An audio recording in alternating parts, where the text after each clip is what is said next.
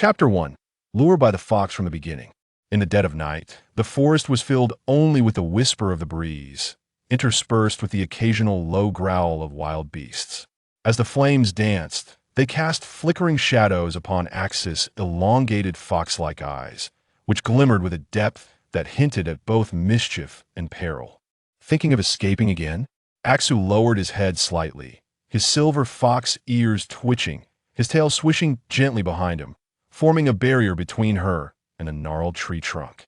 She instinctively took a step back, her spine pressing against the rough bark, her breath quickening with anxiety. Her gaze dared not meet the advancing tail, its soft fur brushing against her ankle, serving as an unspoken warning, laced with an irresistible allure. Who said anything about running away? Yin Shu bit her lip, her heart racing with a mix of fear and astonishment. Her eyes darted nervously, unable to hold the gaze of Axis increasingly close, glowing fox eyes. Her mind was a whirlwind. She had been sound asleep in a hospital only to awaken in this primal forest. Towering trees obscured the sky, the moonlight barely filtering through the sparse leaves to touch the ground. What terrified her most was the realization that she was in a primitive tribal era, where clothing was coarse, and each person bore some semblance of beastly features. And she had become a rare female. Then she encountered this beast man named Axu. Is that so? Axis' enchanting fox-like eyes narrowed slightly, his lithe form advancing closer, his tail now coiling around her ankle, brushing against her with deliberate seduction. A knowing smile played at the corners of his lips. Then would you be willing to mate with me? Yin Shu's heart skipped a beat, her ears flushing with warmth as she awkwardly pushed against his solid chest. Stop joking. Her palm pressed against his muscular form, yet it felt as light as a feather, utterly incapable of moving him. Axel let out a soft laugh, a glint of mockery in his eyes. His long fingers grasped her wrist with a deftness akin to a fox toying with its prey, drawing her closer into his embrace, his voice laced with a teasing gentleness. Joking? I am quite serious about looking after you. Otherwise, in this pitch-black night, who knows what other beasts might wish to taste your sweetness? His smile deepened, a sly confidence radiating from him. His tail continued to entwine around her calf, his silver fox ears twitching, seemingly delighted by her helplessness. Yin Shu felt his lips brush against her hand, his sharp teeth grazing her skin lightly, awakening every nerve with exquisite precision. As the fire flickered, his tail swept gently, thickening the air with an unmistakable tension. His gaze was fixated on her every movement, a fox's instinct guiding him to please and entice the prey before him. Every subtle reaction from Yin Shu, even the slightest struggle, was meticulously noted by him. He lifted her chin gently, his lips crashing against hers without reservation. The birthing system has been successfully activated. The sudden mechanical voice echoed in Yin Shu's mind, its cold tones starkly contrasting the charged atmosphere surrounding them. Yin Shu froze. Birthing system? What nonsense is this? She was aware that she had bound herself to a system, yet no matter how she called for it at the time, there had been no response. Now it turned out to be a birthing system. Host fertility, S descendant of Niwa. Host body value, 100 dead upon a fall. Excellent reproductive genes, one each time, can acquire body value, allowing for bodily modification of the host. Yin Shu had suffered from heart issues since childhood, spending most of her life in hospitals. What pained her the most was her frail condition, deprived of a normal childhood, surrounded by people who treated her like a fragile doll. Upon arriving in this place, with no hospitals and besieged by various beastmen, she had assumed her fate was sealed. To her astonishment, an opportunity for bodily modification had now presented itself. Did this mean she could become a normal person? Before Yin Shu could fully process this, a commotion erupted nearby, voices raised in dispute. She furrowed her brow, her awareness still ensnared in the chaos of the previous night. Every part of her body reminded her of the absurdity she had endured, the sensation of an entanglement that seemed endless still lingering. The events of last night replayed in her mind like a rapid montage, Axis confident and cunning face flashing before her, the soft touch of his tail still lingering on her skin, even his teasing gestures etched into her memory. Yin Shu instinctively swallowed, her body rigid, her heartbeat escalating. You really brought back a female. We finally have a female. We have long been overlooked by our tribe. Never even given the chance to be assigned a female, it was never our turn. The third voice was laden with pent-up resentment. Yin Shu's breath quickened as she slowly realized she was the female they spoke of. She's awake. She has awakened. The moment Yin Shu opened her eyes, the attention shifted toward her. Her gaze wavered, and she was met with several extraordinarily handsome faces. Each beastman bore a unique charm and conspicuous animal traits, their physiques perfectly blending human and beastly characteristics, just like Aksu. The beastman to her left had gray wolf ears, his features chiseled, with a proud nose and skin that glowed with a healthy bronze hue, exuding an air of wildness. Another beastman had skin as smooth and delicate as white porcelain, emanating an eerie, cold beauty. His pupils were elongated slits, and the faint patterns on his neck shimmered like scales, gently undulating with his breath. At the forefront was Aksu, his narrow fox eyes still twinkling with amusement, his silver ears quivering as his tail waved in delight upon her awakening. These beastmen were stunningly beautiful, truly breathtaking. As Yin Shu found herself momentarily entranced by their allure, someone reached out to poke her cheek. Her skin is as soft as cotton. Yin Shu snapped back to reality, the warmth of the poke still lingering on her face. She instinctively looked up, meeting the gaze of the wolf beastman who had prodded her. His eyes sparkled with curiosity, as if he had merely performed an everyday act. Her cheeks flushed instantly, warmth spreading to her ears, leaving her feeling somewhat embarrassed and flustered. Just then, a dissatisfied voice came from the doorway. "Why haven't you all attended my comingafage ceremony?" Following the sound, Yin Shu saw a robust female beastman standing in the entrance, tall and muscular, exuding an undeniable aura of strength. Her long beast tail flicked impatiently behind her, clearly displeased with their lack of decorum. The discontent on the female beastman's face was palpable, her sharp gaze slicing through the room, silently chastising each beastman for their rudeness. Especially when her eyes fell upon Aksu, her gaze lingered for a moment, imbued with a sense of possessiveness. Chapter 2. Do you not want us? The moment the female beastman spotted Yin Shu, a flash of anger ignited in her eyes, her tail thrashing behind her with evident irritation, clearly provoked. "You dare conceal a female?" Her voice was laced with uncontainable fury, cold and piercing, her gaze sharp as a blade, fixed firmly on Yin Shu. As the furious female beastman glared at Yin Shu, Aksu stepped forward, positioning himself protectively in front of her, with the other two swiftly following suit. "We found her," the wolf beastman explained first. The female beastman scoffed coldly, her anger seemingly undiminished. Her tone dripped with disdain. "This female hardly appears healthy or appealing." Her gaze swept over Yin Shu with contempt. "And have you forgotten? The elder has already pledged you to me." Axis' enchanting visage remained impassive. "We never agreed to the elder's decision. Are you rejecting me? I am one of the most powerful females in the tribe." The female beastman's voice rose sharply, a mixture of disbelief and anger. "And this is the elder's command." Her cold warning heightened the tension in the air. Yin Shu quickly grasped from her words and the expressions on their faces that the status of females within this tribe was exceedingly high. Moreover, with the female beastman's blatant provocation and threat, Yin Shu realized that she clearly harbored feelings for Aksu, her eyes flickering with a certain desire and possessiveness.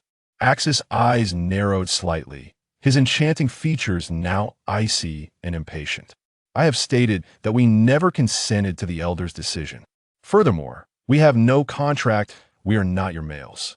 His voice was low and frigid, extinguishing the female beastman's hopes like ice water. "Additionally, we have never wished to become your males." Ahu, who had previously appeared boisterous before Yin Shu, now wore a serious expression. His ears perked up, his tone resolute. "Aksu is right."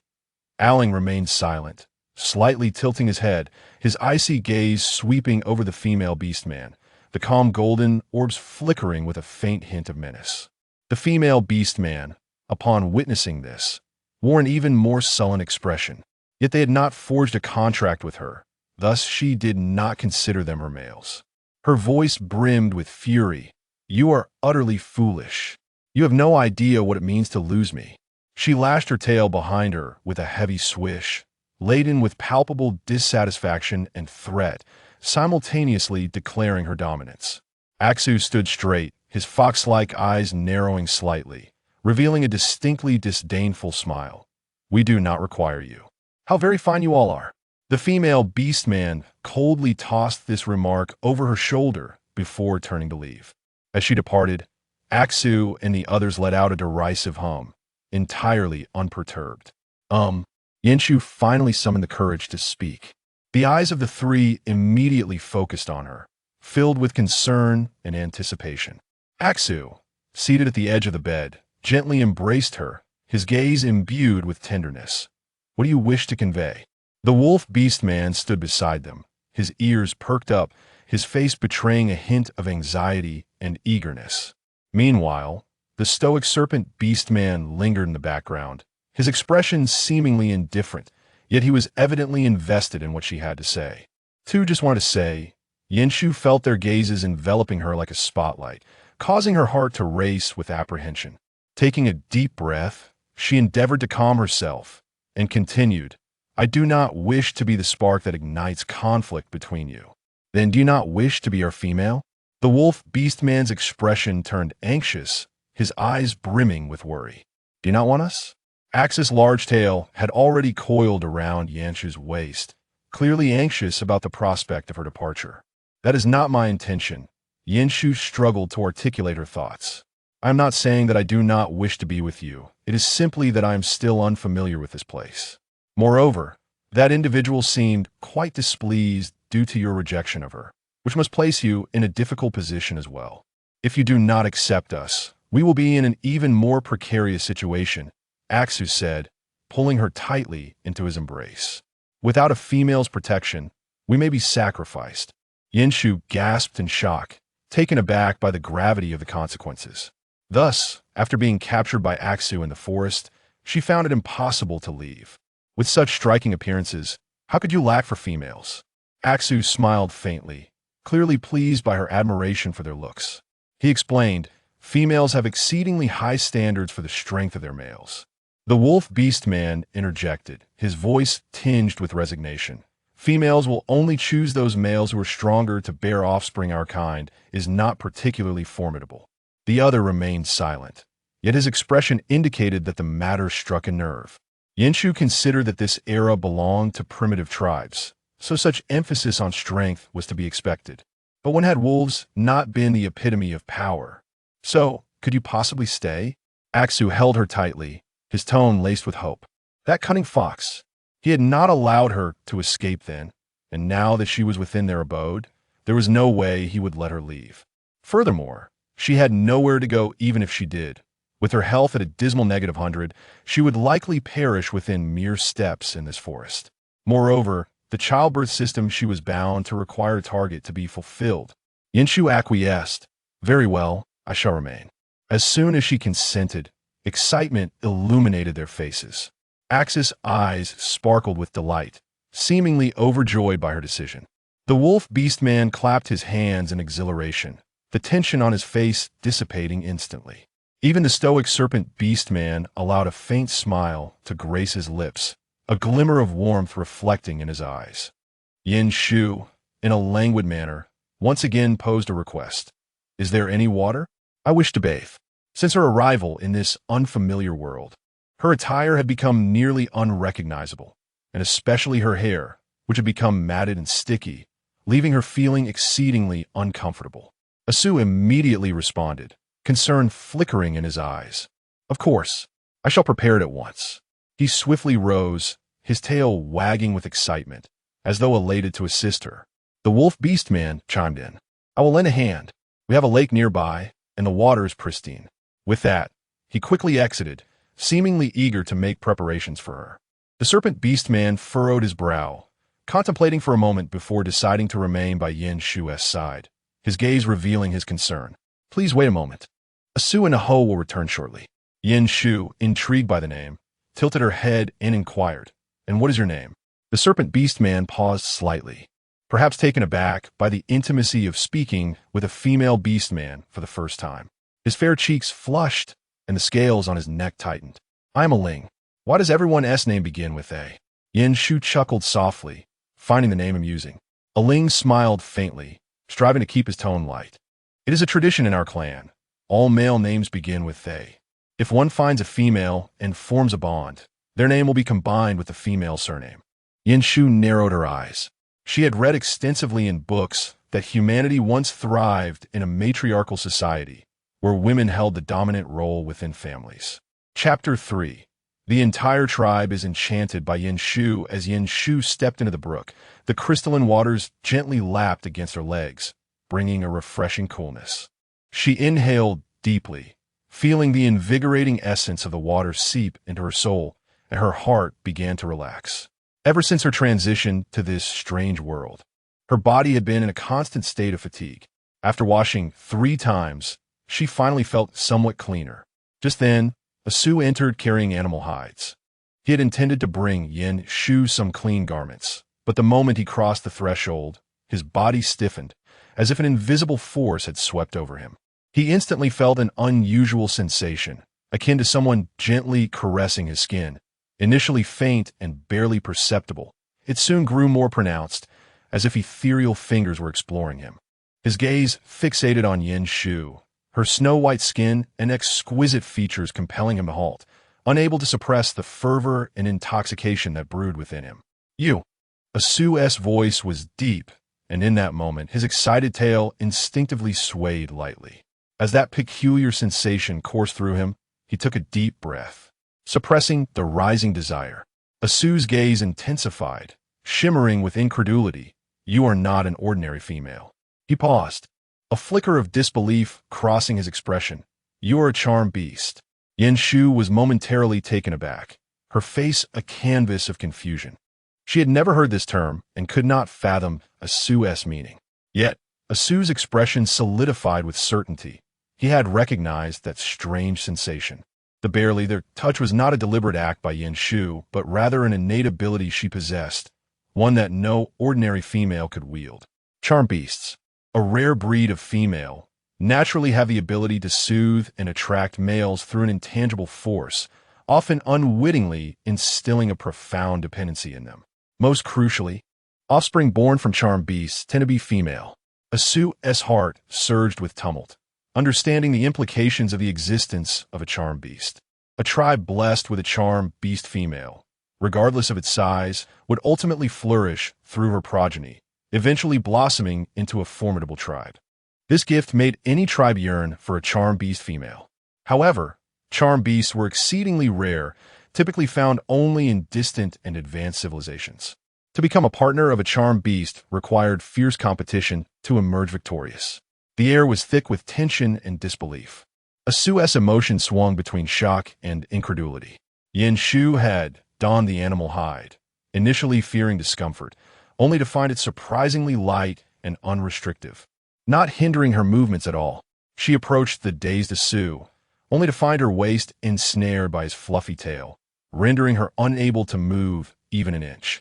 Looking down at the tail coiling around her, she felt a sense of helplessness, unable to escape this cunning fox. Suddenly, Aho rushed in, urgency etched on his face.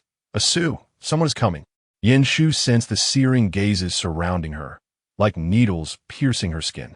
The intensity of the male stares was rife with possessiveness and scrutiny, as if ready to contest for her. This was a result of her astonishing beauty. To the beastmen around, this female possessed an exquisitely crafted visage, skin as pale as jade, glowing softly under the sunlight. Her long, ebony hair danced gently in the breeze, each strand exuding an alluring charm. Hearing Aho's hurried words, "Asu, they're here for our female. We cannot let them take her." Just as the atmosphere became tense, a low, disdainful voice echoed from afar. "Asu, do you 3 also desire such a female? Truly overestimating yourselves." At that moment, a towering beast man could no longer restrain himself and stepped forth from the crowd. This male, muscular and robust, exuded an undeniable strength. His eyes burned with fervent desire, yet more so with admiration and anticipation. Taking a deep breath, as if summoning great resolve, he finally mustered the courage to speak. "Beautiful female, should you grant me the honor of becoming your beast husband, I would do anything for you." His voice was deep and gravelly, brimming with sincerity and affection. His words imbued with earnest plea. "I know you may not be familiar with me, but I'm stronger than them. I can protect you, provide you with a stable life and ample food." The beastman's voice was low and urgent, his gaze filled with longing, as if he was exerting all his effort to prove to Yin Shu that he was her best choice. Asu's expression darkened instantly, his narrow eyes flashing with a menacing light upon witnessing this male's intent to touch his female. With a swift flick of his tail, it struck like a silver bolt of lightning, ensnaring the male's body in an instant. Bang! The male was unable to react before being forcefully pinned to the ground by Asu's tail. Dust flew as he uttered a muffled groan, his body firmly restrained, rendering him utterly immobile. "Do not utter nonsense about my female." Asu's voice was low, carrying a chilling warning, the strength of his tail unwavering, as if any misstep would crush this male completely. The surrounding males were left aghast, their eyes wide in shock. They had never witnessed Asu exhibit such formidable power. Initially perceiving this fox as merely a cunning race, they were astounded to discover he possessed such terrifying strength. How could he have such strength? A murmur of disbelief and shock rippled through the crowd. "He has concealed himself too deeply," another male murmured, a hint of trepidation creeping into his heart. The male pinned to the ground wore a face marred by shame and fear, struggling desperately, yet finding himself utterly ensnared by Aksu's tail. Aho and Aling quickly adopted defensive stances after Aksu took action. Aho slightly arched his body, his grayish-white wolf ears erect, his gaze imbued with vigilance and hostility. He emitted a low growl, his sharp fangs barely visible at the corners of his mouth, as if warning the other males against any rash movements. Aling remained silent, yet his golden eyes coldly surveyed the gathered males. He lifted his chin slightly, a faint chill emanating from him that seemed capable of freezing the air. The white scales on his body glimmered with a frosty sheen under the light. Even in silence, his presence exuded a formidable aura of intimidation. The tension in the air grew palpable, the standoff poised to ignite. Meanwhile, the female orc, initially intent on using this opportunity to drive the female away, now wore a mask of astonishment at Aksu's sudden display of strength, mingled with a sense of loss over her thwarted plans. She had believed she could easily incite discord and expel the female through manipulation. However, she was taken aback by Yinshu's stunning beauty post-bath, which unraveled all her schemes. Gritting her teeth, she surveyed the situation, realizing that not only had she failed to oust Yinshu, but the males were now embroiled in fierce competition for her attention. Anger surged within her, nearly overwhelming her. In truth, she possesses no fertility, she declared loudly, her voice ringing with resentment. This proclamation stirred unrest among the crowd. Indeed, Yinshu was breathtakingly beautiful, yet she appeared too frail. Despite her unparalleled beauty, could such a female truly bear offspring? The surrounding orcs fell into a momentary silence, their expressions shifting from fervent desire to complex contemplation. For a tribe, a female's fertility is of utmost importance. Her beauty may be alluring, but if she cannot produce healthy descendants, it spells doom for the tribe's continuation. The absence of strong male offspring would jeopardize the tribe's survival and growth. If a female is too weak to conceive successfully, the outcome may not only be the loss of her child, but perhaps even her own life. Males, unless exceptionally capable, would find no other females willing to take the risk after losing one. Chapter 4. So, you kneel before Yinshu? Aho's face contorted in anger upon hearing the female orc's malicious slander against their female. He was about to step forward to retort when Aksu swiftly restrained him. Aksu shook his head, signaling him to remain calm. Though his heart surged with fury, Aksu chose to suppress it, his gaze reflecting contemplation and serenity. He withheld the knowledge that Yinshu might be a charmed beast, foreseeing that if this secret were to surface, she would undoubtedly cease to belong to him. The female orc, observing the surrounding commotion, smirked, believing she had achieved her goal. She stepped forward with an air of haughtiness, her gaze more fervent than ever as she surveyed the three males. "I can offer you another chance," she proclaimed, her voice dripping with arrogance, as though presenting a delightful proposal, inviting them to become her males. The males around her began to murmur, their eyes filled with jealousy and resentment. They thought that by showcasing their prowess, they could win the favor of two females. As several males prepared to advance tentatively, Axu narrowed his elongated fox-like eyes, his gaze frosty as he fixated on the arrogant female orc. Unmoved by her presumptuous offer, his face bore no trace of surprise or excitement, only a chilling indifference. "We decline," he stated resolutely. Aho and Aling stood in staunch support beside him. The triumphant smile on the female orc's face froze instantly, her eyes blazing with fury. She clearly had not anticipated their refusal. Her anger flared, and she coldly addressed the surrounding males. "It appears he requires a lesson. You few, do you not understand what must be done?" Several males promptly prepared to ingratiate themselves, eager to demonstrate their strength as they advanced menacingly toward Axu and his companions. However, at that moment, Yinshu suddenly cried out, "Stop!" Boldly stepping from behind Axu, her exquisite visage instantly captivated the attention of all present. The males, who had been charging towards Axu, halted in their tracks, awestruck by her beauty. All eyes converged upon her, frozen in place. In the face of such striking femininity, the male's anger was swiftly quelled, replaced by awe and uncertainty.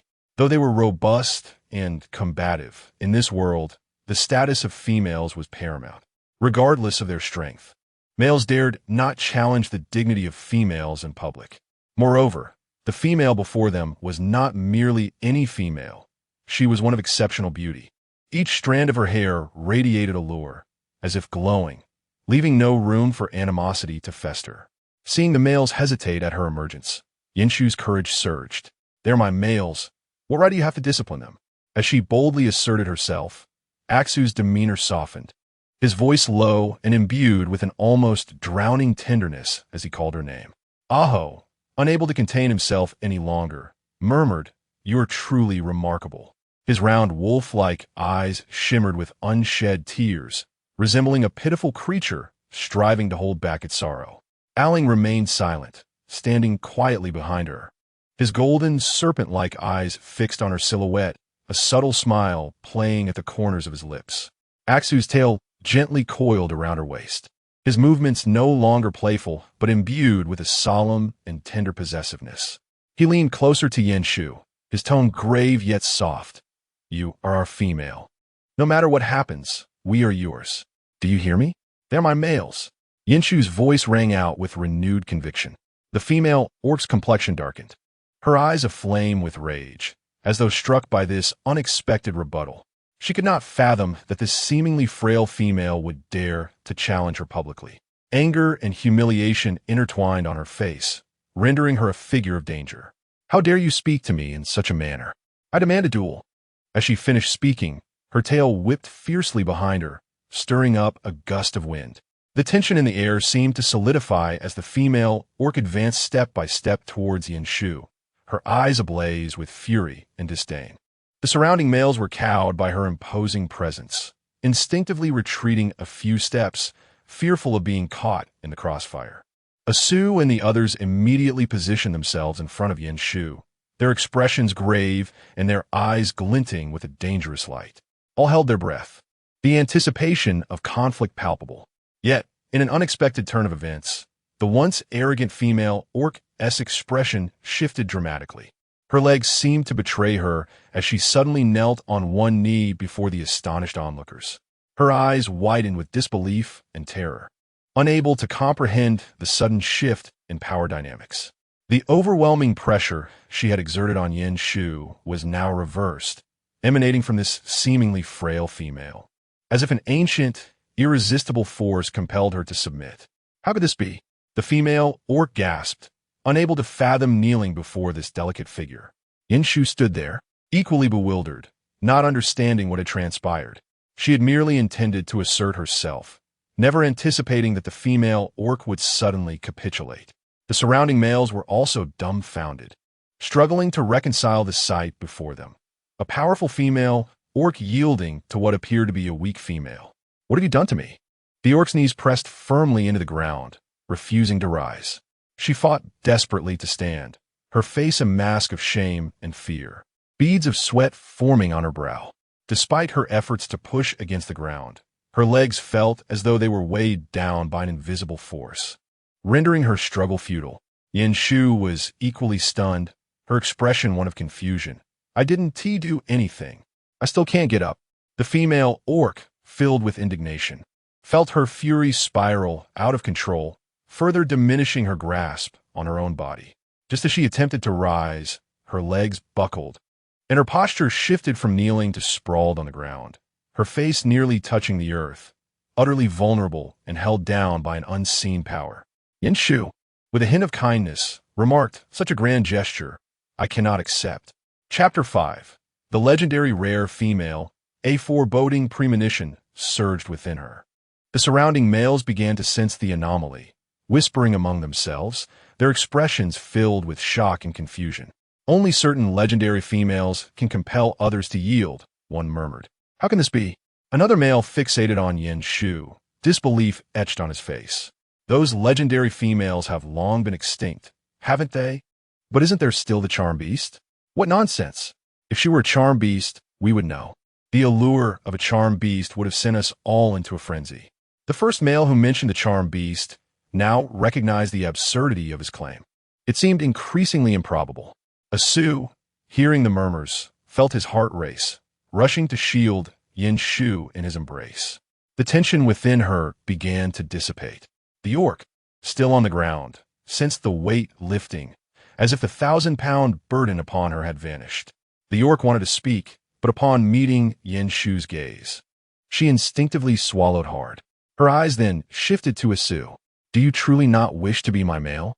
she asked, gritting her teeth, striving to maintain composure, though her tone betrayed her agitation and dissatisfaction. "I can bear your offspring. With my formidable constitution, your children will undoubtedly be strong." She believed such a proposal would be irresistible to any male, yet Asu did not even afford her a glance. His enchanting visage remained cold, his tone detached, as if discussing an unrelated matter. "I've said before, I never wish to be your male."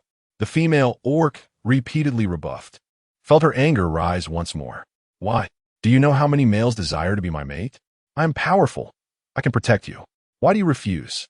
Asu's tail flicked gently, still encircling Yin Shu, his gaze icy as he shot a sidelong glance at her. "I do not like you, Sherlock. I have never regarded you.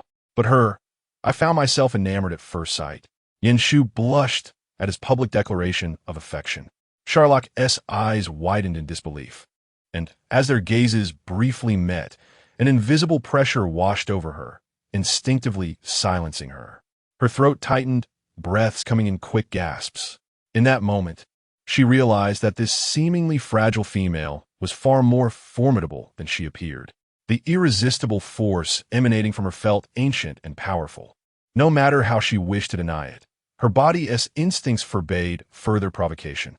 Asu offered no reprieve, his tail still possessively wrapped around Yin Shu, as if to assert territorial dominance. "Sherlock, you do not understand," he said, his voice low, tinged with indifference and scorn. His fox-like eyes narrowed slightly as he regarded her coldly. "Power is not everything. True affection stems from genuine care and protection." Charlotte's face paled, as if struck by a heavy blow. She clenched her fists, her lips trembling, yet no words escaped her.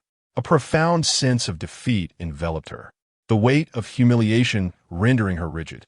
Finally, she managed to utter, "Fine, don't regret it." With that, she turned and hurried away.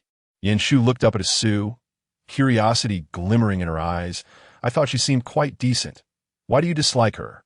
She was acutely aware that in this world, females held significant status and were highly sought after. Sherlock's repeated fury was solely due to Asu's refusal to become her mate. "Why would you turn down such a strong female who is interested in you?" Asu's expression faltered at her inquiry, a hint of anxiety crossing his enchanting features, his eyes cautious. "Are you angry?" Yanshu raised an eyebrow, casting him a helpless glance. What would I be angry about? Although she found his appearance hard to resist, especially when he occasionally exuded an alluring charm, she was aware that she was the newcomer and had no desire to intrude upon others' affections. Asu visibly relaxed, yet tension quickly returned as he murmured, "Then, do you not like me?"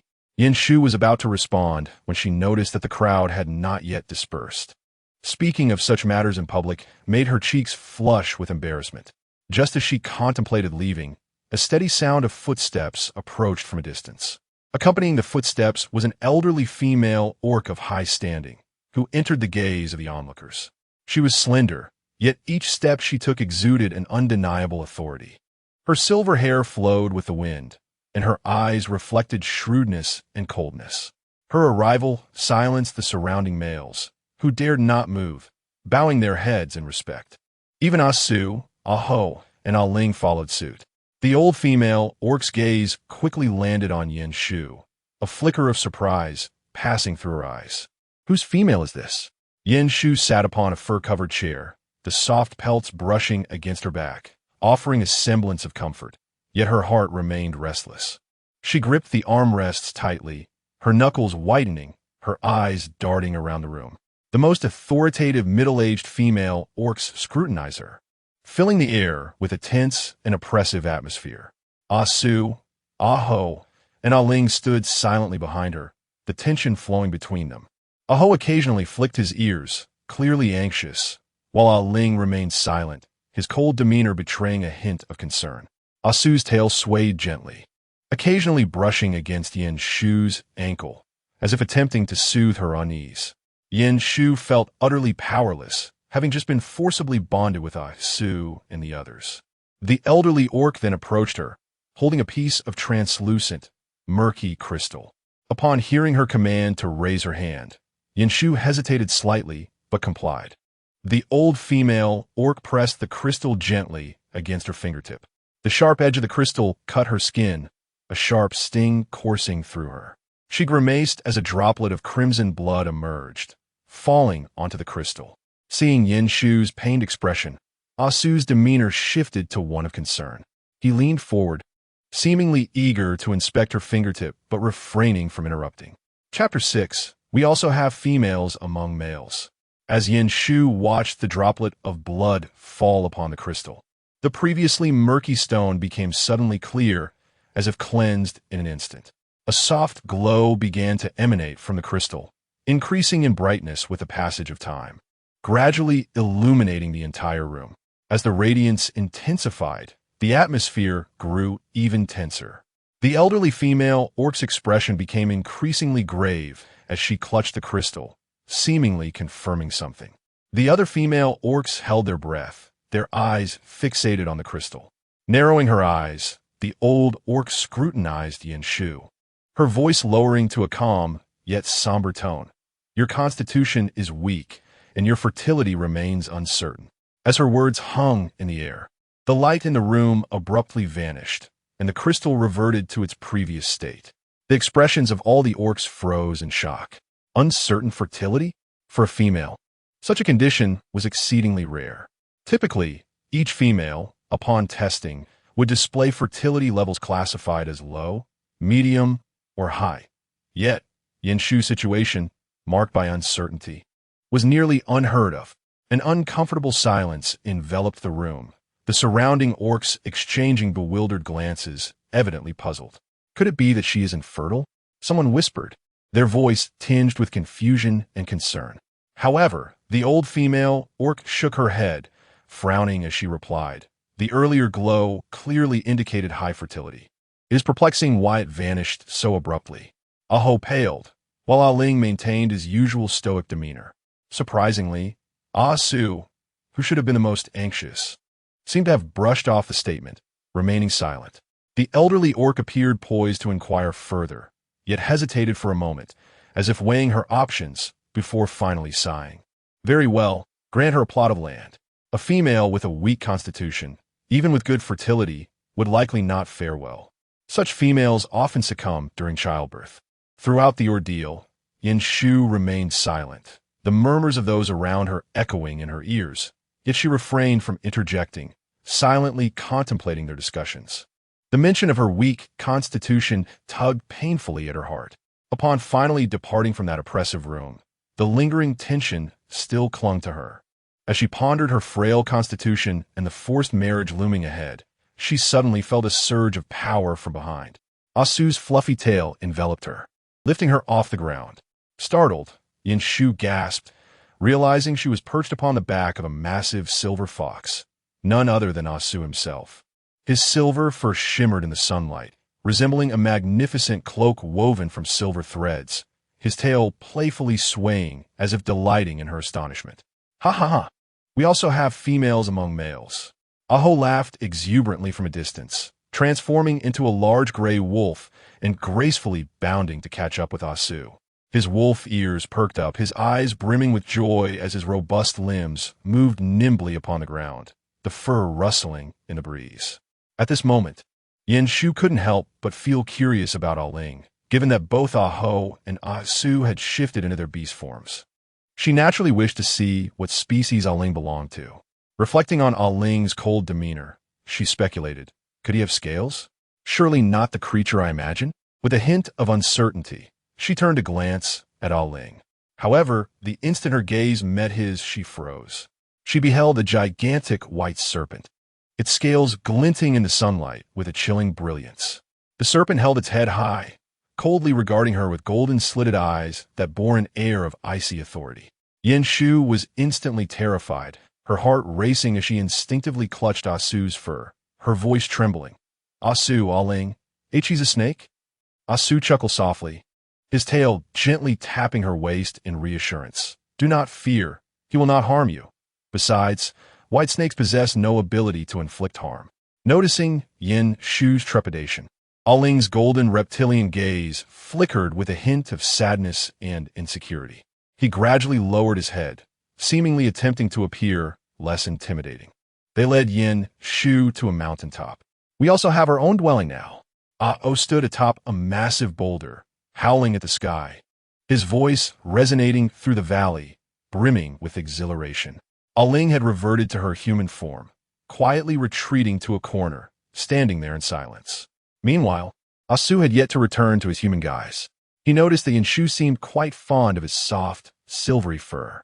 Every time she inadvertently stroked his back, he felt an overwhelming sense of comfort. Thus, Asu deliberately maintained his beastly form, his fluffy tail gently swaying and occasionally wrapping around Yin Shu's waist. Upon witnessing Aling, who remained silent and dared not approach, Yin Shu felt a twinge of regret for having exhibited such fear earlier. Indeed, she harbored a fear of snakes, but she could not withstand the pitiful demeanor displayed by the others. Observing Ah-Oh's joyful expression and recalling the words of the elderly female beastman, she inquired, given my poor constitution and the possibility of not being able to bear children, do you still wish to remain by my side? In this era, Yin Shu was acutely aware of the significance of strength and reproductive capability within the tribe, particularly for females. Without a robust constitution and the ability to reproduce, one held little value. Unbeknownst to her, this well-meaning reminder only served to agitate the three males before her. Ah-Oh was the first to leap down, his face a mask of urgency, exclaiming, "Do not worry. We will do everything in our power to restore your health, by any means necessary. Even if you cannot bear children now, once you are well, you surely will." Aling, standing in the corner, revealed a hint of anxiety in his golden serpent eyes, which were fixed on her, clearly conveying that everything would be all right. Asu's tail continued to encircle her waist, swaying gently, his voice tinged with both urgency and reassurance. Do not overthink it. We are not in a hurry to reproduce. Right now, we just need you to be well. Everything else is secondary. Witnessing the trio's tension, Yin Shu felt a deep sense of helplessness. While they were not anxious, she had to complete the childbirth system's tasks to enhance her physical attributes. Currently, after merely taking a few steps, she was left gasping for breath. Feeling utterly weak, she yearned for a healthy body, one that could run and jump without the burden of constant fatigue. And I believe you're no ordinary female. From the moment I laid eyes on you, I sense you are a rare female. Asu exclaimed, filled with excitement. The term rare female echoed once more in Yenshu's ears. When they had first met, Asu had referred to her as such, even calling her charm beast. You addressed me as such the first time we met and mentioned I was a charm beast? Yenshu recalled the term. Asu quickly placed a finger to his lips, signaling for silence. However, it was too late. Both Ah-Oh and Aling had heard him. Ah-Oh reacted most dramatically, tumbling off the rock in astonishment and excitement as he gazed at Yenshu. Meanwhile, Aling appeared at her side in an instant, his golden serpent eyes shimmering with an unusual light, as if seeking confirmation of this shocking revelation. Yenshu felt a wave of nervousness wash over her. Despite her efforts to suppress her fear of Aling's approach, the thought of him resembling a snake triggered a reflexive response within her. She desperately concealed this fear, yet the perceptive Aling noticed her discomfort. His expression froze, the light in his eyes dimming as he silently stepped back, striving to distance himself to avoid causing her distress. Ah-Oh, unfazed by this minor incident, exclaimed with fervor, "A charm beast. Is it truly a charm beast?" Asu shot him a fierce glare, gritting his teeth as he admonished, "Be quiet." However, his heart was stirred, understanding the implications of this secret. Realizing something, Ah-Oh hastily covered his mouth. "What a charm beast?" Yenshu inquired softly, perplexed by their astonished reactions. Soon, she learned what a charm beast was. It was an exceedingly rare female species capable of attracting males through an intangible power, rendering them unable to resist pursuing her. The allure of a charmed beast was irresistible to males. "Is this your doing, system?" she questioned, sensing the presence of the mechanical voice that responded with a calm, synthesized echo. "The host's body has undergone necessary adjustments to better fulfill the task." "Necessary adjustments? Then why not improve my constitution?" she retorted. "The host's superior reproductive genes will enhance physical attributes." Yenshu felt as though conversing with this system was akin to speaking to a wall. "No female would look our way. We have been bullied by the other males in our tribe since childhood." Ah-Oh lamented, his wolf ears drooping.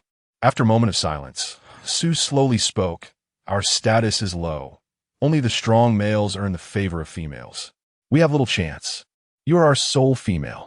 Though Aling remained quiet, his golden serpent eyes subtly conveyed a sense of melancholy. Yenshu was unmoved by their plight. Waving her hand dismissively, "I may believe Ah-Oh and Aling, but you Asu are a target of powerful females and just demonstrated quite the fighting prowess."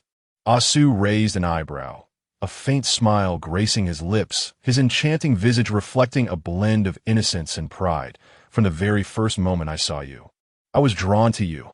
How could I not be enticed by a captivating female?" Yenshu was momentarily taken aback by his swift topic shift, her mind racing with ludicrous images, causing a sudden flush to color her cheeks. The hill was soon transformed by the three beast men, revealing a quaint wooden house before them. Following Yenshu's instructions, it was divided into 4 rooms and a common area. As she directed their renovations, she envisioned a comfortable future. During this time, Ah-Oh voiced his discontent with the room arrangement, scratching his head. "Can't we all just sleep together?" Asu pondered aloud. "Yes. Sleeping together would allow us to look after one another." Though silent, Aling's stoic expression seemed to convey his agreement. Yenshu nearly sputtered at their suggestion, her face flushing crimson as she adamantly rejected. "Absolutely not. No way." Her mind was flooded with images that made her heart race. Sleeping together? Engaging in some sort of four-way? How preposterous! Ah-Oh blinked innocently. "What is four-way?" Asu flashed a mischievous grin, gently swaying his tail. "I never mentioned anything so outrageous. I merely wish to be by your side." Yenshu shot them an exasperated glare, resolutely insisting on separate rooms. "No more nonsense. Everyone sleeps alone." When a female spoke, especially one aware of her status, it was an undeniable command. Ah-Oh immediately fell silent, his ears drooping as he obediently stood aside, refraining from uttering another word. Asu adopted an expression of innocence, his tail still swaying lightly, yet he ceased to argue, complying without further protest. Aling remained silent, his golden serpent eyes flickering slightly as he quietly observed, exuding an air of calm submission. This made Yanshu feel uneasy, as though she were somehow bullying them. She quickly sought to change the subject. "I am hungry." Yanshu reflected on how long it had been since she last ate. As soon as the words left her lips, Asu's fox ears twitched slightly, and he immediately inquired, "What would you like to eat?" "We shall prepare it at once." Aho eagerly chimed in, "Yes, yes. We'll get you something to eat right away." Aling remained silent, yet he nodded subtly, as if awaiting her command. Observing their enthusiastic demeanor, Yanshu felt the earlier discomfort dissipate. Yanshu had not anticipated adapting to her new life so swiftly. Perhaps it was due to her diminishing attachment to her past. Although her parents had never entirely abandoned her, she understood that she had long since become a reason for their separation. After their divorce, they each formed new families and led their own lives. And she even gained younger siblings. As her siblings grew older, her parents visited her in the hospital with decreasing frequency. They would come occasionally, but their visits were more about her condition than genuine concern. It felt more like an obligation.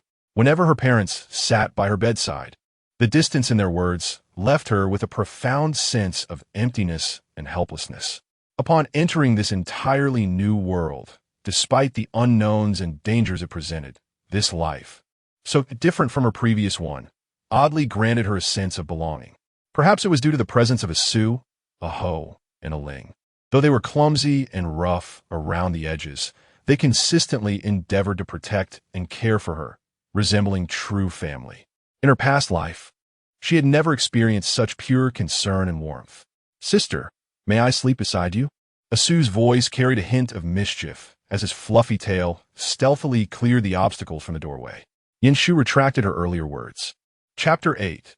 The allure of this fox is undeniable. As the newly emerged female with striking beauty, Yanshu swiftly became the focal point of the tribe. Whenever she passed by, the surrounding male beastmen could not help but glance up or steal furtive glances at her. Her fair skin and lustrous black hair stood out remarkably in a tribe that revered health and strength. In stark contrast to the muscular male beastmen, Yanshu's delicate beauty appeared almost ethereal. While others were judged by their bronze skin and robust physiques, she seemed like an otherworldly sprite, out of place yet utterly captivating. Is she truly a female? Was a question lingering in the minds of many beastmen. She appeared so frail, yet the irresistible allure she exuded puzzled them greatly. As she walked past, the very air around her seemed to become thick with tension, though the male beastmen remained silent. The yearning and desire in their eyes were unmistakable. Despite her desire to remain indoors, reality dictated otherwise. As the highest-ranking female, she had obligations to fulfill. She needed to expedite matters concerning Asu, Aho, and Ling, ensuring they were recognized as her mates. Although they had entered into a contract, it was imperative to bestow upon them her surname, preventing other females from coveting them. This was crucial in this world. She initially thought it unnecessary to rush. Yet the urgency from her household was palpable.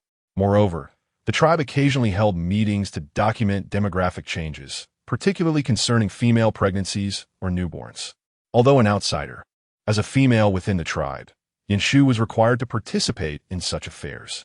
More importantly, there were resources to be claimed. The tribe's resource distribution system was unique. Only females were entitled to receive resources and funds. These resources were essential not only for her own sustenance and that of her male companions, but also represented respect and security for the females of the tribe. "Wait here for me. I shall go collect the funds," Yanshu instructed Asu and the others. The three obediently stood at the door. Initially, she had thought that in this primitive tribe, the concept of money had yet to be invented, and that bartering would be the norm for essential goods. To her surprise, currency indeed existed. As she beheld the items before her, she discovered exquisite, small pieces crafted from rare minerals. This was their currency. These minerals could circulate within the tribe and were also used to procure higher quality goods and resources from larger tribes. She realized that this civilization was far from isolated. It had developed quite well. Yanshu carefully placed the mineral currency into a leather pouch crafted by Aling. The pouch, made from an unknown animal hide, felt cool and smooth to the touch, possessing an excellent texture and remarkable waterproof quality. As she gently caressed the pouch, a sigh escaped her lips. Since revealing her fear of snakes, Aling's demeanor had noticeably dimmed. Yanshu understood that her innate fear of snakes was the root of this change.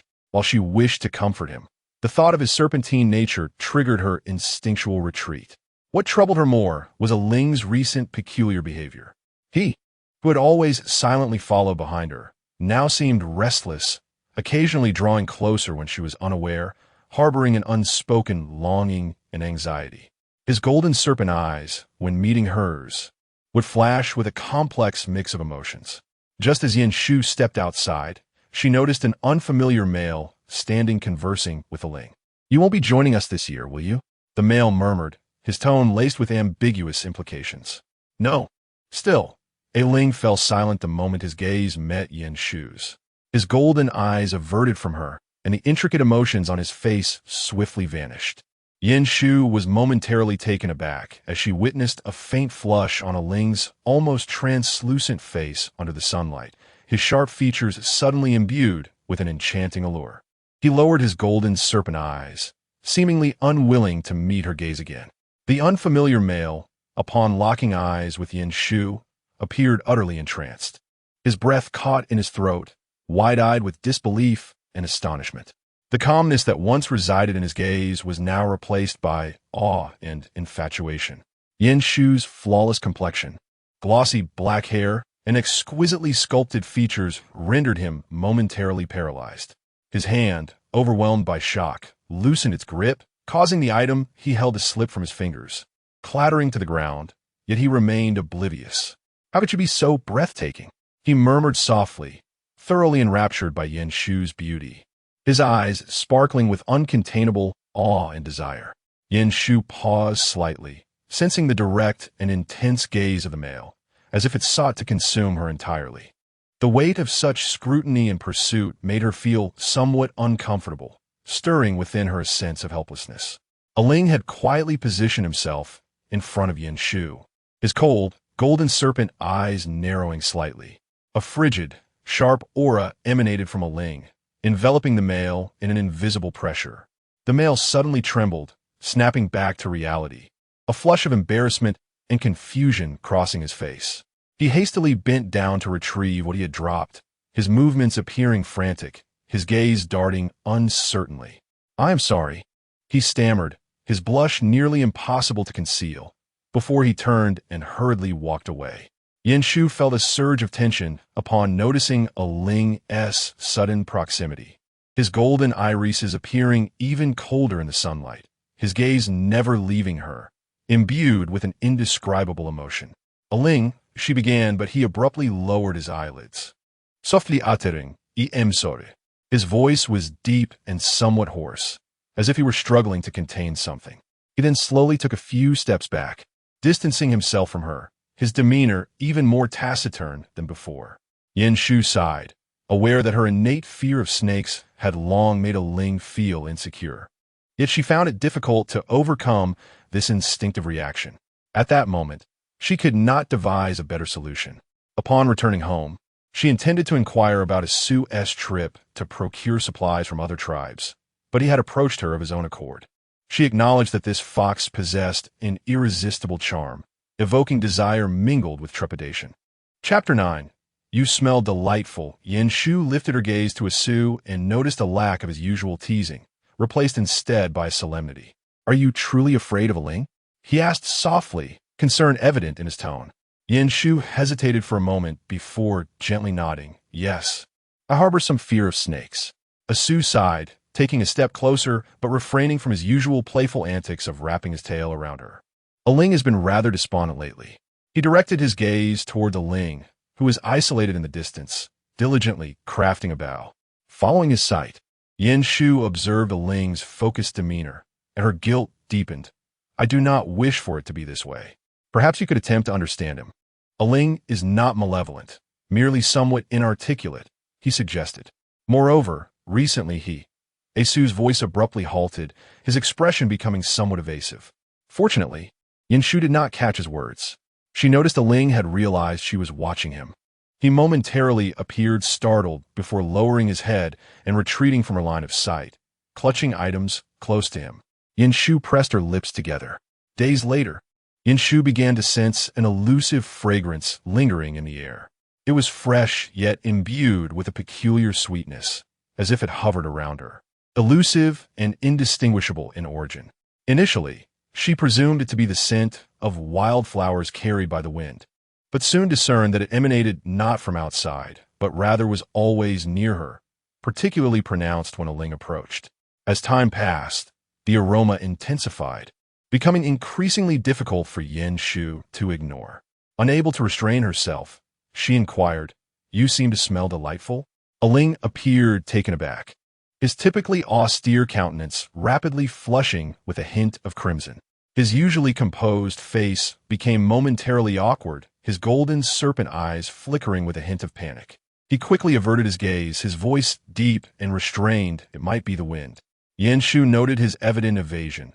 Her curiosity piqued further. "No. Every time you come near, the scent grows particularly noticeable. Do you possess something special?" Aling's body stiffened, his throat subtly contracting as if caught in a quandary. After a brief silence, seemingly suppressing something, he finally murmured, "This is something of our serpent clan's males." At the mention of serpent, a shiver ran down Yinshu's spine. Observing Aling's face, which had flushed slightly, she felt an involuntary tremor ripple through her. His previously shy demeanor darkened, and the brilliance in his golden eyes dimmed, the blush fading rapidly. Yinshu immediately realized her overly sensitive reaction, hastily attempting to clarify, "Aling, But before she could finish, Aling had swiftly turned and fled. His silvery figure soon vanished among the shadows of the trees, leaving Yinshu standing there alone. Suddenly, her cheeks flushed, and she shot a glare at Asu. "What are you doing?"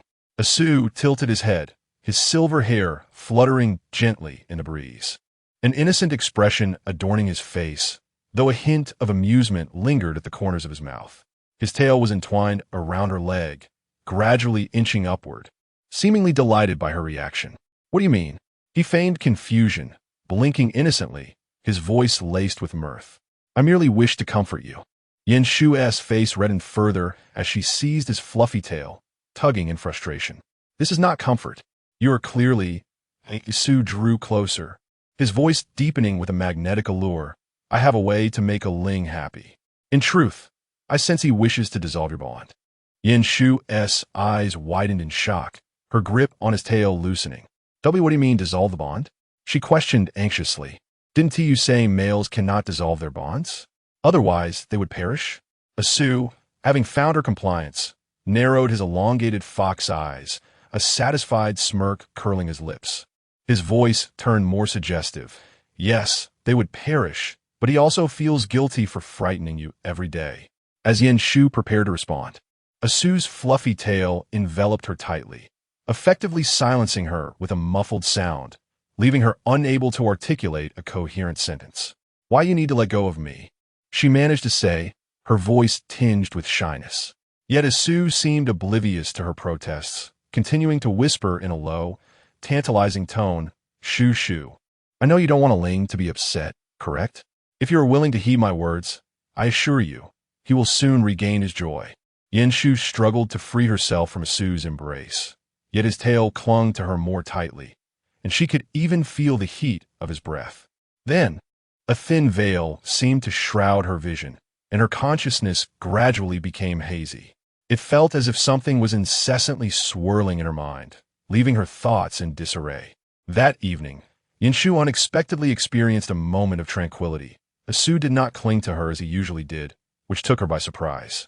She reflected on the events of the day, her cheeks slightly flushed. She had already fed him to his satisfaction earlier. However, the suggestion Asu had proposed earlier resurfaced in her mind. He had advised her to seek out a Ling in the evening to apologize, particularly when the Serpent clan found it hard to sleep, as it was during these moments that they were most vulnerable. Approaching him then would surely soothe his troubled heart. Moreover, Aling had been lingering by the lake day and night due to his own distress. Lying in bed, she felt a twinge of hesitation.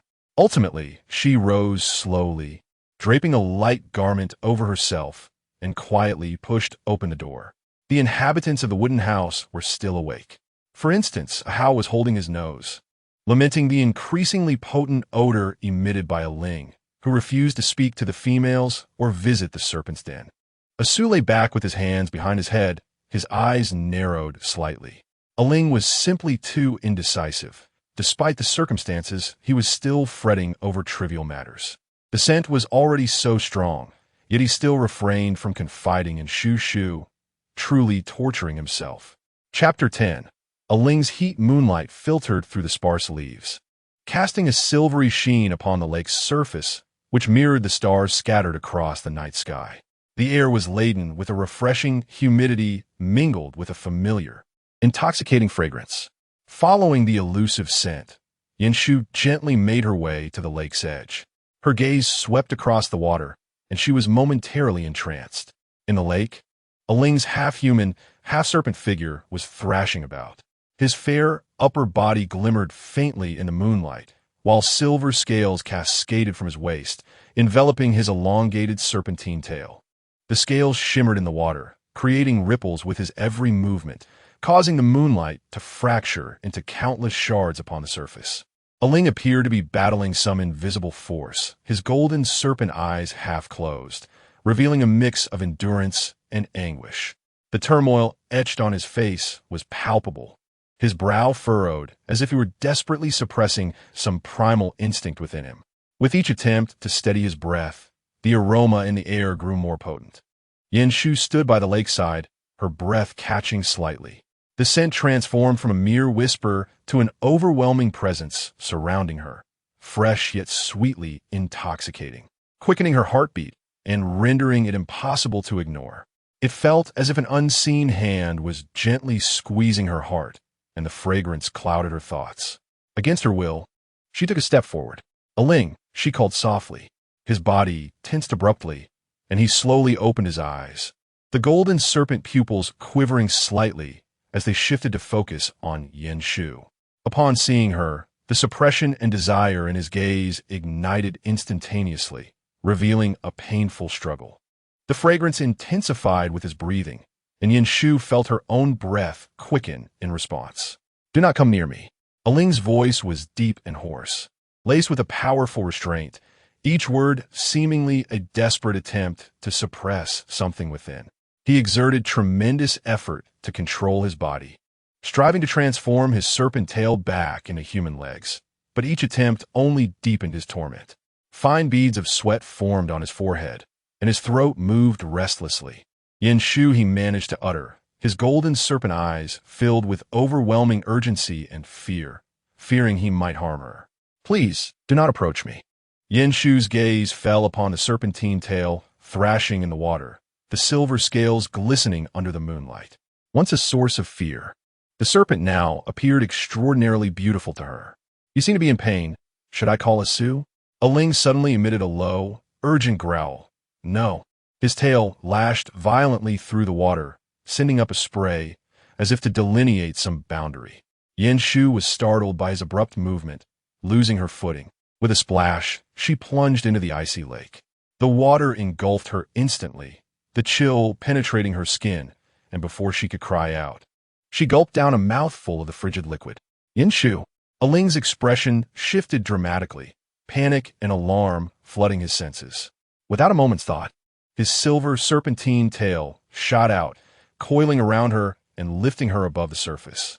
As she was pulled from the water, Yanshu coughed lightly, droplets cascading from her hair and the hem of her garment, her appearance somewhat disheveled. She felt the cool, soft sensation around her waist and instinctively reached out to touch it. It was a series of damp scales, smooth and delicate, cool to the touch yet curiously reassuring. The moment her fingers brushed against him, Aling's body stiffened, his golden serpent gaze fixated on her. He instinctively expected her to recoil, perhaps even scream. Yet she did not. Her hand did not falter, but glided gently over the scales. Aling, his voice was hoarse, a low murmur that seemed to emerge from the depths of his throat. "You are not afraid of me anymore?" Yanshu raised her gaze to meet the complex emotions swirling in his golden serpent eyes. She understood clearly that if she showed even the slightest hint of fear, he would retreat into silence and seal himself away once more. With a teasing undertone, she replied, "Perhaps it is because you are too beautiful. I cannot bring myself to be afraid."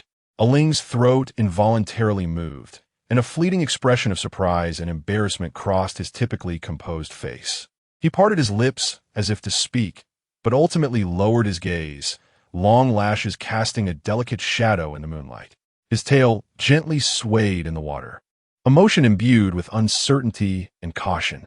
In truth, Yanshu felt no fear at that moment. Perhaps it was due to his current half-human, half-serpent form? She could not help but glance once more at that serpentine tail, the soft scales shimmering in the water's ripples, exuding a cool and serene glow. In that moment, Aling no longer appeared frightening. Rather, he exuded an indescribable allure. Yanshu sighed softly, her gaze returning to Aling's face. Under the moonlight, his golden serpent eyes sparkled, revealing a blend of restraint, hesitation, and profound insecurity. She bit her lip, her voice soft as she offered an apology. "Aling, I'm sorry." After she spoke, she slowly extended her hand. Her fingers hesitated in the air for a brief moment before finally resting on his face. The icy sensation radiating from her fingertips. Aling's body instantly stiffened. His serpentine tail gently swayed in the water as if yearning to flee, yet he dared not move.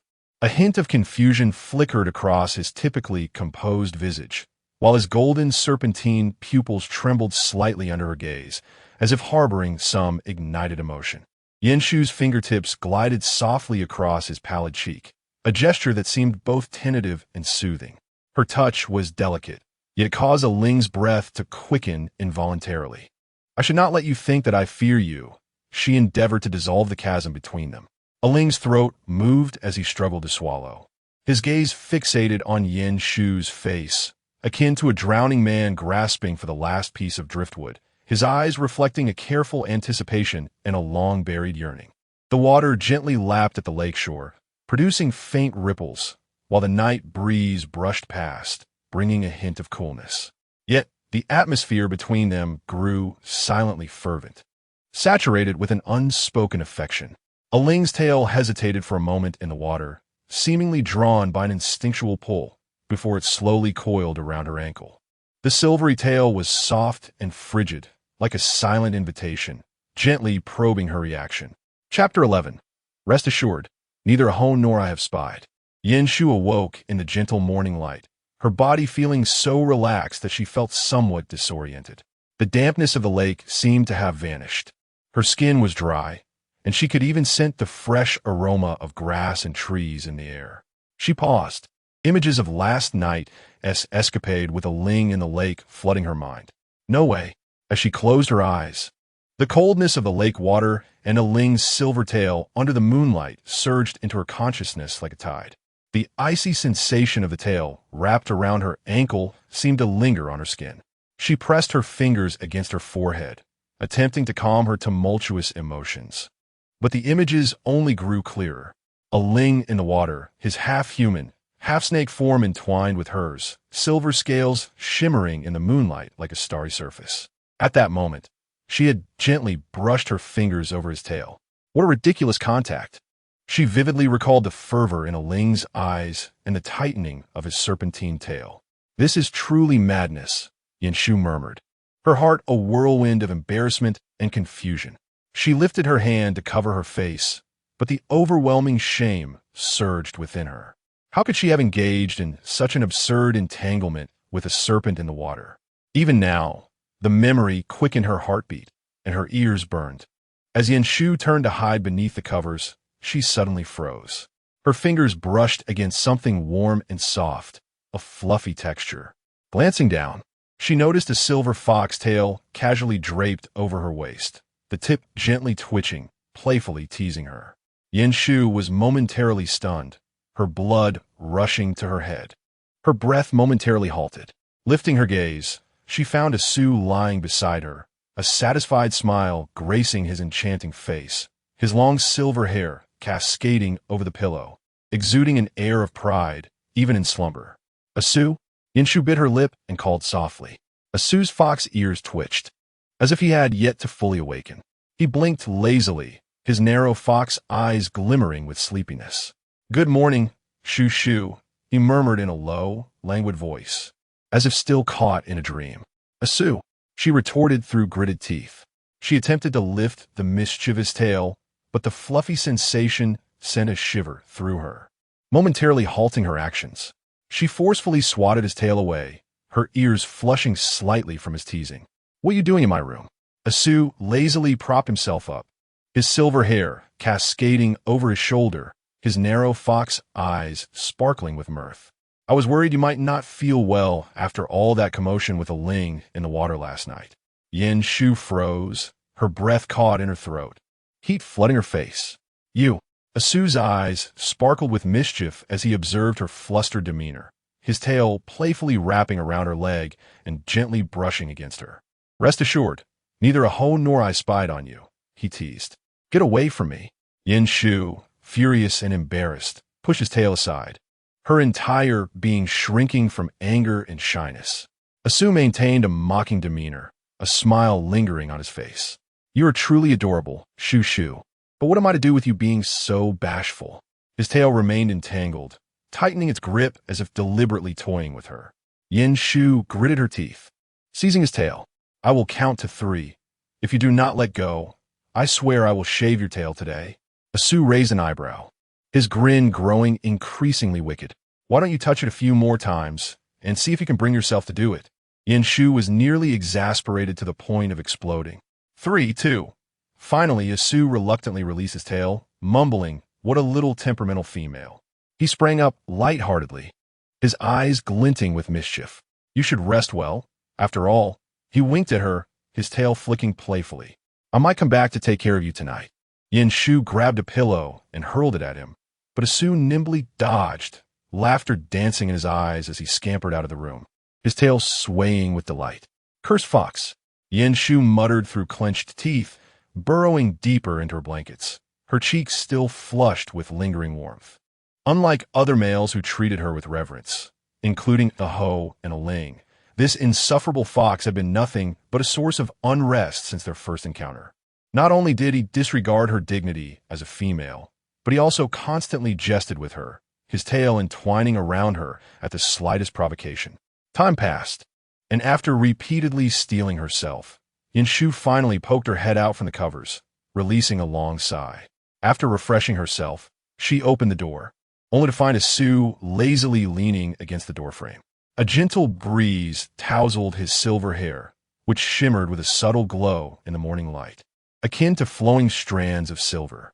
His exquisitely alluring face bore a charming smile, reminiscent of a fox that had just stolen a treat, his eyes glinting with mischief.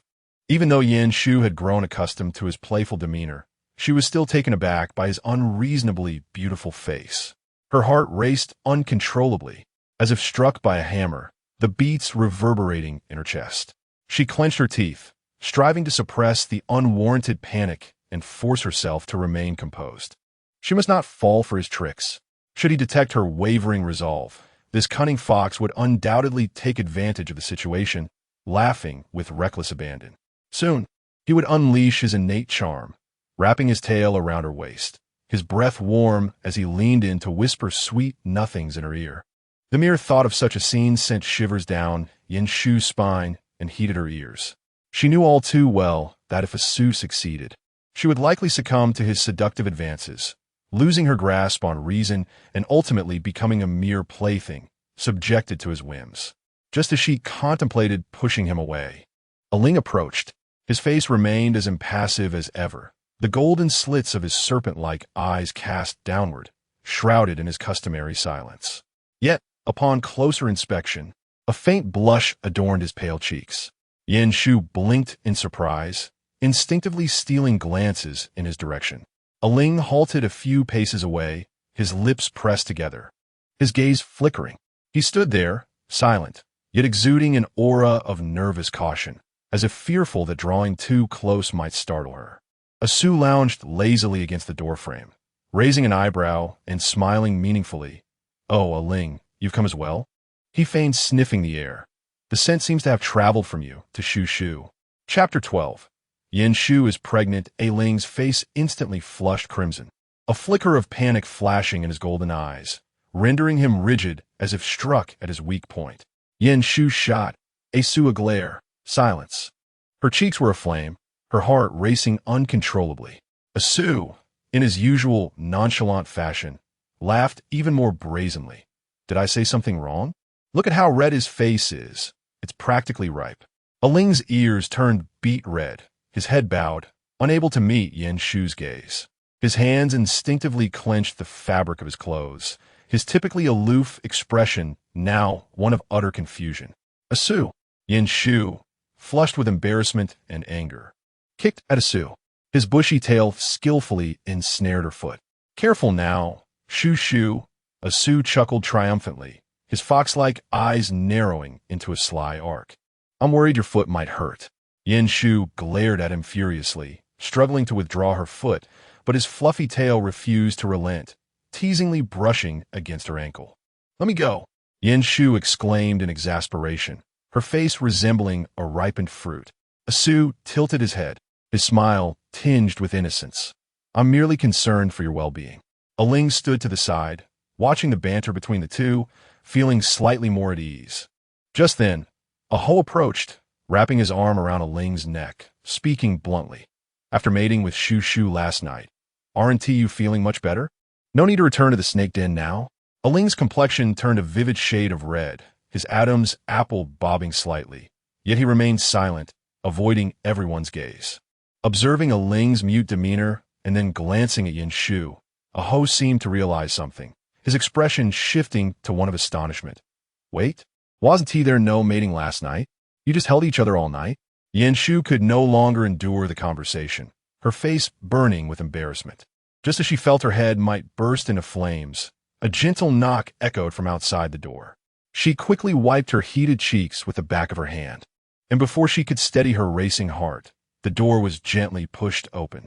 A tall female beastman entered, with chestnut hair cascading loosely over her shoulders, her face adorned with a hearty smile. She swayed as she walked in, her gaze warm as she addressed Yin Shu. Yin Shu, the elder has sent me to inform you that in a few days we will be heading to a neighboring tribe for supplies. The females will be going together, so please prepare. Yin Shu nodded eagerly, relieved that a semblance of normalcy had interrupted Aho's nonsensical chatter.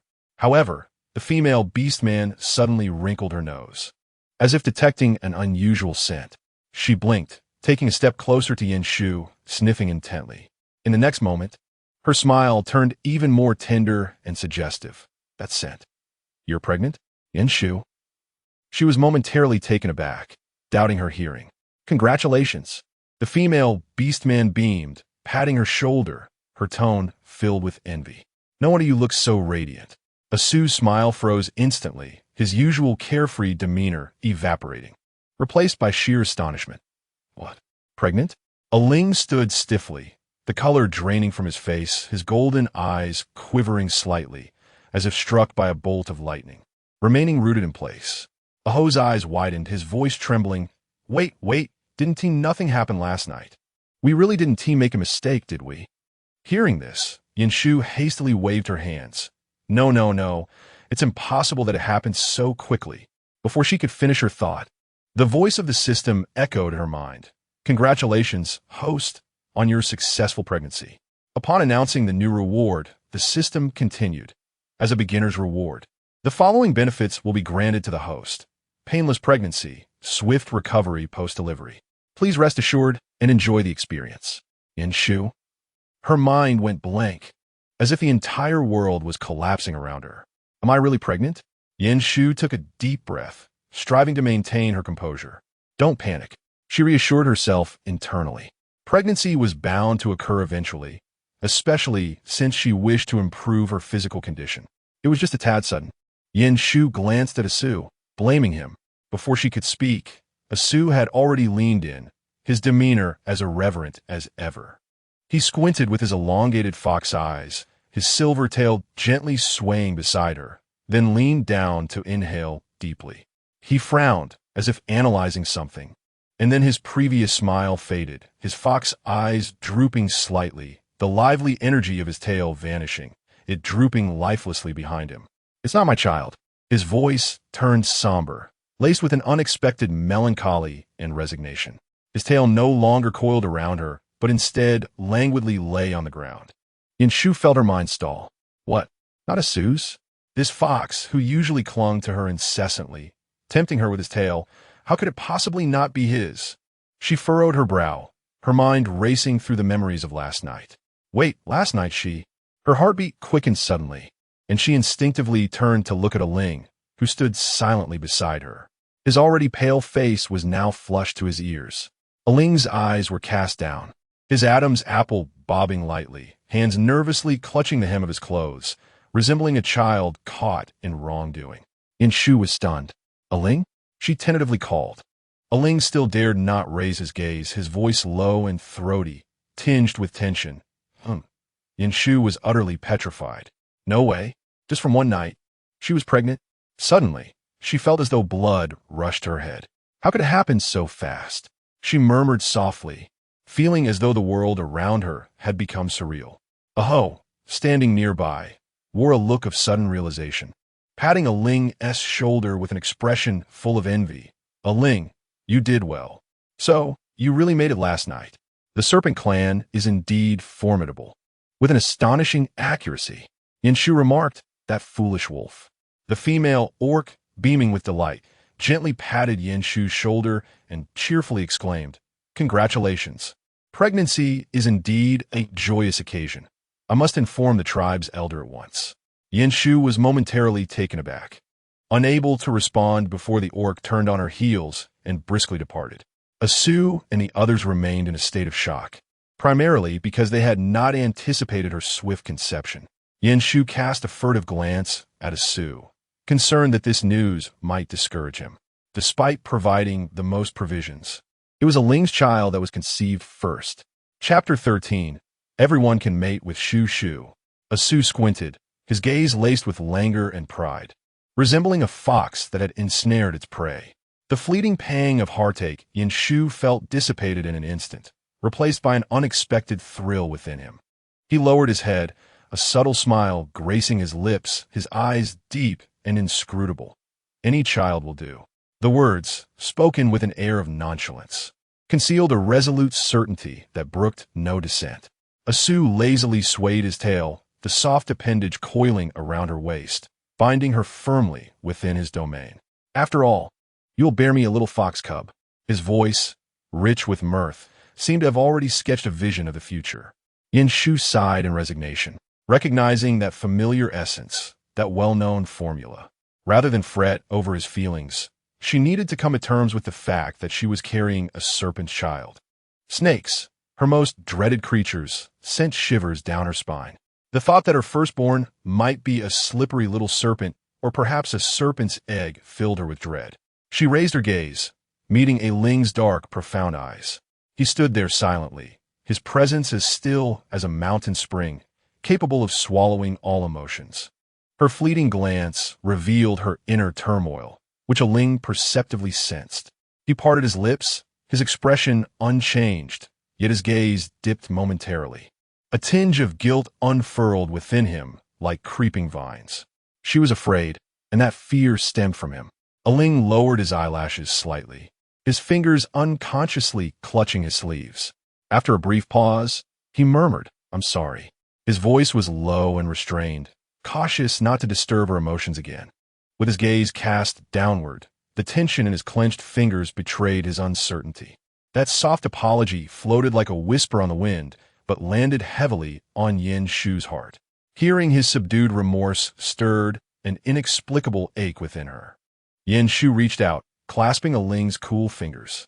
The familiar chill was no longer frightening after their prior encounter. "What is there to apologize for? Can't you allow me to adjust to you, just as I must adapt to this child?"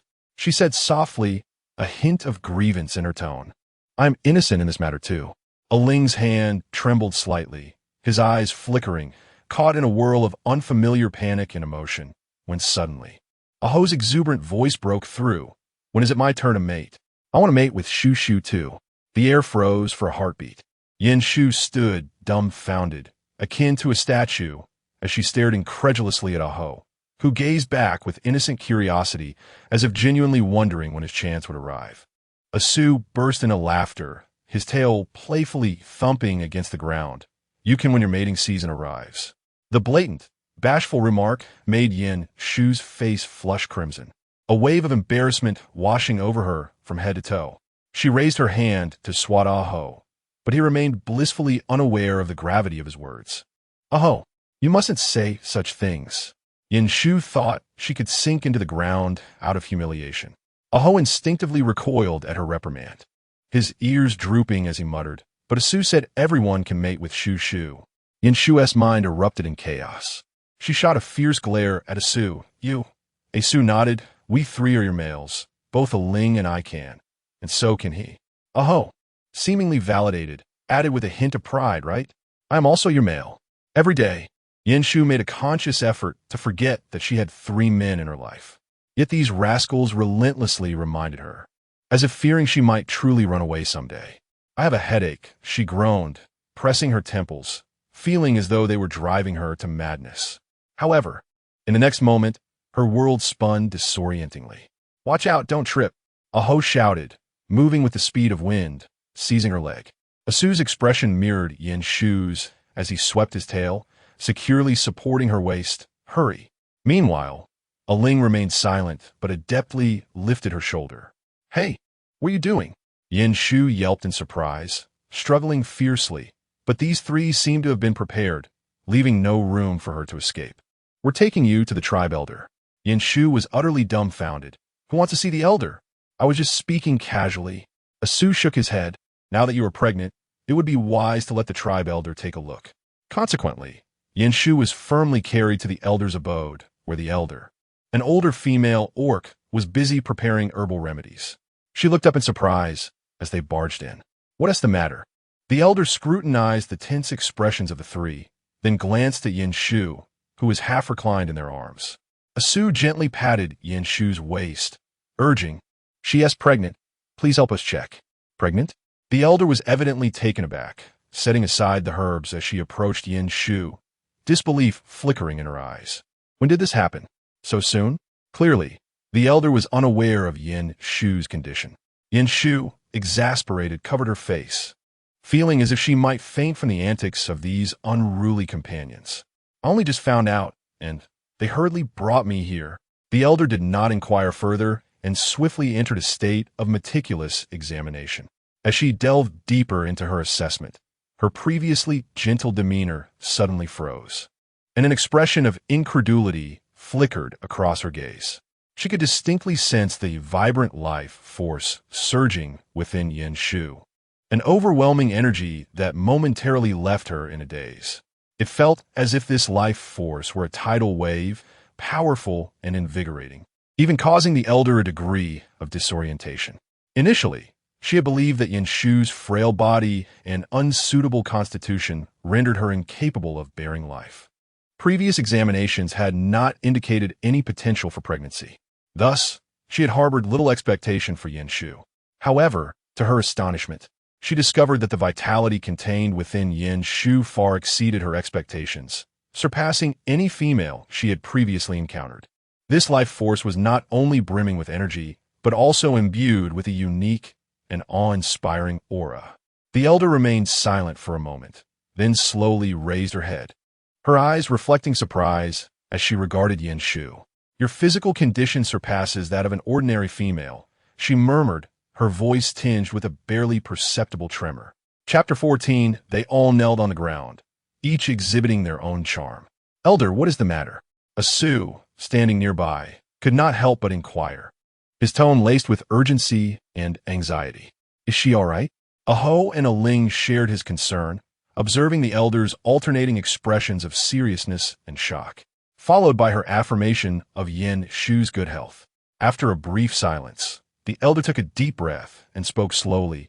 She is fine, and this child will pose no danger. She paused, her gaze deepening, adding, on the contrary, this child has bestowed upon Yin Shu an extraordinary vitality, far beyond any female I have ever encountered. Upon hearing this, Asu felt an immense sense of relief.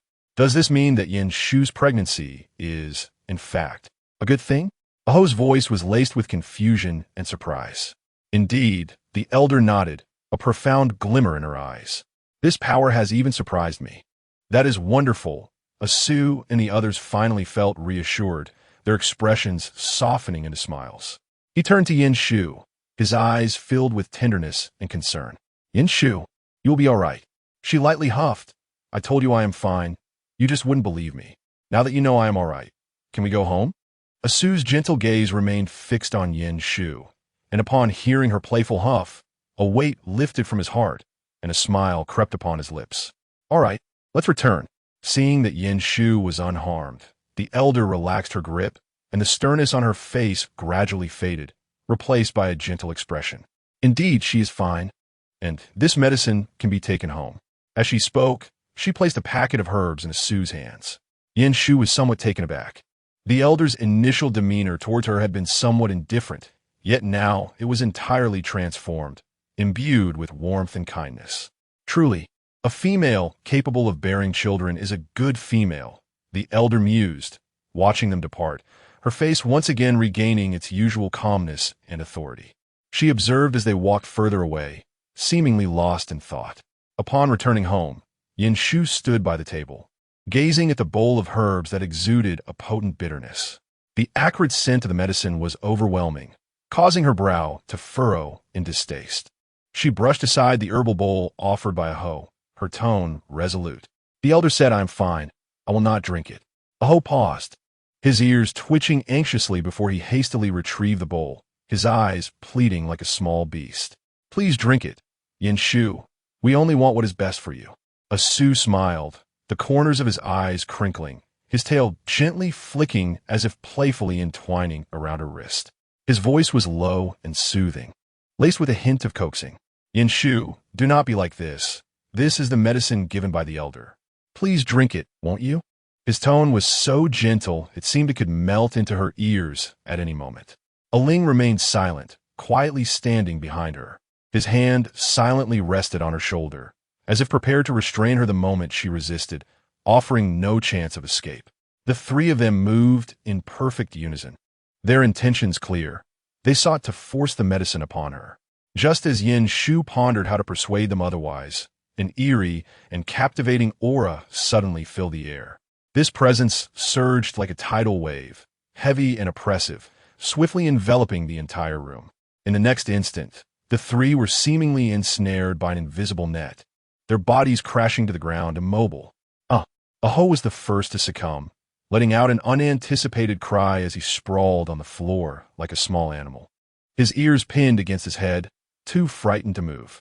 Asu, initially intent on playing more tricks, found himself powerless against the invisible pressure, causing his knees to buckle. He tumbled to the ground, his strikingly handsome face frozen in shock, his forehead nearly touching the cold floor.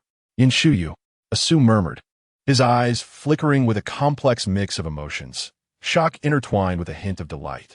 Aling, though silent, lay firmly on the ground. He slowly lifted his head, his typically calm eyes now betraying evident shock and confusion.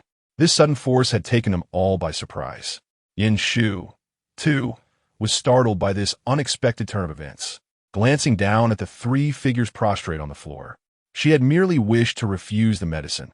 How had they all collapsed in an instant? Are you all right? She inquired tentatively, uncertainty and confusion lacing her voice. Asu smirked, his enchanting smile tinged with unexpected joy. We are fine, Yin Shu. This only confirms that you are not an ordinary female. Aho grinned widely, revealing a set of gleaming teeth, his eyes sparkling with excitement and admiration. I'm also a rare male. Aling remained stoic, yet warmth radiated from his typically tranquil gaze. To Yin Shu, these three peculiar beings, despite their current position, each possessed their unique charm. Asu's exquisitely beautiful face pressed against the ground, even in disarray, with his tail half raised behind him, exuded both mischief and elegance. Aho sprawled out like a flattened cub, his muscular build and radiant smile rendering him a beacon of sunshine even in his prone state. As for Aling, Even while lying motionless, his deep, tranquil gaze remained fixated on her, as if she were the sole belief in his world.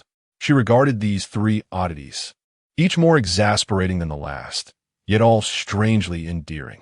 With a resigned sigh, she urged, "If you are all fine, please get up quickly."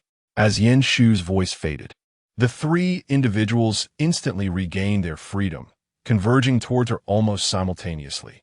An indescribable ambience of intimacy lingered in the air, as three distinctly unique males seemed to have caught the scent, each rushing forward. Asu was the first to reach her, nearly lunging in front of her.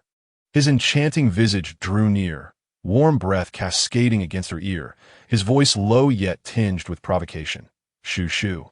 His tail instinctively swayed, the warm sensation brushing her back, eliciting a slight tickle.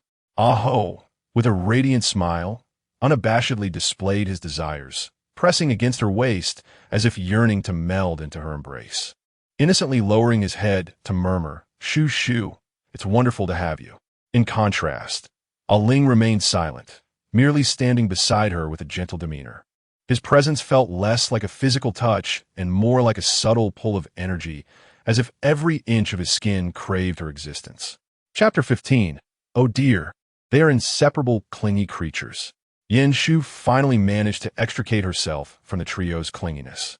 However, these fellows were cunning, seizing the opportunity to voice a plethora of demands. "If you feel any discomfort, you must tell us immediately." Asu leaned against her side, his tail restlessly coiling around her waist, a lazy smile gracing his lips. Infused with a hint of mischief, "You are not to bear it alone, nor pretend all is well." Aho nodded earnestly beside them, his ears twitching. "Yes. Shoo shoo. If you sense anything amiss, even the slightest, you must speak up." He glanced cautiously at her abdomen, adding delicately, "Although the child is precious, we only desire you." Yin Shu shot him a glare. "Dare you not cherish my child?" Startled, Aho quickly raised his hands in assurance. No, I adore them. I cherish all that you bear." Asu chuckled triumphantly, his tail giving her waist a gentle pat. "Regardless of whose child it is, we will cherish them all." Aling remained quiet, yet the cool touch of his hand lightly gripping her wrist conveyed his unwavering support, indicating he would heed whatever she uttered. Moreover, Aho suddenly recalled something, hastily adding, "Shoo shoo, you must rest more each day and refrain from running about. What if you were to get hurt?" Yin Shu's lips twitched in resignation as she foresaw the overwhelming scrutiny she would endure from this group. She sighed, exasperated, "I'm merely carrying a child, not ailing. Pregnancy is not to be taken lightly." Asu replied, his demeanor amiable yet serious. "We will ensure you encounter no unforeseen circumstances." Aling nodded slightly, his voice deep, indeed. Completely at a loss for words, Yin Shu surveyed the trio's unyielding presence, ultimately conceding, All right, I will heed your wishes. Whatever you say shall be accepted." The three exchanged knowing glances, their eyes filled with a shared understanding, as if they had accomplished something monumental. Yin Shu had not anticipated that her life would become considerably quieter upon conceiving. The myriad of tasks that once seemed never-ending had vanished completely. The intricate matters requiring a female's intervention were no longer thrust upon her by the tribe. They could not even conjure a reason to disturb her. More importantly, she was spared the indignity of being gawked at like a spectacle. Reclining languidly on a soft cushion while nibbling on fruit, she relished the tranquility that accompanied her pregnancy. This period of peace was hard-earned, and she was fully immersed in it when a sudden knock at the door shattered her reverie. Aling, sensing something amiss, furrowed his brow and rose to answer the door. Upon opening it, he was greeted by a familiar figure from the Snake clan, tall and brooding, exuding an icy aura. Their gazes briefly met, devoid of pleasantries, as Aling silently stepped outside to stand alongside him. Although they had moved outside, the man's eyes instinctively scanned the interior, landing on Yin Shu reclining on the cushion. He averted his gaze, his tone grave as he spoke directly. "Aling, our snake den is in dire need of females. The other females have all declined to come, and you are the only one left. Could we borrow your female for a time to help us through this crisis?" Aling stood at the threshold, his brow furrowed in contemplation, the weight of the situation heavy upon him. The practice of borrowing females was an age-old tradition in the snake den, employed to combat the chaos of the mating season. If left unchecked, the males would descend into madness, losing their reason, and could even turn against one another, potentially leading to the tribe's downfall.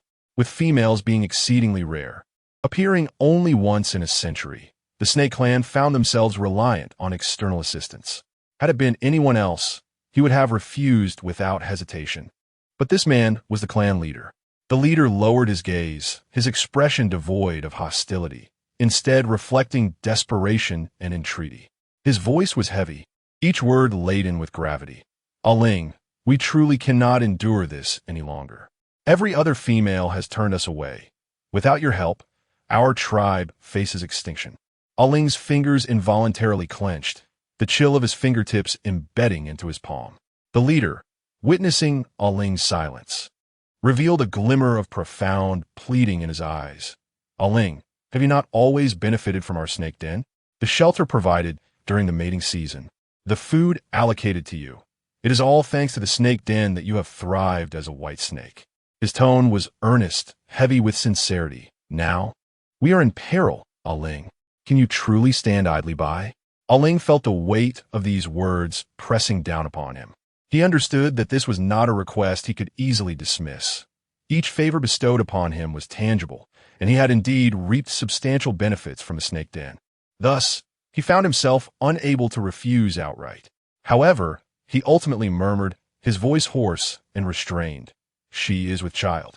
The leader's expression shifted slightly at this revelation. In that moment, his brow furrowed deeply, clearly taken aback by Aling's unexpected and difficult rationale. Aling maintained his gaze on him, saying nothing further, his expression solemn, silently conveying that this was a non-negotiable boundary. The leader opened his mouth, but words faltered in his throat. The air thickened with silence, the wind softly brushing through the door's crack, as if it too felt the weight of this unspoken confrontation. Aling kept his head lowered, his eyes impassive yet resolute. This time, he would not yield. Therefore, it is not possible. The words fell like a hammer. The leader stood frozen, his expression shifting in complexity. After a moment, he finally exhaled, a weary resignation glimmering in his eyes. I understand. He turned away, burdened by an overwhelming sense of helplessness as he departed. The moment Azuro closed the door, it felt as though he had shed all his weight. Leaning against the door panel, his shoulders slumped slightly, his fingers trembled uncontrollably, the icy tips clenching the doorframe as if seeking support.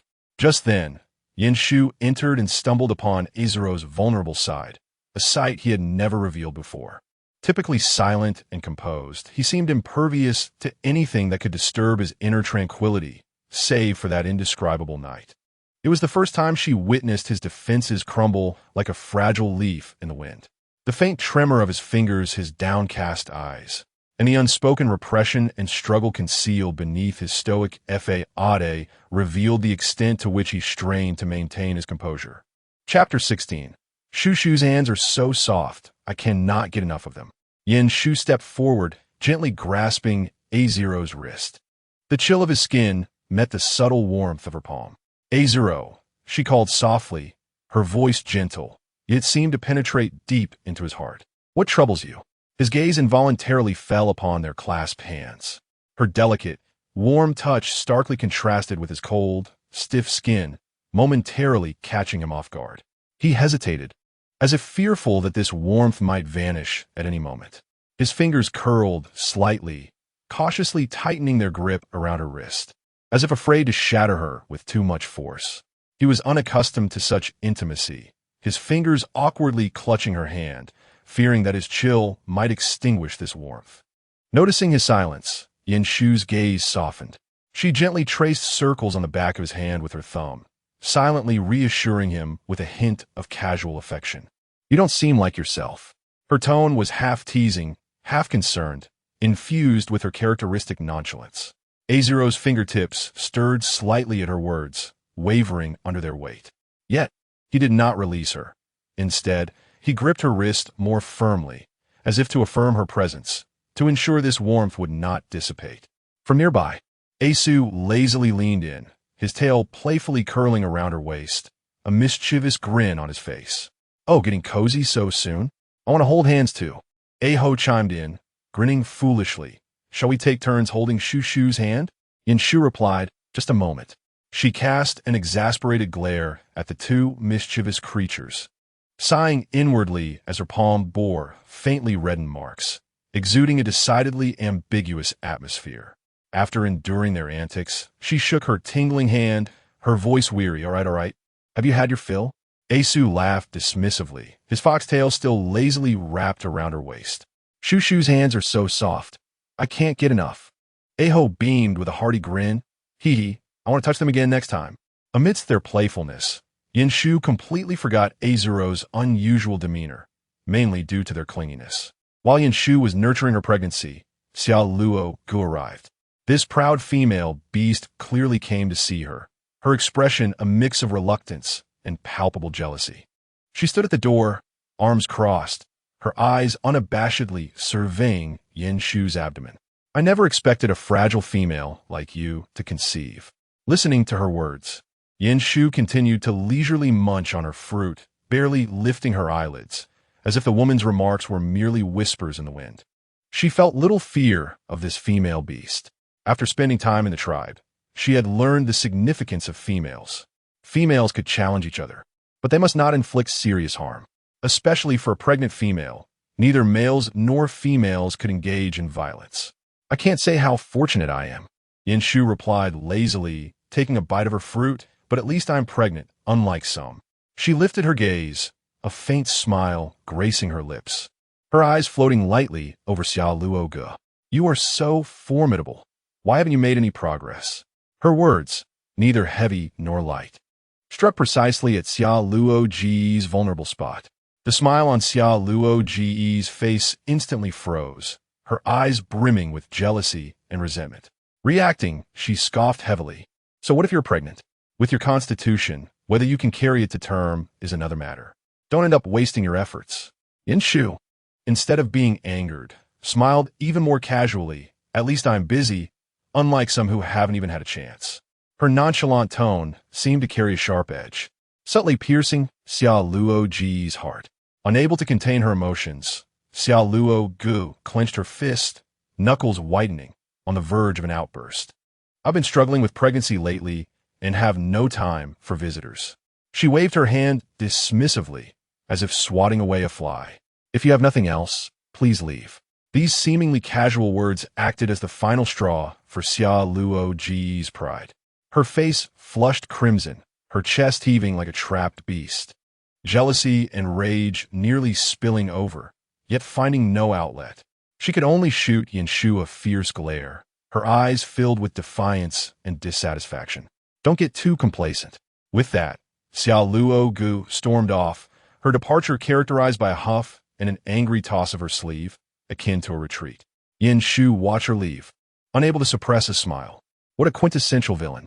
Just as one individual departed, another arrived, the same friend who had previously sought A0. She bore no apprehension towards him. Recently, she had been thoroughly indoctrinated by the tribe's propaganda, constantly hearing phrases like "females are treasures and no one should touch them." Thus, recognizing him as A0's friend, she opened the door. Just as she was about to summon the somewhat despondent A0, he abruptly rushed in front of her, a hint of apology in his eyes. His voice low and urgent. "I'm sorry, truly sorry." Yin-Shu was taken aback, her mind struggling to catch up. Before she could finish, her world spun wildly. Without a word, he hoisted her over his shoulder and began to run. "Hey, what are you doing?" Yin-Shu exclaimed in shock. She struggled, but his strength was astonishing.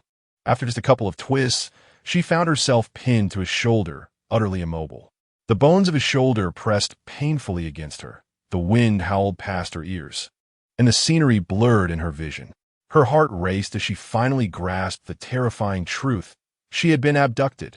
This morning, Asu departed early, mentioning he had matters to attend to. Before leaving, he lingered, expressing a desire for her to wait for his return before seeking his company. Aho was also summoned by his friends for a day of leisure, while Aling remained at home as usual. However, due to Yin-Shu's fear of snakes, he maintained a cautious distance from her. Even in their solitude, he refrained from encroaching upon her space, standing quietly nearby, as if both guarding her and striving not to intrude upon her comfort. This delicate balance of proximity left Yin Shu somewhat exasperated yet amused. Despite Aling's evident kindness, he resembled a well-trained guardian dog, ever watchful yet respectful of her boundaries. Yin Shu had anticipated that this tranquil time would extend indefinitely. Without Asu's clinginess and Aho's boisterous presence, she found herself unusually relaxed under Aling's quiet vigilance. Yet, she could hardly foresee that such a serene interlude would culminate in a ludicrous kidnapping. Chapter 17. Aling's heritage Yin Shu was unaware of when she lost consciousness. Upon awakening, she was enveloped by the damp, musty scent of her surroundings. As she opened her eyes, her mind felt foggy and her body weak. Gradually, the scene around her came into focus, revealing a dark, damp cavern beneath a cliff. The air was chillingly cold, and the rock walls were adorned with moss and droplets of water, which fell rhythmically onto the ground, creating a sharp, echoing sound that pierced the silence like an invisible needle, pricking at her heart. Instinctively, she attempted to move, only to discover her ankles bound tightly by coarse ropes, her body stiff and sore from prolonged pressure. Frowning, she inhaled deeply, striving to survey her surroundings, but was immediately taken aback by the sight before her. Not far away, an ancient tree clung to the rock face, its gnarled trunk distorted by the ravages of time. Yet, what was most unsettling was the mass of serpents entwined around its branches. Hundreds, if not thousands, of snakes, resembling countless twisting black ropes, coiled tightly around the trunk, overlapping and entangling one another. Each snake's scales glistened with an eerie sheen in the damp air, their bodies undulating slowly, producing a chilling rustle. Some snakes lowered their heads, coldly flicking their tongues, their elongated eyes glinting with a frigid light, as if each serpent's gaze was fixated upon her. The sight made Yin Shu's stomach churn violently, and she nearly screamed. Just as her mind blanked, leaving her at a loss for what to do, a pure white figure entered her line of sight. It was a white snake, gracefully slithering toward her. In stark contrast to the surrounding black serpents, it stood out with its pristine white body, its scales reflecting a soft glow in the dim light, akin to a beacon in the darkness. Yin Shu's eyes widened in shock, her heart nearly skipping a beat. "Aling," she gasped, her voice trembling as it escaped her throat. The white snake raised its head, and upon seeing her, its cold eyes softened with warmth. Without hesitation, it surged forward, transforming into a human form as it approached. Aling stood before her, no longer the calm presence she was accustomed to. His vertical pupils were filled with tension and concern, as if the cold facade he had maintained had finally shattered. His gaze was as profound as a brewing storm. Before Yin Shu could utter a word, Aling hastily stepped forward and enveloped her in a tight embrace, as if fearing she might vanish from his grasp. His body trembled slightly, and his gravelly voice whispered urgently in her ear, "My lady." As Yin Shu nestled against his shoulder, they had yet to escape the peril. A sudden, frigid aura surged from the surroundings. Aling's body tensed immediately. He lifted his head, his pupils narrowing, a flicker of alertness and coldness flashing in his eyes. Soon after, a low rustling sound emanated from the distance. Following the noise, Yin Shu beheld a massive black serpent slithering slowly out from the shadows of the tree. It glimmered with a dark sheen, its scales reflecting cold light like obsidian, and its enormous eyes were filled with a chilling, dangerous glint.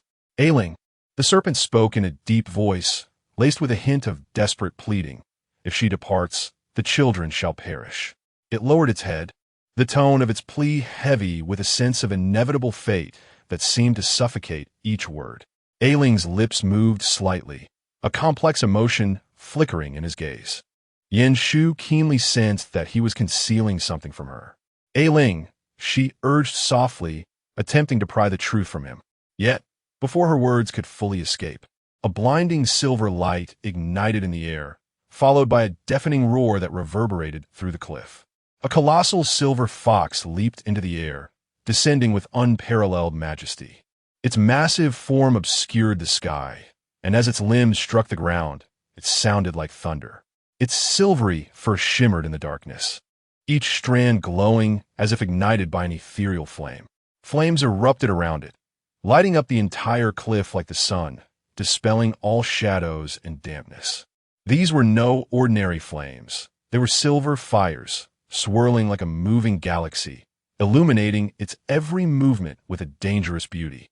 The enormous tail swayed gracefully through the air, and wherever the flames reached, the atmosphere crackled with a sharp sound.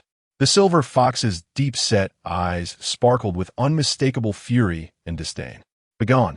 The silver fox let out a low growl, its voice laced with an icy intimidation. The enormous serpent quivered slightly, a flicker of fear flashing through its cold, serpentine eyes, instinctively retreating as if faced with a natural enemy. Yen Shu stood in stunned silence, witnessing this striking scene. Asu's entrance was undeniably grand. Amidst the ensuing chaos, Yen Shu finally comprehended the truth behind the kidnapping. It was revealed through a series of relentless punches from Asu that forced Ling to divulge the information. In the presence of the formidable silver fox, Ling made no attempt to resist. He simply endured the assault in silence. He didn't utter a word in his defense, only revealing his origins in a low voice when prompted by Yen Shu. It turned out that Ling had been an unwanted child from the moment of his birth. The white serpent symbolized the outcast. Abandoned by his biological parents in the wilderness, he was eventually rescued by the clan leader of the serpent tribe. Within the tribe, the mating season each year was a protracted and agonizing ordeal. Numerous males, unable to find females, would descend into madness, even resorting to self-destruction.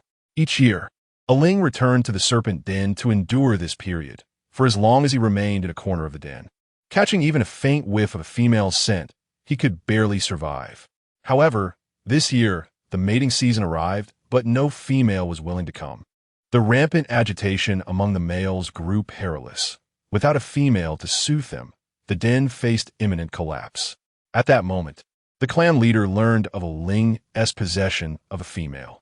Thus, he approached Ling, attempting to persuade him, appealing to their past camaraderie during the mating seasons, to lend Yen Shu to the den for just one night.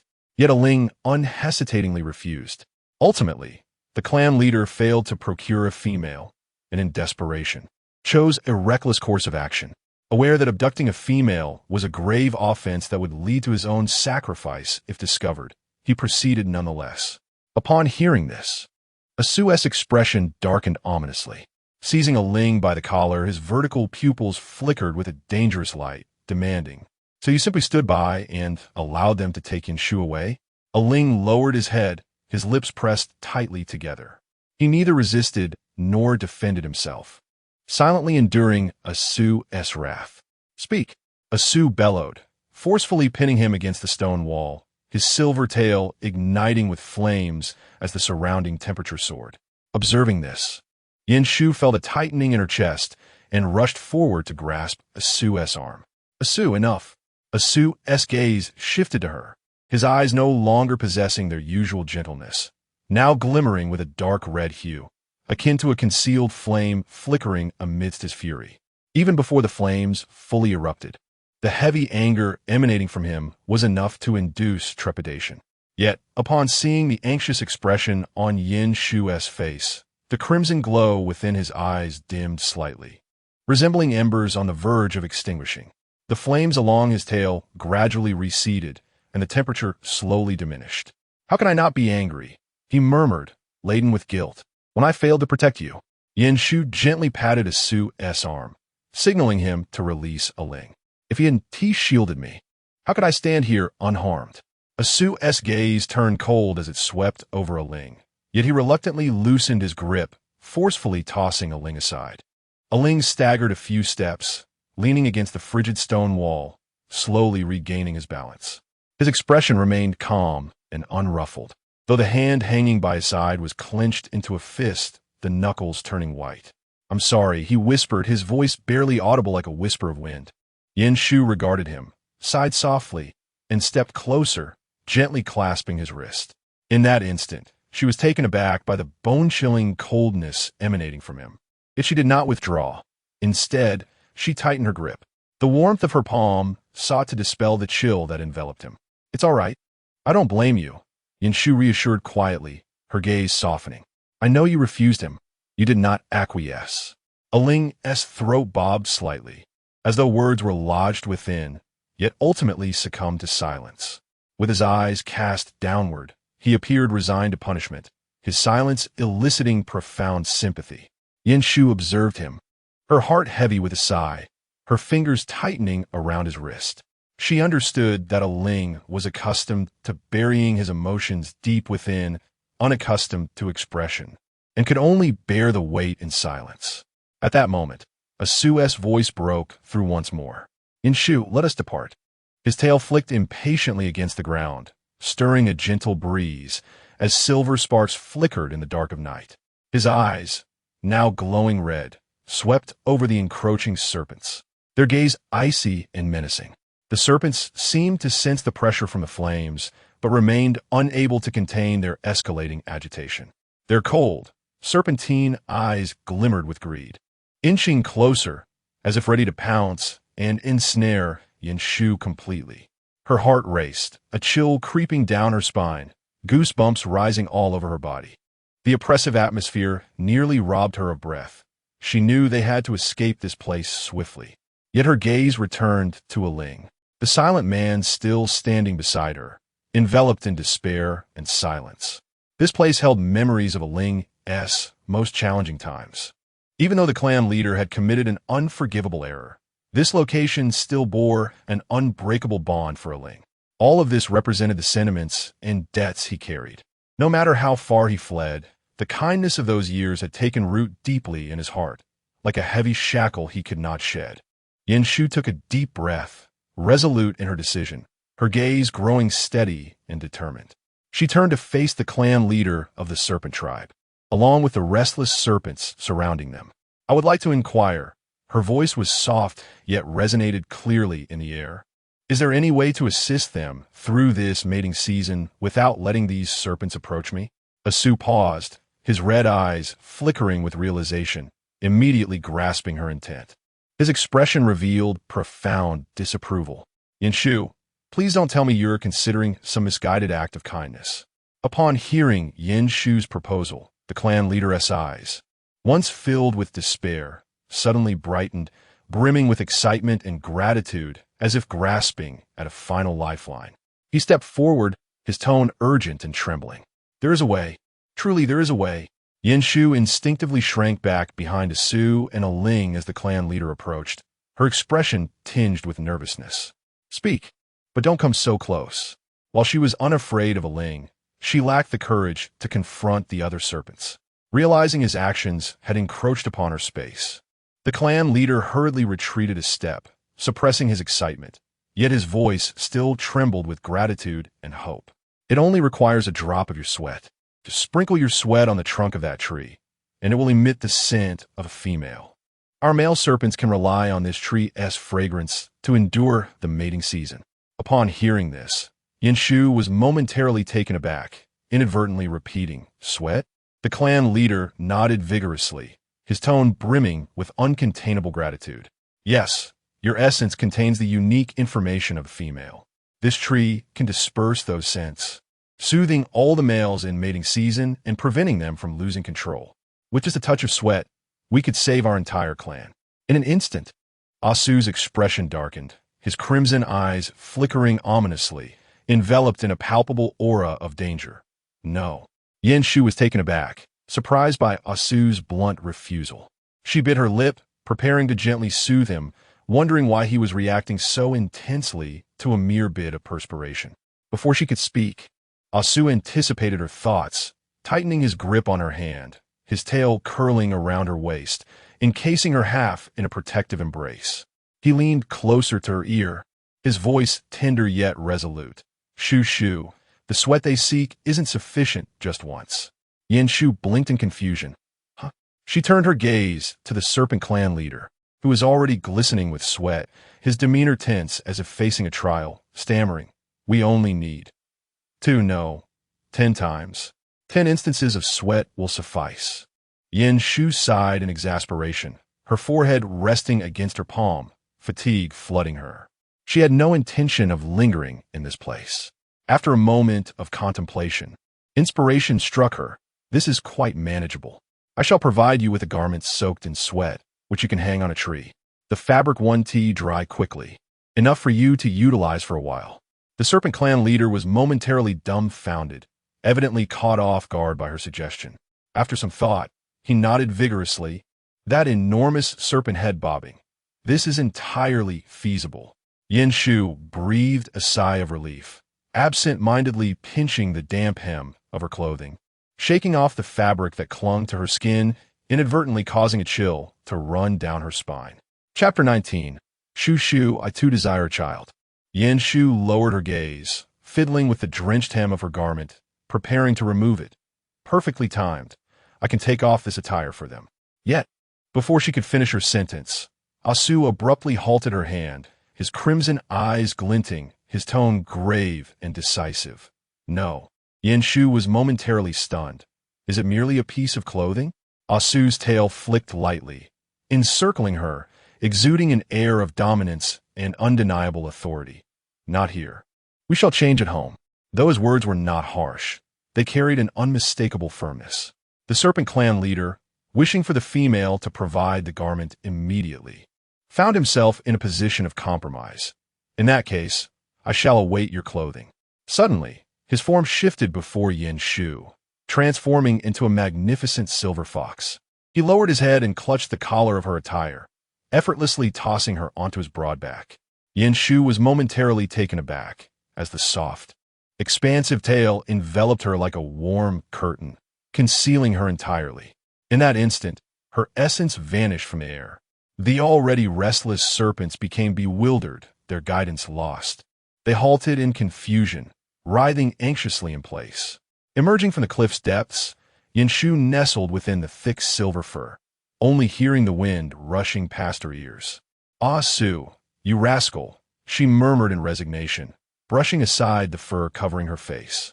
She noticed Aling following closely behind, though he had not transformed. Instead, he ran in human form. Upon catching her gaze, Aling seemed to sense her attention, slightly tilting his head, a flicker of unease crossing his vertical pupils. Laced with cautiousness, his expression bore a hint of guilt and regret, but more so, concern.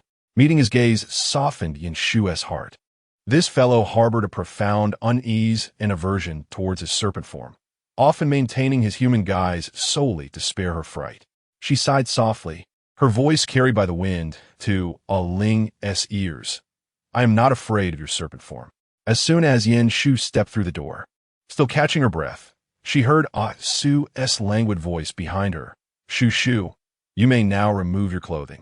She halted abruptly, casting a wary glance back. Sure enough, Asu's crimson eyes sparkled mischievously, a sly smile gracing his lips as he lounged against the doorframe, his expression akin to one anticipating her disrobing.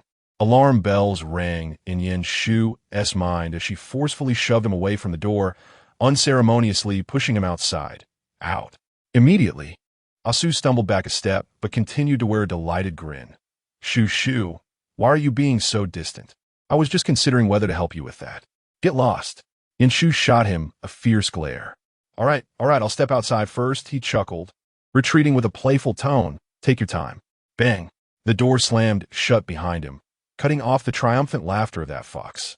Standing there, Yin Shu rubbed her temples in exasperation, sighing. This fox is becoming more and more insufferable. She changed into clean, soft clothing, finally freeing herself from the wet fabric that had clung to her, granting her a sense of relief.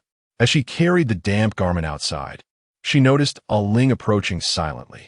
His expression was calm, yet his vertical pupils concealed a hint of unease and guilt. He stood beside her, lowering his head slightly, unable to meet her gaze. I'll deliver it. Ling's voice was deep and steady, yet tinged with self-reproach and apology. Yin Shu paused, lifting her eyes to him. Ling stood tall, his fingers gripping the garment's edge tightly, as if fearing her rejection.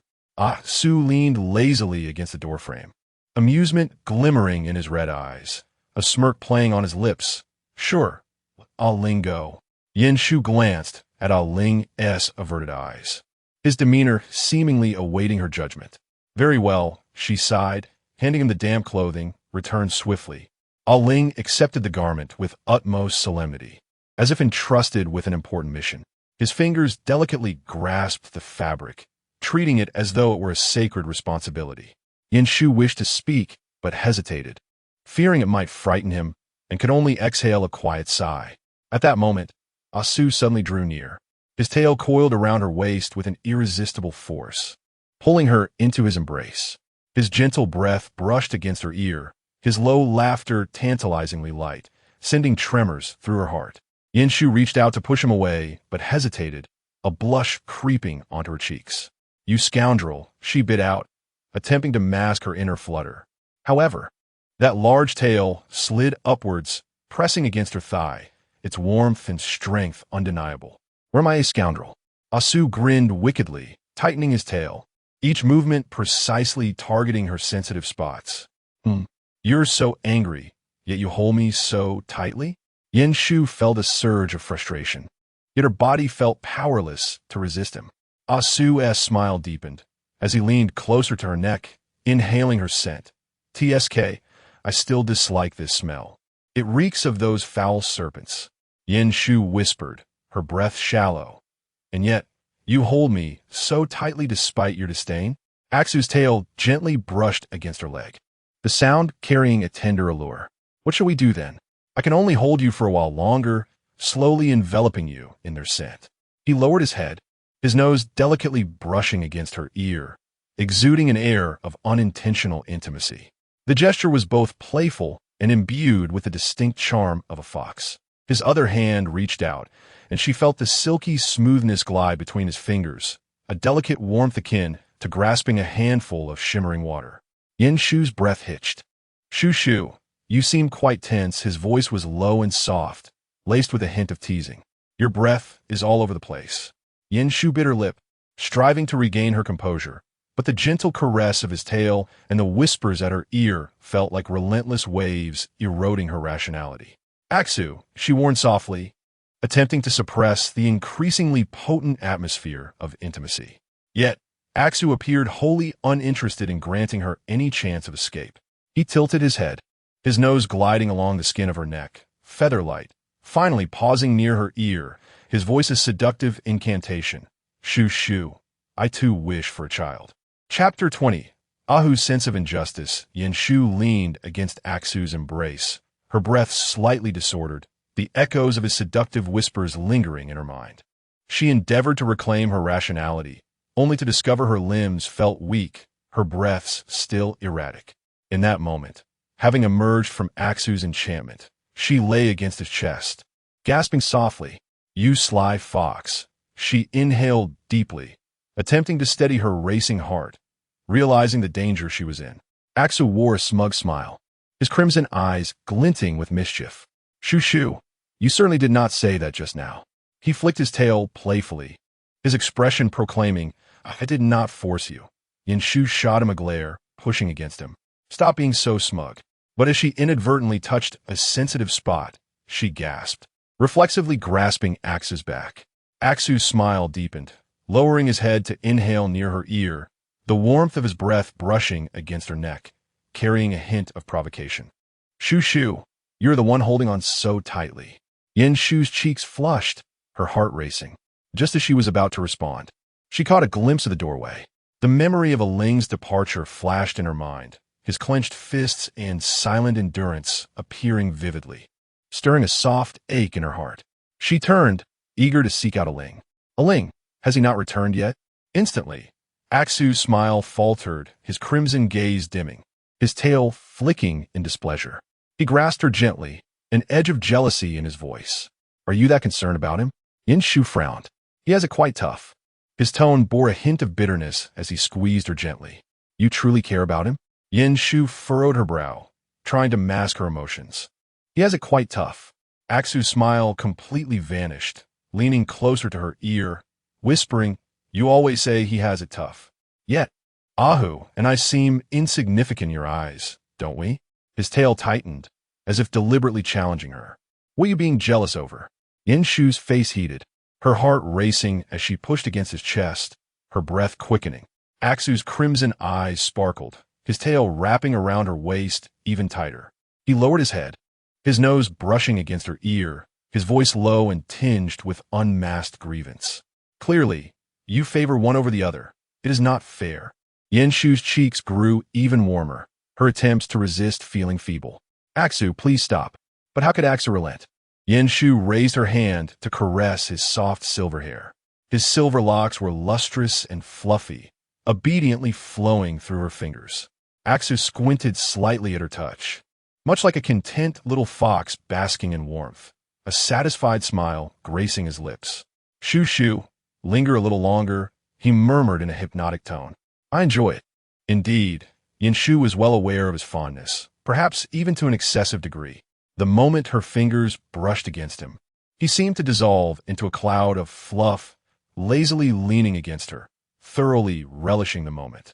Are you still jealous? He let out a low hum, his tail coiling around her waist, gently swaying as if silently indulging in the moment. Just as the atmosphere grew increasingly warm, with sparks of intimacy dancing in the air, the door was suddenly flung open. Ahu stormed in, panic etched on his face. What happened to Shu? Yenshu jumped at his outburst, her body springing away from Aksu, awkwardly pushing the still, clingy fox aside.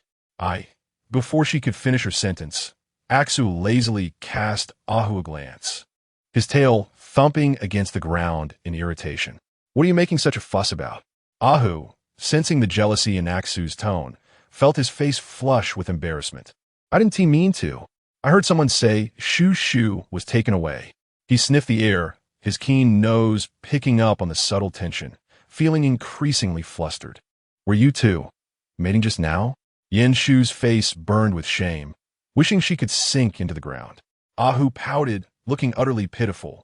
I haven't even mated with Shu yet, and you two have already done it several times. Aksu pondered for a moment, realizing he couldn't indulge himself while neglecting his good friend. After a serious contemplation, he gently patted Yenshu. Then let us give Ahu a chance tonight. Yenshu's face turned crimson, her ears aflame. She shoved Aksu away, exasperated and flustered. Aksu, what nonsense are you spouting? Turning away, she intended to breathe a sigh of relief, but was met with Ahu's drooping ears. His expression darkened as if robbed of hope. He resembled a forsaken puppy, his eyes glistening with unshed tears, lips pressed into a thin line, his gaze filled with palpable sorrow. That pitiful sight made Yenshu's heart soften, leaving her momentarily at a loss. Ahu, she hesitated to speak, wanting to offer some comfort, but Ahu lowered his head, mumbling with evident choked emotion. I knew you didn't like me. His tone bore the weight of profound injustice, each word striking at Yenshu's heart. Aling is fine, Aksu is fine. What about me? I have nothing. Yenshu was taken aback, her heart tightening as she fumbled for words to explain. Aksu lounged nearby, observing the unfolding drama with a smirk, his eyes glinting with amusement as he lazily swished his tail. Oh dear, Shu, look what you've done. You made Ahu cry. Yenshu shot him a fierce glare. Be quiet. Hastily, she turned back to the woeful Ahu, soothingly assuring him, Oh, don't be upset. It's not as you think.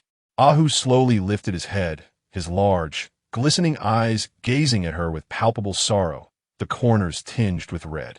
Then Shu doesn't he dislike me?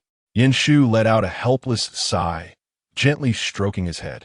His soft, smooth ears trembled slightly in her palm, providing an exquisite sensation.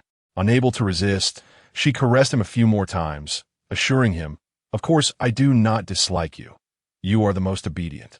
In an instant, Ahu's tears transformed into laughter, his ears perked up, and his eyes sparkled with the brilliance of sunlight. However, before Yenshu could breathe a sigh of relief, Ahu suddenly leaned closer, a hopeful smile illuminating his face. So, shall we mate tonight? Yenshu, Chapter 21. I really do not want to sleep with 3 people. Yenshu genuinely did not wish to engage in a tryst with 3 individuals. Her head buzzed, feeling utterly drained. Faced with Ahu's innocent yet determined expression, she found herself at a loss for where to begin her explanation. Ahu, she said, pinching her temples in an effort to calm herself. Mating was not something to be casually discussed. Aho tilted his head, his ears playfully twitching, embodying a naive demeanor. But didn't Shu say she doesn't dislike me? Of course I do not dislike you. Yin Shu sighed, her head throbbing. But you cannot use that as a reason for mating. She glanced over at Asu, who lounged against the wall, exuding an air of amusement, his tail lazily swishing in the air, with a glint of mischief in his red eyes. Asu, can you not say something to help me?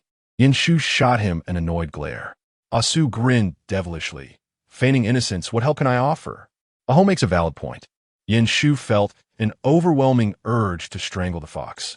Aho, she softened her tone, gently coaxing, we don't need to rush into that. The word mating was truly difficult for her to utter. Aho tilted his head, still seemingly deep in thought, but his gaze reflected confusion. But you and Asu and Aling have mated. Yin Shu felt as though she might explode. That is, she paused, her cheeks flushing. That is not the point. Asu could not help but chuckle, his tail joyously swaying in the air. Shu, you're blushing. Be quiet. Yin Shu shot him a furious glare, her embarrassment turning to anger. Seeing her distress, Aho's ears drooped, resembling a pitiful puppy rejected by its owner. So, do I really have no chance? Yin Shu looked at his woeful expression, her scalp prickling. Aho, you are the most obedient, she sighed, attempting to soothe him by patting his head. But let us discuss something else, shall we?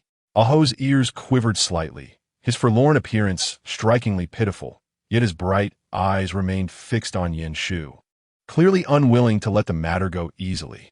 No, he insisted stubbornly, his voice tinged with both defiance and sadness. You cannot talk about anything else. Yin Shu felt the tension in her scalp, sensing the impending chaos that this Navi puppy was about to unleash. Aho's earnest gaze was akin to that of a stubborn child. I want to mate with Shu too. Yin Shu was momentarily rendered speechless, utterly overwhelmed by Aho's obstinacy. I cannot do that often now that I am a child. Before she could finish, Asu interrupted. Shu, it's all right. The child will be fine. It won't cause any harm.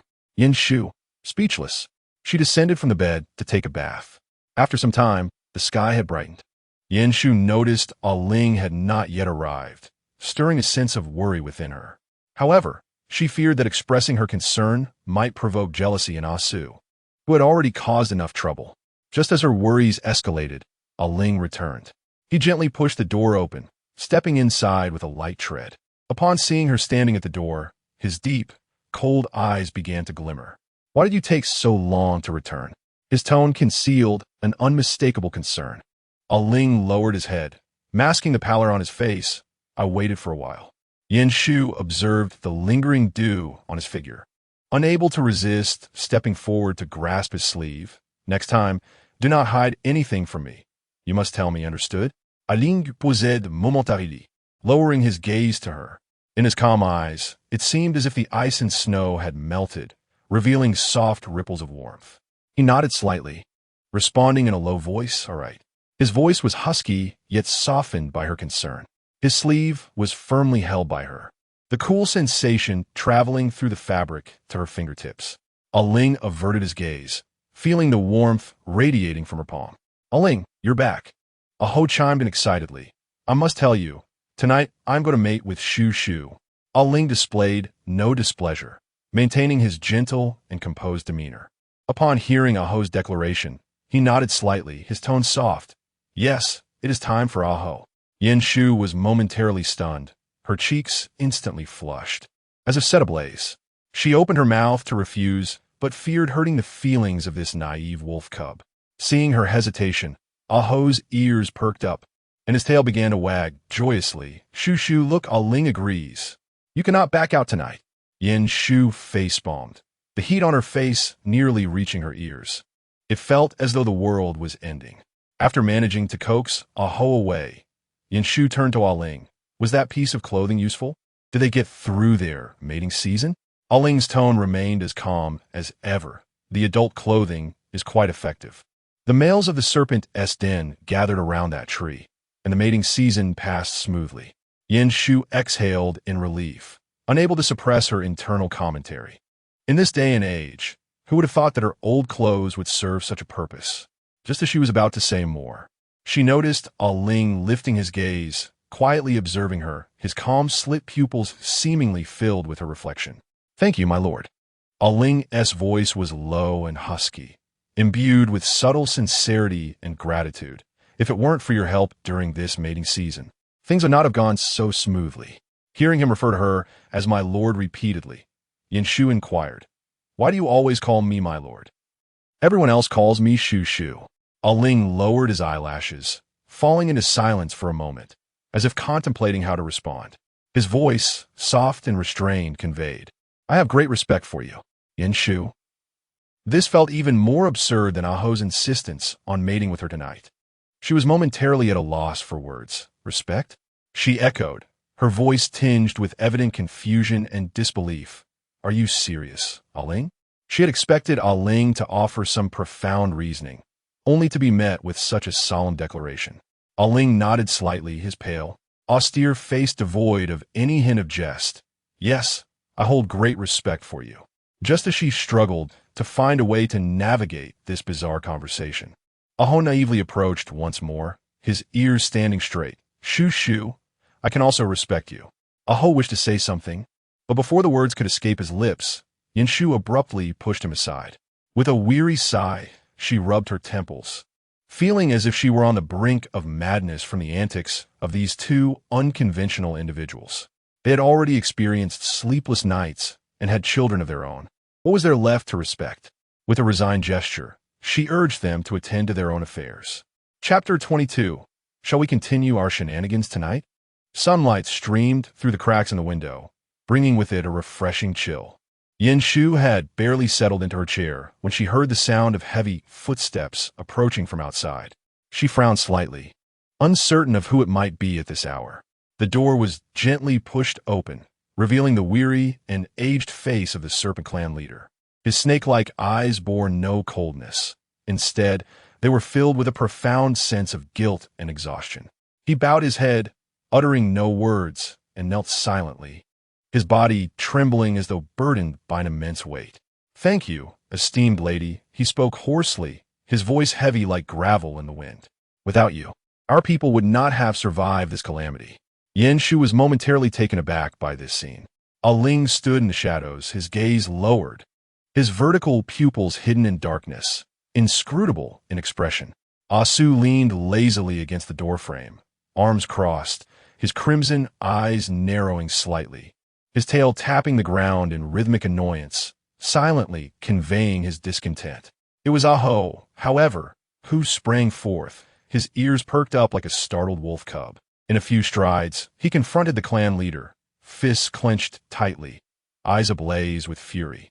"You old fool, do you think you can simply brush aside the abduction of Shu Shu?" Yanshu quickly intervened, raising a hand to stop him. "Aho, calm down."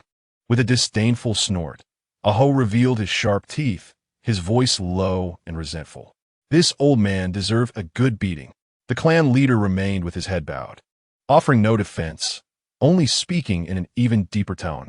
"I have come today to express my gratitude for saving our clan. I will seek out the tribal elders to offer my life in sacrifice as penance." Yanshu paused, taken aback. Sacrifice? Was that truly necessary? Though she harbored no compassion, she certainly did not wish for his demise. Her assistance had merely been to repay Aling's favor. The clan leader's voice was resolute and unwavering. "To abduct a female is a grave taboo for our tribe. Without a sacrifice, I would have no face to show my people." Rubbing her temples in exasperation, Yanshu felt a wave of helplessness wash over her. Must every problem be resolved through death? She regarded the clan leader, her gaze softening slightly. "Rise. I do not require you to sacrifice yourself. Take care of your people. They need you alive." At her words, the clan leader appeared as if struck by lightning, his weary eyes widening in disbelief. You allow me to continue living?" In his understanding, committing such a grave mistake warranted death as the only path to forgiveness. Yet this female before him casually dismissed his fate, urging him to care for his kin. Yanshu waved her hand dismissively. "Your life is far more valuable than your death. Go tend to your tribe. If such matters arise again, I may not be so lenient." The clan leader remained frozen, overwhelmed with guilt and remorse, his aged face etched with regret. "My lady, I am deeply guilty and do not deserve mercy. Abducting a female is an unforgivable sin, and my existence is a disgrace. Only through sacrifice can I atone to the tribe and my people." His stubbornness was unyielding, having long resolved to redeem himself with his life. Yin Shu frowned, adopting a tone of cold indifference. "Very well, if you wish to die, do as you please. But do not believe that your death will settle this matter." She stepped forward slowly, articulating each word with precision. "If you truly go through with this sacrifice, know that none of the males in your serpent clan will survive. For at that time, whether you are guilty or not, they shall all accompany you to the grave." The clan leader froze, his body trembling as he suddenly looked up, fear etched in his features. "My lady, you cannot do this." Yin Shu replied with a chilling laugh. "Then try me." Her voice, though soft, carried an undeniable weight, like an invisible noose tightening around the clan leader's neck, making it difficult for him to breathe. The serpent clan leader wished to protest, but suddenly he felt an inexplicable pressure emanating from Yin Shu. This power, formless and colorless, enveloped him entirely, squeezing his very essence. His heartbeat quickened, his chest felt constricted, and breathing became laborious, as if he were sinking into an invisible mire. The air surrounding him thickened, each breath akin to swallowing blades. It felt as though unseen hands gripped his throat, ready to extinguish the last flicker of his life.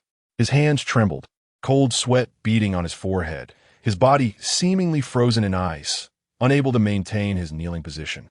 The clan leader's complexion turned ashen, sweat trickling down his brow as he knelt, his voice shaking. "I understand, my lady." Yin Shu cast a fleeting glance at him, watching as he scrambled to his feet and stumbled away in a panic, perplexed by his sudden fright. Yet, once he had departed, she breathed a sigh of relief. Being the villain was exhausting. Asu approached her, a smirk playing on his lips. "Shu, that was quite the move. You scared him to death." Yin Shu sighed, feeling powerless. "Isn't it because you all insist on provoking me?" Asu's tail lazily coiled around her waist, his tone dripping with mockery. "Shall we continue our mischief tonight?" As soon as he finished speaking, he shook his head in disappointment. "No, tonight it's a ho's turn." Yin Shu felt a wave of anxiety wash over her as she contemplated how to spend the night. Just then, a knock on the door shattered the tranquility of the room. A ho perked up, alert, and stood up. "I'll get the door." He strode to the entrance and opened it, revealing a young male standing outside, a look of nervousness and tension on his face. Clearly unprepared for the sight of so many people at the door, he hesitated before speaking. I came to find." Before he could finish, his gaze drifted past a ho and landed on Yin Shu. In that instant, his expression turned vacant, and all signs of his earlier timidity vanished.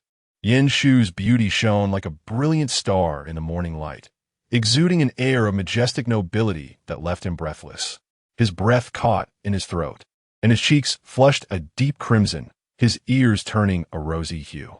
It was evident that the young male was utterly entranced by her allure. Aho, noticing the young male's dazed state, frowned and flicked his tail in irritation. "What are you staring at? If you have something to say it quickly." The young male snapped back to reality, hastily lowering his gaze. I apologize. I have come to deliver a message." It was then that Yin Shu learned of a messenger's arrival, summoning all pregnant females from the tribe. Chapter 23. I only want to mate with Shu. The sunlight cascaded upon the vast square of the tribe, while a gentle breeze stirred, lifting a hint of dust into the air. The square was brimming with various males, standing in perfect alignment, each exuding a formidable presence, their bodies adorned with distinct animalistic traits of their respective clans. Some sported pointed ears, others had restless tails flicking about, and a few even bore fluffy wings upon their shoulders. The entire scene was both cacophonous and imbued with a primal wildness. In this vibrant tableau, Yin Shu was swathed in a voluminous robe, meticulously concealing herself from head to toe, revealing only a pair of luminous eyes, which were shrouded in the shadows of her garment. She was closely surrounded by a Su, a Ling, and a Ho, the trio acting as her vigilant guardians, one on each side and one in front, ensuring her safety in their unwavering embrace. Asu led the way, his crimson eyes glimmering slightly in the light, a relaxed demeanor masking a hint of wariness. His tail flicked occasionally, seemingly signaling the surrounding males to maintain their distance. Aho remained steadfastly by Yin Shu's side. His ears perked up, scanning the surroundings with a watchful gaze, his nose twitching as he monitored for any unusual scents. He pressed closely against her, akin to an anxious young wolf, fearful that someone might snatch her away. Meanwhile, Ling walked silently on her other side, his gaze lowered, the depths of his vertical pupils reflecting a sense of icy detachment. Though he spoke not a word, his silent aura was enough to compel the surrounding males to instinctively retreat. Yin Shu nestled deeper into her robe, acutely aware of the probing stares from the males around her. Such crowded scenarios were precisely what she dreaded, hence her choice of a tightly wrapped garment. She tilted her head slightly and murmured to Asu, "Must we really be here?" Asu glanced at her, offering a gentle explanation. "Indeed, it is the tribe's custom. You must attend." Aho chimed in reassuringly, "Do not fear, Shu. With us here, no one dares to cause trouble." Aling, though silent, conveyed an unwavering resolve with his piercing gaze as it swept over her. With a sigh, Yin Shu tightened her grip on the robe, attempting to conceal herself further.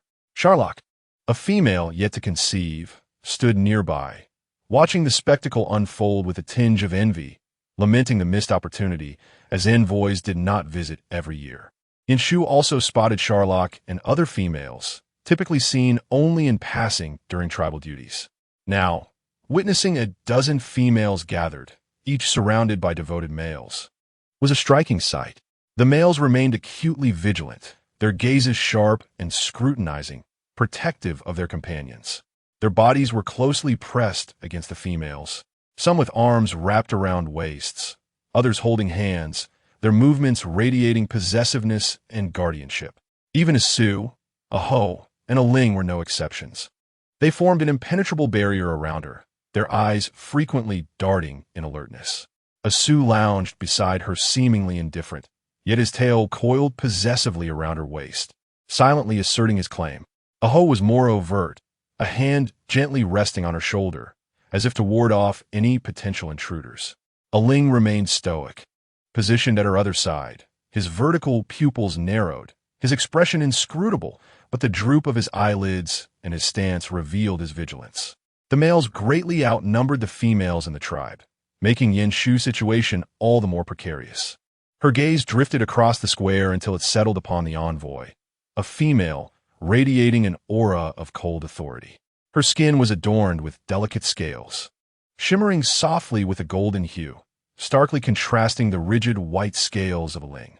This envoy lacked the characteristic ruthlessness of the Serpent clan, instead embodying an innate regal presence, akin to a deity surveying her realm. Standing at the center of the square, the envoy's calm gaze swept over the crowd, as if appraising everything within her sight. Her demeanor was distinct from that of the other females in the tribe, exuding an unassailable power. Yet, her attention seemed particularly fixed on one location. Yin Shu's keen perception detected the focus of the envoy's gaze. It was directed towards Aho. She turned to look at him, who, with a foolish grin, instantly brightened at her glance. His fluffy ears drooped slightly as a blush crept onto his cheeks, transforming his typically carefree demeanor into one of endearing shyness. Asu, noticing this interaction, raised an eyebrow, a mischievous smile playing at the corners of his mouth as he shifted his gaze between Aho and the envoy. With a knowing grin, he remarked, "It appears our little Aho has a tale to tell." Yin Shu cleared her throat. "Aho, do you know her?" Aho's ears perked up, his voice barely above a whisper. "Her presence feels somewhat familiar." Yin Shu raised an eyebrow, intrigued. Asu's red eyes sparkled with mischief. "Aho, you Haven't mated with her before, have you?" Yin Shu was taken aback, and Aho's ears shot up as if someone had stepped on his tail. His voice flustered and rapid. No, I've never mated with anyone else. I only wish to mate with Shu. Yin Shu's face flushed a deep crimson, akin to a ripe apple. "Aho, don't say such things in public." Aho, feeling aggrieved, retracted his neck slightly, muttering, "But I'm only speaking the truth." Asu, reveling in the drama, flicked his tail with delight, seemingly relishing the unfolding spectacle. I believe what you say is true. Tonight, your wish may just come true. Yanshu felt an overwhelming need to calm herself. She approached the messenger alongside other females, who stood majestically in the center of the square. The messenger slowly raised her hands and began to chant an ancient incantation. Her voice, akin to a whisper carried by the wind, resonated through the air, as if entwined with the essence of the earth and sky. The surrounding males held their breath. The atmosphere so still that only the sound of the wind and the sacred incantation could be heard. Yanshu had assumed it was merely a simple ceremony, a matter of standing before the messenger and listening to a blessing. Suddenly, with a gentle wave of her fingers, the tone of the incantation deepened and elongated. A faint stir rippled through Yanshu's abdomen, and before she could comprehend it, a powerful force surged within her as if something were striving to break free. Warmth radiated from her lower belly, and a white light swiftly emerged from her body. It was a diminutive dragon, entirely white with a pair of tiny, curved horns. Its form shimmered like silver frost, each delicate scale glistening softly in the sunlight. The little dragon was slender and agile, winding gracefully around Yanshu's wrist like a silvery ribbon, exuding both affection and charm. After a few gentle coils, it settled on her wrist, appearing to rest. After a brief moment, it lifted its small head, its amber eyes reflecting her visage. The little dragon tilted its head slightly, its tiny horns quivering as it curiously regarded its mother. Those clear eyes bore no trace of wariness or fear, only a profound sense of attachment and wonder. Its minuscule claws lightly rested on her hand, emitting a soft trill reminiscent of a young creature playfully seeking its mother's affection. Yanshu stood momentarily stunned. Her heart stirred as if touched by something profound, leaving her utterly soft and vulnerable. Chapter 24. Serpent Dragon? Could she have mistaken her partner? Asu lazily approached, a smile gracing his lips. This little one is quite charming. Aho's eyes widened in excitement. Shu's child. The little dragon trembled at Aho's outburst, retreating slightly into Yanshu's wrist, emitting a displeased murmur. Aho promptly fell silent, sheepishly rubbing his nose.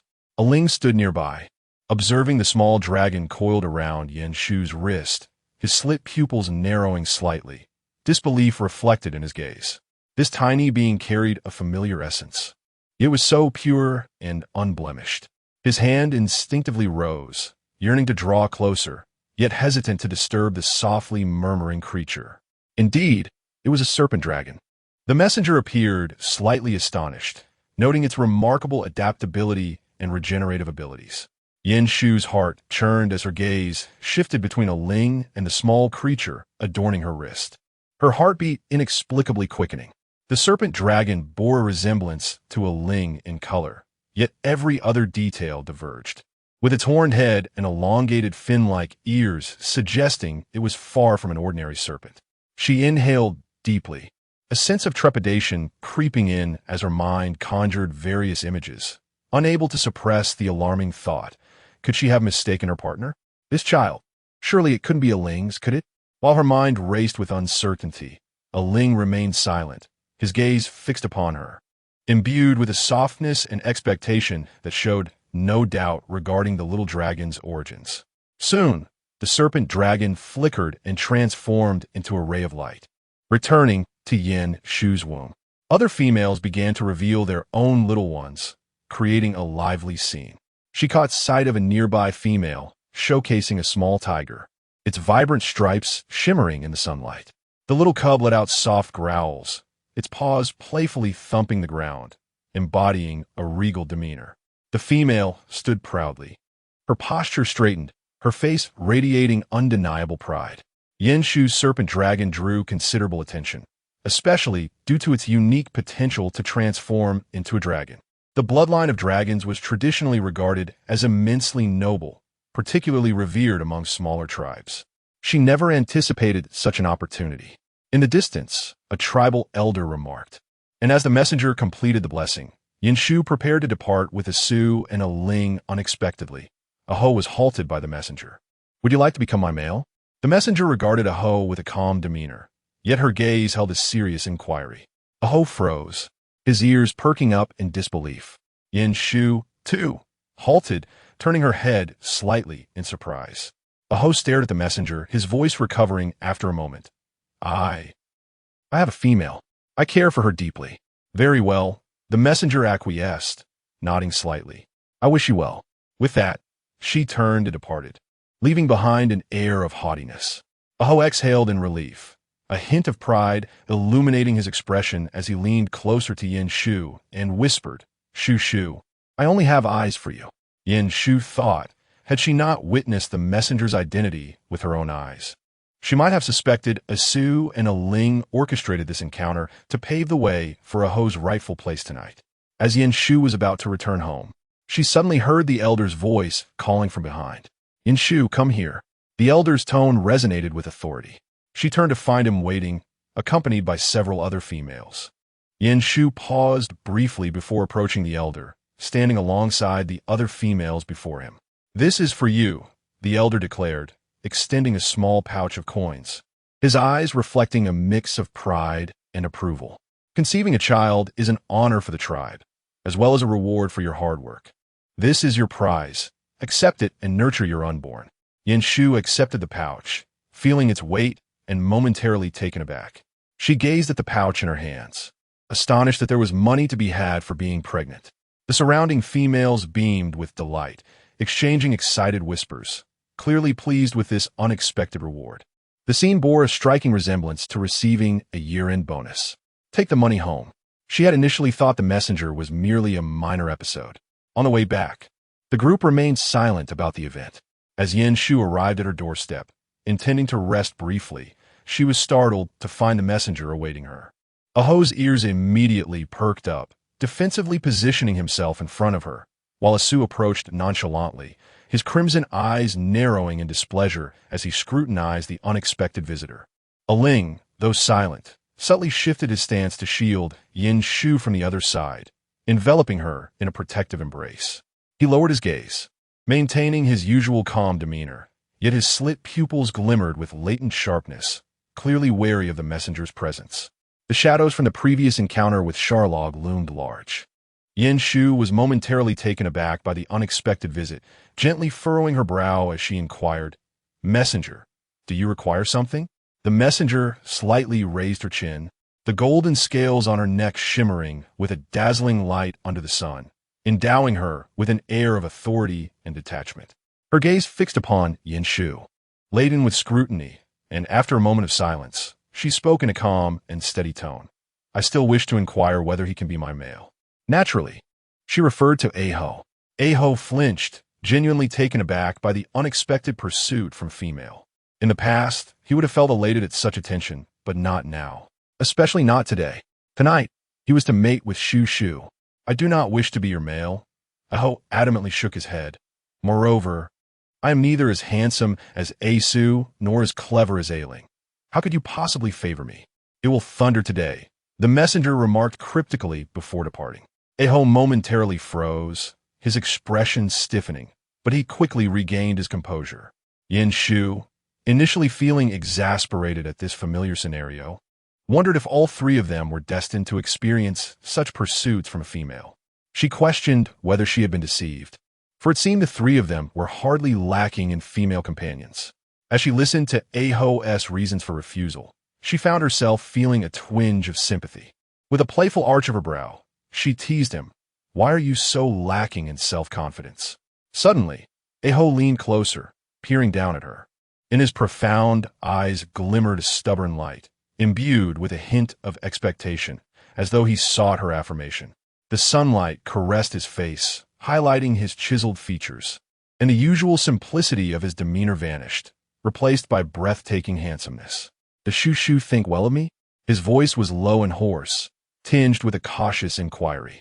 Yin Shu was taken aback, her cheeks warming unexpectedly at this sudden admission from the clumsy creature. Chapter 25. Then let it be 3 husbands and 4 concubines. Yin Shu averted her gaze, clearing her throat softly to mask the flush on her cheeks. Yet her lips betrayed her with a slight upward curve. Very well. I suppose you are not too bad. Upon hearing her words, Aho's eyes sparkled with joy. His ears perked up, revealing his uncontainable excitement. His little tail wagged gently, silently expressing his delight.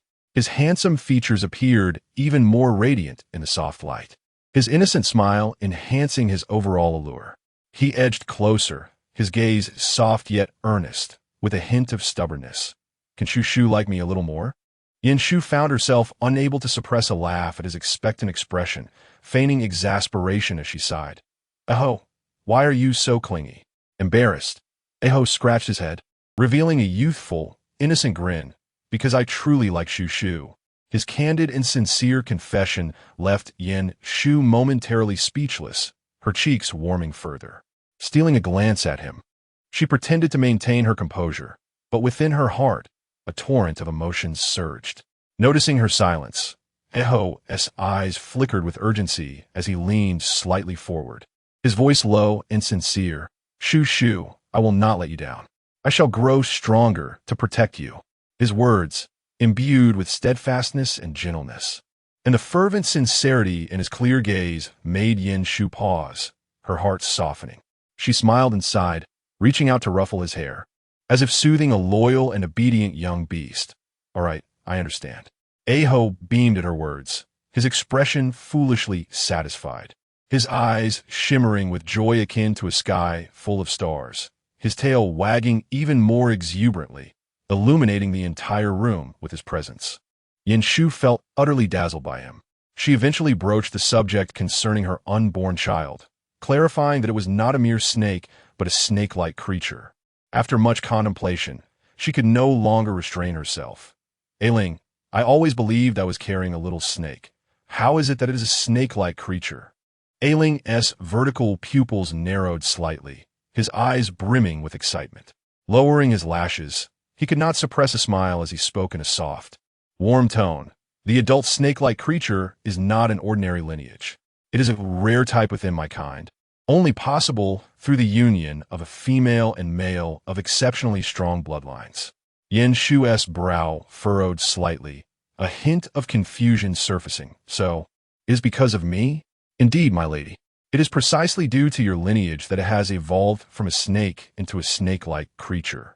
His voice quivered with uncontainable joy, enveloped in a sense of unanticipated fortune and honor.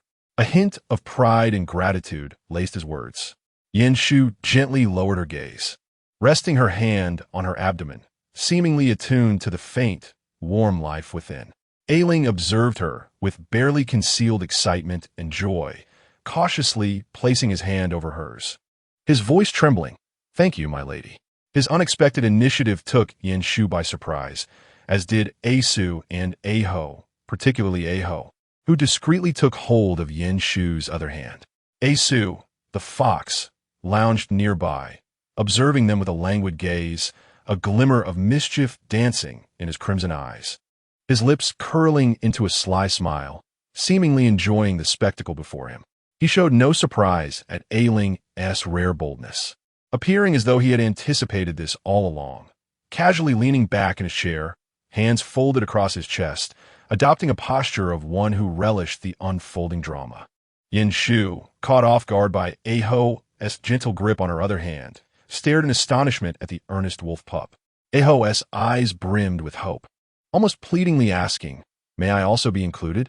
When Yinshu finally found a moment of respite, while lying back with her mind adrift, Asu entered, offering her a glass of warm water with a smile, his tone gentle enough to warm her heart. "You have worked hard these past few days." Yinshu blinked in surprise as he skillfully placed a pillow behind her back, his movements tender and considerate, appearing entirely natural. His red eyes radiated a palpable warmth, as if he could perceive the fatigue that lay within her. Unable to help herself, she chuckled lightly, teasingly remarking, "Such kindness. Are you trying to ensure I have enough stamina for tonight?" Asu flashed a faint smile, his tone light and indulgent. "I merely wish for your comfort. After all, conserving some energy is always wise." He leaned in closer, his voice dropping to a casual murmur. "As for tonight, consider it my lending you to Aho. Among us 3 males, he is the only one who has not yet truly mated with you." Yinshu parted her lips, at a loss for words. She had never quite grasped Asu's feelings. He clearly cherished her, having been clingy since the moment they first met, as if he yearned to be by her side at all times. Yet, during pivotal moments, he exhibited an unexpected generosity. Yanshu had already discerned that Aling's recent estrus episode had been subtly orchestrated by him. Now, he casually borrowed her to facilitate Aho's transition into a genuine marriage. Despite possessing a childbirth system, her mindset had yet to fully adjust. In her past life, she had remained single until death. To her surprise, upon crossing over, she found herself surrounded by 3 handsome men. Faced with such an unexpected windfall, she felt momentarily bewildered. Asu, sensing her internal conflict, initially refrained from addressing it, allowing her time to acclimatize. However, now that she was pregnant, it was time for her to adapt. He leaned in slightly, his gaze gentle and sincere as he took her hand, his voice low and tender. Shu, do you know that we willingly choose to be by your side? Without you, we wouldn't find our place in this tribe. Yanshu paused, staring at him in surprise, bewildered by his sudden declaration. Asu continued with a rare gravity in his tone. In your presence, we are no longer isolated beings. You have provided us with a sense of belonging, a home, and a foundation. For us, you are not merely our female. You are the essence that completes us. His gaze was focused and resolute, exuding an unprecedented sincerity. Whether for you or for ourselves, we are committed to remaining by your side, not out of necessity, but because of you. Yanshu's heart softened. Words caught in her throat as she met his warm, affectionate gaze. Very well, if it must be. Let be 3 husbands and 4 concubines. It was bound to happen sooner or later. Chapter 26. Yanshu's delight. The morning sky was clear and cloudless. Yet by noon, it suddenly darkened. Thunderous clouds swiftly gathered from all directions, piling upon one another, heavy enough to steal one's breath. A cool, damp atmosphere began to permeate the air. In the distance, the rumble of thunder echoed, as if some long-suppressed force was brewing in the shadows. The surrounding trees rustled violently in the sudden wind, their branches swaying precariously, as if ready to be swept into the sky at any moment. Yanshu sat at the doorway, tilting her head to observe the changing sky, a sense of inexplicable unease rising within her. The messenger had foretold thunder today. She still didn't quite understand its significance, but the moment the messenger spoke, the weather transformed, surely signifying something. Where was Aho? Asu stood silently beside her, his gaze fixed on the increasingly engulfing clouds, his usual languid demeanor replaced by a solemn depth. He lowered his head slightly, as if he had something to say, but hesitated to voice it. Noticing his silence, Yanshu pressed on. Where did Aho go? After a moment's pause, seemingly weighing his words, he replied softly. He said he went to the back mountain to find some fruit for you, and should be back soon. Though he tried to maintain a calm tone, Yanshu could detect a hint of unease in his voice. The wind intensified, accompanied by the thunder, as if a torrential downpour could descend at any moment. Her own anxiety escalated, and she furrowed her brow. Are you hiding something from me? Asu's expression stiffened slightly, his eyes still fixed on the distant, roiling clouds, delaying his response. His hands at his sides slowly clenched, as if grappling with an inner struggle. After a moment, he sighed softly, turning to face her. His voice was low and gentle, yet laced with a cautious reassurance. It's merely a minor issue. Yanshu blinked in surprise, fixing her gaze on him. What do you mean? Asu's eyes flickered, as if in hesitation, but ultimately he spoke. Aho has been afraid of thunder since childhood, especially on stormy days. He hides whenever he hears it. Just afraid of thunder? Yanshu raised an eyebrow, skeptical. Asu nodded, a hint of embarrassment in his demeanor, yet utterly sincere. Yes, he truly fears thunder. Otherwise, given Aho's nature as a wolf, he is quite popular among the females. Yanshu, convinced by his earnest expression, began to understand. She had initially wondered why wolves were not considered a powerful species. Now it made sense. Had he hidden away or genuinely gone to gather fruit? Asu chuckled softly, nodding in affirmation, a smirk of affection playing at his lips. Rest assured, Aho is hiding, but when he returns, he will surely bring you some fruit. Yanshu shook her head in resignation, though a trace of unease lingered in her heart. The messenger's words had an underlying meaning that unsettled her. She pressed her lips together, unable to resist voicing her thoughts. But what did the messenger mean about the thunder? Was it merely to frighten Aho? Or does she know something about him and me? Asu furrowed his brow, contemplating for a moment, a flicker of confusion in his eyes. That's odd. I haven't heard Aho mention knowing any female. But worry not, she is merely an outsider, and Aho certainly wouldn't take a liking to her. His last words carried a teasing note. This time, Yanshu did not take offense at his levity. Instead, she sighed softly. I'm not concerned about her relationship with Aho. I just feel that her words hinted at something, as if she was warning or suggesting something. Asu's expression shifted slightly, his gaze darkening. Are you implying that she might know something we are unaware of?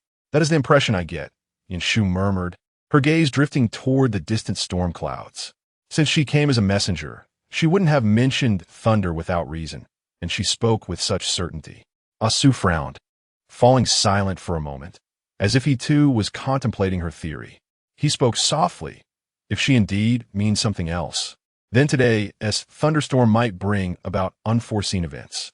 Just as he finished speaking, a deafening clap of thunder erupted from a distance, as if it intended to tear the sky apart. The clouds loomed even lower and heavier, as if ready to descend. I will go find Aho, Yanshu declared. You should accompany Aling. It will be faster. However, Asu dismissed the idea without a second thought. No, what if that male takes you away again? Besides, Aling is already troubled by this incident. Shouldn't you give him a chance to forgive himself? Fine, Yanshu acquiesced. Yet at that moment, Asu's eyes lit up with an idea. How about you join me? Staying at home is dull. It would be a good opportunity to clear your mind. Hearing Asu's suggestion, Yanshu felt a stir of emotion within her. In her past life, confined to a hospital room, she faced only white walls and the cold glare of medical instruments, never having the chance to step outside freely. Although she had escaped the hospital in this life, her health remained frail, and she was burdened by various trivial matters. Additionally, the constant awareness of the male's gazes in the tribe made her feel as though she could be trapped at any moment, sending shivers down her spine. All right, she nodded gently. Upon hearing this, Asu's lips curled into a slight smile, a lazy yet affectionate expression gracing his features. He casually picked up a thick cloak and approached her with measured steps, gracefully kneeling before her, his hands deftly fastening the cloak around her. As he slightly lifted his gaze, his crimson eyes gleamed like the most profound gems in the night, exuding a teasing warmth that rendered his striking beauty almost blinding up close. Yanshu was momentarily taken aback by his unexpected proximity and exquisite visage, a blush creeping on her cheeks. She instinctively averted her gaze and coughed lightly, attempting to mask her flustered state. Thank you. Asu's smile deepened, and a subtle light flickered in his red eyes, as if he could see through her thoughts, carrying a hint of playful mockery without pressing further. He stood up, smoothing the collar of the cloak, his fingertips brushing her skin with an almost ethereal delicacy. Why do you need to thank me? Still reeling from Asu's closeness, Yanshu sensed a cool breath drawing near from behind her. Turning slightly, she beheld Ling standing quietly behind her, his gaze gentle and focused, cradling a pair of sturdy leather boots in his hands. Freshly made, Aling murmured softly, his tone imbued with a tender seriousness. Wear these, and you won't feel cold on the way. Just as Yanshu was about to respond, Aling knelt gracefully, his gentle hands lifting her foot to slide on the boots. His long fingers moved with precision and care, as if pouring all his concern into this seemingly simple act. Yanshu couldn't help but think, oh dear, how awkward, yet it feels so delightful. Chapter 27. Shu Shu. Do you dislike me? Yanshu sat upon Asu's broad, sturdy back, gliding effortlessly through the forest with his strides. Despite the tempestuous thunder and rain lashing overhead, she felt no fear. On the contrary, the thunder and downpour seemed to herald a long-awaited liberation, stirring a ripple of freedom within her heart. In the past, during stormy days at the hospital, she often felt an overwhelming urge to rush outside and be drenched. Gazing at the tempest beyond the window, it felt as though a long-suppressed dam within her had burst, yearning to run in the rain and feel the cleansing of the downpour and the shock of the thunder. Today, however, she was no longer confined to a hospital room. Gazing longingly through a window, Asu seemed to sense the shift in her mood, slowing his pace, his crimson eyes glimmering with curiosity in the flashes of lightning. Shu, do you enjoy days like this? Yinshu looked down into Asu's deep red eyes, smiled softly, and nodded. I do, especially during thunderstorms. It gives me a unique sense of freedom. She thought to herself. Once she bears a few more children and her health improves, she would truly be free. Asu momentarily halted, seemingly taken aback. Shu, is it because we are here that you feel constrained? Yinshu noticed his misunderstanding and gently patted his back. How could that be? Your presence brings me comfort. She paused, her gaze drifting to the distant lightning, murmuring, it's just that my past life was too limited, which is why I long to see the world beyond.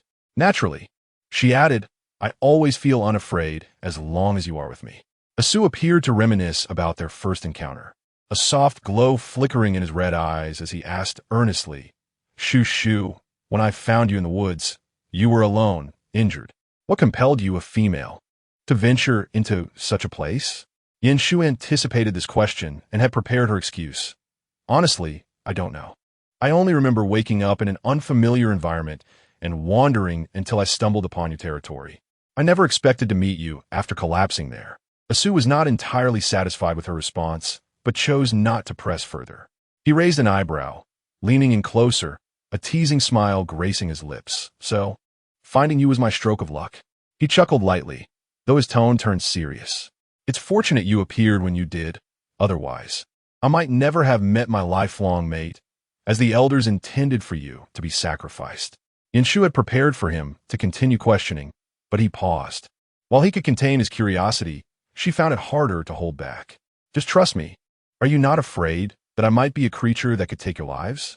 She glanced at Aling, who sat behind, wary of startling her with his serpentine form. Asu chuckled, his tone light-hearted. Shu, even if you were truly some kind of monster, we would not fear it. If you were to take our lives, we would accept it. Hearing his words, Yinshu felt a mixture of resignation and amusement, her lips curving into a smile. She turned to look at Aling, who sat quietly, his gaze soft yet profound, as if everything around existed because of her. Aling sensed her gaze and gently met her eyes, a hint of tender shyness in his depths, as if afraid to disturb her world. Whispering, regardless of what you are, we are willingly devoted. Oh dear, Yinshu felt a rush of warmth. As the last crack of thunder faded, she finally spotted a hood deep within a cave. He huddled against the rock wall, his ears pressed flat against his head, trembling slightly, appearing rather pitiful. Sighing in resignation, she leapt down from Asu's back, intending to speak with him, only to realize that Asu and Aling had mysteriously vanished. Yinshu stood frozen for a moment, quickly comprehending that these two had conspired to bring her to the mountains for a respite. With a soft sigh, she approached Ahua to offer him comfort. As she drew near, he lifted his head, and upon recognizing her, his expression shifted to one of disbelief, his eyes wide with surprise. Shu, he exclaimed, staring at her. Another rumble of thunder startled him, causing him to instinctively lean closer to her, his hands gently gripping her wrist, his voice trembling with suppressed fear. Shu, what are you doing here? Yinshu softly patted his shoulder, murmuring reassurances. I was worried about you, so I came to find you. Hearing her gentle voice, Ahua's eyes brightened, and he tightened his grip on her wrist, as if terrified she might vanish. He took a deep breath, battling the unease the thunder brought, his voice quivering with surprise and reliance. Did you really come just for me? Yinshu smiled softly, reaching out to ruffle his tousled hair. Of course. What else would I be doing here? Ahua's previously taut expression finally relaxed, revealing an endearing smile, his ears twitching slightly, his demeanor becoming noticeably lighter.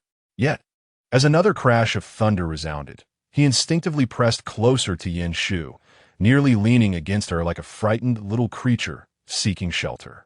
She embraced him gently, whispering, Do not fear, I am here with you. As Aho found himself enveloped in Yinshu's embrace, he paused for a brief moment, only to lean into her warmth as if seeking solace. Nestled against her chest, a look of contentment graced his features, his ears quivering slightly with a hint of delight. Yin Shu felt a wave of shyness wash over her, but upon observing Aho's innocent and dependent demeanor, she dismissed her self-consciousness and gently patted his shoulder, asking softly, "Are you so afraid of the thunder?" A sudden thought crossed Aho's mind, and urgency colored his expression. "Shu, do you dislike me?"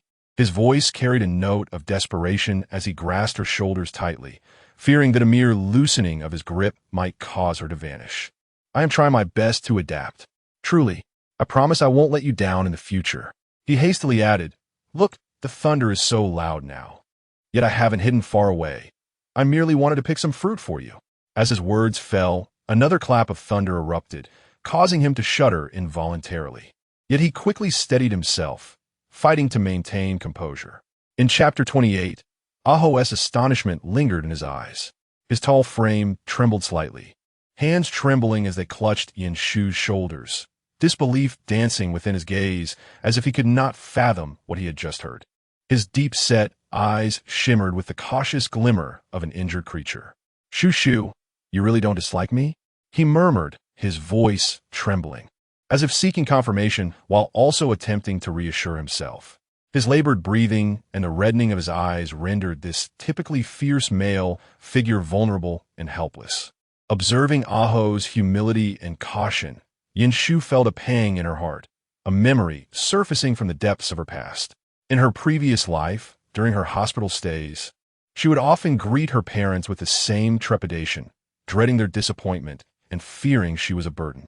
The longing for acceptance and the fear of abandonment mirrored the emotions reflected in Aho's eyes. Her gaze softened, as if she could see her former self through him. A profound sense of empathy surged within her, compelling her to offer him comfort and protection.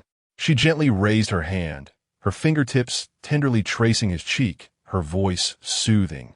"I have never disliked you, Aho." Upon hearing her words, Aho's eyes glistened with unshed tears, his lips quivering as his expression transitioned from surprise to heartfelt gratitude.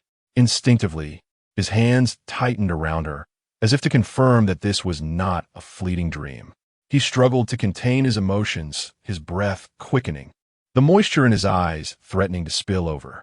Shu, he whispered, his voice hoarse yet sincere, brimming with deep affection and appreciation, radiating a poignant glow.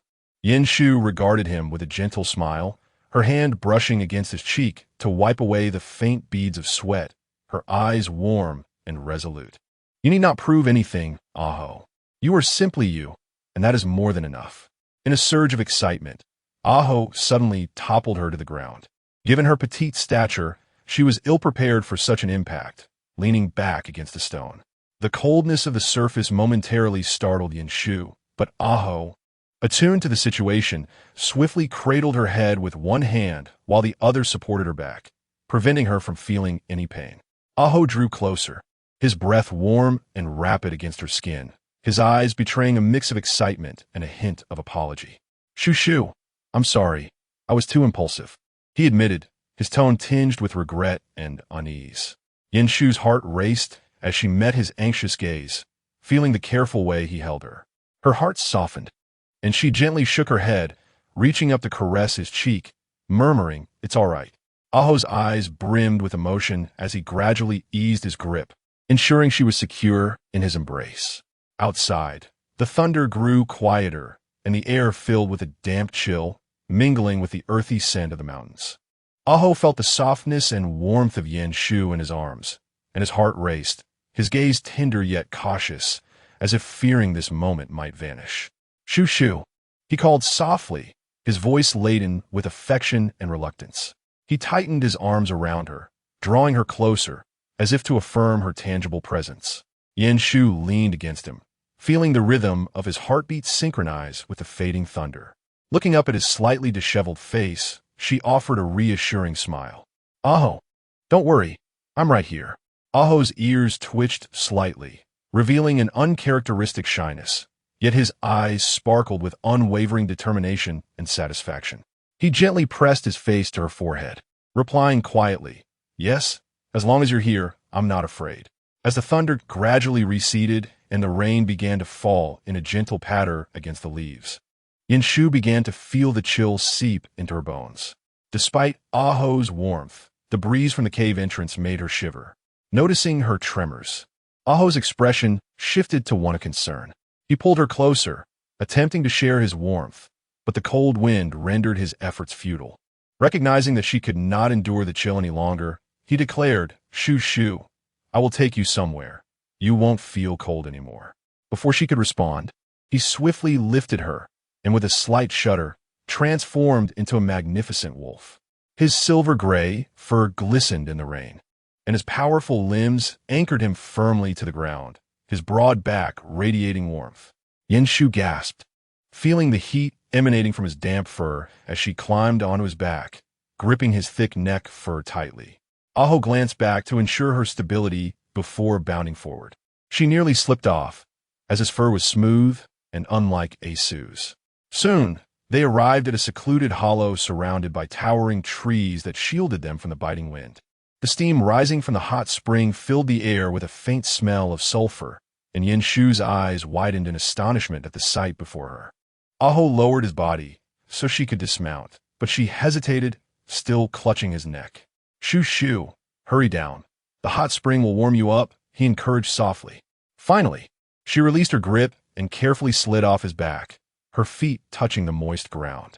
A gust of cold air made her shiver, but the warmth from the hot spring enveloped her, gradually easing her chill.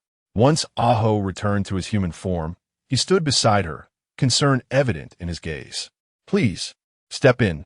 The water will warm you, and you won't feel cold anymore." As he spoke, he lowered the beast's skin garment he had been biting. Upon witnessing this, Yinshu immediately turned her head away, her cheeks flushed slightly. The males needed to remove their clothing during transformation, securing the beast's skin onto their bodies, and swiftly donning their garments again upon returning to human form. They had practiced this since childhood, mastering the skill to the extent that they could dress themselves almost instantaneously after regaining their human shape. All she heard was a splash on the water surface, and before she could turn back, she felt a warm, damp hand grasp her wrist. Yinshu gasped in surprise. Turning her head, she saw him standing in the hot spring, the steam shrouding his outline in a hazy veil, his bare skin glistening with moisture. Delicate droplets cascaded from his hair, clinging to his taut forehead, accentuating his handsome and resolute features. "Shoo shoo, come down quickly. The water will warm you. You won't feel cold anymore." His voice was deep and gentle, laced with urgency. Chapter 29. He is undressed. And even more handsome, Yinshu was reluctant to admit that she harbored a hint of a flirtatious nature. However, when Aho stood unabashedly in the hot spring, his naked form enveloped in mist, her gaze was irresistibly drawn to him. Aho's physique appeared particularly alluring amidst the swirling fog. His solid shoulders and chest shimmering softly in the light, the contours of his muscles radiating a raw, unrefined beauty. His damp hair clung to his forehead, a few strands falling over his brow, quivering slightly with each breath, exuding an untamed wildness. Yinshu's eyes involuntarily slid from his shoulders to his waist, and then she instinctively averted her gaze, her ears suddenly flushed with heat. She quickly turned her face away, internally chastising herself for being so lecherous. Aho seemed entirely oblivious to her inner turmoil, slowly approaching, sending a flurry of small splashes around them. His clear, honest eyes gazed intently at her, his tone imbued with pure concern. "Shoo shoo, are you cold? Do you want me to carry you in?" Initially, Aho had wanted to pull her in with him, but Asu had mentioned that Shoo shoo preferred obedient individuals. If he were to force her, she would surely be upset. At this moment, Yinshu regained her senses, her heart racing like a drum, the warmth on her face becoming increasingly evident. She could not help but sigh internally. Some individuals, who appeared simple and honest on the surface, could unexpectedly exude such charm when undressed. Before she could utter, "I'm not cold," Aho had already leaped out of the hot spring, standing boldly before Yinshu and taking her hand. "Shoo shoo, coming quickly." Yinshu hastily tilted her head back, avoiding the overt spectacle before her, yet her heart raced even more. Aho's large hand was warm and strong, firmly grasping hers. The sensation of his touch transmitting an undeniable warmth. His eyes, clear yet brimming with sincere anticipation, seemed completely unaware of how daring his actions were. Shoo shoo, the water is really warm. Aho smiled broadly, his eyes reflecting a subtle yearning and urgency, as if he could hardly wait for her to feel the warmth of the hot spring. Clearing her throat, she endeavored to calm herself, attempting to suppress the heat on her face. All right. Aho's smile instantly brightened, as if dispelling the chill around them, revealing a row of neat, white teeth. His eyes sparkling with uncontainable joy. Gently holding Yin Shu's hand, he cautiously led her into the hot spring, creating a soft ripple in the water around them. The warmth of the hot spring enveloped her, banishing the cold outside and alleviating her inner tension slightly. Standing before her, Aho retained that simple, honest smile, droplets cascading down his forehead, falling into the water and creating delicate ripples. Shoo shoo, isn't it much warmer now? His voice was deep and gentle, tinged with anticipation. Yinshu looked up at him and nodded slightly. Yes, it's very warm. Oh my. In modern times, Aho would undoubtedly be the quintessential sunny, cheerful boy. When he smiled, the corners of his eyes curved slightly, revealing shallow dimples. His entire being seemed to carry a sunlight filter, brightening the mood of those around him. If he were in contemporary society, he would surely be the most popular boy in school, the kind that attracted cheers wherever he went. With a bright smile and innocent gaze that could effortlessly melt hearts, making others unconsciously drawn to his warmth. Yin Shu watched him, his pure enthusiasm and warmth shining through, as if no worldly troubles could ever reach him, as she found herself smiling in response. Shu Shu, what are you laughing at? Aho tilted his head to look at her. Unable to resist, she reached out to tousle his hair, feeling its softness beneath her fingertips. Seeing you smile makes me want to smile too. Aho paused for a moment, then laughed even more brightly, displaying his perfectly white teeth. He grasped her wrist, his eyes gleaming with excitement. Then Shu Shu must always stay with me. I will make sure you're always this happy. Just as Yin Shu was about to nod in agreement, she suddenly realized how closely Aho's bare body was pressed against her, the heat of his skin permeating the air, causing her heart to race. A furtive glance downward revealed droplets sliding down his firm muscles, disappearing at his waist. And she couldn't help but feel her face grow warm. His gaze remained innocent, as if entirely unaware of the intimate atmosphere surrounding them. Shu Shu, why aren't you speaking? Aho leaned in slightly closer. You're too close to me. I'm getting hot. Yin Shu pushed gently against his head, attempting to create some distance. Aho's ears drooped slightly, his expression betraying a hint of grievance, resembling a chastised little beast. He did not draw nearer, but continued to watch Yin Shu silently, murmuring, Shu Shu, do you not like me? Yin Shu gazed into his clear, somewhat pitiful eyes, her heart softening. I do like you. Then why do you always tell me to stay away? You never ask a Su or a Ling to keep their distance, only me. A hint of grievance laced Aho's voice. His lowered eyelids and those glistening eyes seemed to accuse her of favoritism. With a soft sigh, she replied gently, It's not that I want you to stay away. It's just that you're too close, and it makes me. She paused midway, her cheeks flushing slightly, unsure how to continue. Aho's eyes brightened, as if he had caught on to something significant. Shu Shu, are you perhaps shy? He leaned in slightly closer, his gaze fixated on Yin Shu as if he sought to uncover some clue on her face. Then he murmured to himself. A Su said that when Shu Shu is shy, her face turns red. Yin Shu was taken aback, her heart racing in a flurry, and she quickly turned her face away, not wanting him to see her now flushed cheeks. Clearing her throat, she stubbornly insisted, What nonsense are you spouting? It's just the steam that's making my face a bit red. Aho tilted his head, a hint of innocent skepticism and stubbornness in his eyes. But, Shu Shu, I don't think that's the case. He gradually leaned in closer, his gaze gentle yet serious. Then I will take a good look. Yin Shu shot him a glance. Her cheeks flushed with an increasing warmth. Ahwa, if you dare to come any closer, I might just... Ahwa's ears twitched slightly, and he broke into a hearty laugh. All right, I won't come too close. But, Shu Shu, You are truly adorable. I can't help but like you. Yin Shu fell into a moment of contemplation, secretly pondering. Why not simply sleep with him? After all, she would eventually be with him. And these three individuals had always harbored thoughts of her. She had already shared intimate moments with a Su and a Ling. Not having a rendezvous with Ahua would indeed seem a tad unfair, especially now, as the atmosphere was quite conducive. In that fleeting moment of hesitation, however, Ahua seemed to suddenly grasp something. He treated her words as an order and obediently took a step back, his eyes still gleaming with that innocent smile and a hint of caution. Shu, I want to come too close. If you say you don't like it, I will comply.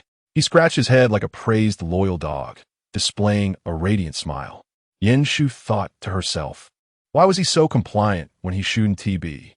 Chapter 30 Shu, I am really eager to mate with you right now. May I? Yin Shu looked at him helplessly, a tumult of complicated emotions swirling within her, leaving her both amused and exasperated. She had initially intended to take advantage of the atmosphere to make some progress, yet Ahua was behaving like a well-trained dog, making it difficult for her to take the lead. Ahua obediently began to bathe himself. His movements were skilled, with droplets cascading over his well-defined muscles, glistening under the soft light, creating a visually appealing spectacle. As he gently scrubbed himself, he occasionally stole glances at Yin Shu. When he caught her gaze, he immediately lowered his head, his ears turning crimson, revealing a hint of shyness. After a while, he finally mustered the courage to cautiously ask, Shu, would you like me to help you wash? His voice carried a blend of anticipation and nervousness, waiting for her response. In the warmth of his gaze, Yin Shu felt an unexpected surge of boldness. She slowly raised her hand to loosen her garments, the motion deliberate and composed, revealing her snow-white shoulders. In the mist, her skin appeared like jade, glowing faintly. Upon witnessing this, Ahua's face turned beet red, his ears practically steaming. He froze, unsure where to direct his gaze, hastily averting his eyes while stammering, Shu, do you really want me to help you wash? Yin Shu, having loosened her garments and seeing Ahua rooted to the spot with his face flushed like a ripe apple, deliberately raised an eyebrow and teased, what's wrong? Don't you want to help? Then I'll do it myself. At her words, Ahua snapped back to reality, flailing his hands in a panic. Shaking his head vigorously, his voice laced with urgency. No. Shu, I want to help you. I'm just a bit. His face grew even redder as he struggled to articulate himself. Attempting to steady his breath, he inched closer, yet his nervous palms began to sweat, making his movements somewhat clumsy. Consequently, water splashed around the edges of the hot spring with his hurried steps, creating a gentle sound. When he reached Yin Shu's side, he cautiously placed his hands on her shoulders, his touch exceedingly gentle. Upon making contact with her smooth skin, his breath quickened slightly, but he endeavored to maintain his composure, concealing the excitement brewing within. The warm water gently lapped around them, accompanied by the warmth of his hands gliding over her shoulders, allowing Yin Shu to feel his carefulness and sincerity in every motion. Stealing a glance at his face, she noticed that his usually earnest expression appeared particularly focused and handsome, tinged with an almost imperceptible tension. Shu, are you comfortable? Ahua asked softly, his tone imbued with concern and apprehension. Yin Shu's lips curled into a slight smile as she playfully teased, it's quite pleasant. Your seriousness makes me feel a bit shy. Ahua chuckled shyly. His movements were tender as his hands glided over her shoulders and arms, imbued with a sense of caution and nervousness. Amid the soothing sounds of water, he unexpectedly felt his hand brush against a soft area. His entire body stiffened as if struck by lightning, his breath quickening and a blush spreading rapidly across his ears. Yin Shu blinked in surprise, her pupils narrowing. She had assumed that the atmosphere would allow things to progress naturally. However, Ahua abruptly halted his actions, his hands suspended in midair, even his breathing becoming cautious. He slowly lifted his gaze to meet hers, his eyes reflecting uncertainty and yearning, and asked quietly, Shu, I really want to mate with you now, may I? Ahua's words left Yin Shu momentarily speechless, her mind blank. She had never encountered such a situation where, Despite the fervent atmosphere, he could pause and ask such a question with a flushed face. The air was thick with the steam of the hot spring and a restless anticipation, as Aho's clear eyes brimmed with expectation and uncertainty. Resembling a small creature awaiting a command, fearful of overstepping boundaries. The redness in his ears spread to his cheeks, his breath quickened. Yet he continued to anxiously await her response. Yanshu's heart raced with a mix of embarrassment and excitement at his sudden candor. "What will you do if I say no?" Upon hearing her question, Aho stiffened, the anticipation in his eyes swiftly replaced by disappointment. He bit his lower lip, seemingly striving to steady his emotions, and replied softly, "Then I will endure and wait until you are willing." As she gazed at the tall yet somewhat uncertain male before her, she felt that this moment was more touching than any words could convey. No, she thought she should merely be driven by desire. "Come here." Yanshu beckoned him with her finger. Upon seeing her enticing gesture, Ahoa ignited with excitement, his eyes sparkling with surprise and eagerness. His breath caught, his ears flushed crimson, and his heart raced as if it would leap from his chest. "Shoo shoo," he murmured, his voice low and husky. He approached her, his body rigid yet cautious, as if fearing this was merely a dream. Observing his flustered demeanor softened Yanshu's heart. She smiled gently and said softly, "Come a little closer." Yanshu slowly opened her eyes, the surroundings a blur yet familiar. She attempted to move her fingers, a wave of soreness coursing through her limbs, prompting her to frown. In the next moment, an odd lightness overwhelmed her, as if all her fatigue had been wiped away in an instant. She paused, blinking in surprise. Just as she prepared to rise, the system's voice unexpectedly cut through the silence. "Host, you have been in a deep slumber for 3 days. This is a protective mechanism of the system, forcibly restoring your body to an acceptable state. Host body values have also dropped to -105. Yanshu." Upon hearing that her bodily values had plummeted, she bolted upright and hastily inquired, "Has it really dropped to -100? Can it continue to decline?" The system's voice remained as calm as ever. "Yes, host. If bodily values continue to decrease and reach -200, your life force will cease entirely, and the system will lose its protective capacity over you." Yanshu suddenly felt a sense of urgency. She had not anticipated that her body's metrics could plummet, falling to a staggering -200 with no hope of recovery. Gritting her teeth in frustration, she was consumed by a fiery anger. Memories of Aho's earnest yet overly enthusiastic demeanor flooded her mind, a stark contrast to Asu and Aling, who clearly understood the art of moderation. This only deepened her exasperation with Aho's excessive fervor, leaving her too fatigued to refuse his advances. "This fellow is truly a reckless wolf," she mentally cursed, though her face remained composed. Restoring her health was of paramount importance. She needed to devise a plan.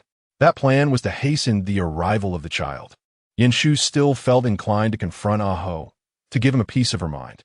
The thought of how he had clung to her while she was unconscious, unaware of how many times she had drifted between consciousness and oblivion, fueled her irritation. Chapter 31. Am I arriving at an opportune moment? As soon as Yanshu stepped outside, her footing unsteady, she was swept up in warm arms. Startled, she looked up to find Aling's concerned gaze. Typically reserved and composed, Aling was displaying an unexpected assertiveness. "Aling," she began, only to be interrupted. "You're barefoot and without a coat. You'll catch a chill," he admonished gently, his voice low and laced with undeniable concern. He cradled her as if afraid a mere breeze might harm her, intent on returning her to the safety of her room. Just as they reached the threshold, Yanshu gently shook her head to halt his progress. "Aling, wait." Her keen ears caught a sound from outside, causing her brow to furrow slightly. "Carry me outside to see." After a moment of hesitation, a flicker of worry crossing his features, Aling nodded and steadily carried her outside. The moment they crossed the threshold, Yanshu beheld a startling sight in the courtyard. Aho knelt there, bare-chested and clad only in shorts, a massive stone resting on his shoulders, his expression a tumult of deep regret and guilt. Standing nearby, Asu crossed his arms, coldly observing Aho with a stern tone, "I warned you to be mindful, yet you've put Shu Shu's health at stake." Do you even comprehend the gravity of your actions? Upon hearing Yin Shu's footsteps, Aho immediately lifted his head, his eyes momentarily alight with excitement and joy, only to be swiftly engulfed by profound remorse and shame. He froze, fists clenched tightly, veins bulging, struggling to suppress the urge to rise. Shu, his voice emerged low and hoarse, tinged with anxiety and regret, each word a laborious effort. He yearned to rush to her, to embrace her and confirm her safety, yet the weight on his shoulders and the burden of guilt kept him rooted in place. Lowering his head, the tousled hair obscured the moisture gathering in his eyes, his voice trembling slightly. I'm sorry. I should not have let you get hurt.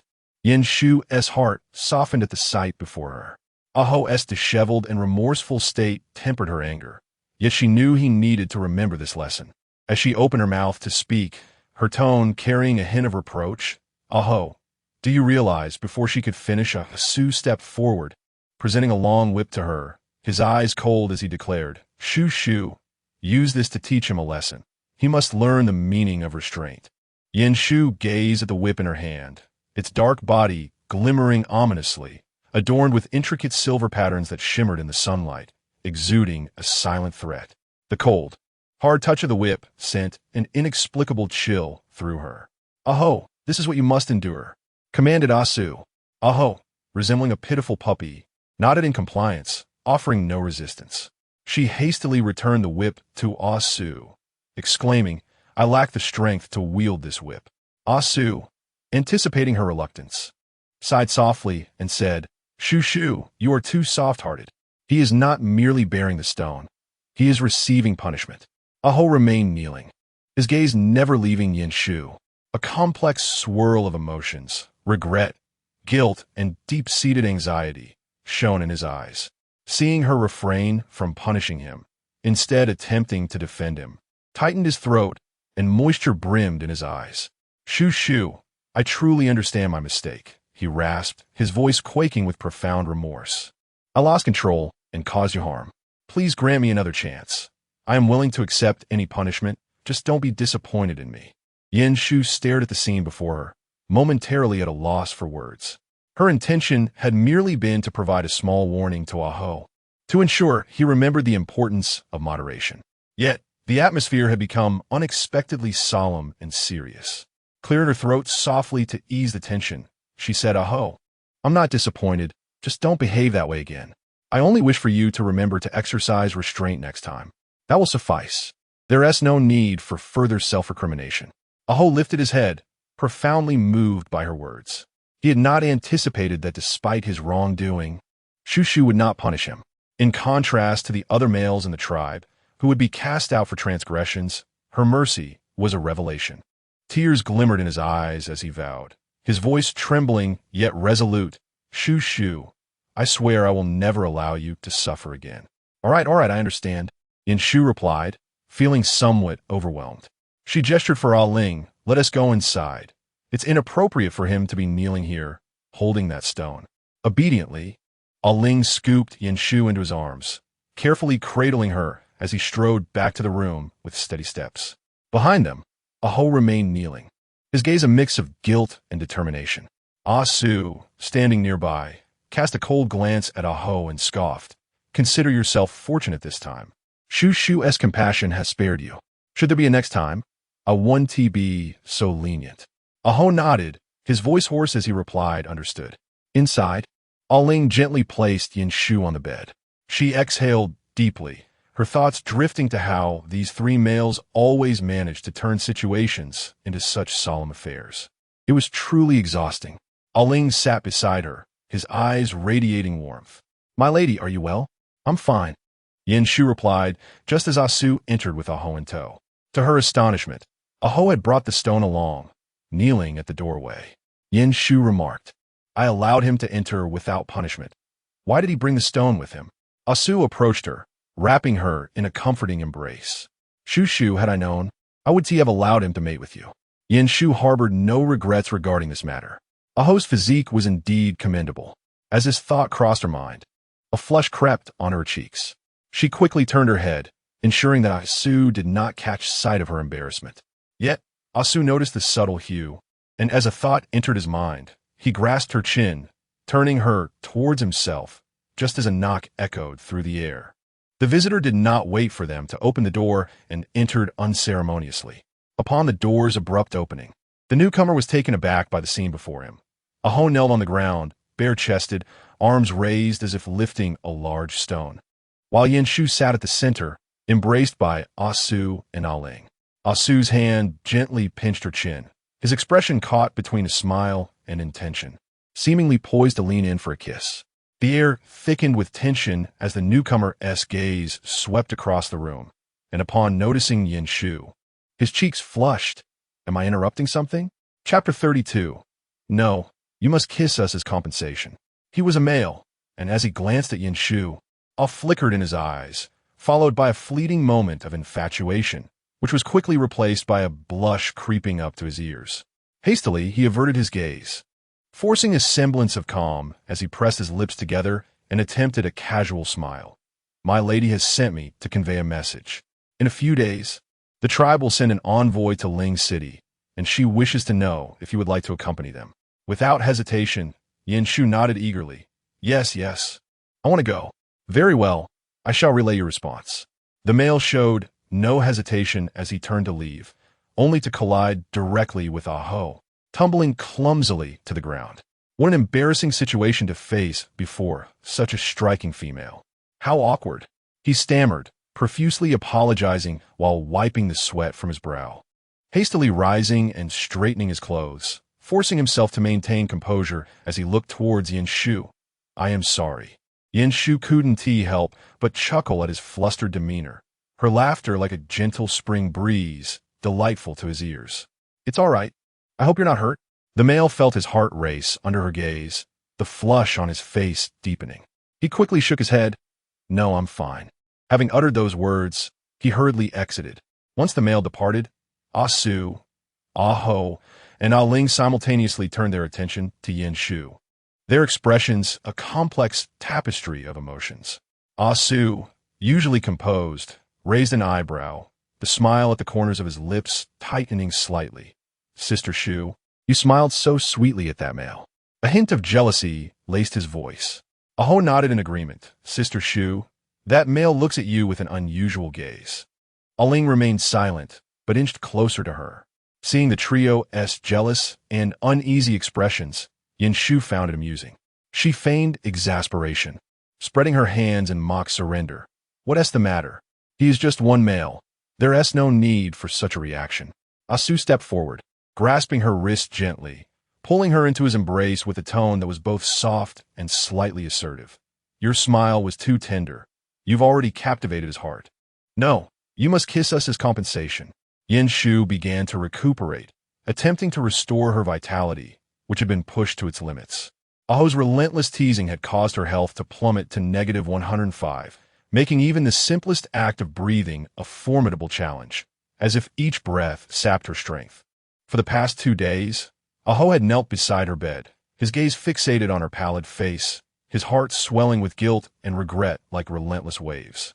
He clenched his fists, knuckles turning white, the remorse within him indescribable. Sister Shu, I'm sorry, Aho murmured, his voice hoarse and laden with anguish. Asu stood by, his voluminous tail wrapped protectively around Yanshu, emanating warmth and enveloping her in a gentle cocoon. His eyes reflected regret and self-reproach as he softly spoke. Sister Shu, it is also my fault. I should not have permitted him to mate with you. Aling remained steadfast, ever vigilant at her side. Yanshu observed the trio's concerned expressions, her heart warming slightly.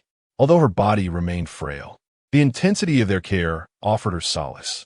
She mustered a weak smile and waved her hand gently. I truly am fine. Please don't worry so much. Your gazes are making it hard for me to sleep. Aho lowered his eyes, his voice thick with emotion. But if it weren't for me, you wouldn't have. Yanshu placed her hand lightly on the back of Aho's. Her fingers were warm, and the contact startled him. If he continued down this path, I might genuinely become upset. She feigned seriousness, furrowing her brow in mock anger. Aho shook his head vigorously, but before he could protest, Asu's fluffy tail swept him up, and with a startled yelp, he was unceremoniously ejected from the room. He landed awkwardly on the grass outside, his mouth twitching in indignation as he glared at the closed door, feeling utterly humiliated. As the day arrived for the envoy to set off for Ling City, Yin Shu's face radiated uncontainable excitement. She had dressed meticulously and arrived at the tribal square, her eyes sparkling with anticipation as she surveyed the readying party. At last, I can venture out and experience the world. Asu stood behind her, his brow slightly furrowed, his tail coiling with apprehension. His voice was soft yet earnest. Sister Shu, your health has just improved. Such a long journey may exhaust you. Why not stay home to recuperate? Once you are fully recovered, we can go together. Aho and Aling stood silently nearby, their eyes betraying their concern, clearly in agreement with Asu's sentiments. Aho spoke gently, his tone measured and tender. Sister Shu, you are not yet fully recovered. We are genuinely worried about you. Before he could finish, Aling nodded in quiet affirmation.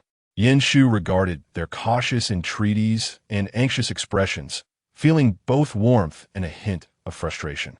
However, she was determined to go shopping. Unless she were to bear a child, which would reward her with health points, she could not remain in this state indefinitely. She offered a gentle smile. I am feeling much better, and with all of you by my side, what is there to fear? I know you will take good care of me. Asu sighed softly, ultimately unable to deny her wish. He stepped forward, enveloping her in a tender embrace and murmuring, Very well, we shall accompany you. As preparations commenced, an unwelcome sound of footsteps approached from a distance. The female Xiaoluogu arrived with several other females, her face a mask of reluctance and displeasure. She frowned, her gaze sweeping over Yin Shu and her three male companions, a flicker of jealousy and frustration crossing her features. Yin Shu, the tribe's elder has instructed us to form a team, Xiaoluogu stated coldly, her tone laced with reluctance, so we can look out for one another on the journey. Yin Shu gently shrugged her shoulders, responding with a nonchalant "oh." Her tone was calm, infused with a hint of indifference towards the arrangements made. Xiaoluogu's gaze involuntarily lingered on the slight protrusion of Yin Shu's abdomen, with a flicker of jealousy and resentment flashing in his eyes, causing him to clench his teeth tightly, producing a faint creaking sound. The surrounding females cast curious and astonished glances her way, whispering amongst themselves about her pregnancy. Yin Shu's frail figure contrasted sharply with the news of her expectant condition, inciting even more curiosity and envy among them. I heard she is carrying a serpent spawn, one of the females murmured, her voice tinged with palpable envy. I also have a male from the serpent clan. I hope I too can bear a serpent spawn, another older female chimed in, her tone laced with hope. Xiaoluogu, overhearing their words, snorted softly, questioning whether this frail body could even endure childbirth. Intentionally raising her voice, she injected a tone of blatant provocation and disdain. The surrounding females recalled Yin Shu's frail health, sighing collectively, their eyes filled with pity.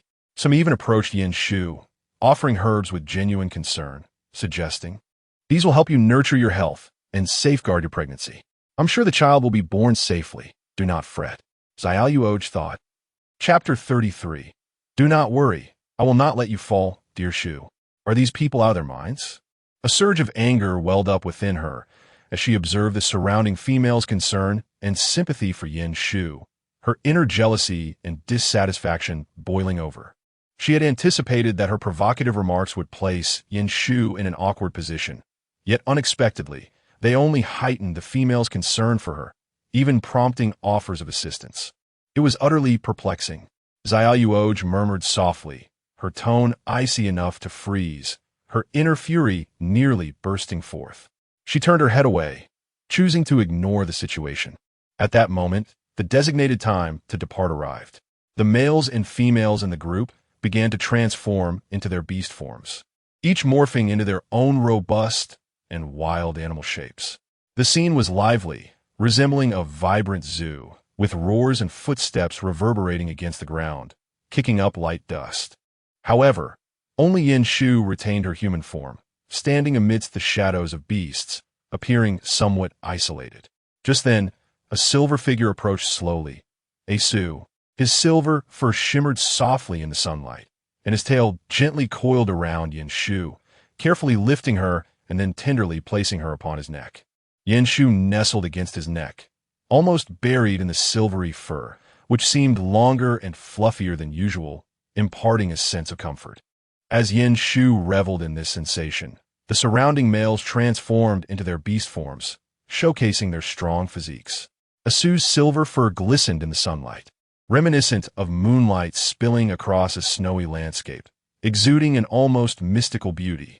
Several male foxes in the group caught sight of him, involuntarily pausing, their eyes shining with envy and astonishment. One of the males, who was relatively familiar with Asu, approached him, his eyes sparkling with curiosity as he asked, "Asu, have you recently consumed something extraordinary? You seem even more striking in your beast form than before. It's truly enviable." In the beast world, males often invest considerable time in grooming themselves to attract the attention of females. The sheen of their fur and the robustness of their bodies are key metrics of a male's allure. Consequently, they silently compete with one another, particularly against those who appear exceptionally impressive in their beast forms, harboring a blend of resentment and curiosity.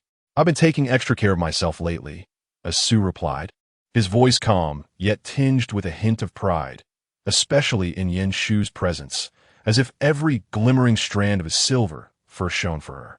Other males gathered around, their eyes sparkling with curiosity and a slight undertone of friendly rivalry.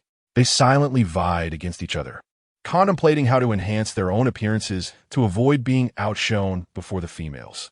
After all, in the beast world, males are willing to invest considerable time and effort to maintain their most impeccable forms to capture the attention of females.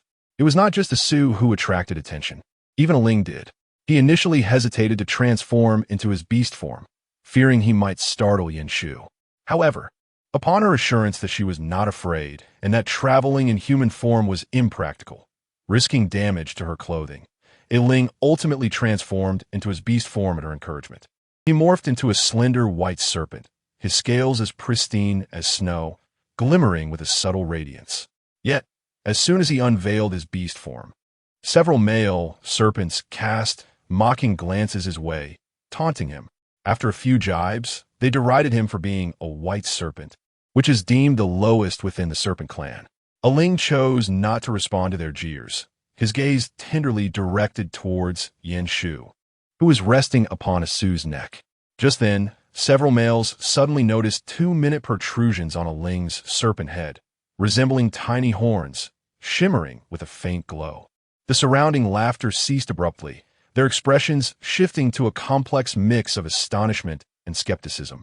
They all thought in unison, "This cannot be possible, right?" The appearance of protrusions on a serpent's forehead signifies only one thing, a sign of evolution, indicating the potential to transform into a serpent spawn. And a serpent spawn is but a step away from a dragon. Such indications are exceedingly rare among serpents, typically reserved for a select few endowed with exceptional talent. How could a white serpent possibly possess such an opportunity? Impossible. I must be seeing things. Or perhaps this white serpent is ill, causing such a transformation. The male's doubts swirled within them, clearly unwilling to accept that Ling harbored such extraordinary potential. Meanwhile, the group began to move forward, embarking on their journey to Ling City. Yin Shu clung tightly to Asu's neck. Initially, she felt anxious about the possibility of falling, but Asu was exceptionally steady. The scenery along the way was spectacular, with towering trees reaching for the clouds, their thick trunks adorned with moss, while sunlight filtered through the layered leaves, casting dappled shadows.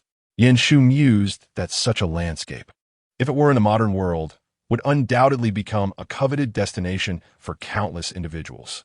Suddenly, Asu's large tail gently curled around her, securely lifting her to his head, seemingly wishing to elevate her perspective to see a broader vista. Before Yin Shu could adjust, the sensation of rising abruptly tightened her heart, and she instinctively grasped the fur atop Asu's head. Upon realizing her actions, she immediately relaxed her grip. Asu sensed her tension, his ears twitching gently. He softly reassured her, "Do not worry, I will not let you fall." Yin Shu's cheeks flushed slightly as she cleared her throat to mask her embarrassment. Gradually, She steadied herself, relaxing as she admired the magnificent view of the pristine forest from her elevated vantage point. The sunlight filtered through the distant treetops, cascading down like a golden waterfall, while the streams sparkled under the sun's rays, occasionally interrupted by the flapping of birds' wings as they soared through the treetops, emitting crisp calls. Little did Yin Shu anticipate that her tranquil journey would be abruptly disrupted by unforeseen calamity. The earth trembled violently beneath her, a deafening roar echoing like the heavens collapsing, leaving her ears ringing with a relentless buzz. The ground quaked beneath her feet, and the air was thick with dust and debris. She had believed that with Asu's protection, she would be utterly safe. However, the sudden upheaval of the earth caught her completely off guard. Amidst the fierce tremors, her vision was obscured by dust and rubble, and Asu's warm, silvery figure vanished from her sight. The surrounding clamor intensified, and her companions were scattered in the chaos. Yin Shu struggled to maintain her balance, but a vast fissure was swiftly spreading across the ground, separating her from her friends. After a moment, the ground shook violently once more, and the fissure slowly began to close, yet those familiar figures had already disappeared from her view. Asu, Awa, Aling. She cried out their names, but all she received in return was the echo of her voice bouncing off the mountainsides. Suddenly, she spotted a glimmering golden object not far away, flickering in the distance. As she prepared to take a moment to breathe, a golden flash caught her eye, shimmering intermittently behind a rock. Her heart raced, and she cautiously leaned forward to investigate, discovering that it was a snake radiating a golden glow. The serpent was long, and its scales gleamed as if forged from the finest metal. Yet, upon closer inspection, her fear began to give way to curiosity. This snake did not resemble an ordinary serpent. Two slender protrusions adorned its head, exuding an air of regality, and its scales were arranged in a manner unlike any common snake, bearing a resemblance to the mythical dragon. Instinctively, Yin Shu recoiled, her heartbeat quickening. She had no desire to approach this creature. Ever since she had been abducted by males last time, she had learned to keep her distance from unfamiliar beings, harboring no goodwill, especially towards such a mysterious and perilous presence.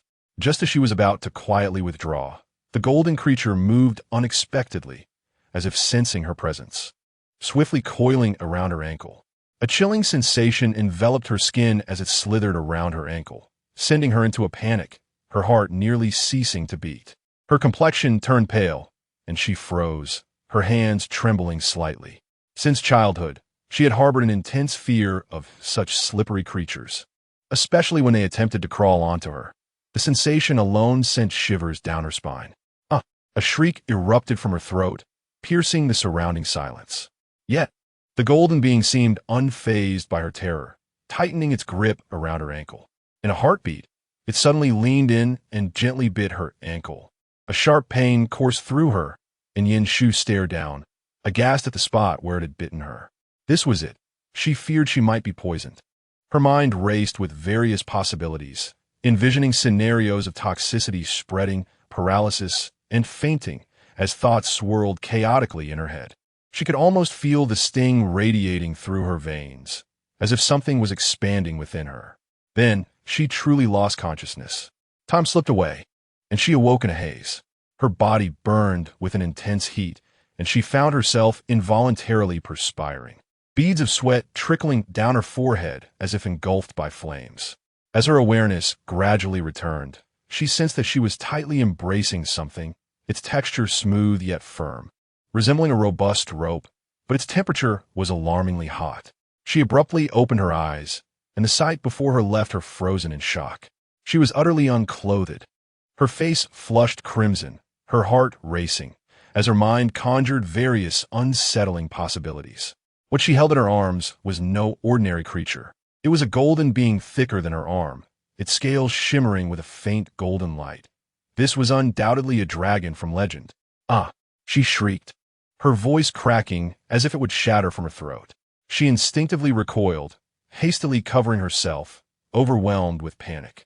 The golden dragon, however, seemed unperturbed by her reaction. It lifted its massive head, its golden eyes gazing at her with a penetrating curiosity, as if scrutinizing her closely. Yin Shu's heart raced, her complexion a whirlwind of red and white. She instinctively wanted to retreat, yet under the gaze of those profound golden eyes, she felt as though she were pinned in place, unable to move. Oh no, she thought frantically, glancing down at her body, her mind racing with thoughts until it settled on a most absurd yet terrifying possibility. Surely, she could not have mated with this golden dragon? Otherwise, how could she account for the marks on her body? Where had her clothing disappeared to? Yin Shu's face burned with shame, her breath quickening as she gazed at the golden dragon, a tumult of embarrassment and fear swirling within her. She felt utterly humiliated, her mind in disarray. How had she allowed herself to become so careless? Last time she had been forcibly taken was a warning, and now she found herself ensnared once more by an enigmatic male. Yin Shu berated herself for her foolishness. How could she have fallen into such a predicament? As her mind swirled with self-reproach and frustration, the golden dragon tilted its head slightly, seemingly sensing her emotional turmoil. Its immense golden eyes glimmered with a hint of concern. It approached slowly, lowering its head with deliberate caution, as if attempting to soothe her distress. Yin Shu instinctively shrank back, wrapping her arms tightly around herself, glaring at it. "Don't come near me." The dragon halted its advance, as if comprehending her words, and indeed it retreated a little. The heat radiating from its body lessened slightly, as though it wished to alleviate her discomfort. Yet, it did not completely withdraw. Instead, it settled a short distance away, its golden eyes still trained on her. Imbued with a gentleness she found difficult to comprehend. Yin Shu stared at it in a daze, uncertain of how to respond. She maintained her defensive stance, while rapidly devising an escape plan in her mind. At that moment, her gaze inadvertently fell upon her ankle. She recalled that before she had fainted, the creature had bitten her there. But now that she had awakened, proving she had not been poisoned, what had that bite truly signified? As she focused intently, she was taken aback. Upon her ankle appeared a peculiar symbol. It was circular in shape, and upon closer inspection, it seemed to depict a small dragon biting its own tail, forming a perfect ring. The golden mark appeared to merge with her skin, emanating a soft glow. Her heart raced. What on earth was this? Was it some form of marking? Is it still a contract? Yin Shu uneasily lifted her gaze to the golden dragon, only to find its attention also fixed upon the symbol adorning her ankle, its eyes seemingly radiating a sense of satisfaction, even imbued with a hint of tenderness. Yin Shu sighed helplessly, hastily gathering her clothes from the ground and slipping them on in a flurry. Once dressed, she shot an irritated glare at the golden dragon, her tone laced with annoyance. "Can't you transform into a human form? Doesn't this shape tire you?" Upon hearing her query, the dragon tilted its head slightly, appearing to ponder her request earnestly. Then, under her somewhat furious gaze, a flicker of golden light shimmered, and the enormous dragon form gradually diminished, its scales fading as its outline softened. Moments later, standing before her was a tall, handsome man, with golden hair cascading like a waterfall over his shoulders, and deep golden eyes that conveyed a sense of warmth. He gazed at her quietly, a faint smile gracing his lips, exuding an air of unexplainable poise and elegance. "As you wish," his voice was low and gentle. Chapter 35. She was taken advantage of by a male. Yin Shu did not anticipate the appearance of such a resplendent figure before her. The man radiated a soft, golden glow, his chiseled features strikingly defined, and his golden locks flowing like a waterfall. There was an undeniable air of nobility about him.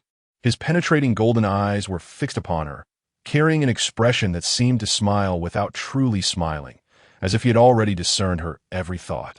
She involuntarily swallowed, her heart swirling with complex emotions. This individual, or rather this dragon, possessed a formidable presence, unexpectedly captivating, with a charm that rendered one unable to look away. Yin Shu could not help but take a half-step back, clearing her throat in an attempt to appear composed. "Why, you are the dragon from earlier?" Her words were laced with skepticism and disbelief. After all, it was difficult to reconcile the man before her with the massive creature she had encountered moments ago. The man smiled slightly, his deep voice tinged with amusement. Indeed. I apologize for startling you earlier.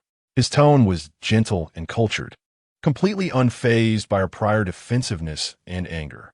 The air of nobility and his calm demeanor suggested that everything in the universe lay within his grasp, even rendering her previous distress to fade somewhat. Yin Shu inhaled deeply, striving to calm the turmoil within her, and asked, "Why did you approach me? And what is the significance of this mark on my ankle?" She looked down at the symbol that resembled a dragon biting its tail, her eyes reflecting confusion and unease. The man leaned in slightly, a gentle smile gracing his lips, his golden eyes filled with an unfathomable tenderness and focus, revealing that this symbol held great significance for him. He murmured, "This is our bond mark, signifying my promise to you." Yin Shu was momentarily taken aback. A bond? A promise? She struggled to grasp the meaning of his words. "Why?" she softly inquired, her voice tinged with confusion. Before he could respond, the previously serene sky suddenly darkened with ominous clouds, lightning flashing and thunder rumbling, a brilliant bolt cleaving through the heavens, accompanied by a deep, rolling sound. Yin Shu, caught off guard, felt the ground begin to tremble, stones cascading, and the air filled with a sense of foreboding. The man's expression shifted to one of seriousness, alertness furrowing his brow as he swiftly shielded Yin Shu with his presence, his golden eyes narrowing as if sensing something. "Here, so soon," he murmured. Yin Shu instinctively drew closer to him, her heart racing with both anxiety and confusion. The tremors intensified, the stones beneath her feet threatening to topple, while the sky crackled with a frenzy of lightning, as if an immense force was approaching. The man glanced back at her, a fleeting look of reluctance and determination crossing his face before he transformed into the magnificent golden dragon. He soared into the sky, his massive form spiraling above her, appearing especially grand and mysterious amidst the thunderous light. "I shall seek you out," he proclaimed, looking down at her, his deep voice imbued with a resolute promise, as if he intended to etch those words into her very soul. Before the echo of his words faded, he suddenly spread his wings and flew into the distance, his golden figure weaving through the storm, akin to a golden blade piercing the darkness. Yin Shu raised her gaze to his receding silhouette, her heart overwhelmed. The scene before her breathtakingly magnificent. The colossal dragon glided through the tempest, its golden scales shimmering with an enigmatic glow, as if a deity from legend had descended. Yet, amidst the awe, Yin Shu soon realized she had been taken advantage of. Not only had she been wronged, but she hadn't even learned the stranger's name. Anger and embarrassment colored her cheeks as she contemplated the absurdity of the situation. Here she was, marked by an enigmatic figure, who vanished with a casual declaration of intent, leaving her with nothing but questions. She attempted to steady her emotions, contemplating whether she should seek out Asu and the others. However, before she could take a step, familiar voices called out from a distance. "Shu Shu."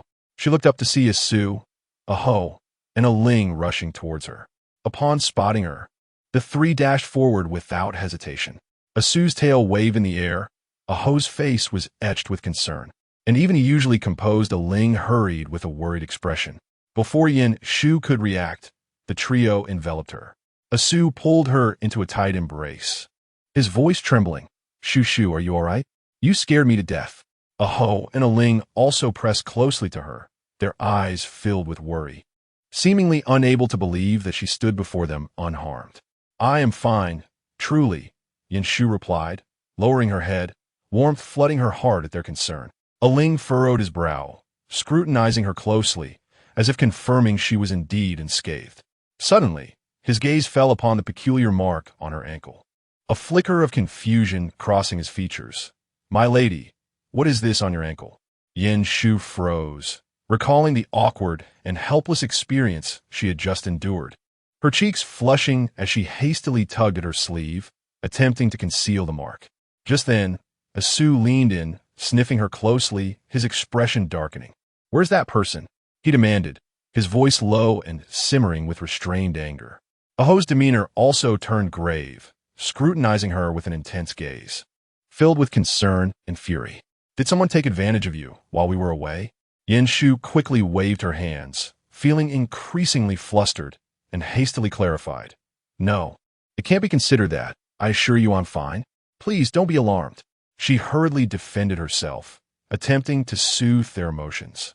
But under the gaze of 3 pairs of anxious and worried eyes, she ultimately laid everything bare. Yin Shu did not wish to conceal the truth. After all, the incident had already transpired. Taking a deep breath, she steeled herself for their disdain. The shame of her actions left her feeling utterly humiliated. However, to her surprise, Ah Su and the others displayed not a hint of contempt. Instead, their expressions were filled with profound guilt. Ah Su lowered his head, his voice laden with regret. It is our failure to protect you that left you vulnerable, allowing that individual the chance to approach you. We have not fulfilled our duty. Ah Ho clenched his fists, his expression a mix of remorse and anger. I was too careless. I never anticipated such an incident would occur.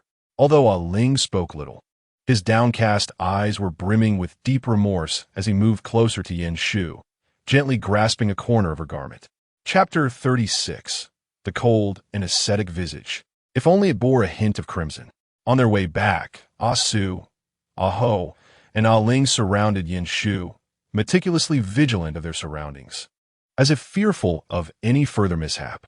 At the slightest rustle of leaves, the 3 instinctively drew closer to her, their eyes betraying an anxious vigilance.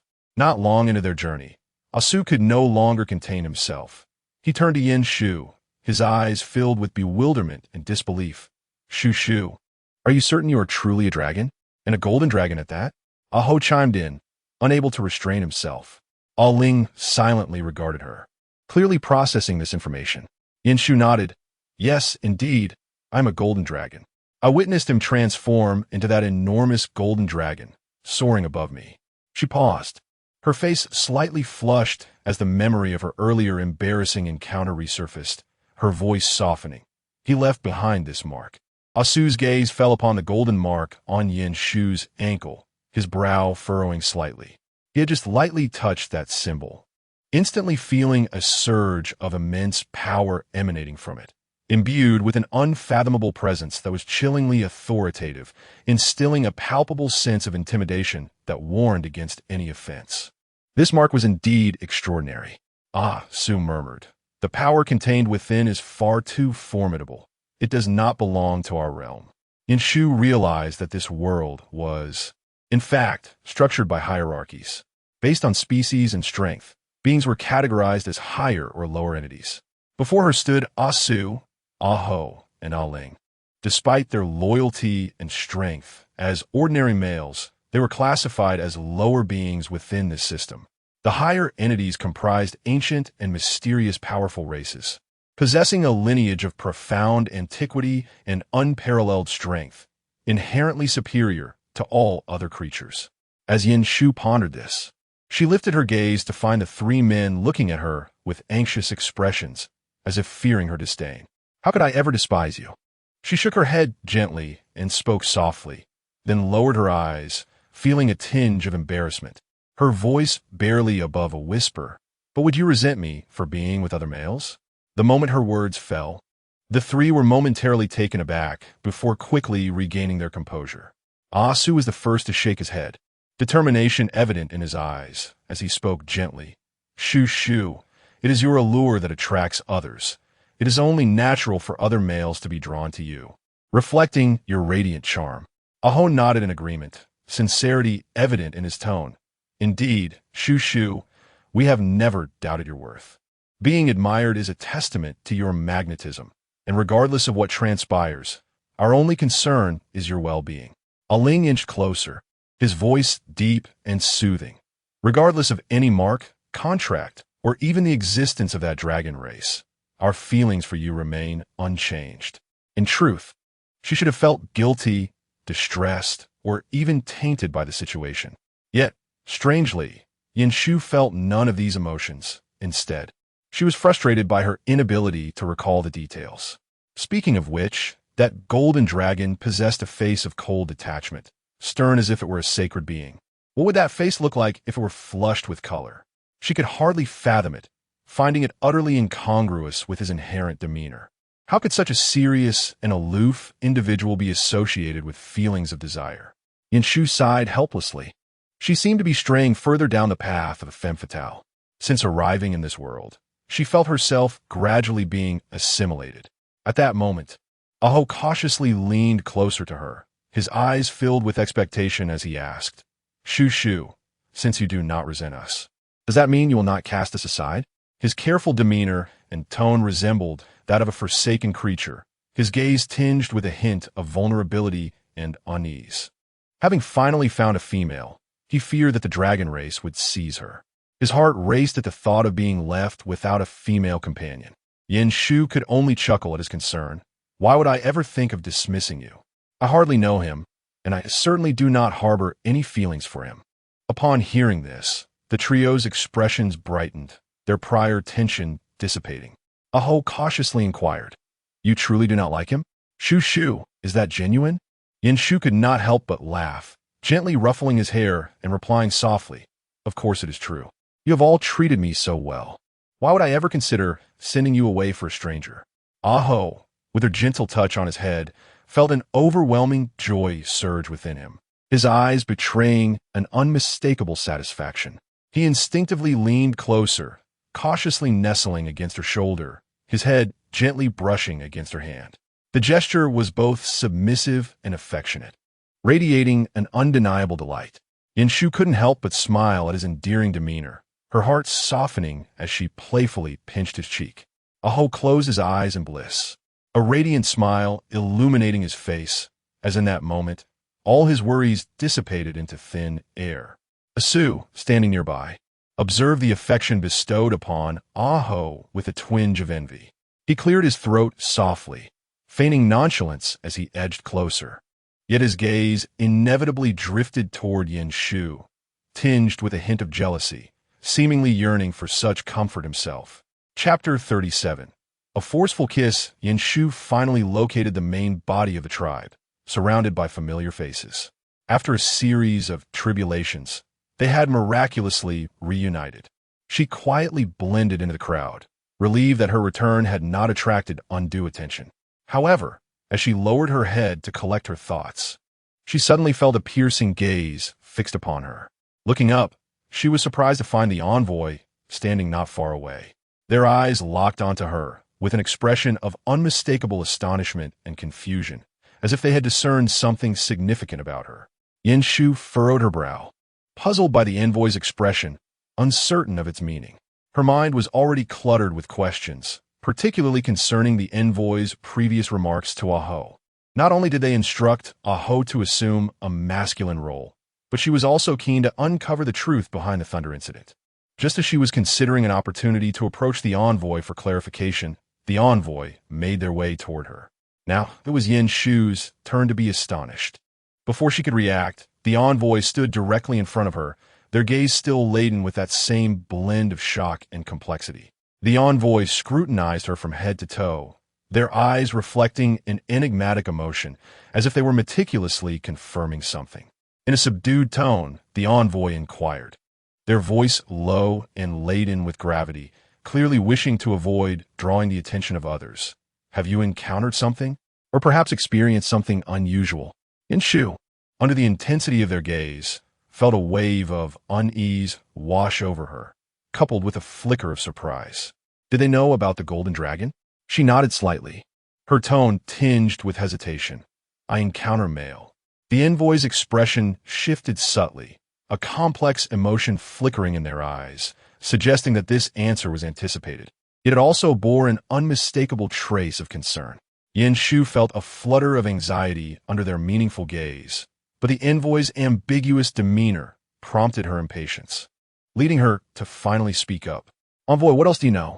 Yanshu's tone was tinged with urgency, her eyes reflecting dissatisfaction as she looked at them. Last time, with my Aho, you maintained this cryptic demeanor. Can you not simply articulate what is going on?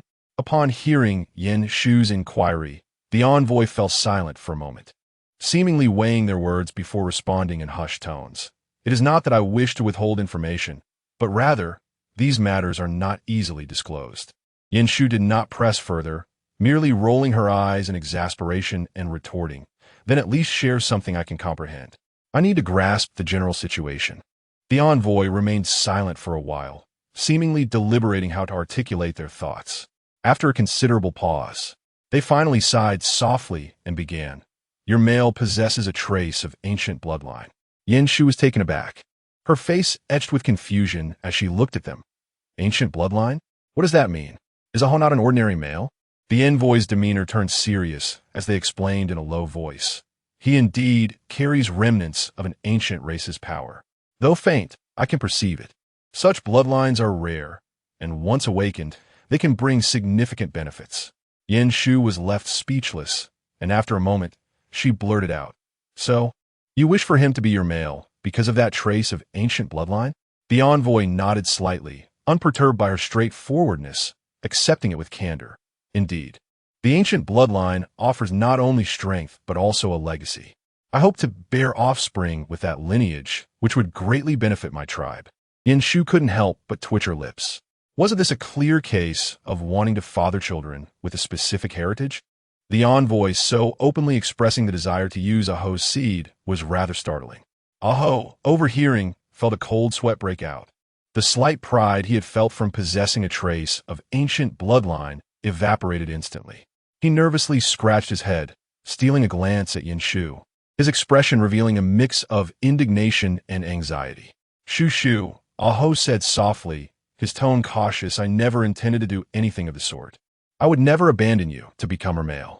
Yin Shu was amused by his pitiful demeanor, unable to suppress a laugh as she patted his shoulder reassuringly. "Rest assured, you are mine, and no one can take you away." Once the envoy departed, the atmosphere relaxed somewhat. Asu turned to Aho, speaking earnestly. "Aho, do not speak lightly of your bloodline." Sensing Yin Shu's inquisitive gaze, he continued, "Bloodlines are enigmatic. If one can awaken their power, that is fortunate, but if not, it may attract unnecessary troubles. Others might covet it, even seeking to extract something from you." Yin Shu recalled her initial encounters in this world, particularly the trouble she faced due to Asu being targeted by Sha Luo Ge, and she chuckled. "Then you must possess some bloodline as well? Otherwise, why would that formidable female be so intent on acquiring you?" Asu followed her gaze toward Sha Luo Ge, who was seated a short distance away. He quickly averted his eyes, clearing his throat awkwardly. "Perhaps it is simply because she finds me handsome." Yin Shu could not help but scrutinize Asu's exquisite visage, silently marveling at his innate beauty. This individual truly possessed a remarkable allure, with features so finely crafted that they appeared flawless, the distinction between masculine and feminine blurred. His deep, enchanting eyes exuded an irresistible charm, as if he were radiating an inner light, compelling one's gaze to linger upon him. Coupled with the occasional sultry glance he cast her way, imbued with a sense of casualness yet profound control, it felt as if he could effortlessly ensnare one's heart, rendering escape nearly impossible. Yin Shu had to concede that his charisma wielded a fatal attraction for both sexes, which explained why even Xia Luo Ge could not seem to extricate himself from his grasp.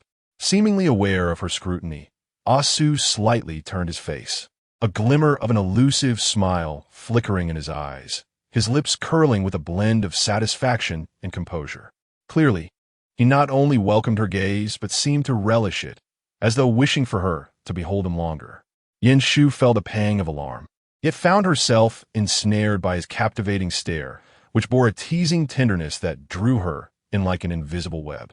She had unwittingly succumbed to his charm, akin to spiraling into an unfathomable vortex. It was only after a brief moment of daze that she realized she had grasped his chin and kissed him fervently. Chapter 38. It is better to maintain equilibrium. When Yin Shu finally regained her senses, she was startled to discover that she had indeed taken hold of Asu's chin and pressed her lips against his. Her eyes widened in disbelief, and for a fleeting moment, she froze, while Asu appeared equally taken aback by her sudden action, surprise flickering in his eyes.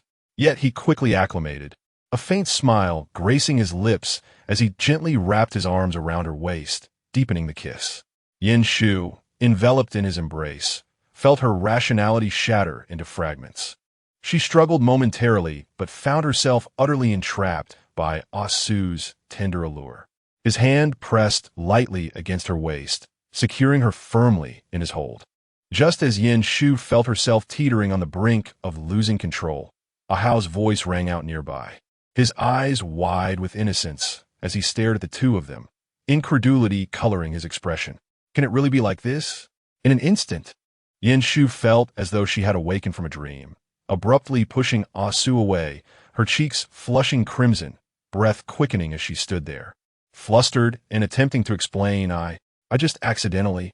Ah Su, however, remained unfazed, the playful smile still gracing his lips. His gaze gentle yet mischievous as he teased, Shu, you were rather proactive just now. You surprised me. Yin Shu shot him an indignant glare, wishing she could vanish into the ground. She bit her lip, muttering under her breath, don't get too smug. Ah Hao, observing with unabashed curiosity, could not help but inquire. Shu, does what you just did mean a kiss? At his words, Yin Shu's blush deepened, casting a sidelong glance at Ah Hao. Her tone slightly awkward, sort of, but don't go learning this recklessly.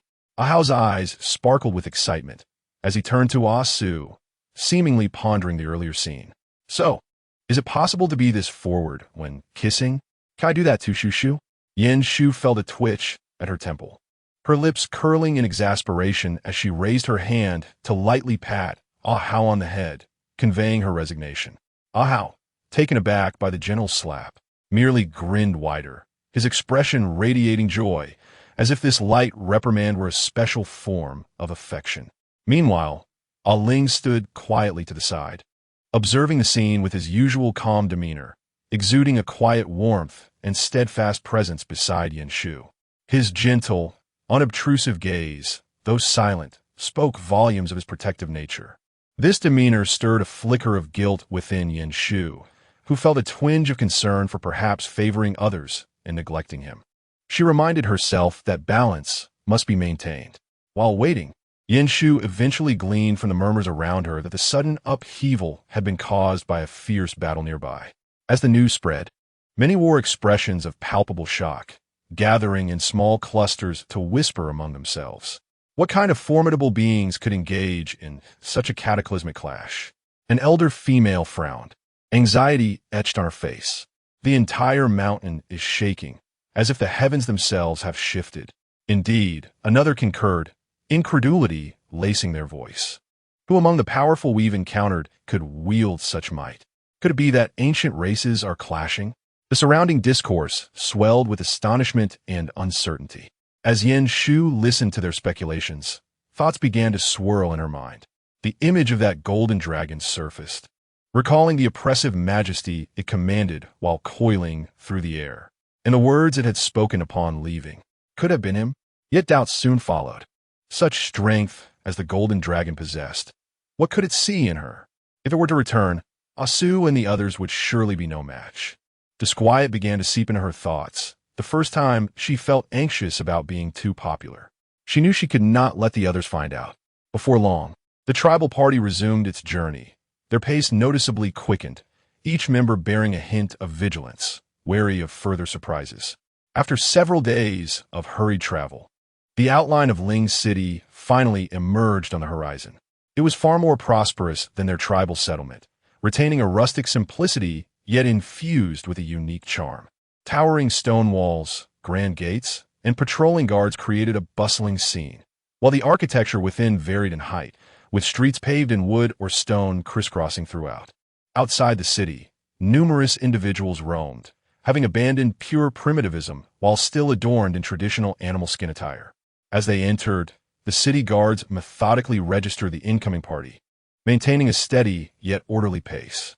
When it was Yin Shu's turn, she stepped forward, ready to announce her name. However, the moment the guard looked up, his eyes widened in astonishment. His expression transformed sharply, as if he had encountered an extraordinary presence, and he stumbled back a few steps. He quickly bowed his head, almost bending at a right angle, his voice trembling with evident fear. Your Excellency. The guard's words quivered, beads of cold sweat forming on his brow. Terrified of any potential offense, Yin Shu was taken aback, utterly unprepared for such treatment. her mind swirling in confusion as she glanced around. The other guards regarded her with a mix of awe and curiosity, seemingly hesitant to meet her gaze. Even some passing city dwellers paused, casting furtive glances her way, whispering amongst themselves, speculating on her identity. In bewilderment, Yanshu finally asked, "Do you know me?"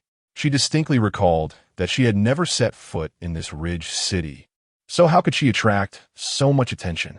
The guard remained bowed at a 90-degree angle, and upon hearing her question, his voice trembled slightly as he respectfully replied, "I dare not presume to know you, but your aura is formidable, and I would not dare to be negligent." His words became increasingly cautious, and his eyes dared not stray for even a moment. Yanshu was taken aback and instinctively glanced down at her ankle, where the mark left by the golden dragon was subtly emanating a faint glow. It must be due to this mark. She felt a wave of incredulity. This small symbol commanded such reverence. While Yanshu was lost in thought, several guards exchanged glances and cautiously approached, respectfully surrounding her to form a protective circle. "Esteemed lady, please allow us to escort you into the city," one of them murmured, his tone laced with both respect and anxiety. Yanshu opened her mouth to decline such excessive courtesy, but upon witnessing the guard's resolute and respectful demeanor, it seemed she had no choice but to acquiesce. Reluctantly, she nodded and accepted the escort. The guards carefully guided her into the city, each step imbued with solemnity and caution, as if even the slightest misstep might offend her. Bystanders halted in their tracks, their curiosity piqued by the sight of Yanshu being escorted by the guards, drawing countless gazes. Whispers circulated. What is the identity of this lady? How is it that even the guards personally escort her into the city? Not only were the passers-by captivated by this scene, but the tribal members accompanying her were equally astonished, murmuring among themselves in expressions of disbelief and confusion. What is happening? How has Yanshu suddenly become someone of importance? One tribal member asked, bewildered. "I cannot fathom it." Another echoed, their eyes following Yanshu's figure in astonishment. More tribal members began to whisper, their gazes filled with curiosity, utterly perplexed as to how the companion who had walked alongside them could, in a matter of moments, be bestowed with such noble treatment. Feeling increasingly uncomfortable under the scrutinizing gazes, Yanshu was at a loss. At that moment, a guard approached her respectfully, holding a deep red wooden plaque in both hands. "Please accept this pass," he said softly, his tone filled with deference. "With this plaque, you will enjoy special access within Ridge City." After delivering his message, he bowed his head, took a few steps back, and swiftly turned to leave, as if fearing that lingering too long would breach etiquette. Yanshu stared blankly at the red plaque in her hands, her gaze drawn to the ancient patterns embossed upon it. Soon, other members of the tribe crowded around her, their eyes brimming with curiosity, clearly astonished by the recent turn of events. They hesitated to speak, occasionally glancing at the red plaque in her hand, as if it were a rare treasure. Observing their expressions, Yanshu couldn't help but chuckle and waved her hand, attempting to dispel their doubts. "I must have been mistaken for someone else. I'm not at all like a noble person." As she spoke, she tucked the red plaque into her sleeve, feigning nonchalance. "Really? But that guard almost knelt before you." A female voice exclaimed softly, still incredulous. Yanshu maintained a relaxed smile and shrugged. It was truly a misunderstanding. Otherwise, why would they leave so quickly? Who knows what they were thinking? The group exchanged glances, still somewhat skeptical, but with Yanshu's reassurances, they hesitated to press further. Soon, upon arriving in Ridge City, everyone eagerly began discussing the items they wished to purchase, agreeing on a meeting time before dispersing. However, Yanshu could distinctly sense that a few individuals, as they walked away, couldn't resist glancing back at her, their eyes filled with uncontainable curiosity, especially Shalok. Her eyes widened, as if she had grasped some understanding. Yanshu herself was uncertain of what she had comprehended, but felt increasingly uncomfortable under her gaze, prompting her to hastily pull Ah-Su and the others away from the scene. However, after this incident, Ah-Su, Ah-Ho, and Aling appeared noticeably despondent, each wearing a gloomy expression. The typically lively Ah-Ho was unexpectedly silent throughout, occasionally stealing glances at Yanshu, his eyes reflecting a hint of anxiety. Meanwhile, the usually reticent Aling was even quieter, like a stone, trailing behind her with his head bowed, appearing more reserved than ever. Only Asu seemed relatively normal.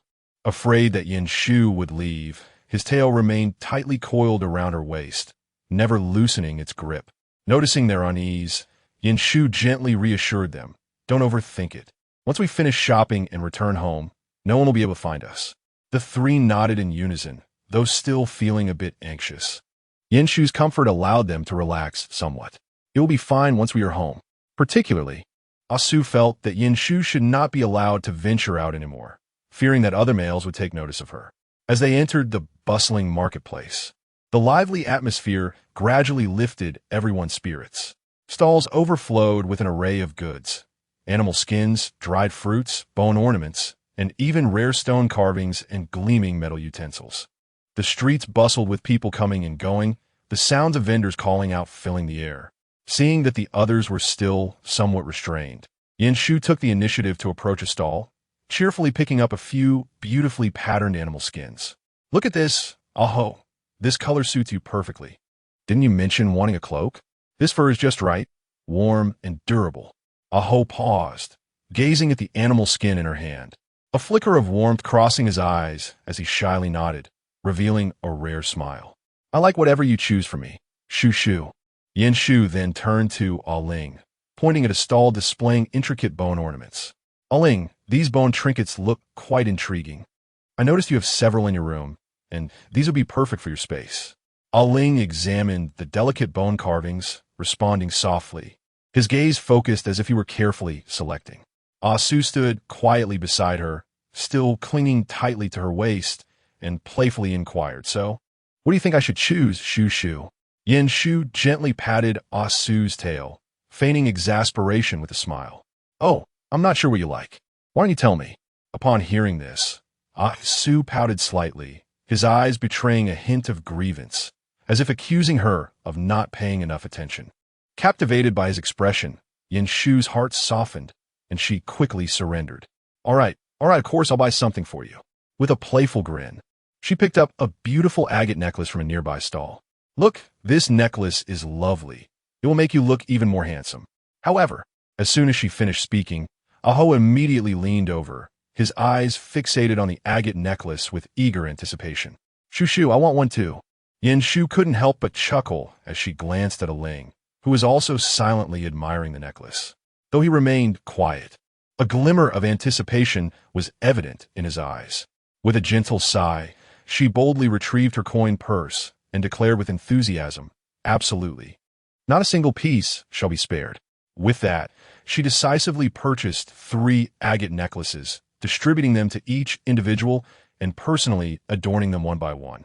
As Asu donned his necklace, his gaze softened with satisfaction, a slight smile gracing his lips. Aho, brimming with excitement, clutched his necklace tightly, his face radiating joy. Aling, on the other hand, kept his eyes downcast, allowing her to fasten it gently, a subtle smile revealing his contentment. Asu was the first to break the silence, looking at Yin Shu with tenderness as he softly said, "Shu Shu, this is truly beautiful." He leaned in slightly, his eyes filled with affection, seemingly infused with a hint of playful coyness, as if to suggest a kiss to express his gratitude. Yin Shu was momentarily taken aback, a flush of crimson spreading across her cheeks. She quickly turned her head away to mask the rapid beating of her heart, whispering, "Stop teasing." Observing this, Aho eagerly chimed in, his eyes sparkling as he grinned widely. "Shu Shu, I want one too. If you give Su a kiss, I deserve one as well."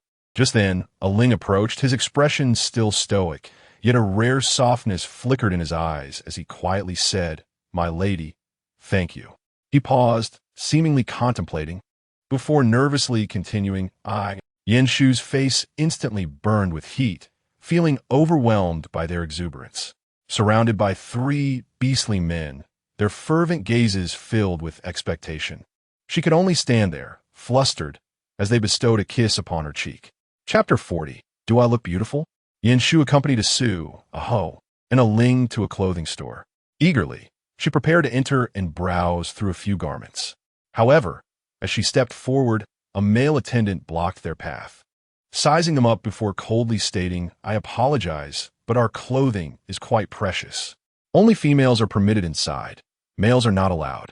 Taken aback, Yin Shu turned to Asu and the others, recognizing the rule, though the disdainful gaze and indifferent demeanor of the attendant were irksome. Before she could respond, Asu tightened his tail slightly and whispered, "Shu Shu, it's all right. We'll wait for you here," just as she was about to nod in agreement.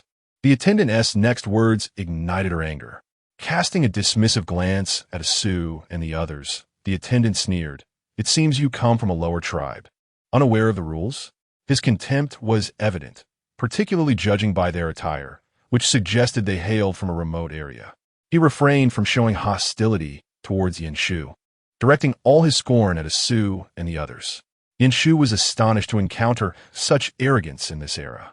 The attendant scoffed, his eyes filled with disdain, preparing to continue his tirade when his gaze unexpectedly fell upon the red wooden token at Yin Shu's waist. In that instant, his expression froze, his eyes widening in shock, the arrogance evaporating, replaced by fear and respect. He even took a step back, his voice trembling as he stammered, "Lady, I apologize for my earlier oversight. Please, you and your males may enter and select freely." Confused by the attendant's sudden shift in demeanor, Yin Shu found her words caught in her throat. She furrowed her brows and glanced down at the red wooden token. Such a small object wielded such power, casting a cold glare at the attendant. Her heart filled with disdain, she abandoned any desire to enter the store. With a slight huff, she said curtly, "No need, I shall remember you." As soon as her words fell, the attendant's face drained of color, his legs buckling as he fell to the ground. Terror etched on his face as he looked up at her, cold sweat beading on his forehead, trembling as he pleaded, "Milady, spare my life. I did not mean to offend you. Please forgive my unintentional rudeness." At that moment, the shopkeeper emerged from behind the curtain, evidently alerted by the commotion. Upon seeing the kneeling attendant and Yin Shu, the shopkeeper's expression turned grave. After being informed of the situation, she quickly grasped the context, her eyes blazing with anger as she kicked the kneeling attendant, shouting, "How dare you offend a noble? Get out of here at once." The attendant, receiving the kick, bowed repeatedly, begging for mercy, and was unceremoniously expelled from the store, fleeing in a panic. The shopkeeper then adjusted her demeanor, plastering a humble smile on her face as she repeatedly apologized to Yin Shu. "Milady, I am truly sorry. It is my foolish employee who has offended you. Please do not take it to heart." Yin Shu regarded the shopkeeper coolly, replying, "There is no need. I had no intention of entering." With that, she turned to leave. The shopkeeper's expression shifted, cold sweat forming on her brow as she stepped forward, panic in her voice. "Milady, please do not be angry. This was entirely my oversight. If you choose not to enter, my shop will surely suffer." She bent low, her demeanor anxious, even appearing somewhat pitiable. However, Yin Shu ignored her, firmly grasping Asu and the others, and turning away from the store, heading towards a neighboring establishment, still harboring some indignation. She could not fathom how anyone could look down upon her. The owner of the adjacent store did not impede her. Though the DCOR was not as exquisite as the previous shop, it appeared slightly worn. Nevertheless, for Yin Shu, who had just emerged from a secluded valley, the variety of garments was still ample, featuring capes and cloaks made from various animal hides, as well as well-tailored fabric dresses, all hanging on the racks. She selected a dress and retreated to the fitting room, her heart filled with anticipation. Moments later, she emerged, having changed into the dress and carefully arranging the hem. As she stepped out to show Asu and the others, she noticed the atmosphere in the store had quieted instantaneously. Several females selecting garments turned in unison to gaze at her, their eyes brimming with envy and awe, as though they had encountered something extraordinarily beautiful. Their eyes lingered on the dress Yin Shu wore, clearly captivated by its allure. "My goodness, that dress is stunning," one female whispered in admiration, her eyes sparkling as she gazed at Yin Shu's gown, unable to contain her excitement as she addressed the shopkeeper. "I want to try that one too. Quickly, bring it to me." Another chimed in, "Indeed, such a style is rare. How could I have missed this?" Another female stepped forward, her eyes shimmering with envy and impatience, eagerly requesting the shopkeeper to find her a dress of the same style. Yanshu cautiously navigated through the circle of females gathered in the store, feeling somewhat awkward as she approached Sue and the others, her heart yearning to escape the gaze of the onlookers. Just as she reached their side, intending to inquire about the dress's effect, she was met with a row of males standing at the entrance, their eyes fixed on her with unabashed admiration and astonishment. The females beside them immediately darkened their expressions, glaring at their males with evident displeasure at their impolite scrutiny. A few of them shot Yanshu cold glances, their gazes laced with subtle hostility, seemingly blaming her for diverting their partner's attention. As she contemplated leaving swiftly to evade their stares, Sue, Aho, and Aling had already keenly sensed the surrounding hostility and instinctively moved closer to her, carefully shielding her in the center. Feeling their protective presence, Yanshu's heart warmed, and she chuckled softly, "Don't be tense. It's all fine. Do you think this dress looks good on me?" Instantly, they seemed to ignite with enthusiasm, nodding eagerly, their eyes sparkling as they gazed at her. Asu's lips curled into a subtle smile, a gentle light emanating from his eyes as he couldn't help but praise. "It truly looks stunning. When you wear that dress, one simply cannot look away." Aho's eyes gleamed with excitement as he leaned in closer, his tone brimming with admiration. "It's absolutely beautiful, Yanshu. I never expected you to look so much better in this dress than any other female." Aling silently nodded, though he said little, the awe in his eyes revealing that she, clad in this attire, epitomized his idea of perfection. Chapter 41.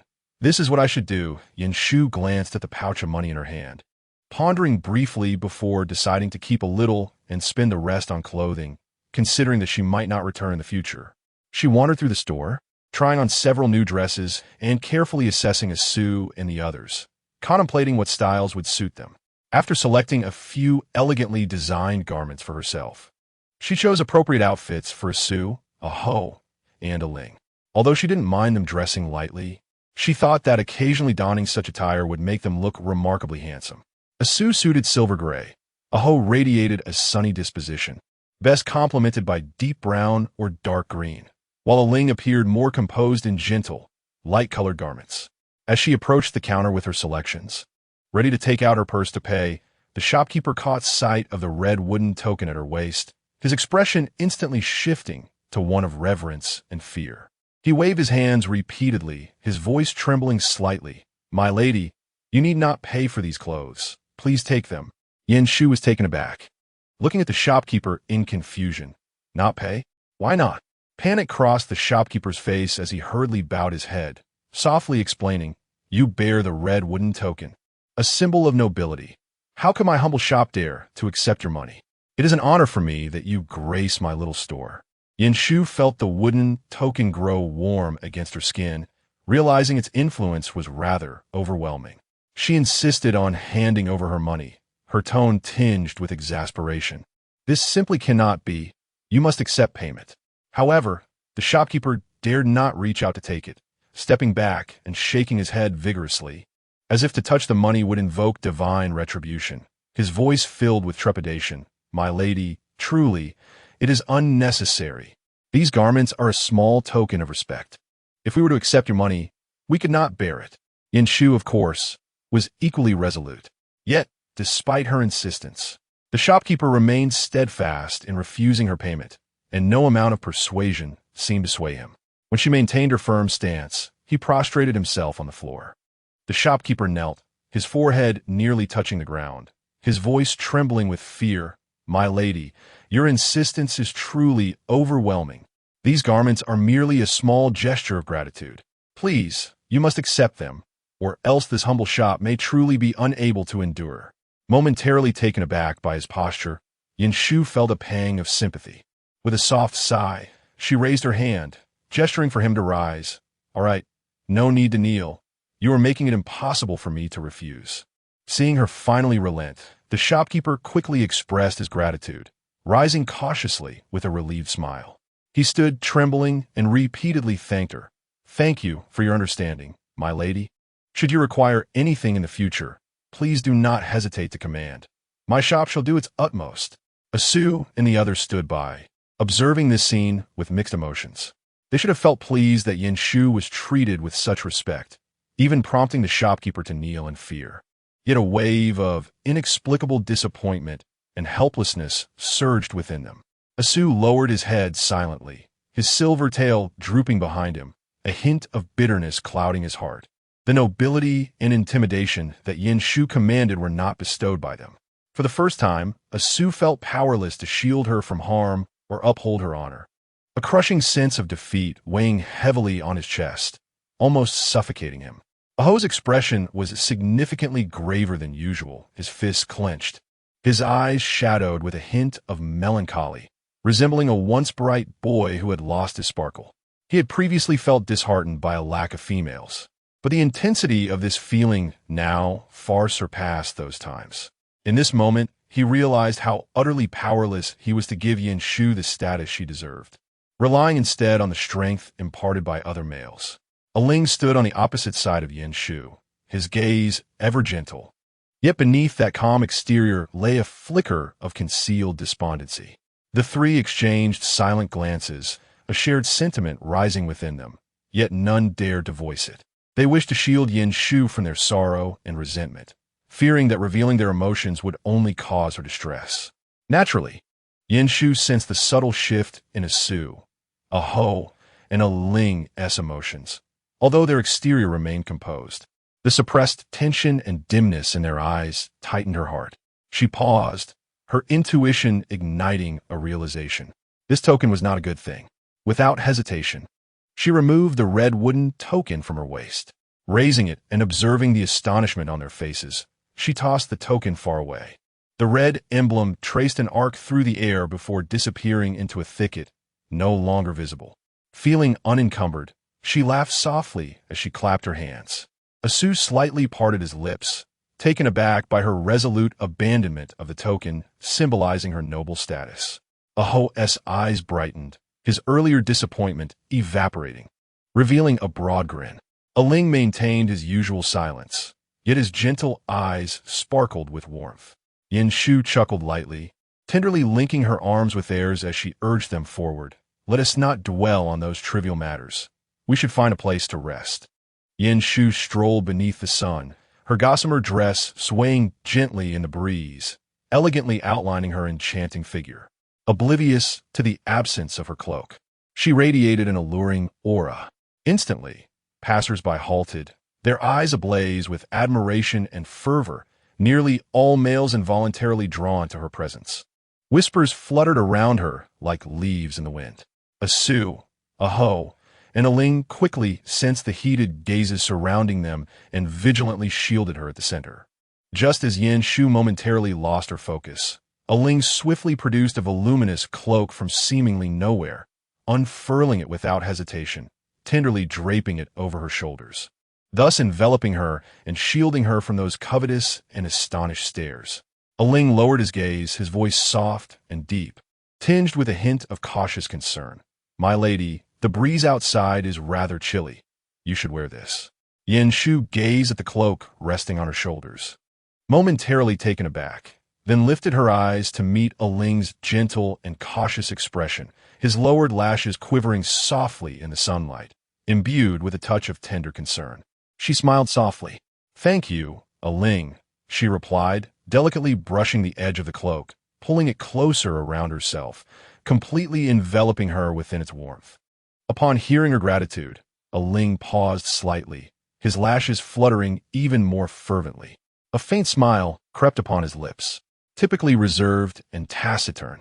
His eyes now betrayed an unmistakable satisfaction and joy, as if a simple word of thanks from Yin Shu had enveloped his heart in a gentle spring breeze. He lowered his head slightly, his voice soft and subtle. It is what I ought to do. Chapter 42. An ambiguous atmosphere among four upon returning to their dwelling with the Sioux and the others. Yin Shu immediately sensed the multitude of gazes upon her. Many from the tribe had returned earlier, gathered in small clusters, sharing laughter and conversation. Some females, initially engaged in idle chatter, brightened with excitement upon catching sight of her. Wow, Yin Shu, where did you purchase that dress? It's truly stunning. one female exclaimed, her eyes sparkling with enthusiasm as she hurried toward her. How much did it cost? Is a unique style from Ling City? Another female inquired, drawn closer, her gaze filled with intense curiosity, nearly inspecting Yin Shu from head to toe. Caught off guard by their questions, Yin Shu nonetheless responded patiently, sharing the details of where she had purchased the dress and its price. A few nearby females, upon hearing, immediately grasped her arm, bombarding her with inquiries, desperate not to miss a single detail, chattering incessantly around her. Perhaps you simply overlooked it, Yin Shu explained softly, a hint of helplessness gracing her smile. She had anticipated a more leisurely return to the tribe, yet unexpectedly, her attire had made her the center of attention, scrutinized wherever she went. The discussion surrounding her rose and fell, even prompting a few males, who were initially conversing in the corner, to turn and glance her way. Unbeknownst to her, a rumor had already spread throughout Ling City, suggesting that a beautiful female had arrived, distinguished by her striking appearance, unique attire, and elevated status. Moreover, she was accompanied by only 3 males, adding an air of mystery to her presence. This rumor swiftly circulated throughout Ling City and beyond, inciting various speculations about her identity. Without her awareness, her simple dress had become a symbol of beauty in Ling City, drawing even more attention. The following morning, as Yin Shu prepared to venture out once more, pondering a visit to Ling City to procure additional items for herself and to Sue, she overheard several females discussing a figure named Ani. She casually listened to their conversation, initially dismissing it as inconsequential chatter, until the terms red card and privilege caught her attention, causing her to pause. I've heard that female possesses an extraordinary aura, and her beauty is beyond reproach. Even the guards in Ling City salute her respectfully, refusing to accept her payment. One female exclaimed, her tone brimming with envy. Yin Shu felt a flicker of strange familiarity rise within her. Moreover, she only brought those 3 males with her. How bold of her, not fearing any trouble in Ling City. As Yin Shu stood there, her brow slightly furrowed, she thought to herself, the description is uncannily apartment. Just as she pondered this, another female leaned in and whispered, they say that female is exceptionally beautiful, her attire so unique, she appears as if she hails from a noble background. I truly wish to see what she looks like in person. Upon hearing this, Yin Shu finally realized that the rumors circulating on the street were centered around her. She stood frozen for a moment, her expression stiffening as a whirlwind of emotions surged within her. Initially intending to slip out quietly clad in a cloak, she had become the focal point of the street's attention, the subject of various rumors. With a resigned sigh, she glanced at her slightly open cloak, and after a moment's contemplation, she tightened it around herself, concealing her face, and turned to stealthily retreat to her dwelling. After taking a few steps, she overheard excited whispers. Do you think she will venture out today? After all, she only made her appearance in Ling City yesterday. I truly hope to catch a glimpse of that female's grace. Yin Shu shivered at the remark, her pace quickening, resolutely deciding that not only would she not shop today, but she had no desire to step outside at all. Upon returning to her room, she swiftly closed the door, exhaling a long breath. Just as she prepared to remove her cloak, she turned to find a Sue, a Ho, and a Ling emerging from the other room, all gazing at her with a hint of confusion in their eyes. A Ho spoke first, scratching his head in bewilderment. Yin Shu, aren't we supposed to leave? A Sue squinted slightly, a thoughtful smile playing on his lips. What's the matter? Yin Shu cleared her throat, awkwardly tugging at her cloak, striving to maintain her composure as she replied, It's nothing. I just accidentally overheard some rumors about me and thought it might be best to stay in today. Rumors? The 3 soon discerned the nature of the rumor. A silence enveloped them. Yin Shu observed their expressions, feeling a twinge of guilt for having brought up the matter. The 4 of them were huddled together in the small room. Yin Shu had merely intended to offer some comfort, yet before she could finish her words, the atmosphere had subtly shifted to one of ambiguity. Ah Su was the first to lean closer, a faint smile playing at the corners of his mouth, his eyes glinting with a hint of mischief and curiosity. His fluffy foxtail discreetly coiled around Yin Shu's waist, gently winding itself in a warm embrace. Meanwhile, Aho, typically somewhat naive, seemed to have become easily intoxicated by their intimacy since their shared experiences. At that moment, he nestled against Yin Shu's other side, subtly seeking solace, his shoulder brushing against hers, his gaze imbued with desire, yet laced with caution. Only Aling remained obediently seated beside them, quietly observing her with profound tenderness. He let his eyes fall slightly, as if not wishing to intrude, though his expression bore a hint of melancholy, as if awaiting some unspoken signal of permission. Yin Shu felt her heart race with this delicate atmosphere, her throat tightening slightly. She intended to say something, yet found herself surrounded by silence, with only their breathing echoing in the stillness. Asu narrowed his eyes playfully, leaning in with a teasing smile, and softly inquired, Shu, why is your face so flushed? Unbeknownst to him, his tail ventured further, wrapping around her waist with a hint of intimacy, the tip brushing against her side in a manner both tentative and provocative. Caught in this closeness, Yin Shu felt her composure shatter, her cheeks growing warmer. Longing to push him away but held captive by his gaze, unable to budge. Observing her flustered state, Aho, unwilling to be outdone, inched closer, his hand gently resting on her shoulder. Yin Shu instinctively held her breath, her heart racing uncontrollably. She had wished to maintain her calm demeanor. Yet with Asu's tail grazing her waist and Aho pressing nearer, it felt as though they were testing her limits, ensnaring her in a cocoon of their gentle yet teasing warmth, stirring within her a delightful shiver of sensation. Chapter 43. Could you please put on some clothes? Yin Shu's heartbeat quickened, her nearly closed eyes sensing the proximity of those around her, their warm breaths grazing her ear, enveloping her in an atmosphere thick with unspoken longing and unease. A hand gently grasped hers, the touch exquisite and warm, conveying silent care through each delicate caress. Her breath quickened, her tightly clenched hand feeling a hint of moisture, the soft contact seeming to test boundaries, wielding an irresistible force, as if declaring a long-buried emotion. Gentle fingers brushed through her hair, tucking it behind her ear, the warmth gliding over her earlobe, sending a shiver down her spine. She trembled slightly, feeling a tender force drawing near, enveloping her with an irresistible allure, as if seeking to dissolve her defenses. That cool sensation gradually spread from her hand to her fingertips, soft yet potent, as if slowly capturing her thoughts, igniting a bewildering flutter in her heart. She endeavored to calm her racing heart, wishing to create some distance. Yet the tender encirclement grew ever closer, their breaths mingling with a warmth that lingered by her ear and neck, weaving a spell of intoxicating affection. Shu, do you realize how irresistible you are? A low voice murmured, laced with suppressed emotion. In a daze, Yin Shu's mind blanked, her breath hastening in the face of their encompassing presence, and even her instinct to escape was ensnared by this gentle power, as if she had nowhere to retreat, succumbing to the warmth and desire that gradually enveloped her. Initially, she had been blissfully lost in this warmth, nearly drifting back into slumber. However, an abrupt system notification echoed in her mind like a thunderclap. Host's bodily values will decrease by 5 if not careful. Instantly alert, she felt a wave of weakness wash over her as memories of the previous night's wildness flooded her mind. Her cheeks flushed crimson. Before she could collect herself, the system's cold, pragmatic voice chimed in again. Host must pay attention to bodily health.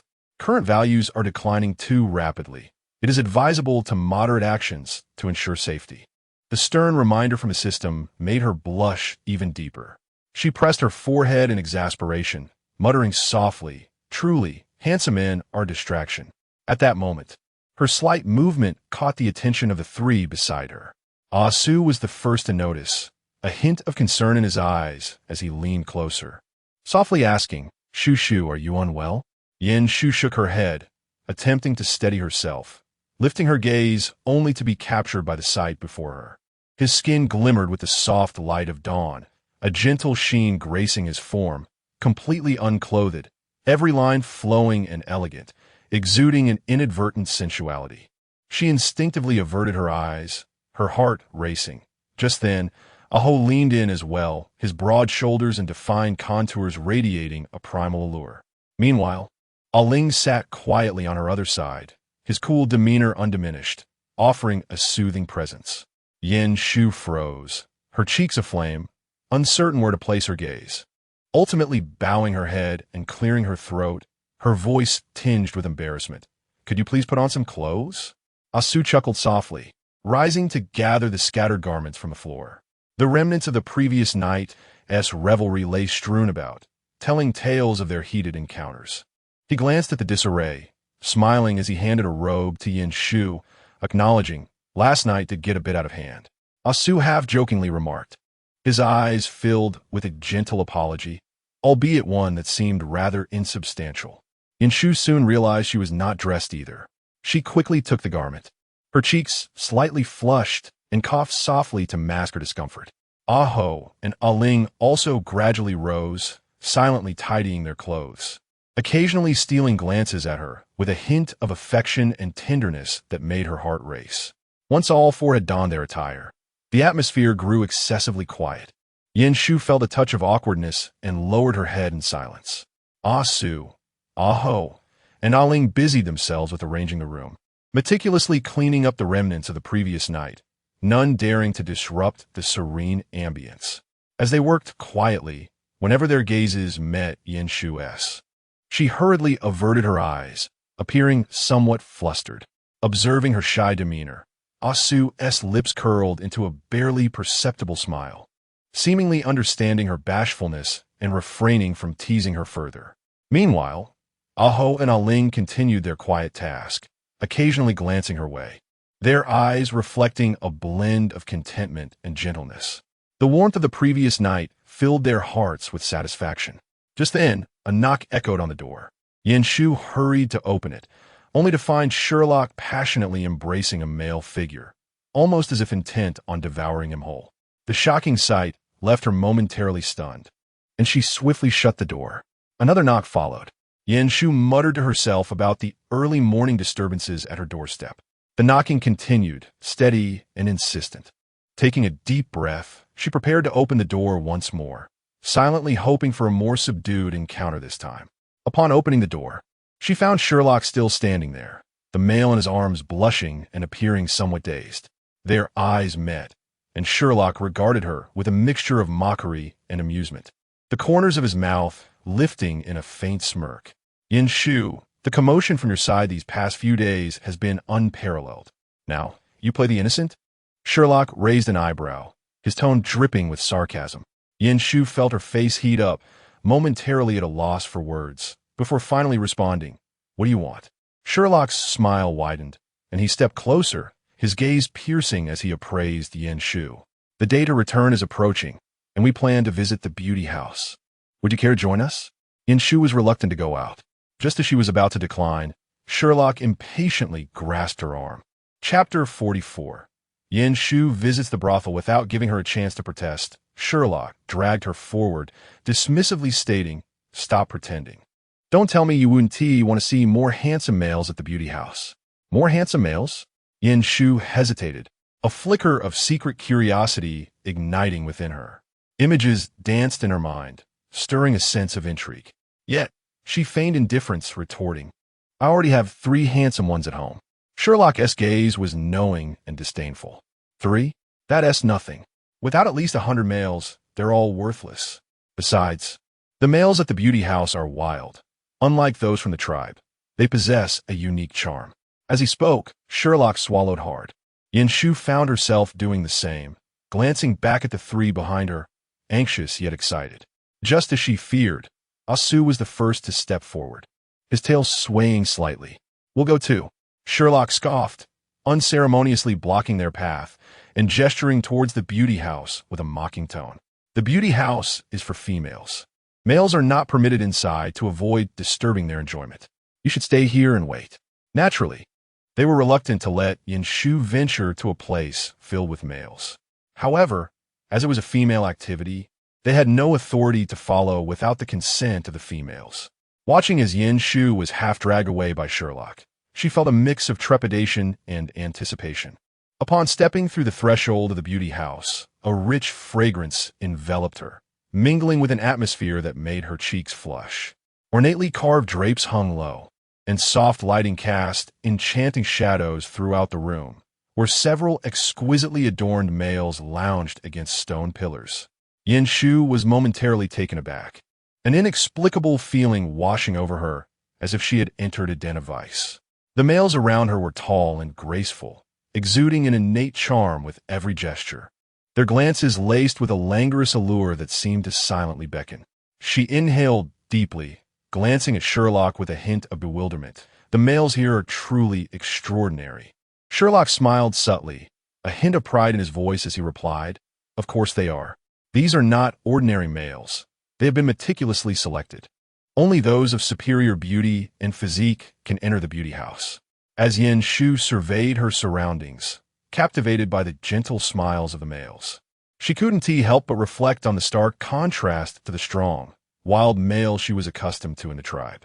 Here, they possessed a soft elegance coupled with confidence, every movement imbued with an irresistible allure, as if they innately understood how to captivate a female's gaze.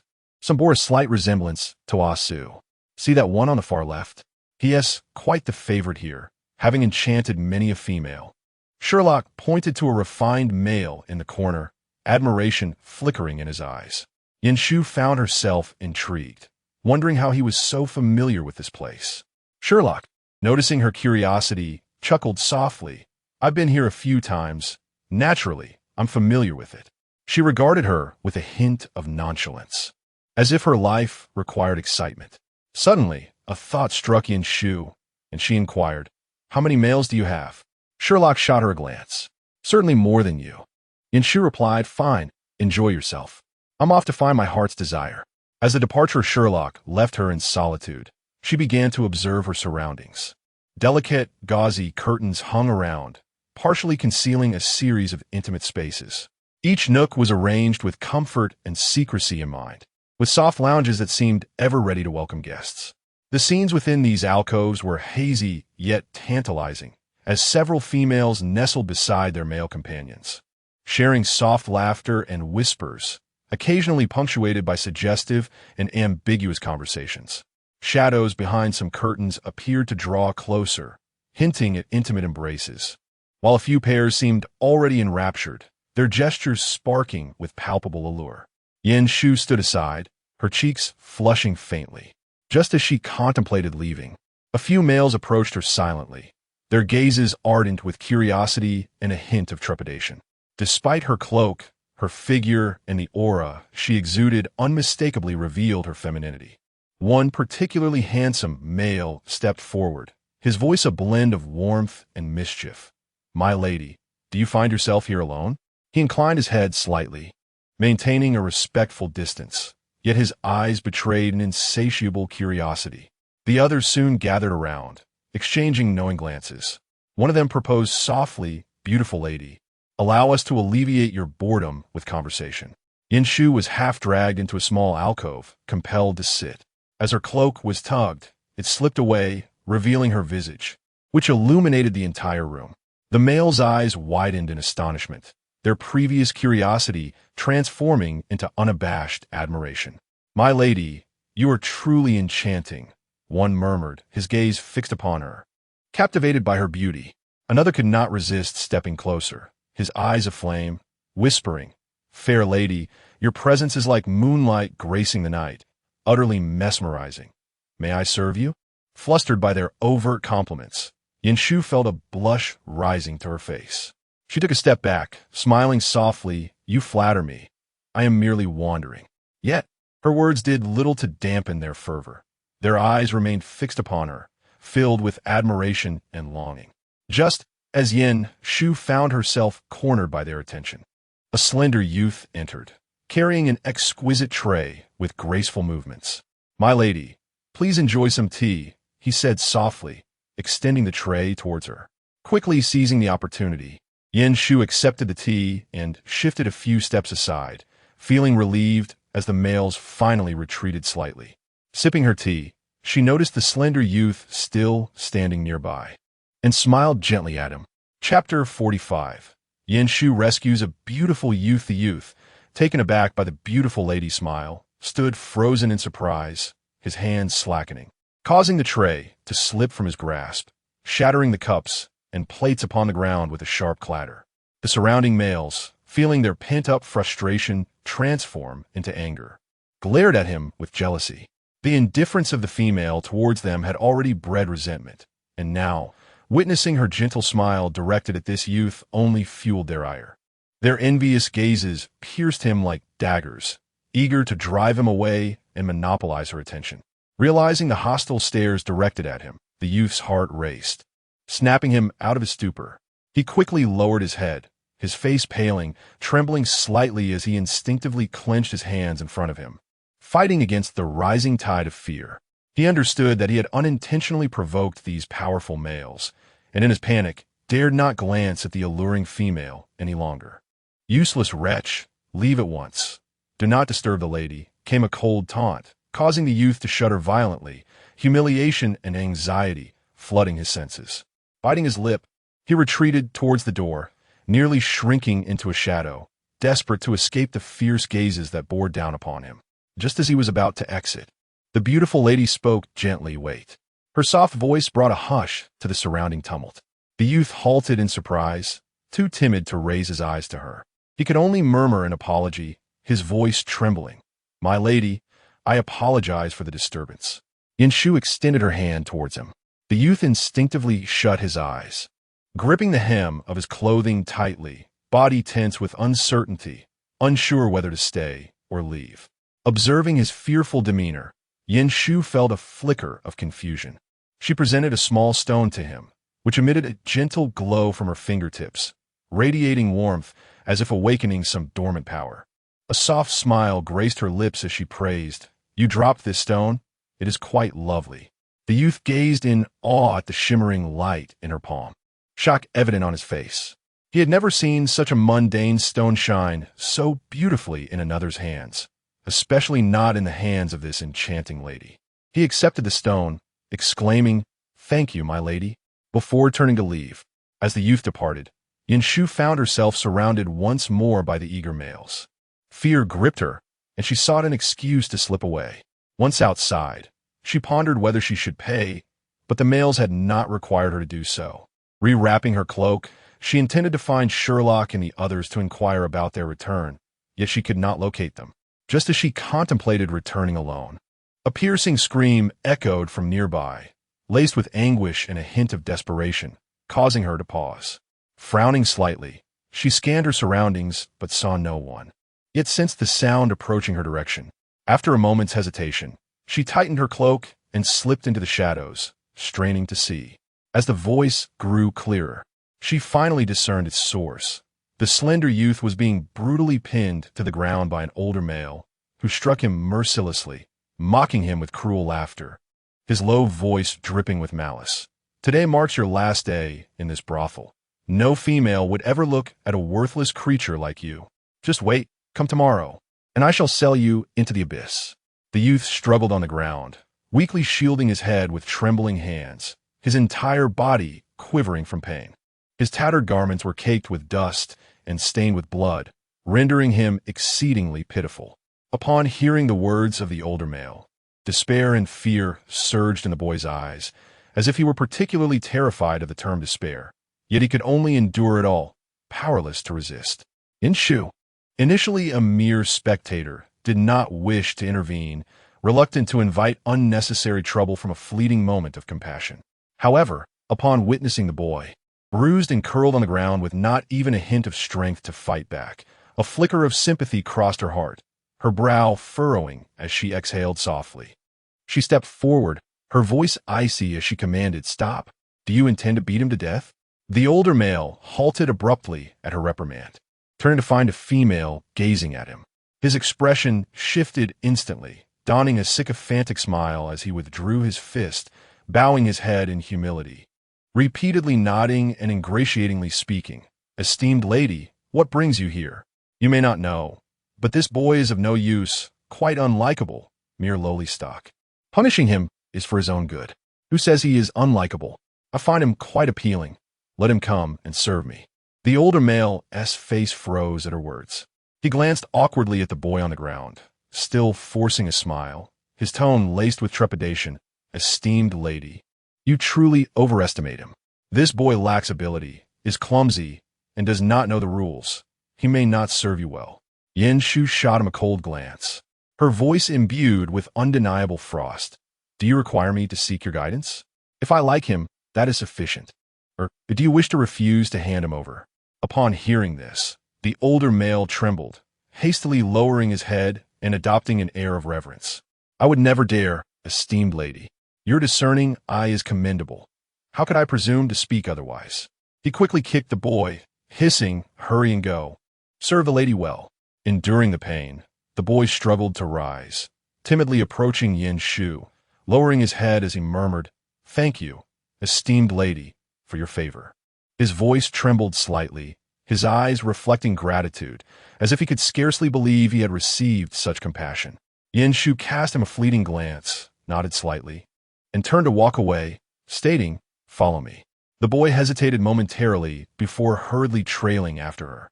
After rescuing him, Yin Shu regretted her actions. She had intended to leave, but had inadvertently entangled herself in further complications. Yet, her heart ached at the thought of not helping. Perhaps she remained a bit too compassionate. As she scrutinized the frail youth before her, she noted his emaciated figure, as if a gust of wind could topple him.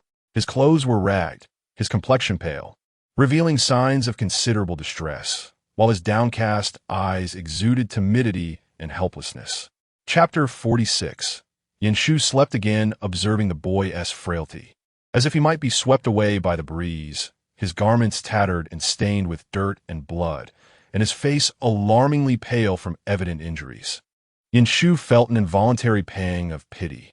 Yet, upon searching her person, she realized she possessed nothing to offer him, just as she felt at a loss. A male approached respectfully, bowing slightly as he spoke. Esteemed lady, this servant is covered in dust and hardly presentable. If you permit, I can take him to clean up and provide him with fresh clothing to bring back to you. Upon hearing this, Yin Shu sighed in relief and nodded slightly. Very well, take him away. Growing somewhat bored as she waited, she noticed a wine jug on the table, took a sip, and, finding the alcohol content low, indulged in a few more cups. Just as the effects of the drink began to cloud her mind, the boy was brought back. Yin Shu squinted slightly as she beheld the transformed youth upon his return. After his cleansing, he appeared as if reborn. His skin was fair and delicate, though still somewhat pale, yet under the candlelight, he looked remarkably clean. His features were exquisitely refined, particularly his clear, innocent eyes that bore a hint of lingering timidity. His freshly washed black hair fell softly over his forehead in gentle curls, bestowing upon him an air of refined gentleness. Yin Shu had initially perceived him as a filthy child, but now, cleansed, he resembled a gem unearthed from the dust. Nonetheless, he remained frail, looking malnourished, as if a mere breath could topple him. Regaining her composure, she coughed lightly to mask her moment of distraction, then casually inquired, What is your name? The boy lifted his gaze slightly, surprise flickering in his eyes, evidently not expecting her to pose such a question. After a moment's hesitation, he replied softly, I am called Nushir-san. The name was clearly informal. Perhaps influenced by the wine, she waved her hand dismissively. That name is unappealing. I shall give you a new one. How about Aiken? Before he could fully process Yin Shu's casual bestowal of a name, he heard her, slightly inebriated, continue. I have 3 males named Aksu, Ahau, and Aling. They're all quite handsome. She tilted her head slightly, her gaze unfocused, seemingly lost in her own thoughts. Nushir-san, now Aiken, stared blankly at her, his heart racing with excitement. He had never possessed a name, merely existing as Nushir-san, an unremarkable entity overlooked by all. Now, she had granted him a new name, akin to bestowing upon him a fresh identity. A wave of emotion surged within him, a blend of exhilaration and gratitude, leaving him momentarily speechless. He knelt down, pressing his hands firmly to the ground, his voice choked with emotion. Thank you, esteemed lady, for bestowing a name upon me. His words trembled, and in this moment of reverence and grace, he felt it to be the most precious of gifts. Yin Shu, observing his demeanor, could not help but chuckle softly, amused by his sincerity. She waved her hand lazily, her tone casual. "All right, no need for such formality. From now on, stay by my side and remember to obey." Aling nodded earnestly, his voice soft yet resolute. "Yes, Aling will certainly heed your commands." Then Yin Shu lost consciousness. She felt herself ensnared in a cold and profound dream, surrounded by a tidal chill that enveloped her in layers. The icy sensation gradually spread along her skin, like countless delicate ripples of water, carrying a bone-chilling coldness, yet subtly revealing an irresistible allure. It seemed as if she were being drawn deeper and deeper, allowing the chill to seep into her very marrow, strangely mingling with a warmth that intoxicated her senses. This warmth surged quietly from the depths of her being, intertwining with the cold to create a series of exquisite shivers. The tidal chill enveloped her, yet her body felt increasingly aflame, as if she were under the control of an unseen force. She wished to struggle, but was entranced by the interplay of cold and warmth, her heartbeat quickening, consciousness gradually fading. Just as she was lost in this contradictory temperature, a warmth seemed to emanate from her palm, gently pulling her inch by inch from the icy abyss. This warmth gradually filled her, like a slender yet steadfast thread, guiding her towards the light, bringing with it an unprecedented sense of reassurance. On the brink of this dream, she faintly heard a low call, the voice imbued with suppressed emotions and tension, cautiously probing into her world. "My lady." Yin Shu slowly opened her eyes, her awareness gradually sharpening. She looked around and found herself lying in an unfamiliar room. The bed was soft, covered with a light quilt that radiated a faint warmth. The room was simply yet cleanly furnished, entirely foreign to her. She sat up slightly, still a bit dazed, and upon lifting her gaze, noticed someone sitting beside the bed. Her first instinct was to think it was Ah Su, Ah Ho, or Aling coming to care for her, but she quickly sensed something was amiss. The person's figure was too frail, their shoulders slight, and their presence lacked the familiar steadiness. Even in the gentle light, their skin appeared unusually pale, yet not the sickly pallor of Aling. She paused for a moment, concentrating intently, before recognizing that familiar gaze. "What are you doing here?" she asked softly, her voice tinged with confusion and surprise. Upon hearing her voice, the young man immediately turned, a flicker of joy and cautious concern flashing in his eyes. He knelt beside the bed, slightly bowing his head, anxiously inquiring, "My lady, you're awake? Do you feel unwell?" Yin Shu furrowed her brow slightly, glancing around with a hint of perplexity, her mind still somewhat clouded. She rubbed her temples, her voice a bit hoarse as she asked, "Where is this? How did I end up here?" Ah Chun hesitated, biting his lip before softly explaining, "You drank some wine last night and seemed unwell, so I dare to bring you to this guest room to rest." Yin Shu shook her head slightly, attempting to piece together her memories, but faintly sensed something unusual about her body. She paused, glancing down at her loose garments, and suddenly vague images from last night surged into her mind like a tide. Her expression changed in an instant, shock evident in her gaze as she looked at Ah Chun. The young man had his head bowed, his face betraying an unmistakable shyness. His ears flushed, unable to meet her eyes. His hands clutched the corners of his clothing tightly, as if trying to steady himself, yet unable to conceal the turmoil within. Chapter 47. Ultimately, did I bring back Xiao Si or Xiao Wu? Yin Shu's heart raced as she realized what had transpired the previous night, a wave of panic washing over her, leaving her feeling somewhat at a loss. Her voice trembled as she attempted to articulate something, but found herself utterly speechless. "You," she began, her tone filled with unmasked shock and disbelief. Ah Chun, sensing her tone, turned pale, his anxiety intensifying, observing Yin Shu's incredulous expression. A flicker of panic crossed his eyes as he awkwardly murmured, "My lady, I'm sorry, it was my fault. Please don't be angry. I shouldn't have overstepped." She recalled having given him the name Ah Chun. Yin Shu took a deep breath, forcing herself to regain composure, although her heart was tumultuous. She understood that anger or reproach would serve no purpose at this moment. As she regarded Ah Chun, who was hunched over the bed, too ashamed to lift his head. Her complex emotions softened slightly. Exhaling slowly, she suppressed her anger and astonishment, striving to speak calmly. "Ah-chun, let us not discuss that for now." Upon hearing her voice, Ah-chun flinched slightly, yet remained bowed, his voice trembling and choked. "Ah-chun is willing to abide by your wishes." Seeing his self-reproachful demeanor, Yin-shu felt a pang of bitterness in her heart, ultimately unable to bring herself to chastise him. He appeared so frail and innocent, his face etched with fear and guilt, as if he were wholly responsible for the situation. In truth, she felt a hint of guilt herself. It was her decision to stay, to save him, and she had indulged in a delightful drink without realizing its potency. Now that the events of last night had occurred, there was no point in dwelling on them. Ah-chun fell silent. As Yin-shu prepared to leave the room, someone approached her regarding the bill. Having brought enough money, she settled the bill and intended to swiftly depart, casting aside the events of the previous night. Ah-chun followed silently, despair evident in his eyes, as if he sensed her intent but dare not speak. Just as she took a few steps forward, the innkeeper suddenly spoke. "My lady, if you do not intend to take this servant Ah-chun with you, we will have to send him to the abyss." Yin-shu halted, turning to gaze at the innkeeper, her brow slightly furrowed. "Abyss?"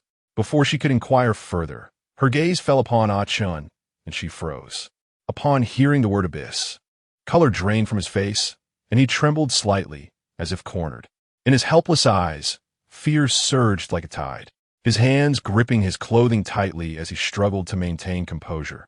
Yet the deep-seated terror was unmistakable.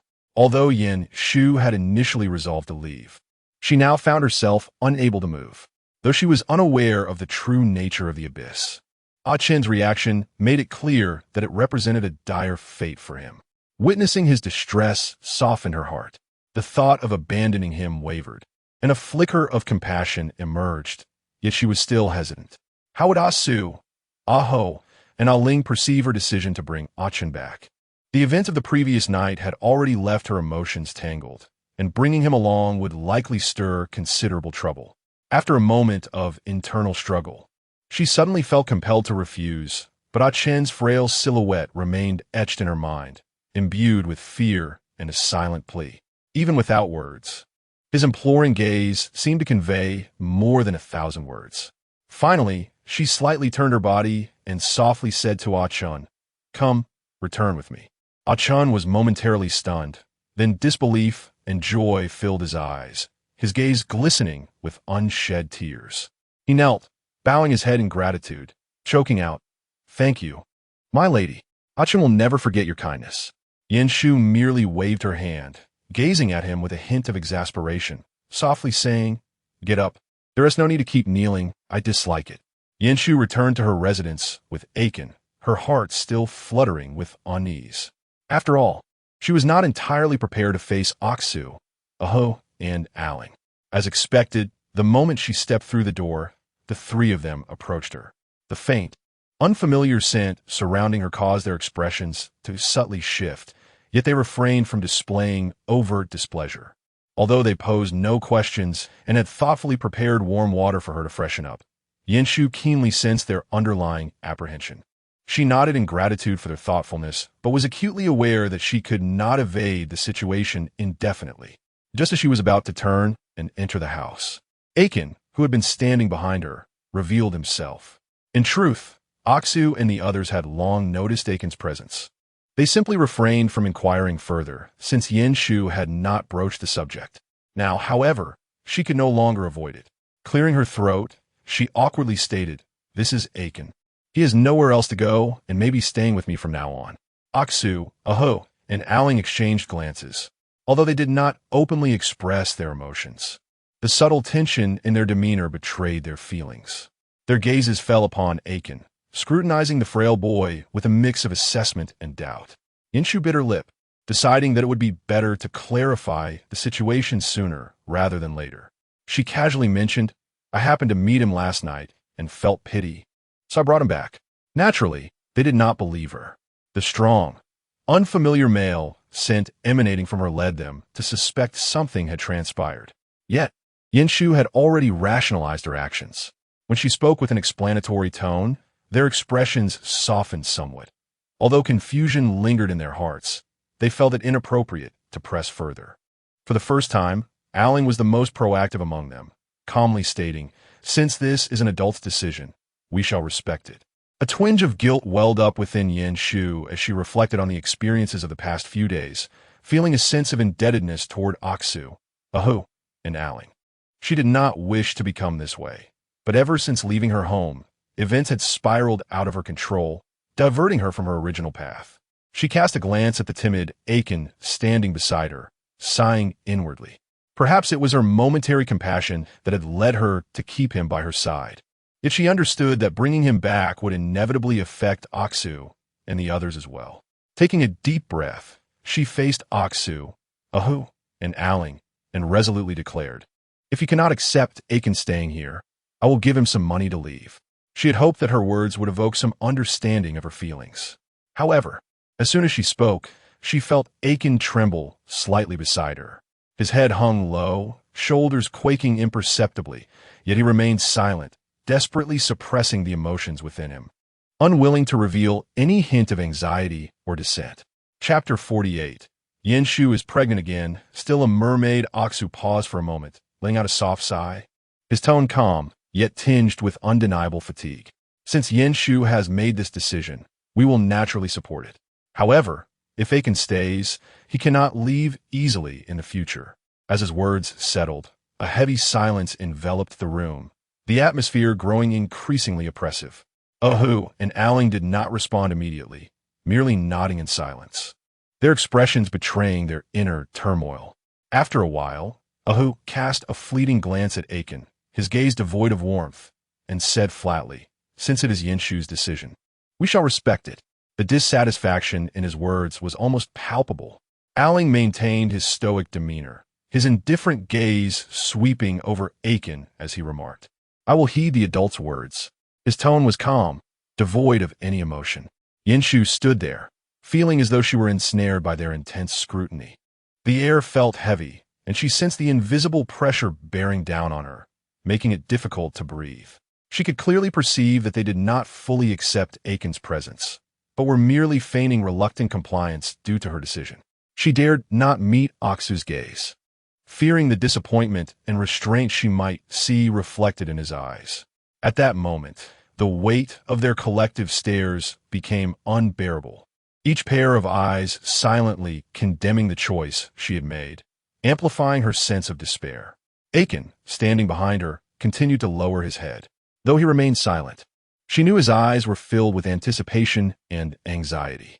He depended on her so deeply, longing for her support as if she were his savior.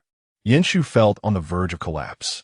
She had once thought that bringing Aiken home stemmed from a fleeting moment of compassion, yet now, confronted with the unfolding situation, she realized she might be trapped in an inescapable mire.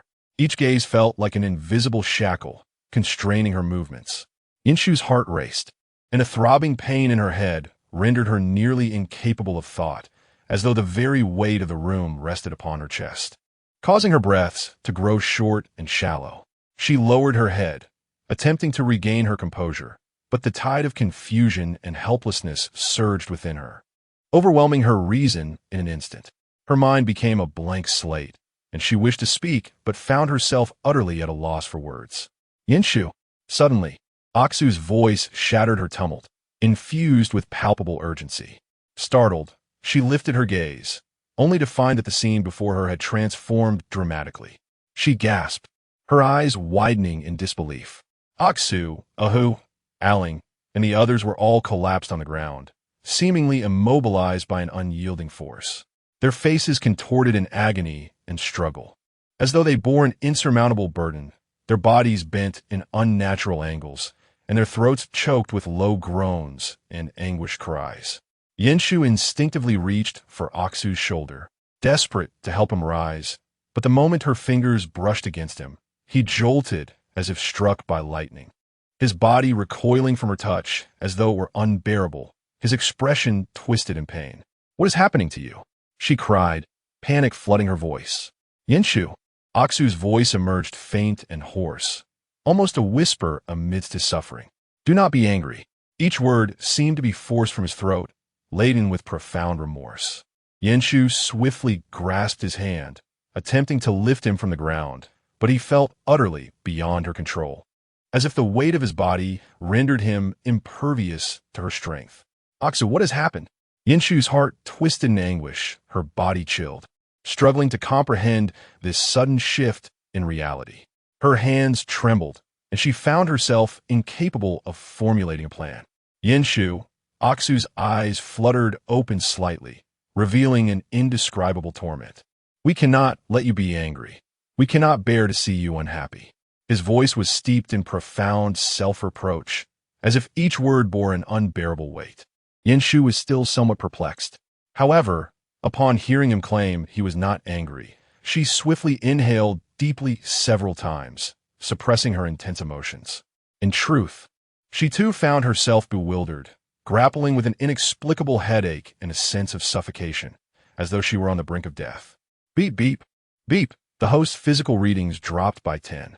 Yanshu gasped, acutely aware of her heart's violent throbbing, her breathing becoming increasingly frantic, as if her heart might leap from her chest.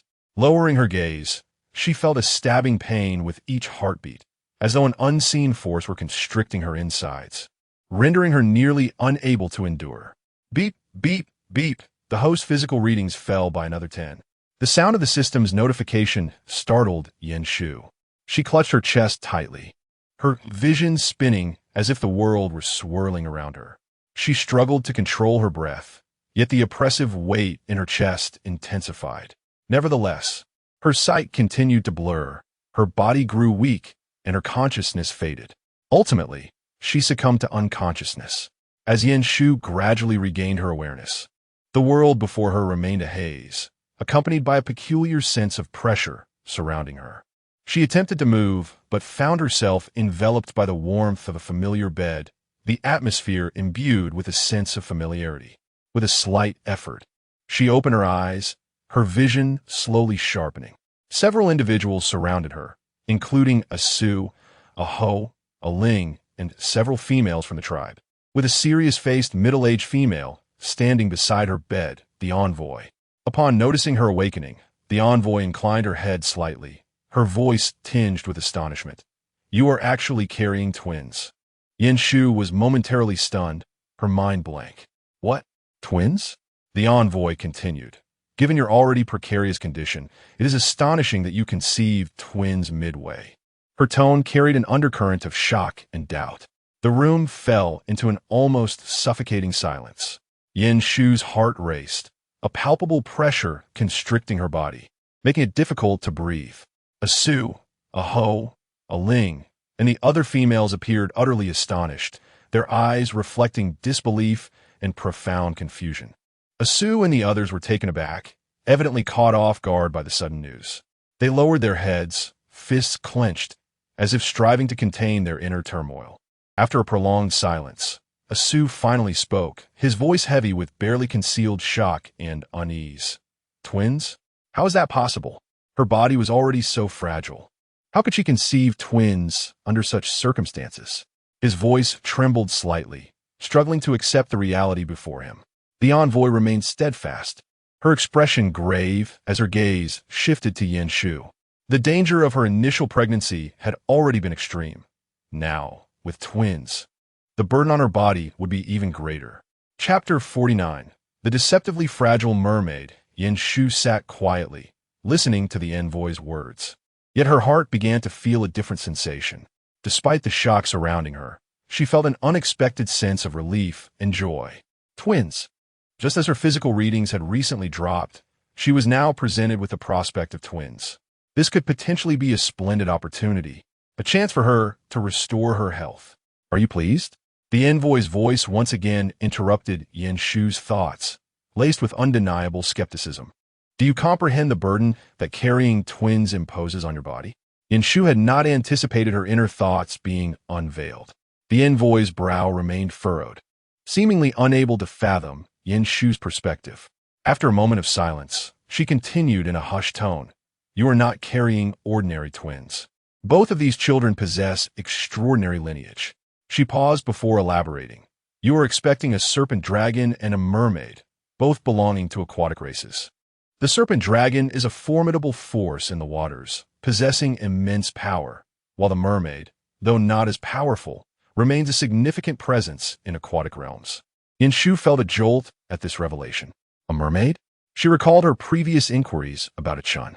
If what the envoy stated was true, and the mermaid lineage was indeed formidable, how had a Chun descended into slavery and nearly lost his life? These questions swirled in her mind, refusing to dissipate. Her gaze inadvertently drifted toward a Chun who stood in the corner.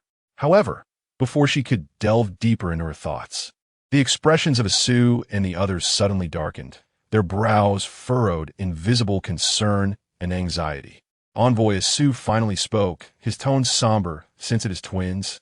Is there a possibility of not carrying them to term? His voice carried a distinct note of worry. Aho and Aling also chimed in, their tones fraught with tension and apprehension. If there's a way to avoid it, could we? Their unspoken fears were evident in their eyes.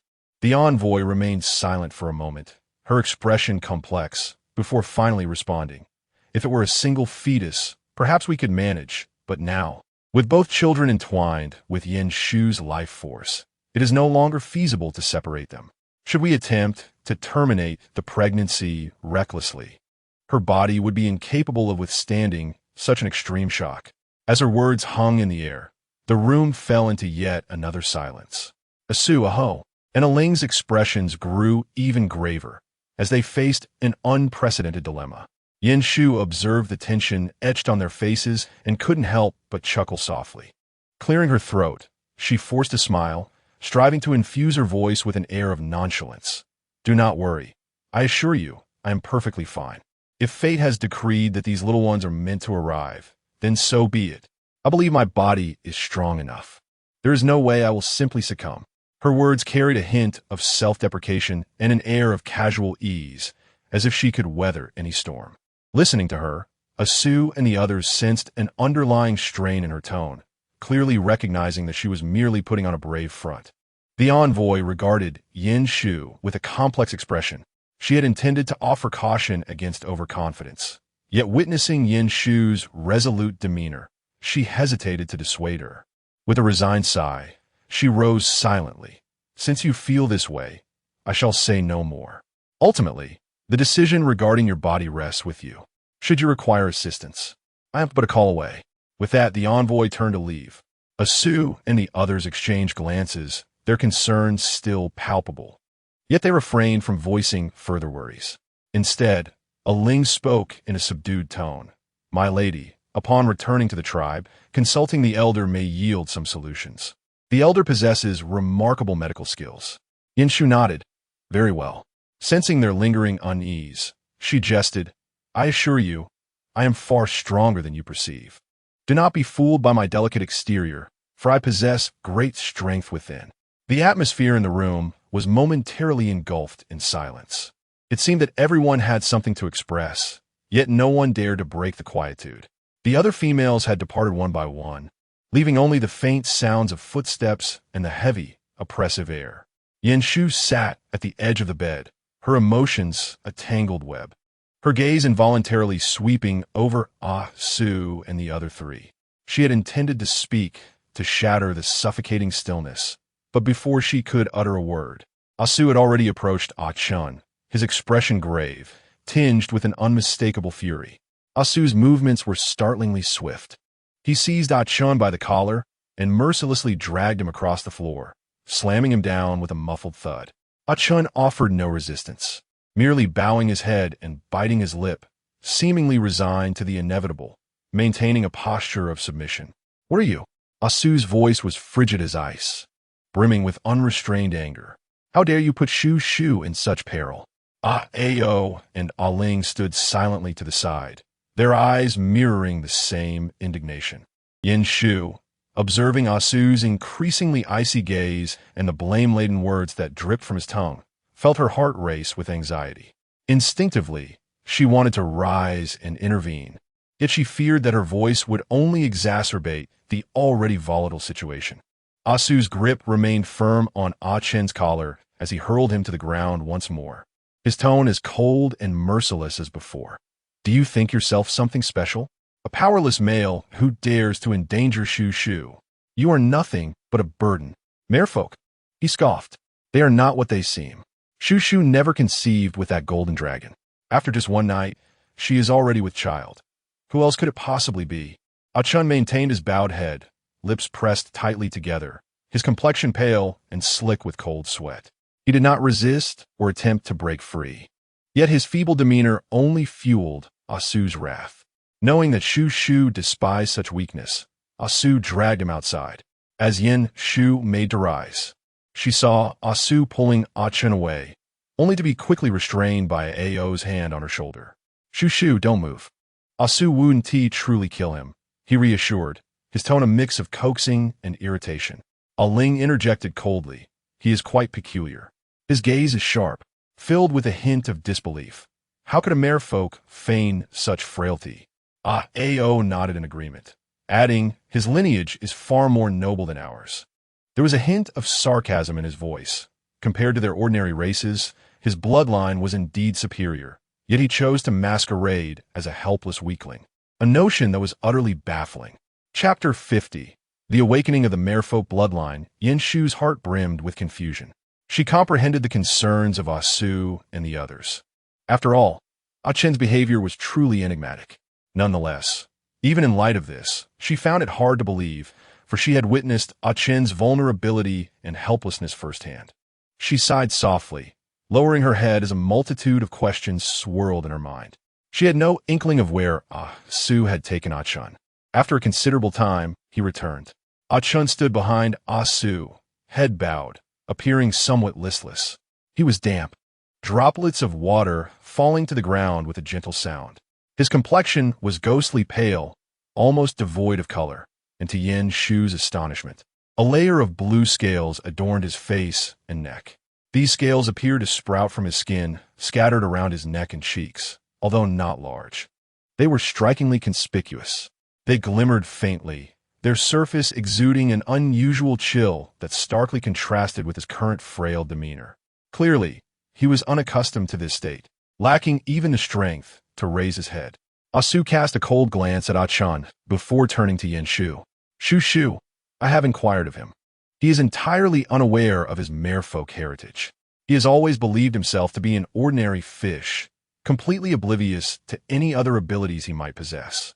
Upon hearing this, Yin Shu was taken aback. She had always assumed that Chun had something to hide, never imagining that he was entirely ignorant of his own identity. Is it possible for someone to be unaware of their own kind? Asu settled beside her, a frown etched across his face, worry etched in every line. As she inquired further, he explained, the situation of the merfolk differs from that of other races due to a unique treasure known as the Half-Life Stone. This stone not only awakens their bloodline, but can also alter it. When a merfolk's bloodline awakens, they become immensely powerful, yet their lifespan is notably brief, and their offspring are exclusively male. This is precisely why, despite being a gregarious race, their lifestyle diverges from others to ensure their lineage continues. Particularly the younger generation, before reaching adulthood, are sent out to hone their skills, find females to mate with, and only after procreation do they awaken their memories and return to their ancestral home. Asu paused momentarily before continuing. As for why he is yet to awaken, it may be due to a lack of suitable environments or females. The tone of his voice turned slightly bitter. Yin Shu glanced at Asu. Both Ao and Ling exhibited discontent. Are you still angry? She asked, immediately regretting her words. Beyond their escapades, she had spent the night with a man, and to think that in just one night, she had conceived. If it weren't for the peculiarities of this world, she would feel like a rare panda. We are not angry, Su replied quietly, his voice calm, yet unable to mask the underlying anxiety. We are merely concerned for your well-being. In the eyes of outsiders, the initial pregnancy had already marked her as a high-risk mother, and now with twins on the way, the strain on her body would be even greater, rendering the consequences far more unpredictable. Asu was acutely aware of this. He gazed at her, his eyes filled with unspoken concern, as if a dense fog threatened to engulf him entirely. Sadness clouded Asu's features. His fingers nearly crushed Yin Shu's hand in a tight grip. channeling all his worries and fears into that singular moment. He lowered his head, inhaling deeply as if trying to quell his tumultuous emotions. Yet he could not conceal the profound sorrow that lingered within him. "Shu Shu," he spoke, his voice low and saturated with an undeniable sadness. "We are terrified of what might happen to you." Shu could feel his body trembling slightly. Though his grip was painful, she showed no sign of resistance. Instead, gazing gently at him. "If you were to leave," Su's voice dropped to a husky whisper, each word laden with an overwhelming weight. "We truly wouldn't know how to carry on." Ao and Aling stood silently by, their lips quivering as they too struggled against their emotions. They remained mute, fully aware that any ill-chosen words could deepen Shu's distress, and thus they could only watch the unfolding scene in silence. Finally, Shu spoke. Her voice choked with emotion. "I promise, I will be fine." She took a deep breath, striving to calm herself. Raising her head, she spoke with as much conviction as she could muster. "Will you trust me?" She was acutely aware that, regardless of her words, Su and the others were reluctant to believe her. Her life was in peril, and they could not bear to accept the possibility of her danger. Su paused momentarily, then his brow furrowed, the anguish in his eyes seemingly deepening. He lowered his head, gripping her hand tightly, his gaze pleading, "Shu Shu." His voice was softer than before, yet laced with endless worry. "We cannot be without you." Shu gently caressed his face, tears glistening in her eyes. "I promise you, I will live well." Her voice, though tender, carried a resolute strength. "So you must believe me. I will surely bring these two children into the world safely." Su's movements became urgent as he enveloped Shu in his embrace, as if he feared she might vanish. His cheek brushed against her neck, and she could feel his fervent breath and subtle tremors. After a long moment, Su finally spoke, his voice so low it was nearly inaudible. His tone bore a suppressed emotion, as if he had finally set down a heavy burden, yet tinged with reluctance and helplessness. Shu understood that this all right was not a complete release, but rather an acceptance of their reality. Her physical condition could no longer be ignored, and the two children could not be terminated. Aho and Aling stood nearby, refraining from interruption, quietly approaching to gently embrace Shu. She felt enveloped by the warmth around her, as if it were a silent comfort and an unspoken heartache. "Shu Shu." Aho's voice was low, yet exceptionally gentle. "We will always be with you, do not worry." Kneeling on the ground, Chun had yet to lift his head, his back was tense, and upon hearing Aho's words, his heart ached even more. The initial disbelief and panic upon learning that the female had conceived his child had wholly dissipated, replaced by profound guilt and regret. He had once thought of himself as an ordinary being, even believing himself inconsequential, yet now everything had transpired. The female endured the pains of pregnancy, potentially risking her life, all because of him. Chapter 51. Chun did not know what freedom was. He only knew she did not want him. Shu rested the entire day, and, at last, the day to return home arrived. They had come as a mere quartet, but now it was 5, as Chun accompanied them. She felt a twinge of embarrassment, especially considering her condition with twins. However, upon arriving at the gathering place, she noticed that most of the females in the tribe had several unfamiliar faces beside them. For instance, her closest companion, Sherlock, was accompanied by a young male. Shu's gaze inadvertently lingered on the young male beside Sherlock, who appeared slightly leaner than Su but bore a somewhat similar demeanor. His features held a sharpness, yet he exuded an air of refinement, as if he were adept at subtly drawing attention through his demeanor. Standing next to Sherlock, his expression was calm, yet radiated confidence and pride. An unexpected thought crossed her mind. Could it be that Sherlock had indeed found a substitute for Su? This notion startled her. It seemed Sherlock was truly infatuated with Su. Sherlock seemed to sense Shu's gaze and smiled slightly, deliberately nudging the young male beside him. "What do you think? My new male is quite remarkable. ISNT, though he may not surpass Su, he certainly possesses his own charm." He spoke candidly, adhering to Su's sentiments. Shu nodded. "He certainly appears commendable." With her approval, Sherlock beamed and playfully patted the young male's shoulder, speaking affectionately. Right? He certainly caught my eye. The journey home was unexpectedly smooth. Ah Su, Ah Ho, Ah Ling, and Ah Chun proceeded with caution, wary of any unforeseen incidents, particularly concerning Yin Shu's condition, which they all understood. With the messenger absent and no other distractions, they hastened back to the tribe, completing the journey in half the usual time. Yin Shu initially intended to rest upon returning, as her physical condition had declined again and the twins in her womb left her feeling fatigued. Yet, after only a few steps, Asu gently lifted her, murmuring, "Let us seek the elder to examine your health." "I truly am fine," Yin Shu protested, attempting to resist. But upon meeting the concerned gazes of the four towering males, filled with unmasked anxiety, she ultimately relented. Thus, she was carried tenderly by Asu and the others, as if she were a treasured possession, to the elder's abode. Upon seeing her, the elder was taken aback, but after examining her, his expression faltered, and a flicker of astonishment crossed his eyes.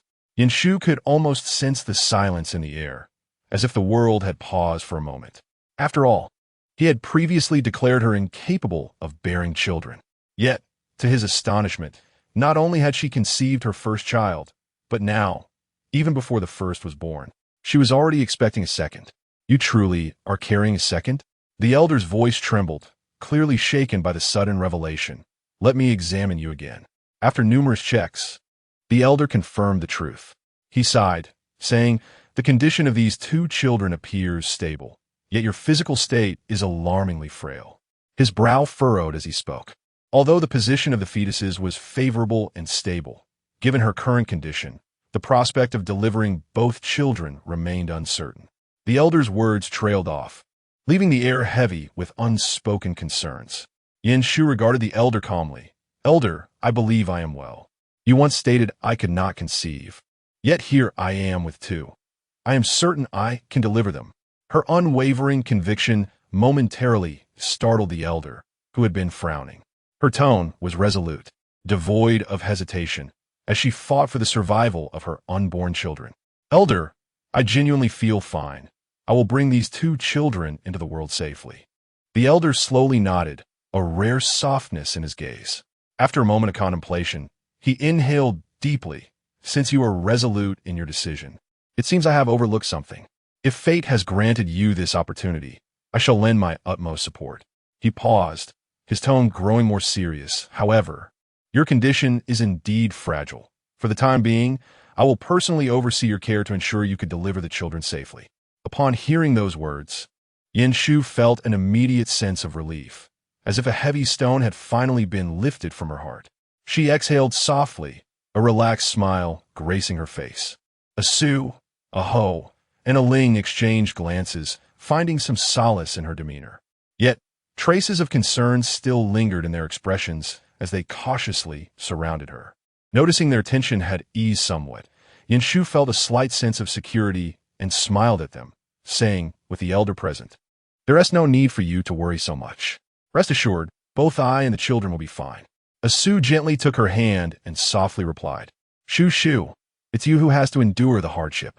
Yin Shu shook her head, her eyes filled with warmth. "How could that be? With all of you by my side, no hardship feels significant." Ahone nodded in agreement, gently patting her shoulder, his voice deep and resolute. "Shu Shu, no matter how difficult it gets, we will walk this path together with you." Aling silently gazed at her, a gentle smile illuminating his face, his eyes brimming with tenderness. "With us here, you need not shoulder this alone, my dear. Everything will proceed smoothly." Yin Shu's thoughts drifted to Achun. A hint of embarrassment washed over her as her gaze involuntarily drifted towards the corner. Asu followed her line of sight to Achun, who stood a short distance away, raising an eyebrow slightly, an inscrutable emotion flickering in his eyes as he pondered something. He gently squeezed Yin Shu's hand and whispered, "Shu Shu, since the elder is here, let Achun bond with you." Ah, Yin Shu had almost forgotten about that. Achun had accompanied her, and it was indeed necessary for them to establish a bond. Clad in new attire, Achun's simple yet form-fitting garment accentuated his tall and slender figure.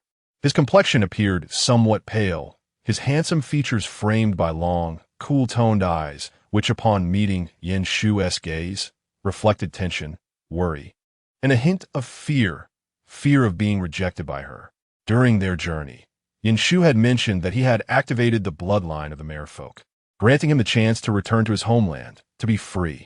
However, Chun, accustomed to a life of servitude since childhood, had no understanding of what freedom truly entailed. He was terrified that she would abandon him. Chen's heart raced, and he lowered his head. "My lady," he called softly, his voice trembling. Despite his efforts to maintain composure, his inner turmoil seeped through, leaving him visibly agitated and anxious. "My lady," Chun's voice remained low, tinged with an unmistakable tremor, his gaze fixed firmly on the ground, too fearful to meet her eyes. His heart felt as though it might leap from his chest. An overwhelming emptiness surged within him, nearly suffocating. Throughout his life, he had existed in darkness and oppression, his identity as a slave shaping him into a being solely aware of subservience. He had never dared to hope that any female would wish for him, even for a fleeting moment of warmth. Each flicker of hope had been shattered by the harshness of reality, until he met Yin Shu. In her gaze, he had once seen tenderness and concern, and in that moment, he dared to believe he might be needed. Yet when she said he could be free, that he could return to the merfolk's homeland, the sea he had never seen, it felt less like freedom and more like abandonment. He was all too familiar with the sensation of being discarded. Even if he returned home, he would still be forsaken. He did not wish to go back. Chen's hands clenched into tight fists, his knuckles paling as he fought to suppress his fear and unease. He dared not lift his gaze to Yin Shu, afraid of seeing indifference or disdain in her eyes. As he sank deeper into his heavy thoughts, Yin Shu looked at him, resembling a wounded creature, and felt a pang of helplessness. She could not bear to see anyone in such a pitiable state, especially not before her. With a gentle sigh, she turned to the tribal elder and said, "Elder, please bind Chun and me." The elder paused in silence, casting a deep, scrutinizing glance at Chun, recognizing him as one of the parents from the twin merfolk. Suddenly, an unusual force enveloped the air, and Chun felt as if he were being drawn by an invisible power. As the bond was established, his heart raced violently, and he felt a sudden clarity in the connection between himself and Yin Shu, a profound link that seemed to absorb all his senses. His eyes widened in shock. Disbelief etched across his face. Chun had feared being cast aside, yet not only had the female not dismissed him, she had chosen a bond with him, granting him an opportunity he had never dared to dream of. His emotions shifted dramatically, transforming from deep-seated fear and despair to an overwhelming, incredulous joy. He stood frozen, his excitement palpable, struggling to articulate his thoughts, rendered speechless by the sheer intensity of the moment. His heart raced as he lowered his head, his voice choked with emotion, shoulders trembling slightly. "My lady, I truly..." Breathless, he faltered, his words a jumble, unable to form a coherent sentence. The tumult of feelings overwhelmed him, and he knelt on the ground, shock and elation intertwining in his eyes as tears streamed down his cheeks, tracing paths across his face. Yin Shu, witnessing his reaction, found herself momentarily taken aback. Chen's fervent excitement exceeded her expectations, leaving her feeling somewhat bashful in the face of the situation. "Do not be this way, Chun," she gently chided, her tone soothing. "From this moment on, you are mine, and there is no need for fear." Seeing him in such a vulnerable state was unbearable. Compelled by an impulse, she reached out, gently lifting his chin to meet her gaze. Chen's eyes, brimming with tears, reflected astonishment, as if he could scarcely believe this opportunity was real. "You need not worry about being abandoned, Chun. I will not forsake you." Her voice softened further, infused with visible warmth. "Now stand up." Chun gazed at her, momentarily unable to fully comprehend the situation, yet upon meeting her eyes, a newfound strength emerged from the sense of dependence he felt. His hand trembled slightly, but ultimately he allowed her to assist him as he gradually rose to his feet. Once he stood firm, disbelief lingered regarding his current predicament. With his head bowed, gratitude swelled within him, yet remained ineffable. Yin Shu gently patted his shoulder, a simple yet powerful gesture that bestowed upon him a sense of comfort and strength. After soothing Achin, her peripheral vision caught sight of three individuals nearby. Eho and Aling's gazes converged on her almost simultaneously. In that fleeting moment, she could feel the helplessness and yearning radiating from their eyes. Their stares seemed ensnared by invisible ropes, filled with anticipation yet tinged with unease. The trio exchanged glances, silently coming to a consensus, and in unison, they knelt, as if summoning the courage to seek her solace. Yanshu finally returned home, exhaling a sigh of relief. Her footsteps felt heavy, and weariness etched her features. The tranquil room before her radiated warmth, prompting her to lie down on the bed without hesitation, closing her eyes as if to feign sleep. If she did not recline soon, who knew what chaos they might conjure? The thought of the three of them kneeling just to have her pinch their chins left her bemused. The softness of the bedding allowed her body to relax, yet her mind remained preoccupied with those thoughts, leaving her both helpless and amused. When they entered, she hastily suppressed those distractions, striving to appear relaxed, her pretense of sleep growing increasingly natural. Before long, her breathing steadied, her eyelids grew heavy, and she gradually succumbed to slumber. In the room, all was silent, save for the gentle rhythm of her breath and the occasional whisper of wind from outside. Upon awakening, Yanshu felt a throbbing headache, her weakness more pronounced than before. She struggled to open her eyes, noticing the light filtering through the curtains. The air thick with an oppressive atmosphere, seemingly influenced by her own condition. She shifted slightly, discomfort evident from the low values in her body. Shushu, you're awake? Asu's voice resonated beside her, laced with tenderness and concern. She turned to see Asu seated at the bedside, his gaze fixed on her, visibly relieved to see her consciousness return. Shushu, here, have some water. Asu reached out, intending to touch her forehead. Yanshu took a sip from the cup he offered. After she consumed half a cup of warm water, Asu gently remarked, Aho and Aling have gone to find medicinal herbs. Once they return, the elder can brew medicine for you.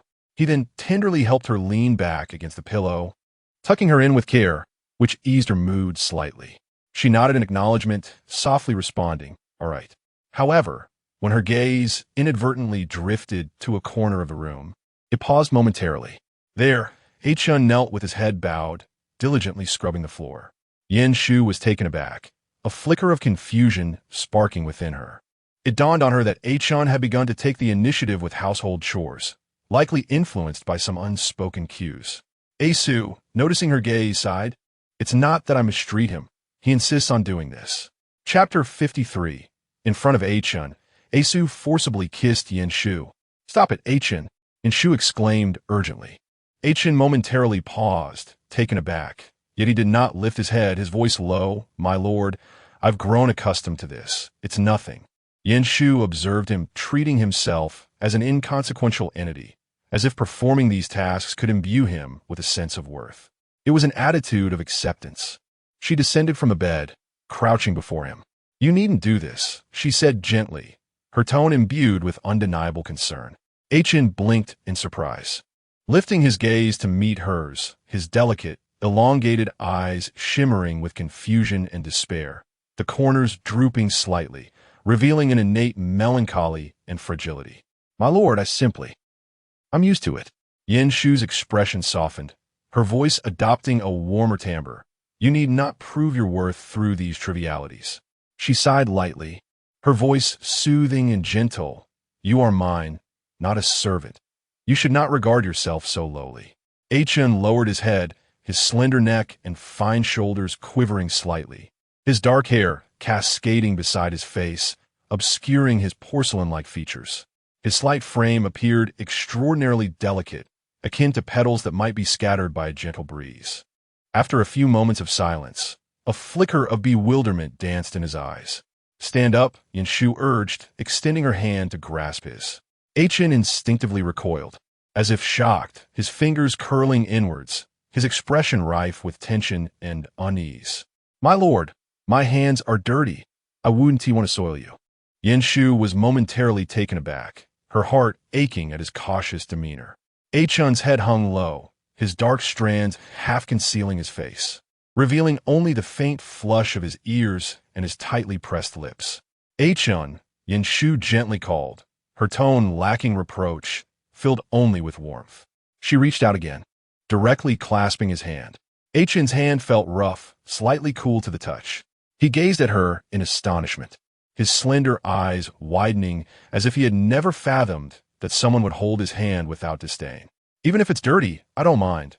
Yin-Shu's voice was soft, akin to a gentle spring breeze. "Don't always feel unworthy of being touched." Achun was momentarily stunned, his throat moving as if he wished to speak, but found himself unable to articulate his thoughts. His face flushed slightly, and he kept his head down, unable to meet her gaze, allowing her warm hand to envelop his. "All right, let us stand together." Yin-Shu gently tugged at his hand, her tone patient. This time, Achun did not withdraw, rising slowly in accordance with her gentle pull. Although his tall form still appeared somewhat bewildered, his trembling hands remained steady. "Thank you, my lord," he murmured softly. The voice was filled with caution and gratitude. He appeared like a wounded creature, gently consoled, bowing his head and unable to meet her gaze, yet finding a hint of reliance within her eyes. Yin-Shu was momentarily taken aback, a flicker of complex emotions passing through her eyes. She could not help but observe Achen's cautious face, his gaze brimming with profound unease and longing, evoking a pang of heartache within her, reminiscent of a past life where she too had felt such fear of abandonment, yearning for warmth yet too timid to hope for it. Understanding this sentiment, she felt a ripple of empathy as she beheld Achun. Before Yin-Shu could utter another word, a large tail silently coiled around her waist, holding her tightly. Asu lowered his head, pressing his face into her shoulder, nuzzling gently, his tone laced with an unmistakable hint of dissatisfaction. "Last time, you pitied Ling. This time, you pity Achun. When will you show me some pity?" Yin-Shu turned to see Asu's rare, slightly aggrieved expression. His fox-like eyes narrowed slightly, lashes fluttering like soft feathers, as if enduring something. His gaze held a depth of grievance and reluctance, shrouded in a thin veil of mist that rendered his profound pupils seemingly fragile. Yin-Shu felt a twinge of realization. She recognized her own tendency to be soft-hearted towards the unfortunate. "Of course, I pity you," she hastily replied. Asu lifted his chin slightly, his tail brushing against her waist with an air of discontent. "Then how do you pity me?" She fell silent, noticing her lack of response. Asu's previously playful smirk faltered, replaced by a pitiful accusation. "Shu, you said you would pity me. Why are you silent now? Were you merely jesting?"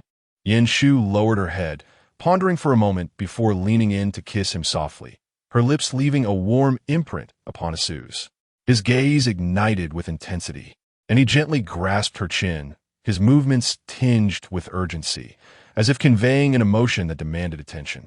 Yin-Shu's eyes widened slightly, the sudden intimacy rendering her momentarily stunned. Her heartbeat echoed the rhythm of their kiss, the sounds around her fading into the distance, all thoughts halting, leaving only that warm sensation. She snapped back to reality, a bit flustered, only to realize she had forgotten to push him away. Her body had stiffened, fingers clutching the edge of his garment, powerless to resist. Asu's touch remained tender, yet imbued with an unspoken urgency as he guided her lips, intertwining with each breath. Her breathing quickened, ignited by his kiss, her body warming, heart racing, as if every inch of her skin was ablaze. His hand slowly glided to her waist, resting on her back, gently pressing her close, yet not rushing further. After a moment, when he finally released her, Yin-Shu slumped into his embrace, her chest rising and falling rapidly, her gaze hazy. Asu looked down at her, his eyes filled with satisfaction and possessiveness. His hand caressed her cheek, fingertips brushing her slightly reddened lips, his gaze imbued with profound meaning. However, he cast a glance at Achun, seemingly assessing his emotional state, his expression tinged with a cold, provocative air. Achun's face flushed deeper, his posture rigid, eyes vacant, clearly taken aback by the scene before him. Yin-Shu, nestled in Asu's embrace, faced Achun directly and felt a rush of shyness. Her cheeks warmed, and she lowered her head, unable to meet Achun's gaze. Despite their relationship having transcended such shyness, being seen in this moment made her feel awkward. After all, her bond with the Chun was still in a semi-formed state, lacking the intimacy of familiarity. Unconsciously, she tugged at Asu's clothing, signaling him to cease his antics. Chapter 54. A particularly rare race, Achen's movements abruptly ceased. The floor he had meticulously cleaned was spotless, yet he still felt it was dirty. He hung his head, hands frozen mid-air, fabric slipping from his fingers to the ground. He stood motionless, as if his body had lost its command. Yin Shu reclined back onto the bed, noticing his unusual demeanor, and couldn't help but glance in his direction. Achen's form trembled slightly, his slender hands hanging by his sides, clenched into fists, knuckles pale. "Achen?" Yin Shu tentatively called. He did not respond, merely lifting his gaze to meet hers, those once cautious eyes now clouded with confusion. It was as if he had suddenly lost his way, uncertain of what to do next or how to articulate his thoughts. "What's wrong?" Yin Shu's voice was gentle, laced with concern. Achen pressed his lips together, a flicker of struggle passing through his lowered eyes, his fingers twitching as if trying to grasp something, yet ultimately falling helplessly. His voice was low and hoarse, tinged with evident panic and unease. I don't know what to do." His voice trembled slightly, breaths coming rapidly, his expression fraught with helplessness and guilt. That guilt was almost palpable on his face, as he averted his gaze from her, fearing to witness disappointment reflected in her eyes. Achen wished to follow her, yet he realized that apart from performing menial tasks, he was at a loss for anything else. He felt utterly useless, even beginning to doubt whether he could ever share any burden with her.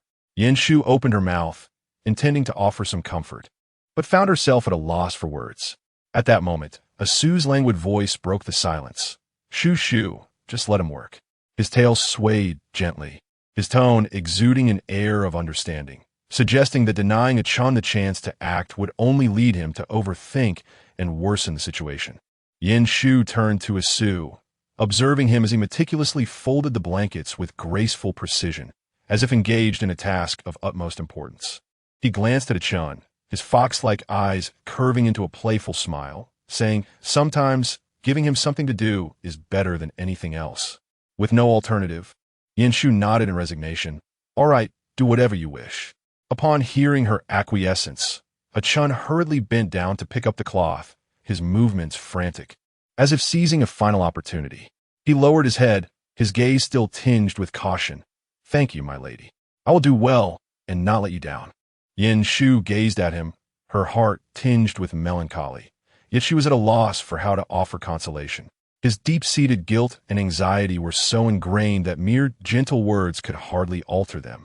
When Yin Shu was pregnant, she had anticipated the typical experience of a lengthy 10-month gestation, filled with anticipation for the arrival of her child. However, in this beastly realm, everything was starkly different from her previous understanding. Here, the duration of childbirth was entirely contingent upon the species involved. Fast-breeding races akin to rabbits could produce offspring in merely a month, a veritable lightning-fast delivery. In contrast, most ordinary species required about 3 to 4 months, while creatures like a Ling from the serpent tribe would likely take around 3 months. When Yin Shu inquired about rarer species, Asu chuckled, explaining that particularly rare races could experience extensive gestation periods. Some unique breeds, in their quest to ensure the strength of their progeny, had notably prolonged pregnancies. For instance, there was an elder male with a trace of Qilin blood who bore a child after a full 3 years. 3 years? Yin Shu's eyes widened in disbelief. Such an extended period? After a brief silence, she quickly calculated in her mind that if her body were to recover at a similar pace, it would be an eternity before she could return to normalcy. A sense of foreboding washed over her, as if the path ahead were interminably long, out of reach. Just as she began to feel overwhelmed, a familiar voice echoed in her mind. "Host, please rest assured, the maximum duration of your pregnancy is only 10 months. Yin Shu paused, then her eyes sparkled with realization. "So, regardless of how rare the species, I shall only need to carry for 10 months at most, correct?" "Indeed, host." The system affirmed in its usual cold, mechanical tone, but to her ears, It sounded like heavenly music. Wonderful, she sighed in relief. Yet, as the system emerged, she hastily queried, System, since I am currently expecting 2 children, will they be delivered safely? Yes, host, it replied. I recall you mentioned a novice gift pack. What does it entail?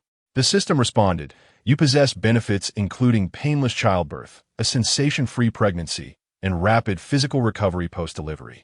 Upon hearing this, Yanshu's lips curled into a slight smile, feeling as though her worries had evaporated. Despite her initial apprehension, as her belly grew increasingly prominent, Asu and the others became progressively anxious, circling around her in concern, which only heightened her own anxiety. May I inquire when I shall give birth? The system hesitated for a moment before a crisp notification chimed in her mind. Subsequently, a clear countdown interface appeared before her. Host delivery countdown, 48 days, 21 hours, and 35 minutes. Yanshu blinked, momentarily taken aback by the precise timing. This is astonishingly accurate, she remarked in astonishment. The system's mechanical voice chimed in again. The delivery time has been locked in based on your constitution and task requirements to ensure a safe delivery. Gazing at the ever-ticking countdown, her emotions shifted subtly.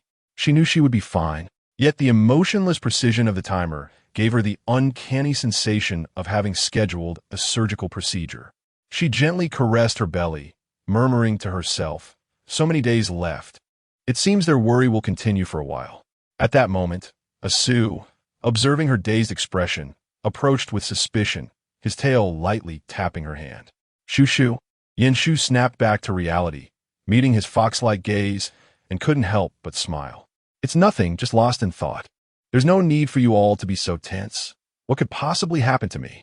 Asu's gaze fell upon her slightly rounded belly, his fox eyes squinting in jealousy and discontent. Clearly, I am your first male. Why can't I have my child first? Yanshu was momentarily taken aback by his somewhat aggrieved expression, struggling to suppress laughter. Asu, is this something I can control? I cannot dictate whose child I carry. Yet, Asu remained dissatisfied, his tail wrapping gently around her waist as he grumbled. But I was your first. Why did they get ahead? Yanshu reached out to pat his head, laughing softly to soothe him. All right. Why are you so anxious? You'll have your chance in the future. Asu looked up at her, his tone laced with a hint of bitterness. Just don't let that future be too far off. Her amusement sparked by his words. Yanshu chuckled. All right, how about we ensure the next one is from your family? She uttered this casually, to placate him. Asu's eyes narrowed with satisfaction, a smug smile gracing his lips. You said it. Remember, no backing out. His tail secured around her waist, playfully poking her as if sealing their agreement. While Yanshu focused on nurturing her body during her pregnancy, Xiaoyuoj visited her once. She too was pregnant and came to flaunt her condition. Although Yanshu found little merit in boasting about it, upon realizing that the child within her was sired by the male she had recently brought, her expression became somewhat inscrutable. Yanshu's gaze lingered meaningfully on that male for a moment before she turned slowly to Asu at her side, previously lounging beside her. His tail swaying idly, he stiffened at her scrutiny. His fox ears twitched, and a sense of foreboding washed over him. Shoo-shoo, Asu attempted to diffuse the tension, wrapping his tail around her waist and speaking cautiously. Please don't look at me like that. I haven't done anything. Of course, I know you're well-behaved. Since her pregnancy, she had been glued to him, while a hoe and a ling were dispatched to gather herbs for her. Now, a chun had also been sent away. Their home was too small for him to clean every day, and with the Chin's merfolk bloodline fully awakened, he was invincible in the water. Yanshu primarily consumed wild game, but with the Chin's arrival, seafood began appearing on the table. However, she swallowed hard. Asu, perceptive to her actions, leaned in with concern. What is wrong, Shoo-shoo? Are you thirsty? A hoe chimed in from the side, offering a bowl of clear water, his voice low. Or are you hungry? Yanshu's expression reflected her helplessness. Both. Since her pregnancy began, her appetite had surged dramatically. Initially, she merely felt hungry quickly, but as her belly expanded, her appetite seemed insatiable, as though no amount of food could satisfy her. Lately, her thirst had intensified, requiring a large bowl of water with every meal to alleviate it somewhat. Don't worry, I will prepare as much as you need. Before long, Yin Shu found herself seated at the table. At this moment, she held a piece of freshly roasted game meat in her hand, but refrained from taking a bite. Instead, her gaze was fixated on a platter of fresh seafood that Aling had brought. The sea fish, simply prepared, emanated a delectable aroma. She swallowed hard, feeling her hunger intensify. Recently, Yin Shu had sensed something amiss with her body. Initially, it was merely a tightness of the skin, which she dismissed as a consequence of the dry weather. However, gradually, fine cracks began to appear on her arms, resembling peeling skin. She stared at her hands, a flicker of unease rising within her. "Aksu, come here quickly," she called out, her tone tinged with a hint of panic. Aksu rushed over at the sound of her voice, and, upon seeing her outstretched arms, his expression turned grave. He bent down to examine her closely, his brows furrowed, and in a low voice he asked, Shu, have you been neglecting to drink water?" Yin Shu looked up at him, a hint of helplessness in her voice. "Not at all. I drink quite a lot every day. I'm almost a water barrel." As she spoke, she couldn't resist touching her face, only to discover that the skin on her cheeks had also become rough, losing its usual delicacy. The sensation of dryness felt as if the moisture within her was gradually being siphoned away. Ahow, Aling and Aling, having heard Yin Shu's voice, instinctively gathered around. "My lady, what is wrong?" Aling inquired, his pale, sickly cheeks lined with creases. Ahow, with bulging eyes as if parched, remarked, "But Shu says she drinks plenty of water every day. I fill 3 large barrels daily." His gaze then fell upon Yin Shu's abdomen, hesitating before suggesting, "Could it be related to the child?" Yin Shu was taken aback at this suggestion, looking down at her belly with a sense of alarm. Just then Aling, who had been silently standing by, spoke up softly, "My lady, this resembles the state I experience when I am dehydrated." "Dehydrated?" Yin Shu turned to him, incredulity lacing her tone. "But I'm not a mermaid. How could I possibly be dehydrated?" Aling lowered his head, nervously tugging at the hem of his garment, and cautiously added, "Perhaps the child constitution is affecting you?" This statement left everyone momentarily stunned. Aksu's fox-like eyes narrowed, his expression becoming considerably more serious than usual. He was not jesting. Rather, he directly asked, "Aling, what do you think we should do?" "Go into the water," Aling proposed, raising his head, his voice soft yet resolute. "If it truly is a state of dehydration, the water can alleviate it." Aksu immediately nodded and turned to Yin Shu, saying, "We shall take you to the seaside now." "Is it that urgent?" Yin Shu was still processing the situation when Aksu supported her to her feet. His demeanor left no room for dissent, his tail gently brushing against her hand as he spoke tenderly. "Let's go take a look. We cannot take risks." The group then revealed their true forms. Yin Shu was gently placed on Aksu's back. Upon reaching the seaside, the salty breeze mixed with a hint of moisture enveloped her. Standing at the water's edge, Yin Shu hesitated. "Do I really need to go in?" Aksu encouraged her softly. Shu, just give it a try. You'll be fine."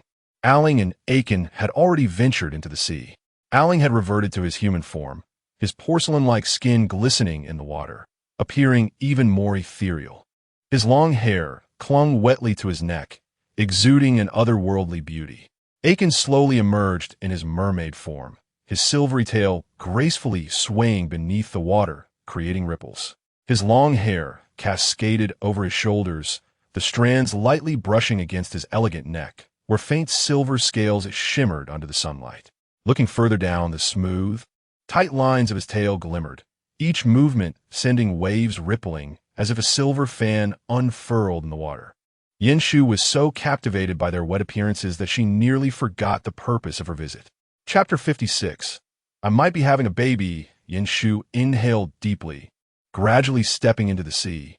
The icy water made contact with her skin, instantly dissipating the tight, dry sensation. She waded further until the water enveloped her knees, then her waist until she was fully immersed. Looking down at her arms, her eyes widened in astonishment.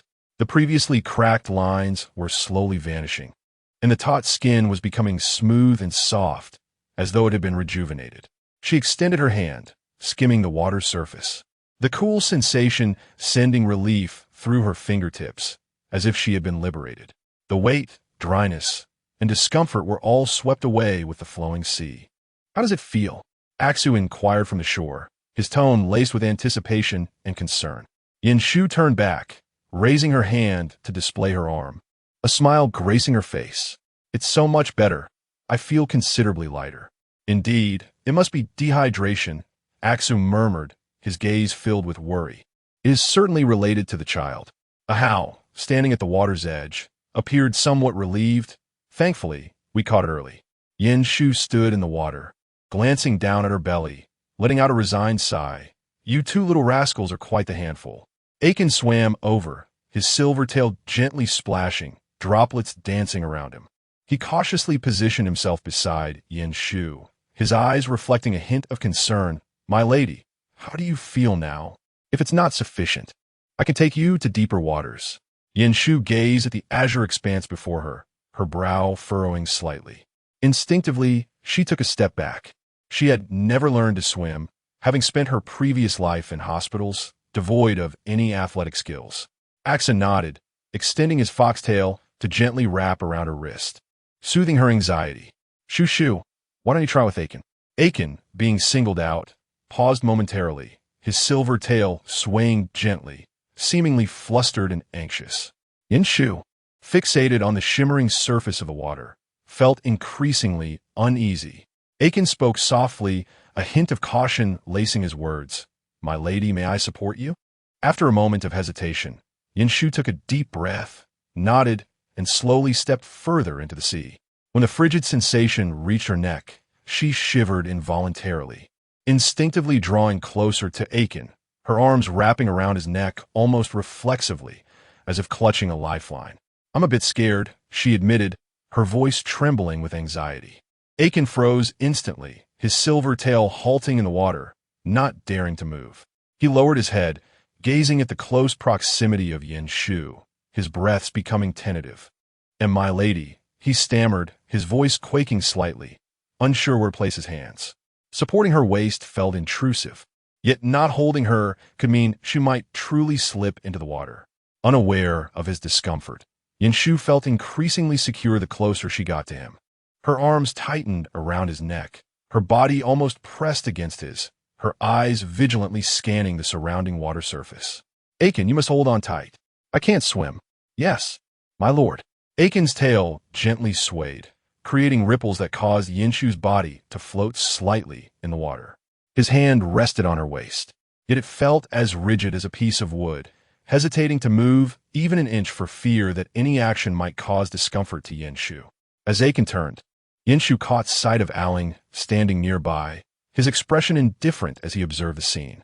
However, the white scales on his neck were tightly closed, and his pale skin glimmered with a cold silver sheen under the sunlight. The damp strands of hair clung to his neck, giving him an exceptionally austere demeanor, as if he were a sculpture carved from ice. Yinshu's cheeks stiffened slightly, particularly upon sensing Aling's cool, yet focused gaze, which elicited a twinge of unease within her. Noticing her gaze, Aling's voice softened. "My lord, is something matter?" Hearing his normal tone made Yinshu feel that her earlier embarrassment was unwarranted. She merely cleared her throat and replied, "It's nothing." Nevertheless, Aiken's face grew increasingly flushed, his movements becoming even more awkward, the swaying of his tail now appearing somewhat unnatural. With Yinshu tightly embracing his neck and confronted by Aling's unwavering scrutiny, he felt as though he might spontaneously combust. "And my lord," Aiken murmured, his ears reddening to the point of nearly dripping blood, "could you please loosen your grip a little? I fear my tail might touch you." Realizing her hands were gripping a bit too tightly, Yinshu promptly eased her hold. As she became fully submerged in the sea, the icy sensation enveloped her body, causing her to shiver instinctively. Just as Yinshu began to relish the comfort of the seawater, a mechanical voice echoed in her mind. Environmental change detected. The fetus within the host is active. Adjusting delivery countdown. Yinshu was taken aback, unable to process the information as the countdown in her mind began to rapidly decrease, the 10 days she had anticipated now dwindling swiftly. "What is happening?" she exclaimed, her eyes widening in panic attempting to inquire within her mind, "System, what is going on?" The system's voice remained calm as ever. Due to the fetus adapting to the seawater environment, the bloodline awakening has accelerated, resulting in a shortened expected delivery time. Please prepare for labor. Yanshu was stunned, frozen in the water. Now, you must be joking. Unfortunately, the system remained unresponsive. Yanshu sensed an unusual discomfort within her body. Aling was the first to notice her distress and hurriedly approached to ask, "My lord, are you unwell?" Yanshu quickly concealed her emotions, shaking her head, and "No, I'm fine." She struggled to maintain her composure, calmly stating, "I may be about to give birth." The atmosphere fell into a momentary silence, as if the sea breeze had stilled, leaving only the sound of waves lapping against the shore. "I may be about to give birth," Yanshu reiterated.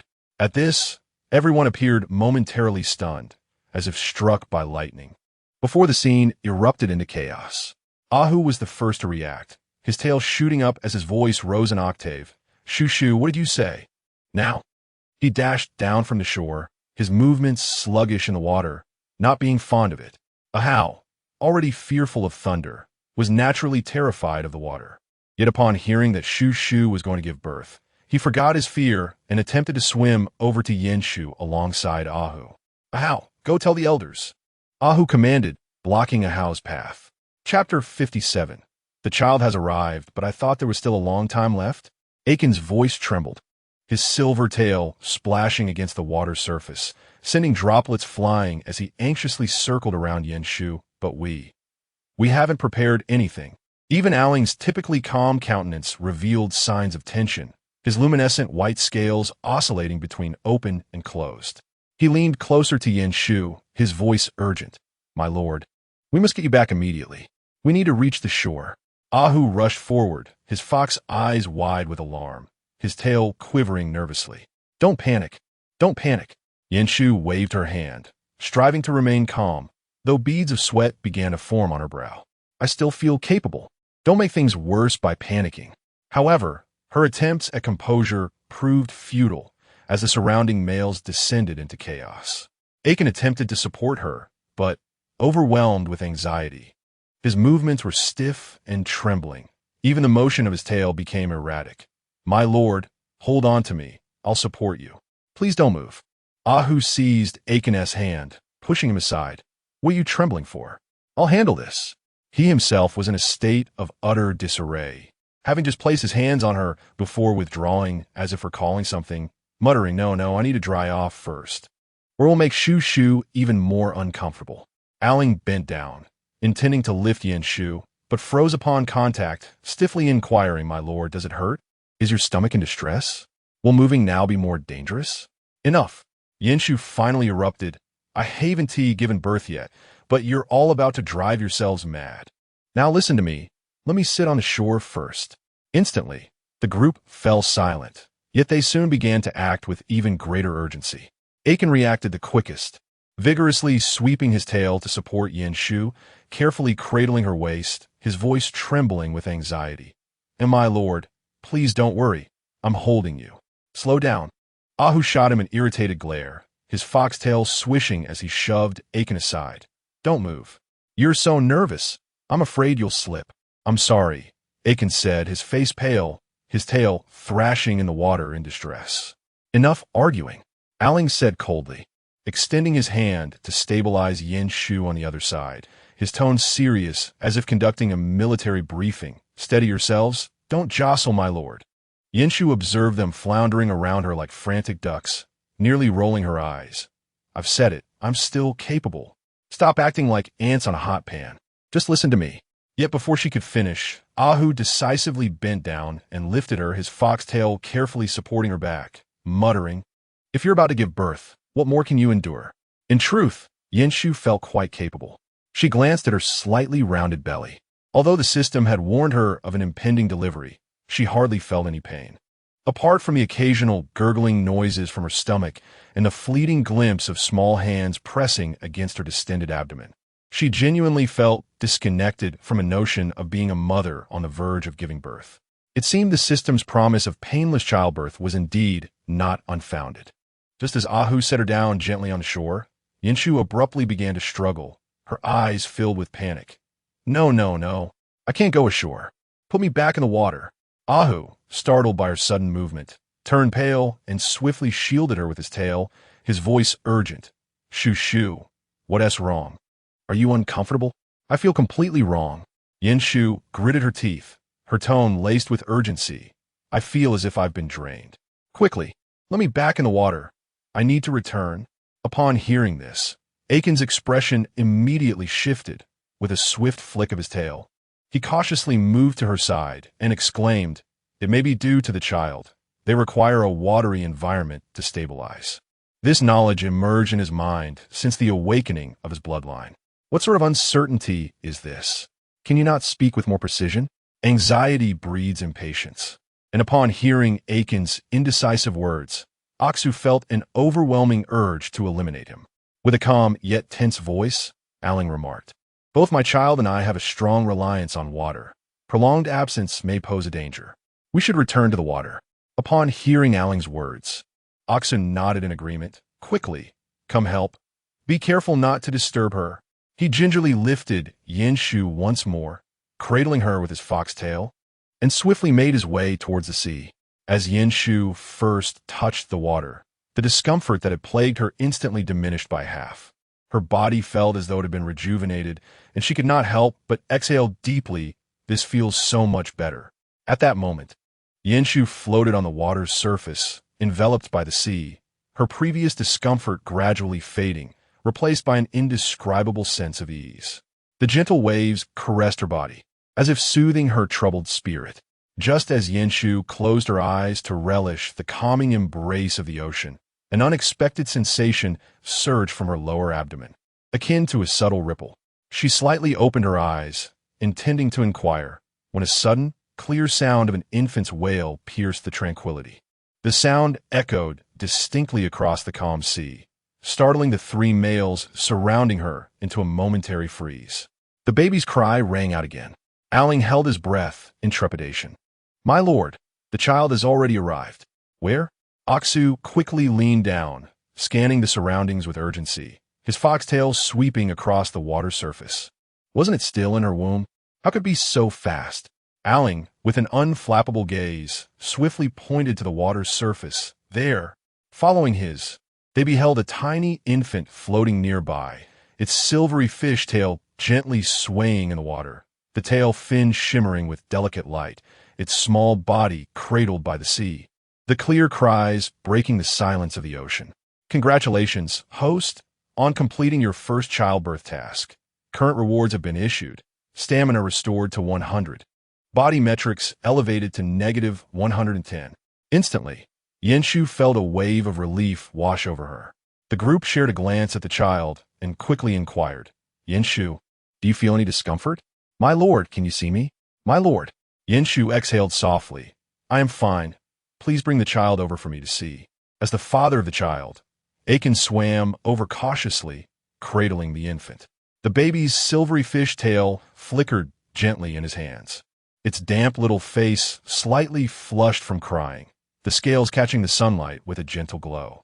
He returned to Yinshu's side, his voice trembling. My lord, this is... Chapter 58. Additional rewards for twins. Yinshu gazed down at the little one in his arms, her expression softening instantly.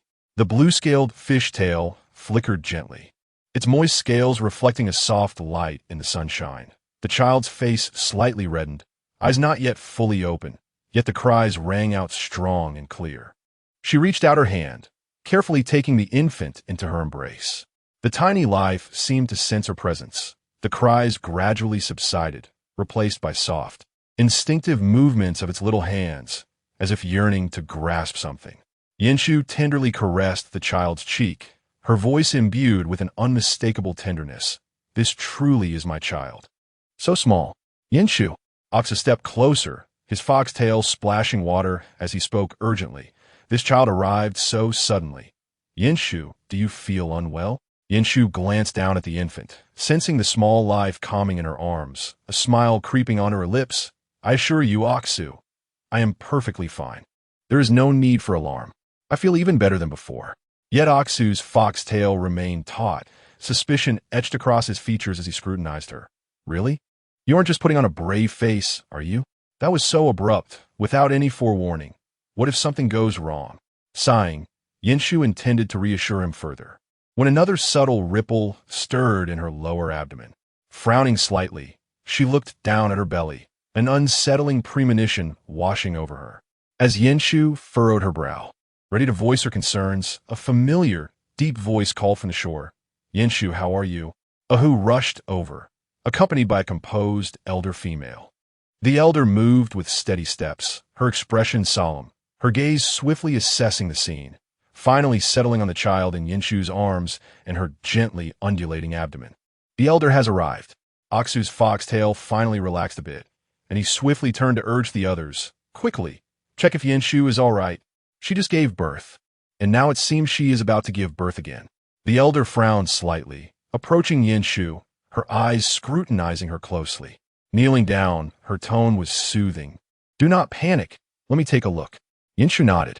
Although she did not feel any discomfort, the rippling in her abdomen was becoming increasingly pronounced.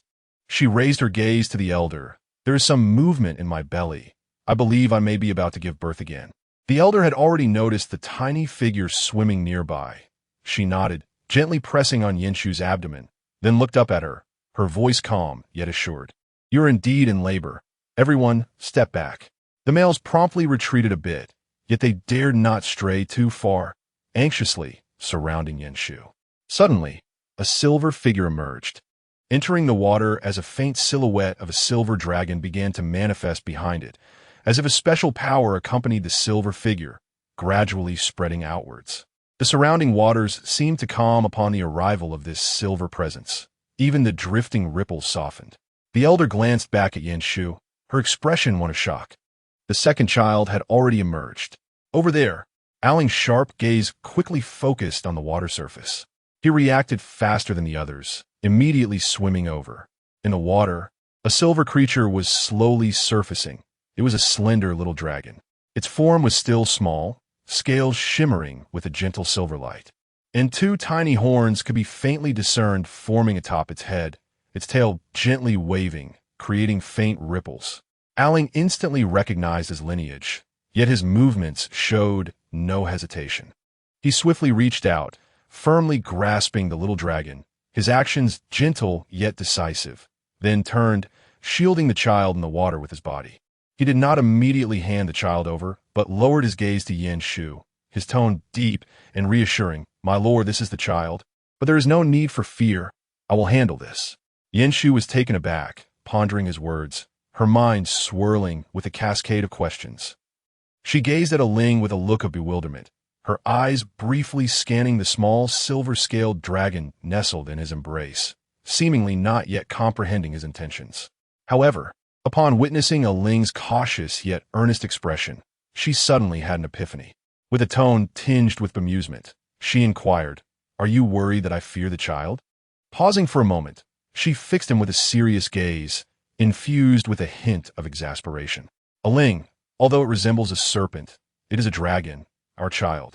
How could I possibly be afraid of it? Ling, taken aback by her words, looked up at her, his eyes revealing a flicker of astonishment. You truly aren't afraid, my lady? Yinshu sighed in resignation and pointed at the little dragon in his arms. Look at it. So small, so soft, like a well-behaved baby. How could I be afraid? Aling lowered his gaze to the creature, which seemed to understand Yinshu's words, as it gently flicked its tail and emitted a soft, melodious sound in response. See, it isn't afraid of me, so why should I be frightened? Yinshu extended her hand. Bring it here. I wish to see it.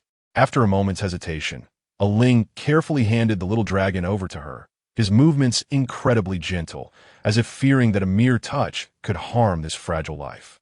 Once the dragon was securely cradled in Yinshu's hands, he let out a small sigh of relief. Yinshu looked down at the child in her grasp. The silver scales glistening under the sunlight, its round head and tiny horns still in the early stages of development, soft as a bubble, unable to resist. She reached out to stroke the little dragon's head, feeling its cool, delicate texture that stirred a sense of affection within her. This is no serpent. It is undeniably adorable. She chuckled softly, marveling at her own offspring's beauty.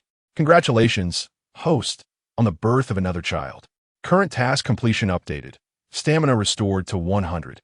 Physical attributes elevated to -90. Additional rewards for twins. Host special bloodline adaptability increased by 1. At that moment, Yanshu cradled the little dragon in her arms, her gaze softening. The little creature wriggled in her palm, its tail curling around her fingers, seeking solace. Suddenly, the system's cold voice echoed in her mind, interrupting her thoughts. What? Additional rewards for twins? What does enhanced special bloodline adaptability mean? Chapter 59. Your physical condition is surprisingly good, the system's icy voice continued. Enhanced special bloodline adaptability increases the host's compatibility with various exotic bloodlines and strengthens their physique. This ability is a rare reward. The host can gain additional enhancements through repeated childbirth. Upon hearing this, Yanshu's brows furrowed slightly as she glanced down at the little dragon and the mare child in her arms.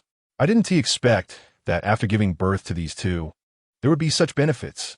Does this mean I can not only return to being a normal person, but also become a superwoman? The system remained silent. For Yanshu, this silence implied consent. Instantly, she felt invigorated. Shushu, are you all right? Asu, who was most concerned about her well-being, looked apprehensively at her. Struggling to maintain his balance, Asu's foxtail was soaked through, splashing water with each movement. Though he endeavored to steady himself, it was evident that the land-dwelling species was ill-suited to the ocean's depths, causing him to sway occasionally, his face etched with worry. Yanshu shook her head. I am fine, truly. Nearby, the elder, having completed her examination, displayed a look of astonishment. She had never anticipated that, after Yanshu gave birth to 2 children, she would not exhibit any signs of weakness. Instead, her vitality seemed even more robust than before. This was unprecedented. The elder gazed at her fingers, recalling the vibrant life force she had sensed from Yanshu during the examination, leaving her both startled and impressed. She discreetly withdrew her hand and, upon looking at Yanshu again, her expression held a hint of confusion. Yanshu cast a glance at the 2 small beings in her arms. One quietly nestled against her side, its tiny fishtail occasionally twitching, while the other softly pressed against her palm, the little dragon's tail gently entwining her fingers, seeking reassurance. Yet, despite the joy of motherhood, she felt an unsettling chill coursing through her body, the cold of the sea penetrating her very bones. Taking a deep breath, she exclaimed, I feel so cold. I wish to return home. Asu responded immediately, his voice filled with concern. Shushu, I will carry you back. He stepped closer, attempting to lift her, but his clumsiness in the water caused him to lose balance, nearly falling into the waves. Asu, Yanshu steadied herself and shot him a look, her tone mingling exasperation and amusement. Just don't let the waves sweep you away. Asu emerged from the water, shaking his drenched tail, his face flushed with embarrassment. I'm not adept in the water. At that moment, Ling stepped closer, his voice calm and steady. My lady, allow me to carry you to shore. Yanshu quickly extended her hand. All right. She nodded in agreement, shifting her weight slightly in his direction.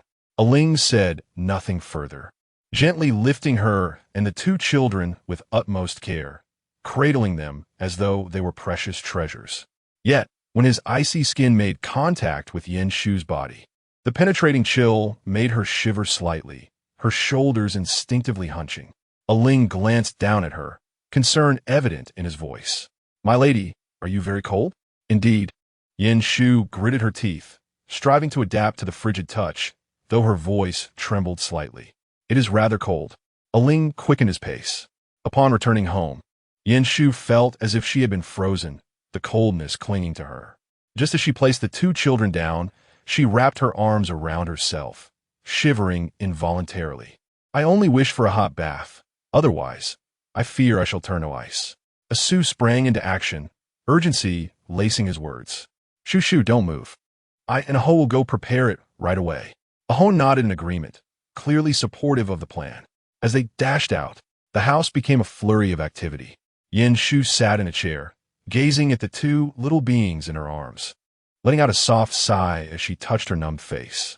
I can't tell if this journey was about childbirth or being tossed into an ice cellar. Standing quietly beside her, Aling watched with unwavering attention, his gaze fixed on her and the children, as if fearing any discomfort might befall her. He spoke softly, "My lady, please rest. The hot water will be ready shortly." He then draped a blanket securely around her. Yanshu looked down at her swaddled form, resembling a rice dumpling, and couldn't help but chuckle. "Aling, I am not a child. There is no need for such exaggeration." However, Aling did not respond, merely standing quietly to the side, his gaze still intently fixed upon her. His expression was calm, yet there lingered an unspoken insistence, as if silently conveying, "This is how I find solace." Yin Shu, in resignation, shook her head and reached out to caress the heads of the two little ones in her arms. At that moment, a Chun cautiously approached, holding a cup of warm water, his movements gentle as if fearing to disturb her. "Madam, please sip some warm water to warm yourself." Yin Shu accepted the warm water, lowered her head to take a sip, the comforting liquid flowing into her stomach, dispelling some of the chill. She lifted her gaze to a Chun, who stood there with his hands clasped together, as if ready to heed her every command, and could not help but smile. "You need not be so tense. I'm quite well." A Chen's ears flushed slightly. The elder hurriedly arrived, her expression marked by a hint of gravity.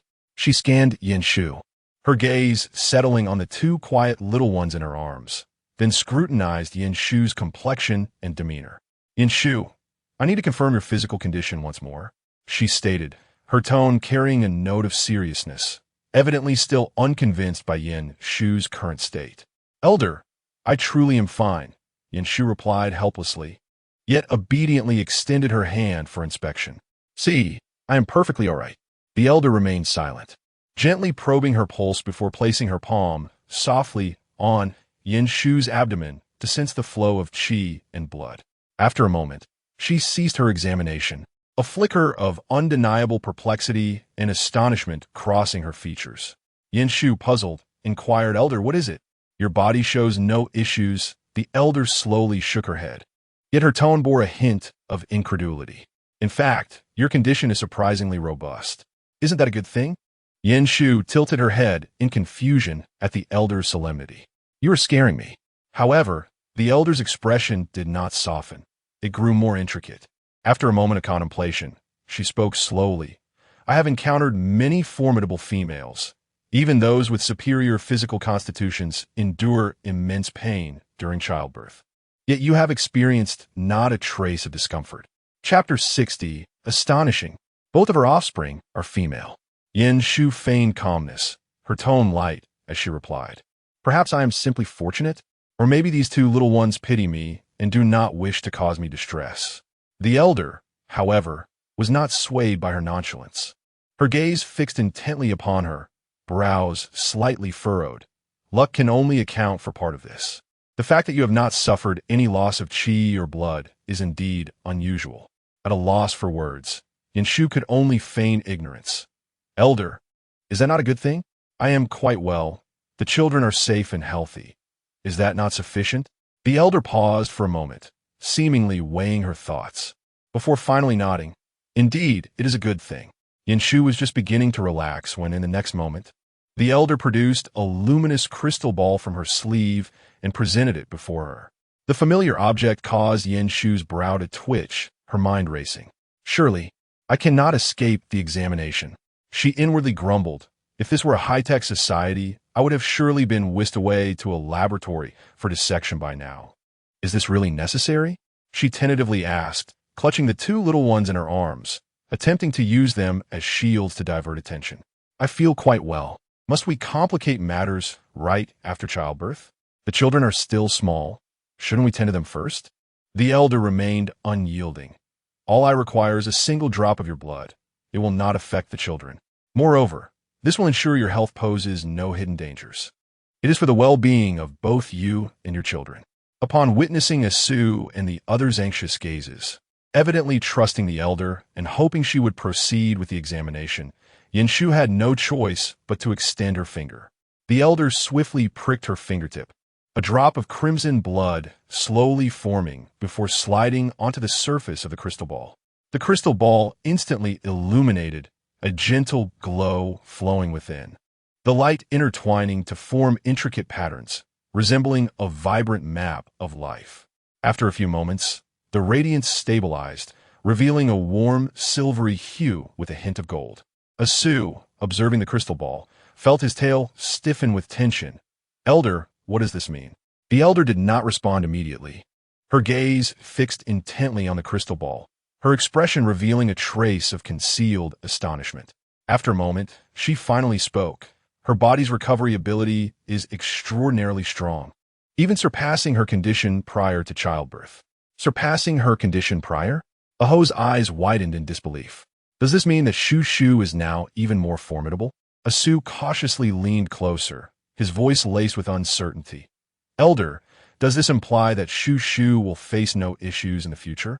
The elder neither nodded nor shook her head, her tone imbued with contemplation. From the results, her chi and blood have significantly strengthened. It appears that this childbirth has, to some extent, facilitated a transformation in her physical condition. Yen Shu's heart jolted, unable to suppress a silent curse. What a primitive era this is, to have something more divine than high-tech scanners. This elder cannot truly have unraveled the peculiarities within my body. Can she? Quickly regaining her composure, she forced a light-hearted smile. That must be a gift from the children. Embracing her little ones, her voice full of maternal affection, she declared, I have always sensed that these two little ancestors were extraordinary. It seems I was right. Elder, this must be the power of their lineage assisting me, correct? The elder's gaze fell upon the two children in her arms, evidently deep in thought. After a moment, she nodded gently. It is indeed possible. The lineage of these children is quite potent. Their birth may have, in some measure, catalyzed a change in your constitution. That makes sense. Yen Shu eagerly picked up the thread of conversation, her demeanor relaxed. It is all thanks to the children. They possess exceptional gifts, and I am merely benefiting from their blessings. The elder continued, in light of this, you must be even more vigilant regarding the changes in your body and that of the children. If anything unusual arises, you must inform me immediately. Not a problem, elder. You need not worry. Yen Shu nodded vigorously, secretly relieved that she had navigated this situation adeptly. The elder, having heard Yen Shu's response, proceeded to examine the children further to confirm their genders. Yen Shu, cradling the two little ones, instinctively glanced at their tiny tails. She could not discern whether she had given birth to boys or girls. The elder approached, gently placing her hand on the first child to begin her examination. This child was a little mermaid, her silvery tail subtly swaying in Yen Shu's embrace, seemingly sensing the unfamiliar touch. The little one's mouth moved slightly, emitting a soft, indistinct sound tinged with clear resistance.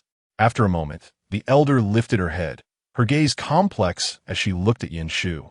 Her tone calm, yet laced with surprise. This one is female. Female? Yen Shu was momentarily taken aback, but quickly realized that the child was a girl. A smile blossomed on her face, her eyes curving with delight as she exclaimed, That's wonderful. In this era, the status of females is remarkably high. The elder remained silent, bowing her head to examine the second child.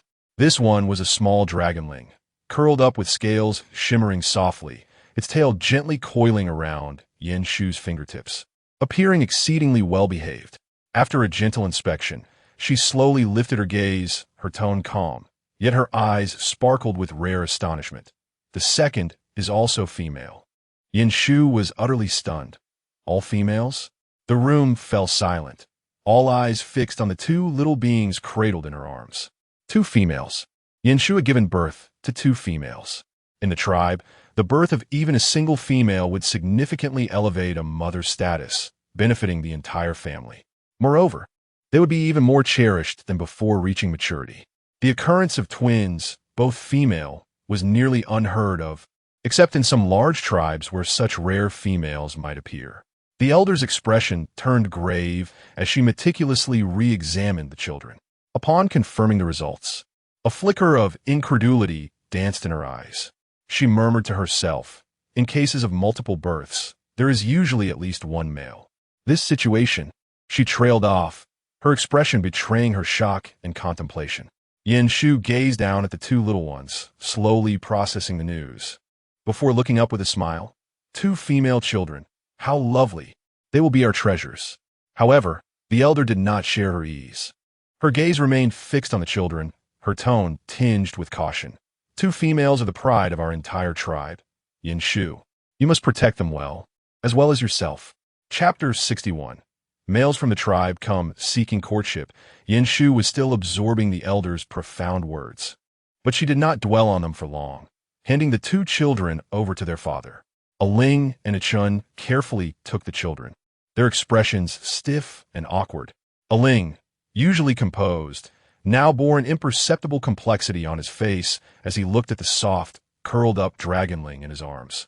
Its silvery scales glowing gently, even its tiny horns appeared exquisite. It seemed as though his calm facade had cracked, revealing a swell of previously unacknowledged emotion. Achun's reaction was even more pronounced. He held the little mermaid, his entire being as rigid as stone. Lowering his gaze to the small life in his arms, he observed the silvery fish tail gently swaying, the child's damp face radiating a unique softness and innocence. This is my child. Achun's mind was a blank, save for that thought echoing repeatedly. He had toiled his entire life, never daring to dream that a female would see him as a partner, let alone bear his child. Yet now, this small life lay in his embrace, as if the weight of the world had collapsed into his chest. His gaze was fixed on the little one, excitement and disbelief crashing over his reason like waves. At that moment, his chest heaved violently, emotions threatening to overflow from within, yet he suppressed them, unwilling to reveal his feelings. Achun gently lifted his hand, wishing to support the child better, only to discover his fingers trembling. He quickly halted, fearing that even the slightest movement might harm this fragile being. This was his lineage, his child. His eyes stung with warmth as he softly called out, "Child," his voice laced with an unrecognized quiver. Asu and Aho stood aside, watching without any intention of approaching. Their gazes held concern, yet they refrained from touching child. Yin Shu had contemplated allowing Asu and Aho to hold the baby, but they declined. Not our bloodline, and especially not a female. We must not touch.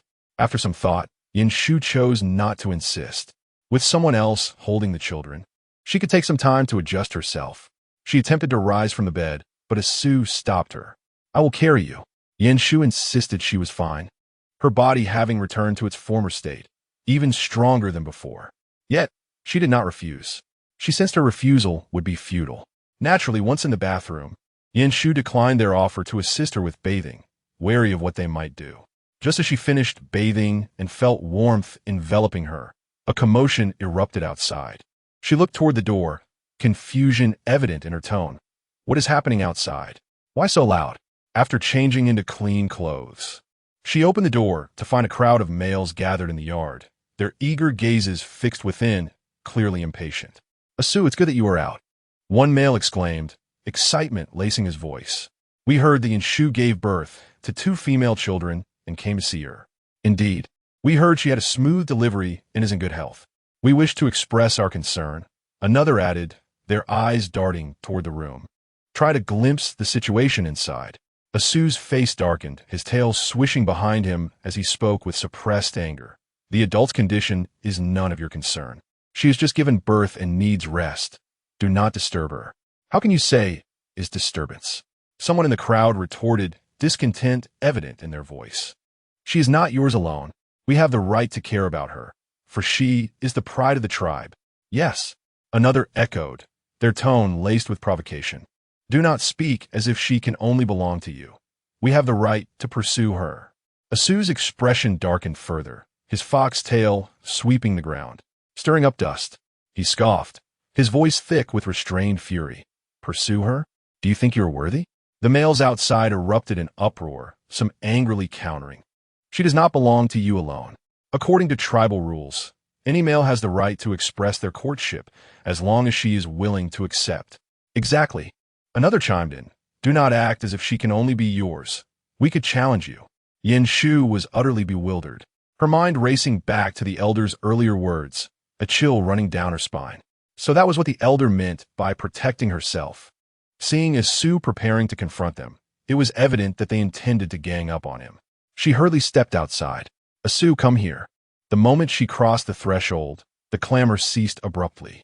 The once belligerent males seemed to have been hit with a pause button, their collective gaze aligning on her. After a brief silence, Yinshu realized that all their eyes were fixed upon her, heated to the point of causing her discomfort. Her heart raced under their scrutiny, and she took a deep breath, striving to make her tone sound as calm as possible. I do not intend to seek out any males. You may return. She initially believed that her refusal would suffice to calm these individuals, yet their reaction was entirely contrary. My lady, you are truly exquisite, a young male murmured, his gaze ablaze with fervor. The way the females speak is so tender, it melts the heart. Another couldn't help but exclaim. Yinshu was nearly driven to laughter by their responses. What kind of logic is this? She had made her refusal abundantly clear. Yet this group perceived encouragement within her words. I have stated that I do not intend to seek a male. She raised her voice again, striving to assert her stance more firmly. You must return at once. However, the males grew increasingly animated, their faces alight with excitement, as if her words had bolstered their spirits. My lady, do not rush to dismiss us. We merely wish to express our affections. Yes, even if you're not in the mood now, we can wait. Indeed, it is worth waiting a lifetime for you. Yinshu stared dumbfounded at the group, feeling that no amount of words would suffice. This was not communication. It was akin to playing a lute to a cow. She felt like a coveted delicacy, with these individuals viewing her as a sumptuous feast. Taking a deep breath, she turned and cast a cold glance at them, her tone resolute. I shall repeat myself one last time. I do not require any males or their concern. Should you continue to bicker, do not blame me for summoning the elders. This pronouncement fell like a bucket of cold water, finally quieting the males for a moment. The elders' authority within the tribe was unassailable. No matter how reluctant they were, they had no choice but to relent. Very well, my lady, we shall heed your wishes. Some nodded begrudgingly, though their eyes betrayed their unwillingness. Watching them retreat one by one, Yinshu exhaled in relief and turned to enter her dwelling. Chapter 62. Sue's sense of crisis, fearing he will no longer be pampered, having successfully dissuaded the group of males. Yinshu felt a sense of tranquility wash over her, thinking she could finally enjoy a moment of peace. Yet, upon returning to her room and pushing open the door, she was taken aback. The two little creatures, who had retained their beastly forms, had now transformed into infantile appearances. They curled up on a soft mat, peacefully asleep, their tender features rendering it hard to believe they were the same children from before. What on earth is happening? Yinshu stood frozen, her eyes unblinking as she absorbed the astonishing sight, fearful of misinterpreting it. Aling and Chun stood nearby, equally perplexed expressions etched on their faces. Aling furrowed his brow, a glimmer of confusion in his eyes, murmuring, My lady, we are also uncertain. Such a transformation should not occur so soon. Chun appeared even more flustered, guilt washing over him as he worried it might be due to his actions that had caused such a change in the children. Aling continued, They should not have transformed into human form so quickly. Typically, such a metamorphosis occurs at around 3 years of age. Yinshu pressed her lips together and stepped closer to examine the two little ones. Their infant faces were fair and delicate, with exquisite features, and their long eyelashes fluttered like tiny fans, adding to their undeniable charm. She gently reached out to touch one child's cheek. The soft texture sent her into a daze. Her gaze shifted downward, noticing that although they appeared as infants, they still retained certain beastly characteristics. Indeed, they looked like babies, their skin smooth and fair, their features so refined that one couldn't resist the urge to pinch them. However, her attention quickly fell on the lingering beastly traits. The mermaid daughter's feet bore faint traces of blue scales, and although her soft tail fin had vanished, the contours of her calves resembled those of fish's tail. The little dragon girl exhibited even more obvious traits. Two small, slightly protruding horns were visible on her forehead, and though most of the silver scales had faded, scattered glimmers still adorned her arms and neck, rendering her particularly unique. Yin Shu reached out to gently touch the little dragon's forehead, feeling a cool and delicate sensation, the familiar chill surging through her fingertips. In contrast, the mermaid's skin was warm, presenting two entirely different temperatures. Yet, reflecting on it, she found this transformation quite delightful. After all, the infantile appearance was endearing and simpler to care for. Watching the two tranquil little beings, her heart swelled with a complex mix of excitement and emotion. She had indeed become a mother. Yin Shu lowered her head and kissed her two daughters. A Ling and a Chun, standing by, were drawn to her, their gazes captivated by the scene. They silently observed, their hearts stirred by the tenderness of the moment. Her gentleness and the children's serenity created an unprecedented sense of belonging and fulfillment for them. Meanwhile, as Su stood to the side, his expression noticeably sour. His foxtail hung limply, motionless, and his once confident eyes narrowed, revealing a hint of discontent. Though he masked his emotions, the aura of his unhappiness was nearly palpable. As Yin Shu's first male, he had never anticipated feeling a sense of crisis. Yet now, witnessing her complete attention on the two children, her demeanor so tender and radiant as she engaged with a Ling and a Chun about the children, his brow gradually furrowed. Aling was one thing. His perpetually stern demeanor rarely revealed such warmth. But a Chun had only been around for a few days.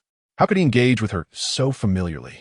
Su longed to join their conversation, yet each time he took a step forward, his gaze landed on the children, halting his advance. The dissonance was palpable. These were not his children, and they were female, rendering him and Aho, males without blood ties, unable to approach them. This sense of dislocation left him feeling stifled. Her affection for the children seemed so natural, yet they were not his own. He even began to doubt whether his significance in her heart had diminished compared to the past. Su's foxtail flicked slightly before drooping again, silently protesting. He cast a glance at the two slumbering little ones, his expression complex, his lips pressed tightly together. The more he pondered, the more disconcerting it became. She appeared entirely preoccupied with these two children, as if even a glance in his direction had diminished in frequency. His eyes flickered. No, he must hasten to convince Yin Shu to bear him a child as well. That way, he could become part of this family and secure his position as her first male. As this thought emerged, it felt like the fur on his foxtail was smoothed in the right direction. His eyes sparkled with renewed vigor, and his tail swished more vigorously as he began to strategize in his mind.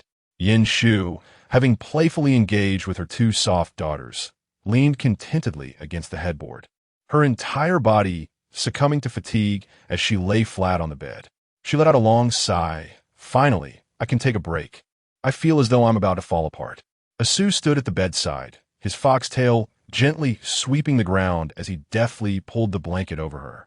He gazed down at her, a hint of reproach and helplessness in his tone. Rest now. You have not had adequate rest. Now the children are here. He paused for a moment, his tone suddenly heavy. You need not worry about a father's care. The words father were pronounced with particular emphasis by Su. Yin Shu glanced at him and couldn't help but chuckle. Is it really necessary to dwell on this? Su flicked his tail, letting out a soft huff. But his gaze involuntarily fell upon the two peacefully sleeping children. I'm not concerned. I simply feel, well, it's nothing. He hesitated, the words hanging on the tip of his tongue, ultimately unspoken. Yin Shu found his awkward demeanor amusing.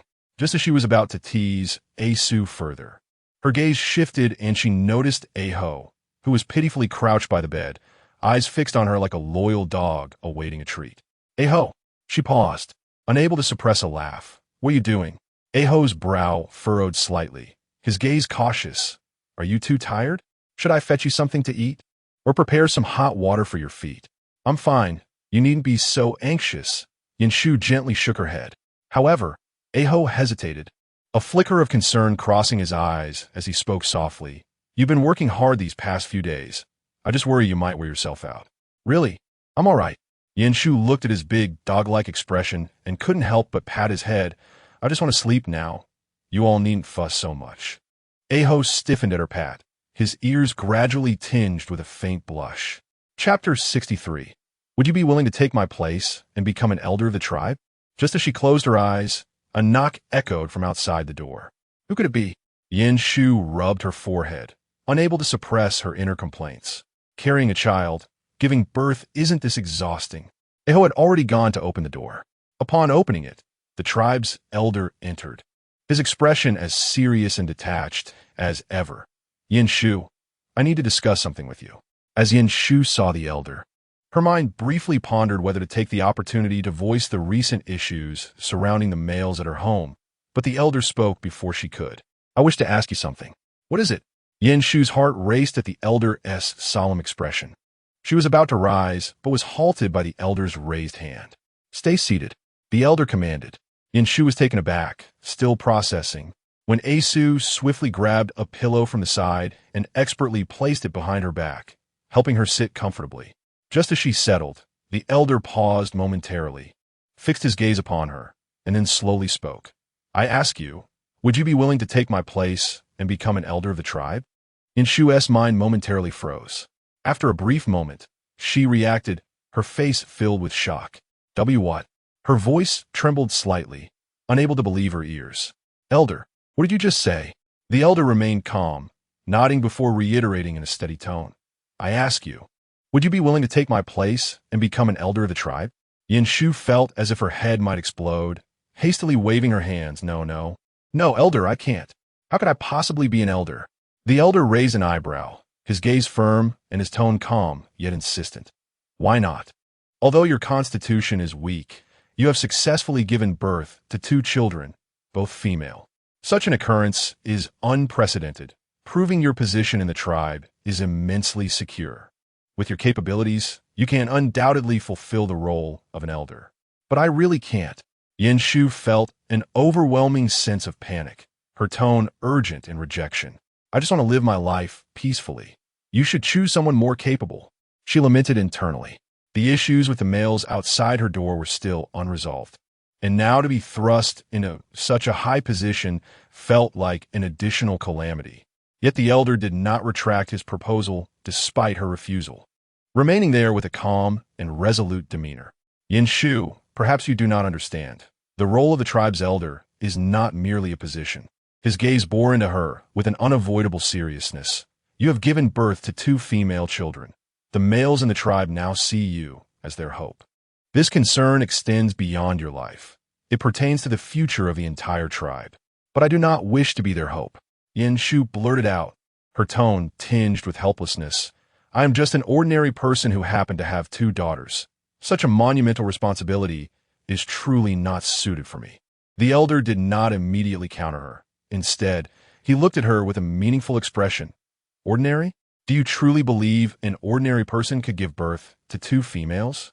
Yin Shu was momentarily rendered speechless, her mouth opening in an attempt to argue, but lacking the words. Taking a deep breath, she tried to calm herself. Elder, I honestly believe that my personality and abilities are entirely unsuited for the role of an elder. The birth of these 2 children was merely a coincidence. Please consider seeking someone else more fitting. The elder's gaze lingered on her face for a moment before he sighed softly. You may refuse now, but you must understand that the tribe's expectations of you will not dissipate with your refusal, whether you wish it or not. You have become the greatest female in the tribe. There are many responsibilities from which you cannot simply shy away. Yin Shu fell silent, aware that the elder's words were not mere exaggerations. The males who had gathered at her door, their fervent gazes haunted her thoughts. She rubbed her temples, feeling overwhelmed. Elder, could you grant me some time? This is all so sudden. I truly need time to think. The elder nodded, his expression softening slightly. Very well. I shall not press you, but I hope you understand that some responsibilities are inescapable. With that, the elder rose and departed. Yin Shu watched the elder's retreating figure, collapsing onto the bed with a long sigh. Asu stood nearby, his foxtail drooping, a complex expression on his face. He had already felt a sense of insecurity regarding his position in Yin Shu's heart, and now hearing of her potential elevation to elder made his frown deepen. If she truly became an elder, her status would far exceed her current standing, and the males surrounding her would only increase. His own situation would undoubtedly become more precarious. Aho's face was practically overflowing with excitement as he contemplated the elder's male identity while dreaming of the future. This is truly a tremendous opportunity. If Yanshu becomes an elder, then our family's status will rise as well. Who could dare to speak against us then? Asu listened to his naive musings, his frown deepening, his tail swishing discontentedly against the ground, stirring up a cloud of dust. He let out a cold huff, mercilessly dousing Aho's enthusiasm.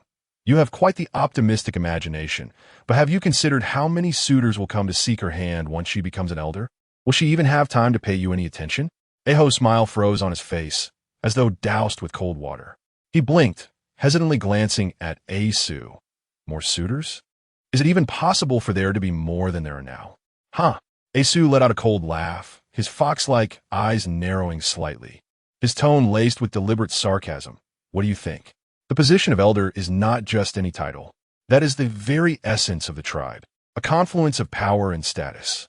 The males have long been eyeing Shuju, and if one of them were to become an elder, would they remain docile? Aho's expression froze, the earlier excitement vanishing entirely. He quickly turned to Yin Shu. Shu, please don't agree to it. While being an elder is indeed impressive, don't you cherish tranquility? Being an elder would strip away that peace. Our family's standing is already secure. We need not invite further complications. Yin Shu found his foolishness both amusing and exasperating. Can you all stop treating me as if I'm a piece of meat that can be snatched away at any moment? I never wanted this position in the first place. I lack the energy for it. Yet, despite her words, a flicker of temptation coursed through her mind. It was impossible to claim she felt no allure at all. Her task was to bear children, and the rarer and more unique they were, the greater the rewards. This recent mission involving twins had already yielded sweet rewards. Her body had recovered significantly, and she had received additional adaptability bonuses from the system. If she were to become an elder and gain access to more potent bloodlines, would her rewards not increase correspondingly? Chapter 64. The aggrieved Oxyen Shu enjoyed an unusually restful slumber. Upon awakening, sunlight streamed through the window, illuminating the room. She slowly opened her eyes, momentarily dazed, then could not resist stretching her body.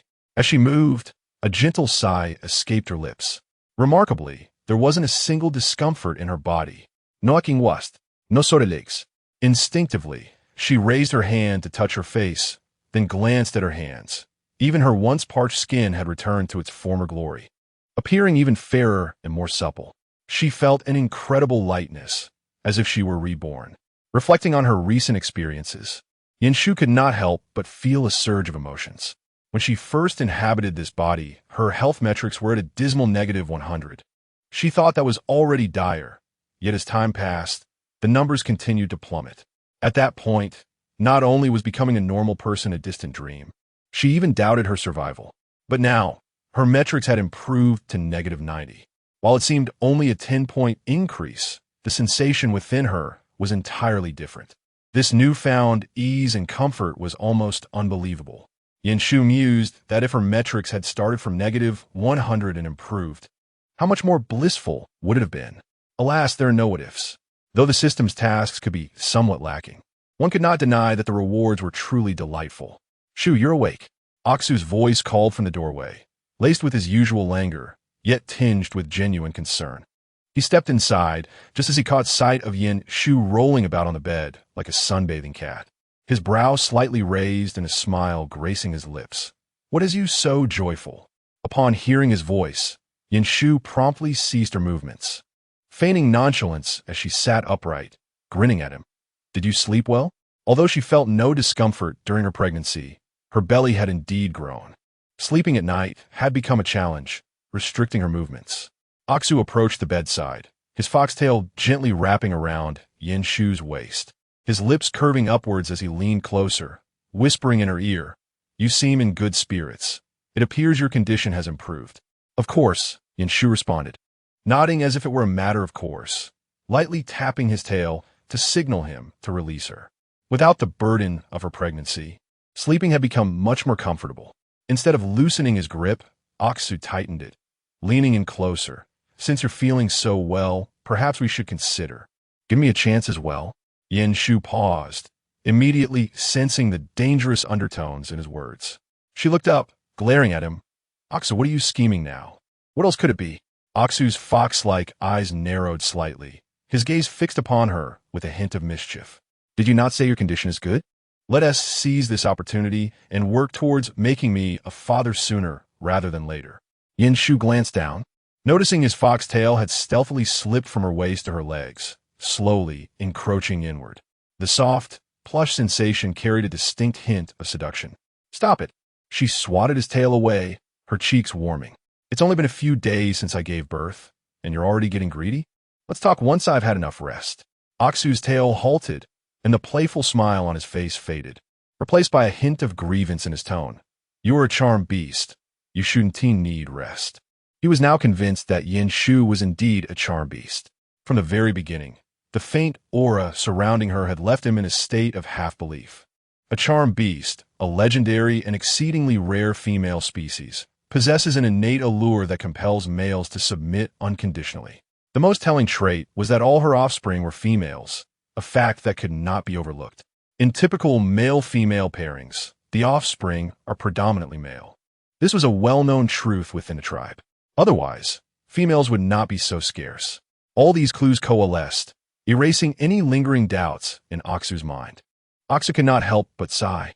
A charmed beast, a creature of legend, endowed with an innate magnetism that makes males willingly yield. He understood all too well that her charm was a natural gift, not a deliberate act. Every movement she made, every word she spoke, seemed to carry an invisible pull, making it impossible to ignore. This inherent allure was an irresistible poison to males. Observing the chaos that unfolded around her, this was evident. The males who battled fiercely in her presence, the predatory gazes that lingered, this was merely the beginning. Aksu was acutely aware that in the future, more and more males would covet her. Contemplating this, a pang of discomfort gripped his heart, yet he also recognized that he could not control it.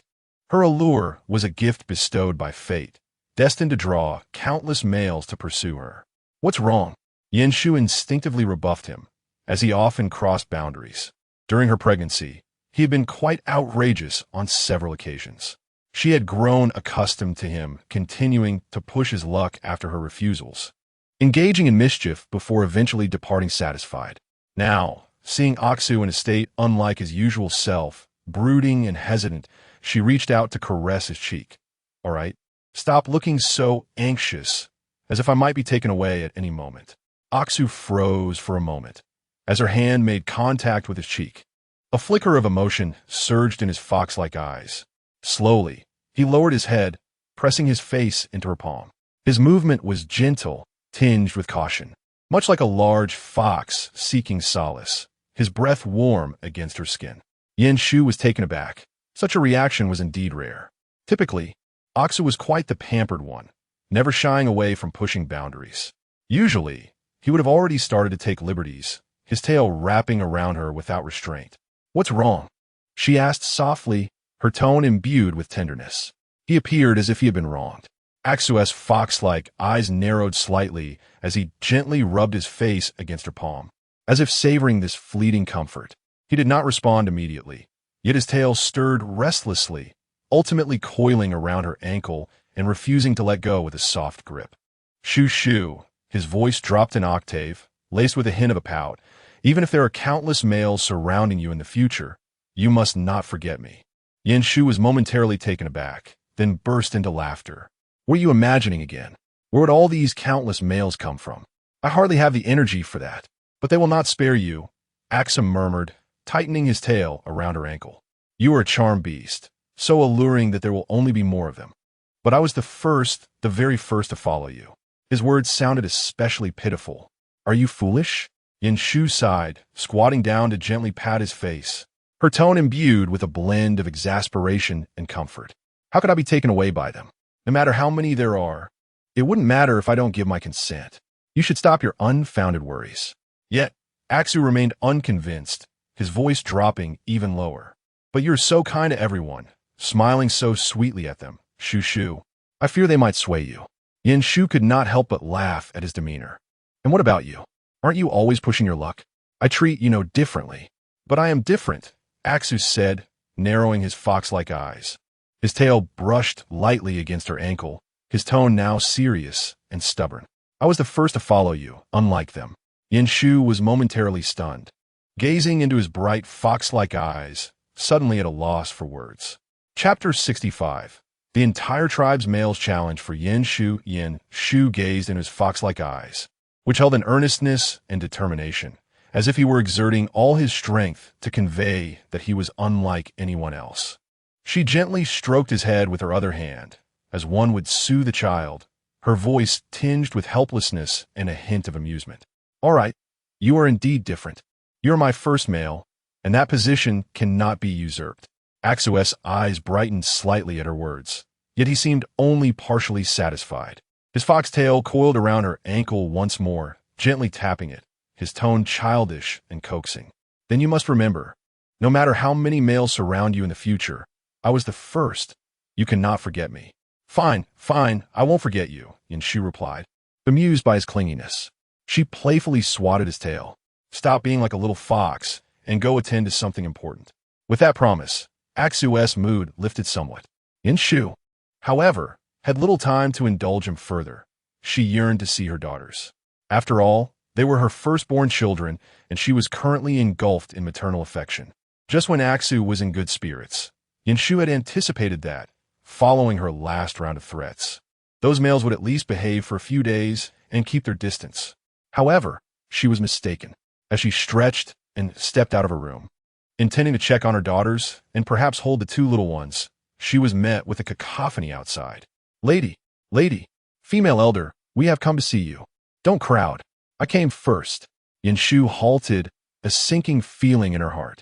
Were these individuals truly so audacious? She hastened to the door, and upon peering out, was greeted by a throng of males, all clamoring together, gazing up at her. The scene was even more exaggerated than when she last encountered them. Scores of fervent gazes were uniformly fixed upon her, as if she were some rare treasure, causing them to collectively hold their breath. Yin Shu stood at the doorway, her expression stiff as she surveyed the spectacle before her, her thoughts racing. This life is unmanageable. Especially those who could squeeze to the front were all dark-skinned, muscular, and towering, appearing like a battalion of ferocious beasts at first glance. Before she could utter a word, Axu had already approached, pulling her away from the window. His expression was grim, his foxtail flicking in frustration, nearly striking the doorframe as he coldly remarked, "They are too noisy, Shu. Do not concern yourself. I will handle this." Yin Shu was taken aback by his sudden action and looked up at his darkened face, unable to restrain herself from asking, "How do you plan to handle it?" Axu scoffed, his fox-like eyes glinting with irritation. "What else is there to do? These rascals only seek to create trouble. I must let them know that you are not someone they can covet." Yet Yin Shu worried for his safety. "How can you fight them all? They are numerous. We should just let it be. They wouldn't dare come in." These males would indeed not dare to intrude, fearing the wrath of the female elder. They sought fair courtship, but did not wish to provoke her anger. Axu shook his head. Shu, I do not want them to think your male is weak." Ahau joined them, rubbing his palms together. "I've long found them irritating. When we were young, they often bullied us. Now that we have a female, they still wish to take her from us." Yin Shu was taken aback, turning to Ahau with furrowed brows. "What do you mean? They bullied you when you were young?" Ahau nodded earnestly, his fists clenched with suppressed anger. "Yes, we were so alone back then, with no one to protect us. Aside from Axu's tail, to scare them off. I and Aling were bullied countless times." Indeed, Axu quickly chimed in, his fox tail flicking gently, a look of pitiable grievance crossing his features. "They would gang up on us, and I suffered greatly." Yin Shu recognized some truth in Ahau's words, while Axu's claims were at least partially exaggerated. Yet, she found herself at a loss for words, a pang of bitterness swelling within her. She looked at the two men before her, one seething with rage, the other with a gaze sharp enough to pierce through the throng of males outside. In her mind, she could not help but picture three small figures. They must have been so young, so lonely and vulnerable, surrounded by a group of towering, muscular males who bullied them. After a moment of contemplation, Axu led Ahau outside. As they reached the threshold, The males outside fell silent for a brief moment, only to erupt into a chorus of mocking laughter, filled with derision and contempt. "Just you two?" One burly male scoffed, arms crossed, his eyes betraying unmistakable disdain. "The female elder must have lost her mind to even consider you two from such a weak race." "Exactly," a taller male chimed in, his tone even more cutting. "With your caliber, standing beside the elder is nothing but a waste of precious space." "Indeed, you are correct," a male at the forefront grinned mockingly, his gaze dismissively sweeping over Aksu in a howl. "Why not make this easier? Step aside willingly, and let us, the stronger males, be the true protectors of the female elder." His words elicited a chorus of laughter from those around, the males' gazes brimming with provocation. The atmosphere instantly thickened with tension, hinting an impending conflict. Just as the burly male at the forefront was about to continue his taunts, he was unexpectedly struck in the chest by a tremendous force. His words cut short as he was sent soaring through the air. Thud! He crashed heavily to the ground, stirring up a cloud of dust. The few males surrounding him were not spared either, being swept away by the force, tumbling over one another in a cacophony of cries. Standing at the entrance, Aksu raised his foxtail high, his eyes sharp and cold, a smirk curling at the corners of his mouth. "Do you truly think we are pushovers?" Ahu clenched his fists, disdainfully huffing beside him. "If there's nothing to say, then let us settle this with a duel." The expressions of the remaining males instantly shifted, their prior bravado evaporating, each one staring in shock at their toppled companion, their feet instinctively retreating. However, upon hearing Ahu's acceptance of the challenge, their astonishment swiftly transformed into palpable excitement and joy. Their fervent gazes converged on Aksu and Ahu, the provocation and longing in their eyes unmistakably evident, as if they had received the most exhilarating news. A duel? They truly agreed to it? Some exchanged glances, excitement causing their tails to almost perk up. In this world, a duel signifies that the victor may usurp the position of the vanquished. And now, Aksu and Ahu, standing beside the female, were the very targets they aspired to replace. Chapter 66. Is there some secret to having two daughters? Yen Shu stood within the doorway, her heart racing as she observed the males outside, each one brimming with excitement, as if invigorated by a potent elixir. A duel? With so many of them, how could they possibly prevail? Just as she contemplated whether to intervene, the scene took an unexpected turn. Ahu clenched his fists, a hint of disdain in his smile, and then charged forward, his sights set directly on the eager males. His fist whipped through the air, striking the foremost one. Bang! The first male was sent flying, colliding with those behind him, toppling several. Before the others could react, Ahu swung another punch, knocking down two more with swift precision. "Is that all?" Ahu glanced down at the struggling males attempting to rise, his tone airy as he dismissed them with two words. Meanwhile, Aksu was equally unhurried. He nimbly dodged, his foxtail raised, deftly ensnaring a male's ankle, and with a powerful flick, sent him crashing to the ground. More males surrounded him, but he merely smirked coldly, weaving through them with agility, his foxtail sweeping across their knees, each movement sharp and decisive, effortlessly taking them down. In the blink of an eye, the duo had dispatched 5 or 6 foes, the scene unfolding as an unexpected one-sided domination. Yen Shu, standing at the entrance, her initial worry gradually transformed into astonishment. She watched as Aksu and Ahu treated the males like punching bags, subduing them effortlessly. She couldn't help but rub her eyes, questioning her own perception. The very males who had just been eager to usurp their positions now lay defeated, wailing on the ground, while the remaining ones stood silent, paralyzed by fear, unwilling to take another step forward. They never anticipated that Aksu and Ahu possessed such formidable fighting prowess. How could this be? One male, clutching his waist, gazed at his fallen companions in disbelief, his voice tinged with incredulity. They had once seemed so weak. Despite the lamentations of those on the ground, none of the standing males retreated. Their eyes swept over Yen Shu, their fervent gazes almost coalescing into a tangible force directed at her. The female leader was watching. One male wiped the blood from his lips, gritting his teeth as he straightened his posture, a fierce determination igniting within his eyes. To retreat now would be a disgrace. Another burly male, supporting his injured arm, forced out a defiant declaration. "We cannot back down."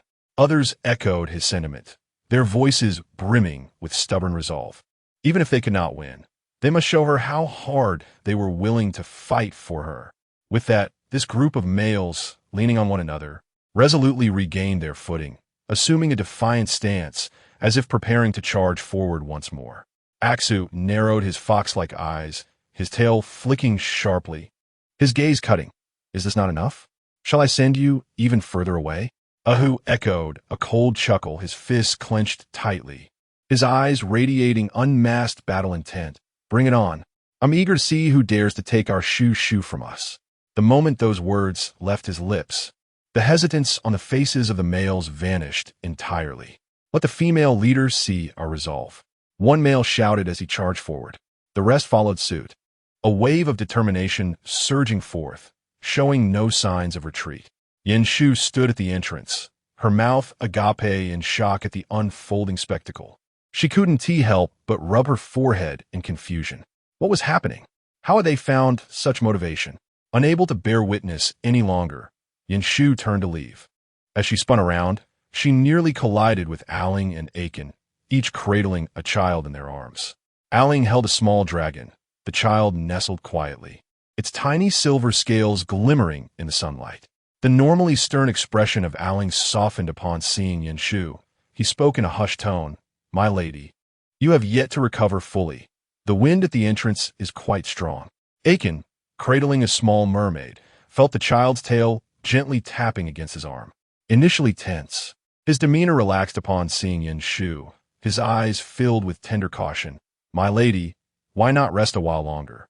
The two males, gazing at her with gentle eyes, made her feel as though she were the very center of their universe. Yin Shu looked at their tender faces and then at the children in their arms, her heart suddenly melting with warmth.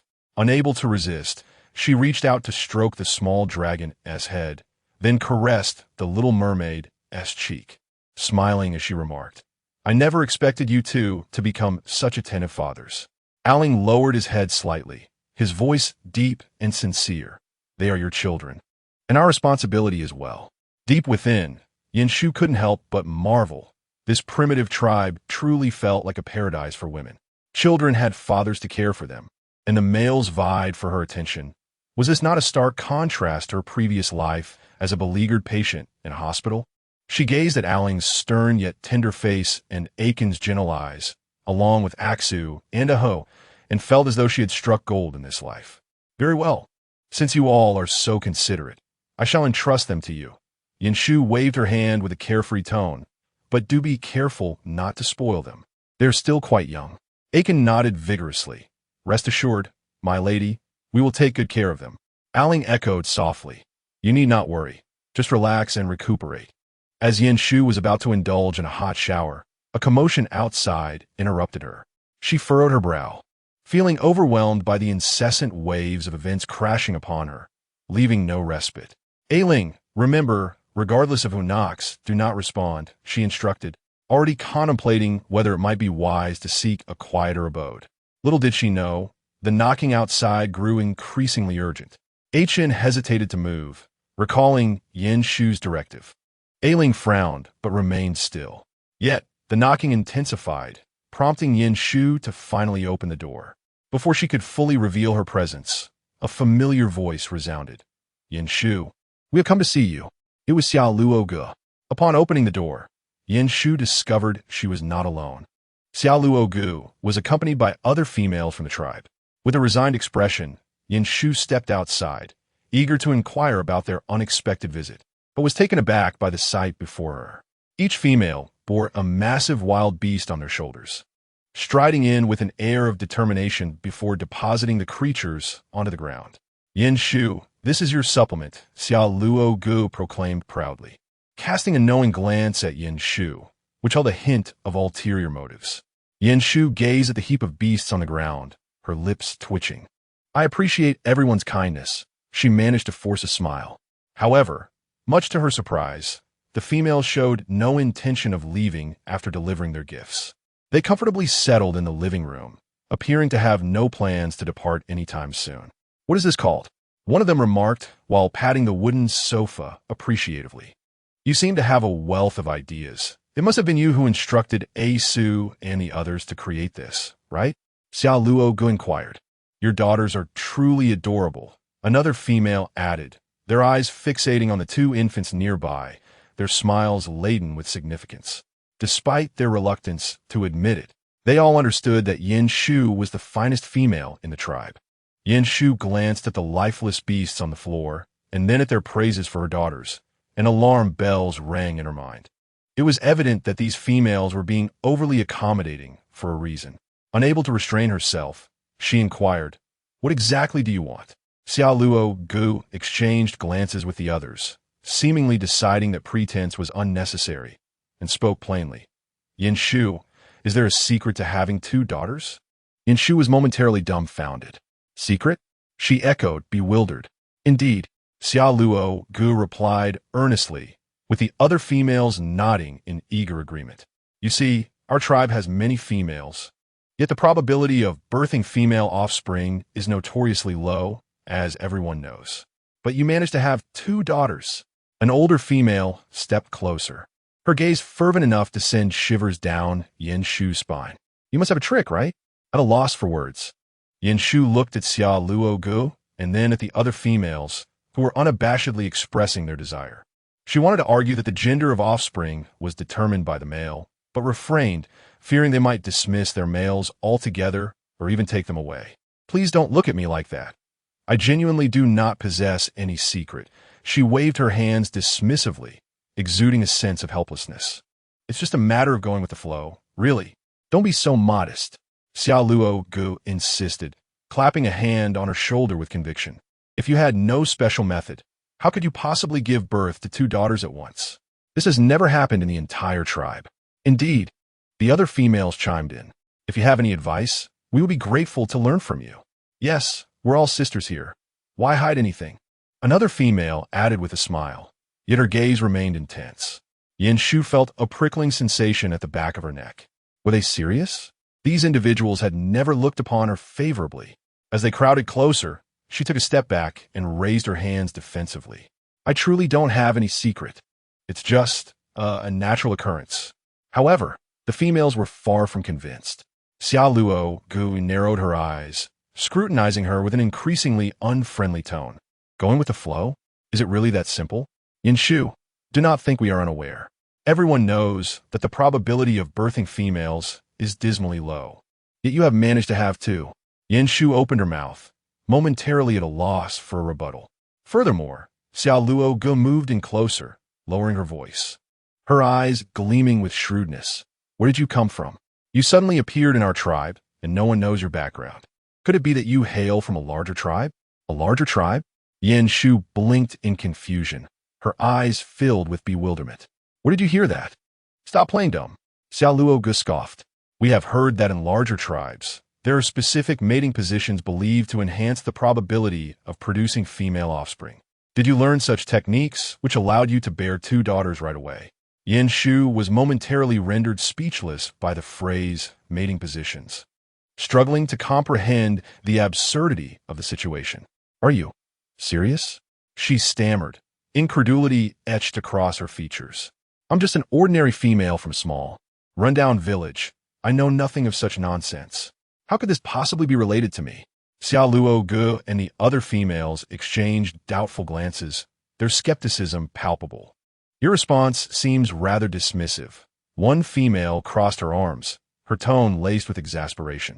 "We came to you with sincerity, and you cannot provide any useful advice?" "Exactly," another chimed in. "We're being open with you, yet you respond like this." Yin Shu observed their aggressive demeanor, her temples throbbing. She longed to storm off, yet feared that escalating their discontent would only worsen the situation. Ultimately, she sighed in resignation. All right. She waved her hands, hesitatingly continuing. "There's nothing particularly special. It's just, perhaps the atmosphere is important." "The atmosphere?" Xiao Luo paused, and the others exchanged puzzled looks. Yin Shu gritted her teeth, forcing herself to elaborate. Yes, a warm, romantic atmosphere. You understand, right? A relaxed and enjoyable mood might make it easier to have female offspring. Having uttered those words, her face flushed crimson, wishing fervently for a hole to swallow her whole. Xia Luo Gu squinted, her expression a mix of disbelief and intrigue. Is it really that simple? Indeed it is. Yin Shu nodded vigorously, her demeanor earnest. I assure you, every time the atmosphere has been just right. The other females, upon hearing her words, appeared deep in thought, as if contemplating the feasibility of her suggestion. Our atmosphere, isn't lacking either, murmured Sherlock softly, before suddenly raising his head. His gaze fixed intently on Yin Shu. Then do tell, how did you create a better ambience back then? Yin Shu felt as though she might be driven to madness by this group of females. Taking a deep breath, she endeavored to calm herself. Yet her facial expression was on the verge of unraveling. It felt as if she might split apart entirely. After much internal deliberation, she lowered her voice considerably, thinking that Yin Shu had indeed entered a state of nonsensical rambling. Regardless, it was their endeavor, and she was already prepared to make a swift exit. By the time they bore their children, she would have long since fled. After a barrage of fanciful nonsense from Yin Shu, the females were finally silenced for the moment. All right, you all should leave now. I need to rest, she feigned exhaustion, waving her hand dismissively. I'm already feeling quite weak. Hurry along, don't delay my recovery. Sherlock cast her a sidelong glance, clearly unconvinced by her excuse, and scoffed lightly. You're not going to perish. You've already borne your child, so why act frail? With her words sharp yet playful, Sherlock rose, brushed off her clothing, and waved to the other females, sisters, let us be off. The other female's eyes sparkled with excitement, evidently swayed by Yin Shu's concocted remedies, eagerly rubbing their hands together, as if they could hardly wait to return and test their effectiveness. Let us return to arrange things. My home is brimming with beautiful wildflowers. One female whispered excitedly. I need to tidy up as well and see if there is anything to make the atmosphere more romantic. Another female nodded seriously. Yes, indeed, the key is in the posture. Someone added emphatically. Listening to their discussions, Yin Shu's lips twitched, struggling to maintain her facade of weakness, while her mind was already in turmoil. Once these individuals finally vanished outside, she exhaled deeply, collapsing into a chair. Just as she was about to relish this brief moment of peace, Asu emerged from within, his fox tail flicking, his gaze suspiciously fixed on her. Shu, what were they discussing with you? Yin Shu waved her hand dismissively. Don't ask, just know their minds are muddled. Chapter 68. I'll scrub your back standing at the door. Yin Shu watched as the bruised males slunk away, each of them still proclaiming their intent to return tomorrow, which made her head throb with frustration. She turned to Asu and Aho, who stood nearby. Aho, however, wore an expression of excitement, completely unfazed by the male's claims of returning. Instead, he clenched his fists and exclaimed, Shu, did you see? I took down 3 of them all by myself today. Truly impressive. Yin Shu could hardly believe that this was where his focus lay. Seeing him so jubilant, she couldn't help but raise an eyebrow and tease. Indeed, so formidable. How could you have been such a pathetic little thing as a child? In response to Yin Shu's jest, Aho scratched his head, a bashful smile creeping onto his face. Well, as a child, I couldn't defeat anyone. Not even 1, let alone 3. Yin Shu found his demeanor utterly endearing and couldn't help but laugh. Aho, encouraged by her laughter, scratched his head even more vigorously, his face brimming with pride. But now it's different. Shu, you saw it, right? Today I took down several. They all went down. He animatedly reenacted the earlier scene, his smile radiating like that of a child seeking praise, eager for Yin Shu's commendation. Yin Shu reached out to tousle Aho's hair, her eyes crinkling in delight. Very well, very well. Our Aho is the mightiest. Today was indeed impressive. Aho beamed at the praise, his face lighting up with joy, revealing a gleaming smile, his gray ears twitching with excitement like a young pup. He leaned in closer, eyes sparkling, and declared, Shu, I'm not just strong. If anyone dares to bully you, I'll be the first to rush in and teach them a lesson. Asu interjected unexpectedly. Look at you, all dirty. When Shu ruffled your hair, her hands got dusty. As he spoke, his foxtail swished behind him, his tone laced with jealousy. His fox-like eyes narrowed slightly as he watched Shu affectionately ruffle a ho's hair, wearing an expression akin to a fox whose bone had been stolen. "Oh," blissfully unaware, chuckled sheepishly and said, "Then I'll go wash up." Turning to Shu, he asked, Shu, would you like to join? I can scrub your back." Shu had intended to take a bath, feeling the mingling sense of floral and blood lingering on her. However, she was not inclined to bathe with a hoe. "No need, you go by yourself," she said, gently pushing his handsome face away. After being pushed back, a ho's gray ears drooped slightly, muttering, "All right then." He flicked his ears, his tail swaying, and strode confidently outside. "I'll wash up first. If you need anything, just call for me. I'm always ready." Just as Shu sighed in relief, Asu suddenly leaned in closer, his fox eyes narrowed with a teasing glint. Shu, if you don't want him to scrub your back, does that mean you'd rather have my assistance instead?" Shu recognized his playful tone and lightly smacked his cheek in annoyance. Asu swiftly seized her hand, his movements smooth and natural, as if he had been waiting for this moment. He leaned in slightly, a triumphant smile dancing in his fox eyes, lowering his voice. Shu, you're being so forward. Does that mean you actually prefer me a little more?"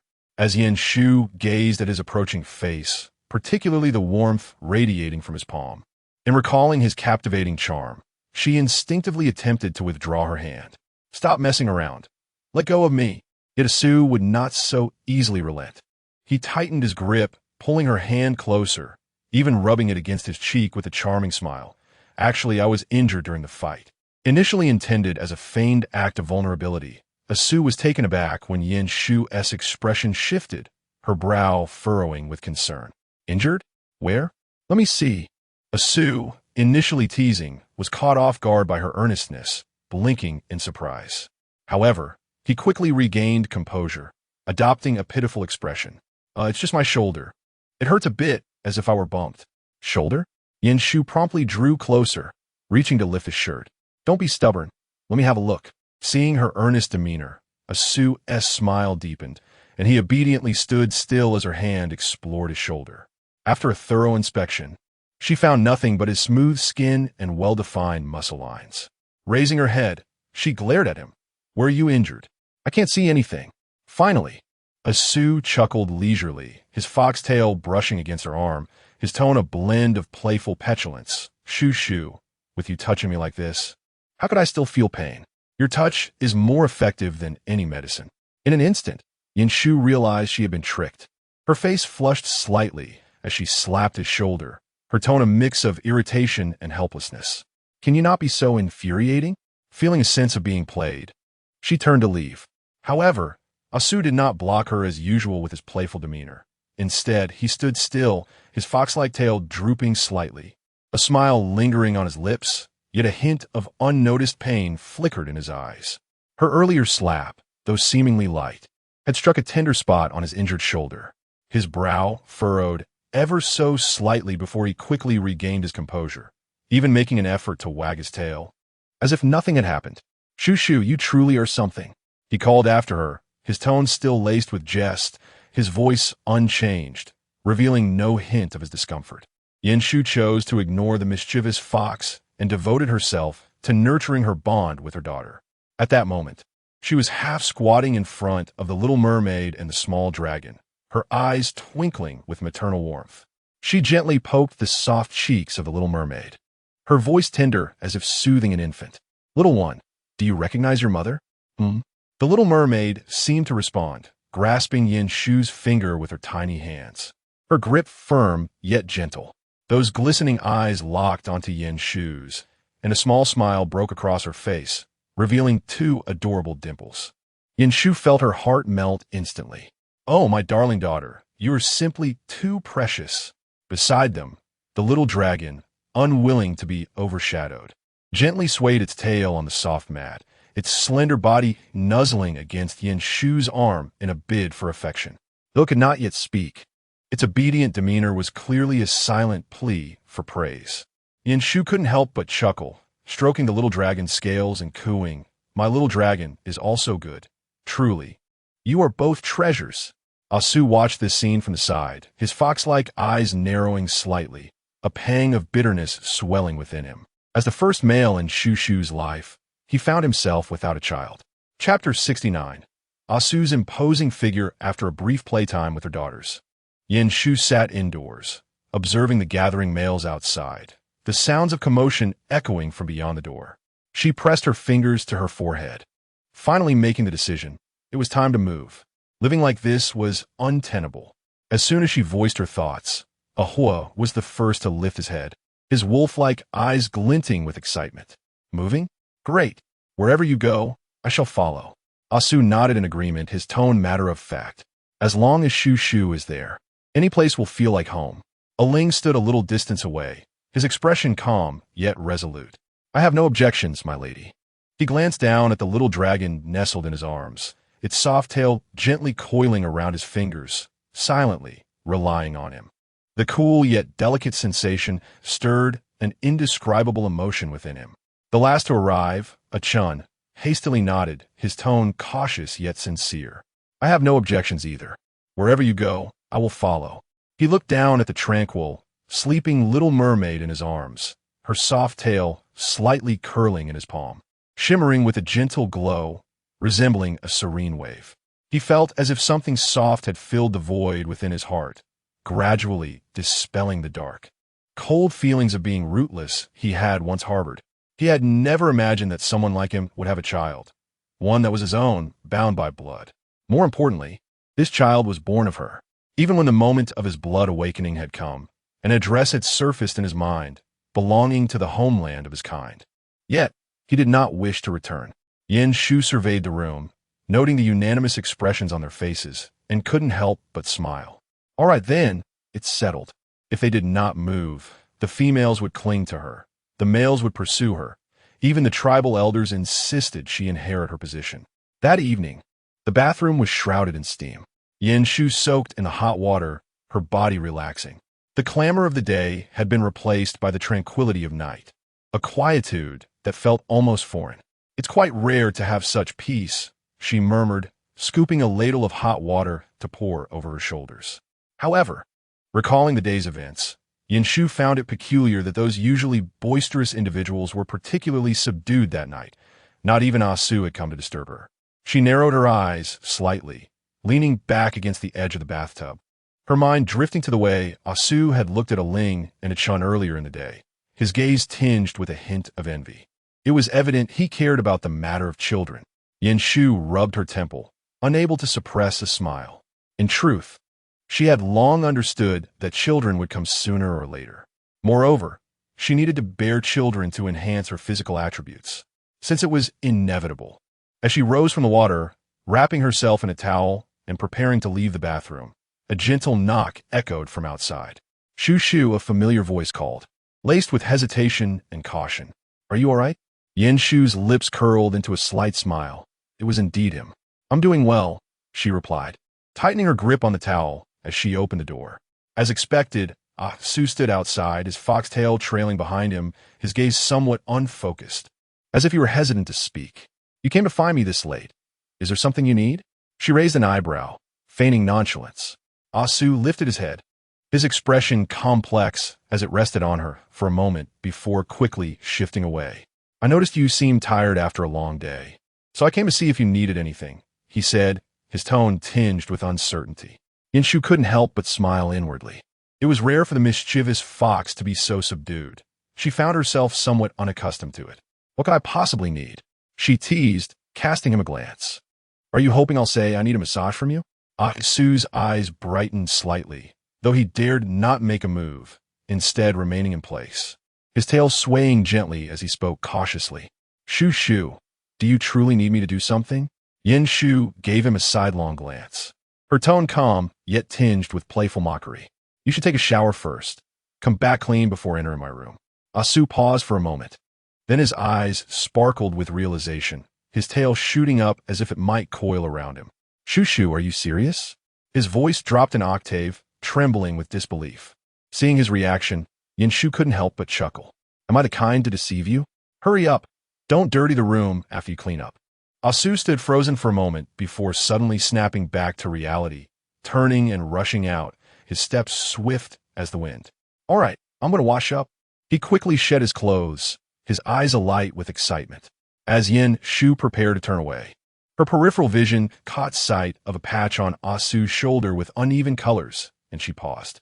Wait, she called out, her brow furrowing as she pointed to his shoulder. Is it a bruise on your shoulder? As Asu paused as if recalling something, the foxtail ceased its playful swaying. Instinctively, he raised a hand to cover his shoulder, his tone casual. It's nothing, just a minor injury, hardly painful. A minor injury? Yin Shu's gaze sharpened, and she stepped closer, seizing his wrist to pull him back. Don't try to fool me. Let me see it right now. At her insistence, Asu's foxtail drooped slightly, his eyes betraying a hint of guilt. Shu, truly, it's nothing serious. Don't worry. Yet, Yin Shu was unconvinced, her tone growing more serious. Stop the nonsense. Show me. You usually make a fuss over the slightest scrape. Yet now you act as if nothing is wrong. Do you think I'll believe that? Asu recognized the futility of further evasion and reluctantly turned to expose his shoulder to her view. His physique was nothing short of perfect, his tall frame elegantly toned, every muscle harmoniously defined, neither overly robust nor frail. His collarbone slightly protruded, rising and falling gently with each breath.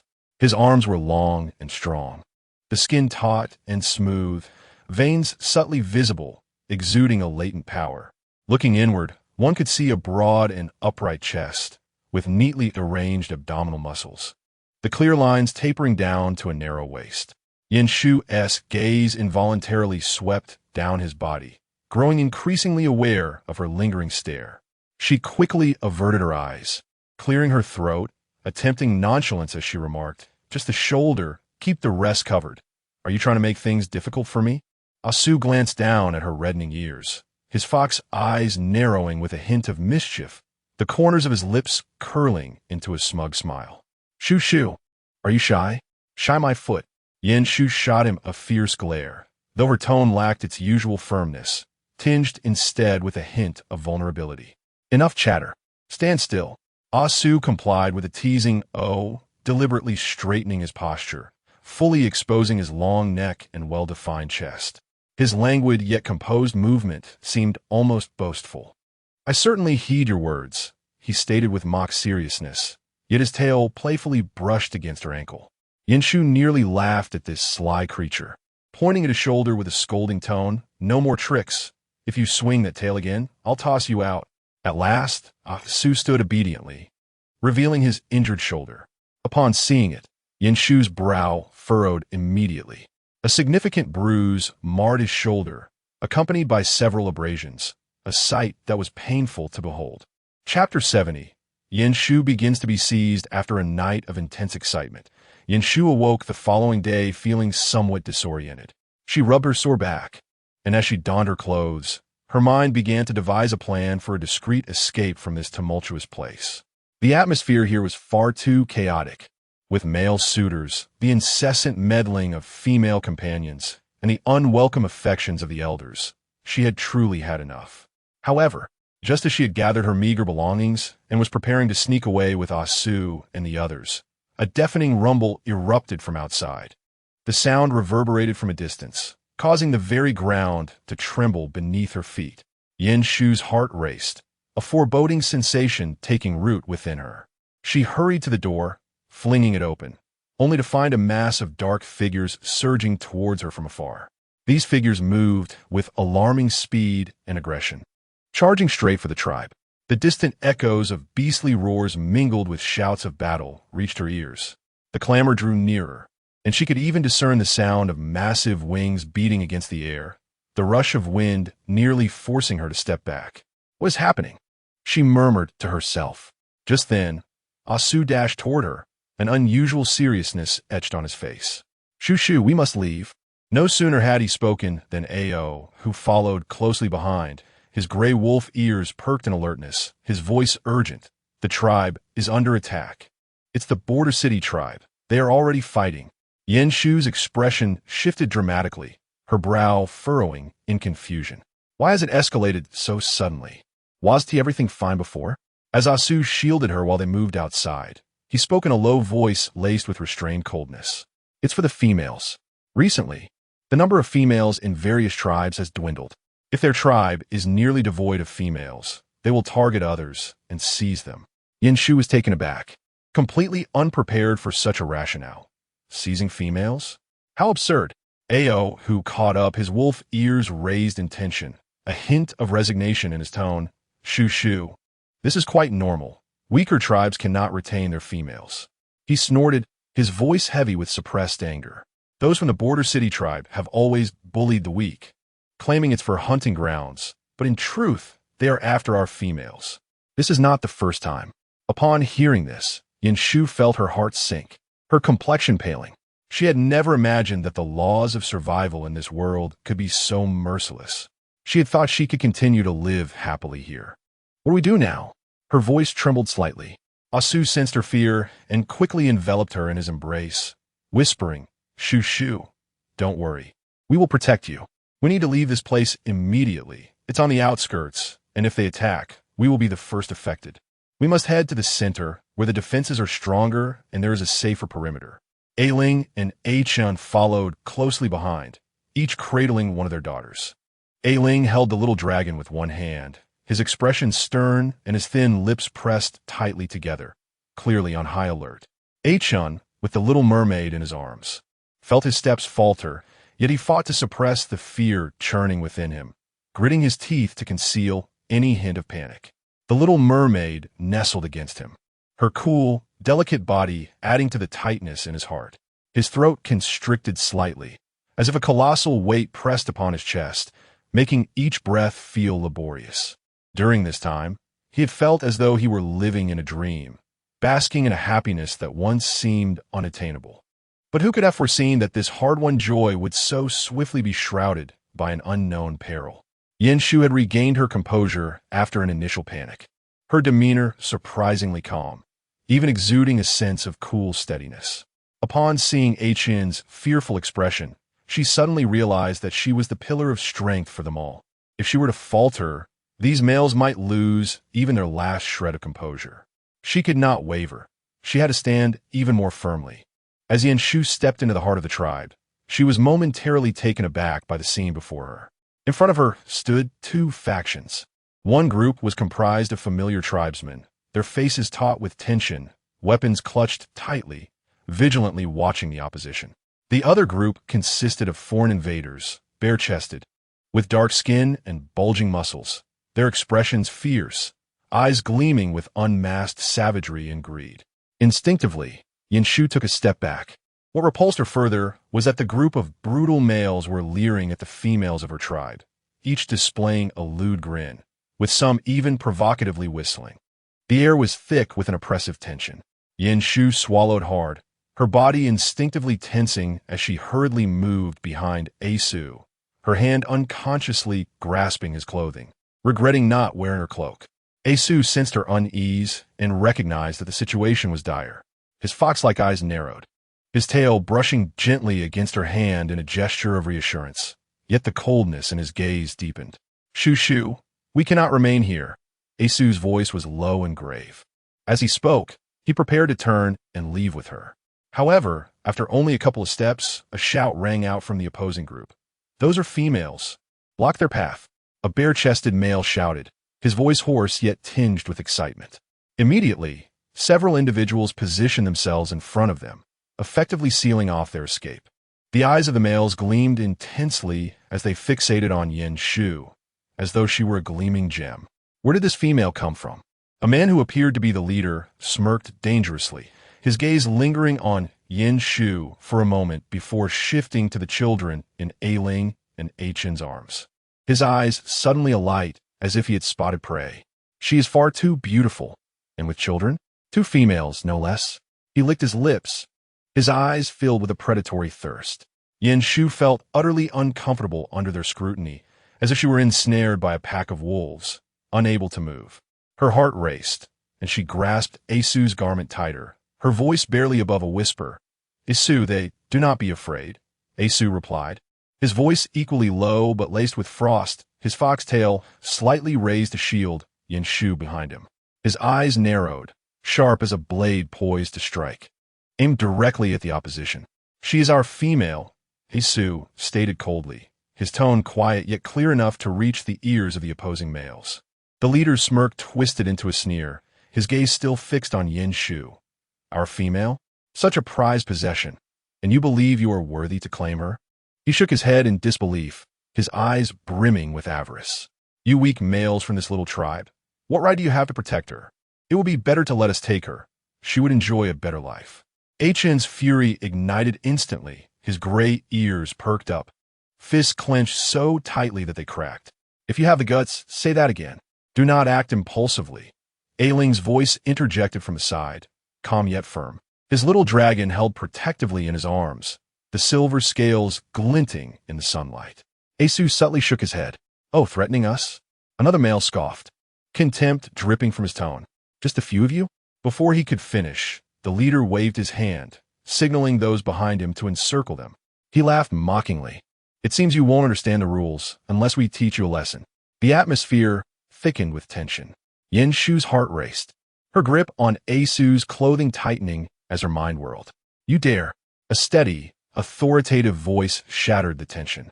Yin Shu turned to see the elder and a group of tribesmen swiftly approaching, weapons in hand, their eyes fixed warily on the encroaching males. Upon the elder's arrival, the once arrogant leader's expression shifted slightly, but he quickly regained his composure, a note of derision creeping into his tone. "The elder has personally come? It appears you value this female quite highly." The leader grinned as his gaze returned to Yin Shu, a flicker of heat and greed flashing in his eyes. "Since the elder has spoken, it would be even simpler to add her to the competition list. That would make it fair, wouldn't it?" A chorus of objections arose. "No way." The leader merely smirked dismissively. "Are you afraid? Since she is your tribe's most important female, it is only natural for her to participate in the competition. If she is scared, it would be better to simply let us take her, to spare the trouble." The elder's expression darkened, and he stepped forward, leaning on his staff. His voice was calm but resolute. "She will not participate in the competition. I have the final say in this matter." At these words, the opposing group stirred uneasily, the leader's grin faltering for an instant before returning to its previous form, now tinged with provocation. "Even if you disagree, we will take her." In that moment, the air grew thick with tension, the atmosphere becoming increasingly charged, like a powder keg ready to explode. Chapter 71. Aling, the god of death in public, a gentle serpent behind closed doors. The elder glared coldly at the opposition, falling silent, yet the dull sound of his staff striking the ground made those around him hold their breath involuntarily. The males from the neighboring tribe seized the opportunity, fanning the flames of provocation. "Come on, are you afraid? Is everyone in your tribe a coward, too afraid to accept a challenge?" A bare-chested male shouted, his tone dripping with taunt. "It's merely a competition. We just want to see what you're truly made of. If you can't even handle this, how will you protect the esteemed females?" The leader's eyes gleamed with self-satisfaction, a contemptuous smirk playing on his lips. "In the end, you are simply afraid. Since you dare not accept, do not blame us for protecting her ourselves." The emphasis on the word protect was laden with blatant threat. Asu's fox-like eyes narrowed dangerously, his tail flicking to stir up a cloud of dust. He let out a cold laugh, his gaze sharp as a dagger. "If you wish to try, then come." A howl escaped his lips, a low grunt escaping as his fists cracked ominously. "Perfect, I too wish to stretch my limbs." Aling entrusted the child to Yin Shu's embrace. "Adult, I shall join as well." Just as a Chun tightened his hold on the little mermaid, prepare to pass the child to Yin Shu, he was interrupted by a cold snort from Su. "You stay." Su shot him a sidelong glance, the tip of his fox tail flicking lightly, his tone imbued with an undeniable command. "Protect Shu Shu. This matter does not require your involvement." A Chun hesitated, his lips moving as if to argue. Beside him, a Ho chimed in, his gray wolf ears twitching, his gaze resolute. "You have just awakened your bloodline. Your power is not yet stable. To force yourself into this would only hinder our efforts. Staying here to ensure the safety of Shu Shu and the child is of utmost importance." Aling echoed this sentiment. After a moment of silence, a chun gritted his teeth and muttered in acquiescence, "Fine." The males on the opposing side erupted in excitement upon hearing this, each one eager and ready for action, their eyes gleaming with fervor. Yin Shu understood that under such circumstances, refusal was no longer an option. To refuse would equate to surrender. Once she surrendered, she would become their target, at their mercy. She was acutely aware of this, hence she remained silent, standing quietly as she observed Asu and Aho confronting the pack of ravenous males. Suddenly, the elder spoke, his voice calm yet firm. "A contest is permissible, but must adhere to rules. Should you lose, you shall cede 2/3 of the hunting grounds to us." Agreed. The leading male grinned widely, his eyes gleaming with determination. "But should you lose, the females and all hunting resources shall belong to us." The atmosphere thickened instantly, the tension palpable, suffocating. The elder nodded. "I accept." Yin Shu? She struggled to comprehend the terms of this agreement. The contest would take place in an expansive clearing surrounded by members of both tribes. The air suffused with a tense and oppressive atmosphere. Yin Shu positioned herself slightly behind the crowd, cradling 2 children in her arms, her heart racing as if it might leap into her throat. The males from a neighboring tribe stood tall, their muscular forms radiating an intimidating presence. As the contest commenced, the opposing side began to win consecutively. Each victory met with thunderous cheers from their tribe. "Go! Show them who the true warriors are. This hunting ground will soon be ours. The females will be ours as well." In stark contrast, the members of Yin Shu's tribe wore solemn expressions, their spirits dampened by the string of losses. When Asu, Aho, and Ling stepped into the arena, a subtle shift in the atmosphere occurred. Yin Shu felt cold sweat forming in her palms. Glancing down at the little dragon in her arms, she noticed it seemed to sense something amiss. Curling up closer to her, abruptly, the cheers from the neighboring tribes ceased. It was not that they wished to remain silent, but rather a potent aura of pressure enveloped the air, compelling everyone to hold their breath. At that moment, Asu turned his gaze toward Yin Shu, shaking his head as if to silently convey, Shu, we are fine." Yin Shu inhaled deeply, her eyes fixated on the fray. She nodded in response to Asu's unspoken reassurance, striving to regain her composure. The males from the neighboring tribe sensed the sudden lifting of that oppressive pressure, and some appeared visibly less tense. "What just happened?" One male murmured under his breath, but they failed to identify the source of their unease.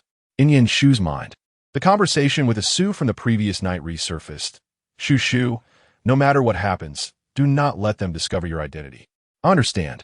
The name of the charmed beast, a name so blurred in legend, echoed in her thoughts. Her talent was sufficient to intimidate any male, yet it also made her a target of envy throughout the world. Should her identity be revealed, not only would the neighboring tribe pursue her, but her own tribe and even those lurking in distant shadows would converge upon her. Yin Shu had never enjoyed being the center of contention. Meanwhile, Asu and his companions had begun to engage in battle. The opposing tribe had underestimated Asu's speed and agility, as well as Aho's strength and reflexes, leading to significant losses on their part. The tide of victories began to level out, the fervor of cheers gradually waning. What truly astonished everyone was Aling's performance. His strikes were swift, almost ghostly, and before his opponents could react, he had dispatched them with decisive blows. In a matter of moments, he had taken down several males from the neighboring tribe with astonishing speed, each strike executed with precision, leaving no opportunity for counterattack. The dynamics of the contest shifted entirely under his control. The spectators from the neighboring tribe fell into a stunned silence, followed by whispers of disbelief.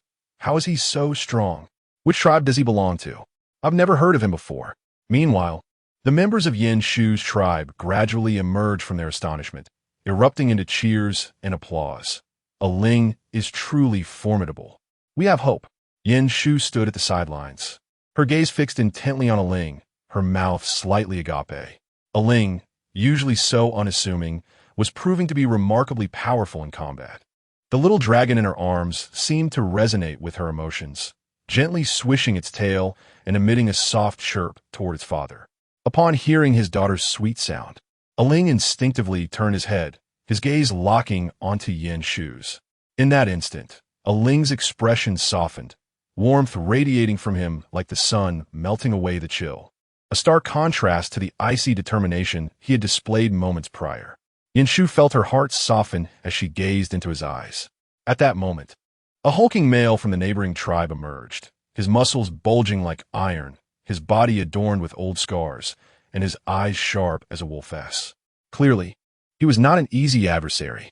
Aling remained at the center of the arena, breaking his gaze from Yin Shu and allowing his demeanor to cool, his aura shifting sharply.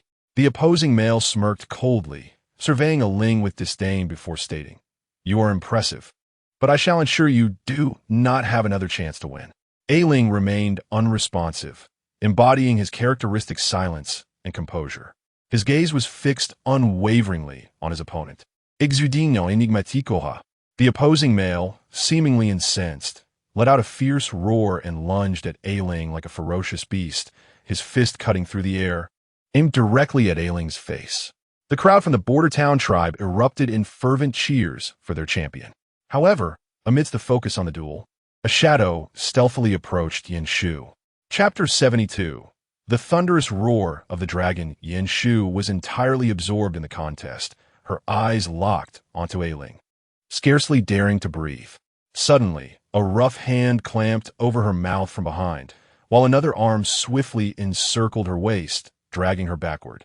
This unexpected maneuver made Yin Shu's heart race, and she instinctively kicked backward with force. With a thud, the assailant let out a pained cry, astonished by the strength of the seemingly frail female.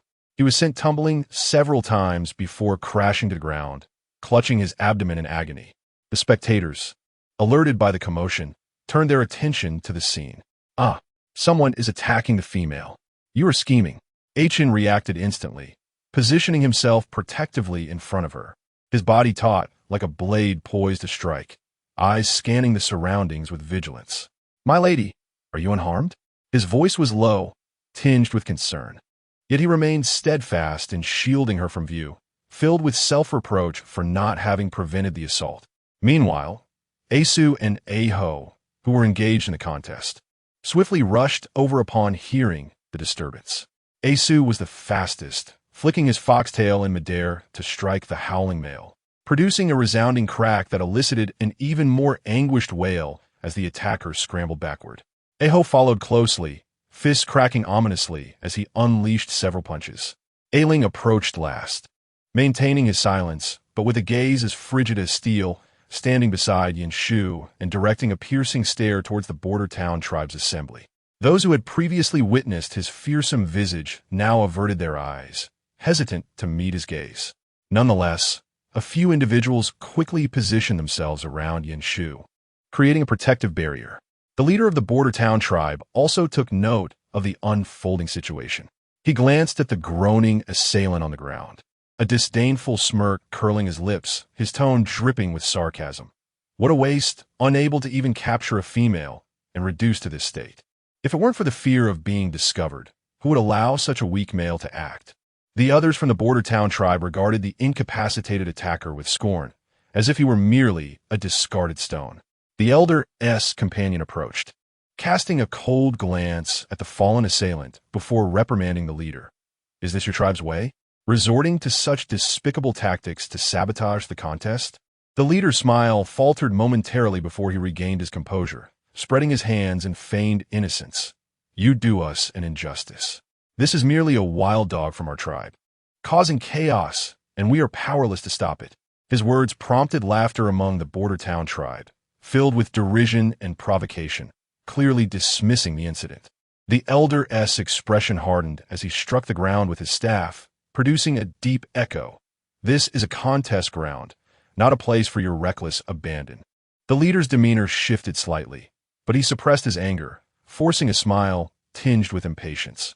Why take things so seriously? The contest continues, and we wish not to waste time. As for this waste, we shall handle his fate ourselves. With a casual wave, several burly men stepped forward, dragging the incapacitated assailant away as if he were Refuge, not even sparing him a second glance. This scene caused Yin Shu's brow to furrow involuntarily.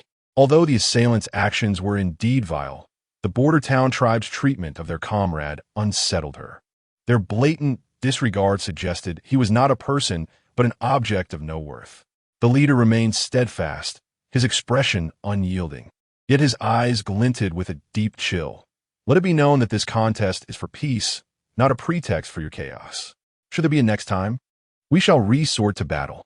The leader's smile faded for an instant, but quickly returned to a flippant demeanor as he bowed slightly to the elder. Feigning compliance, your admonition is noted. We shall remember.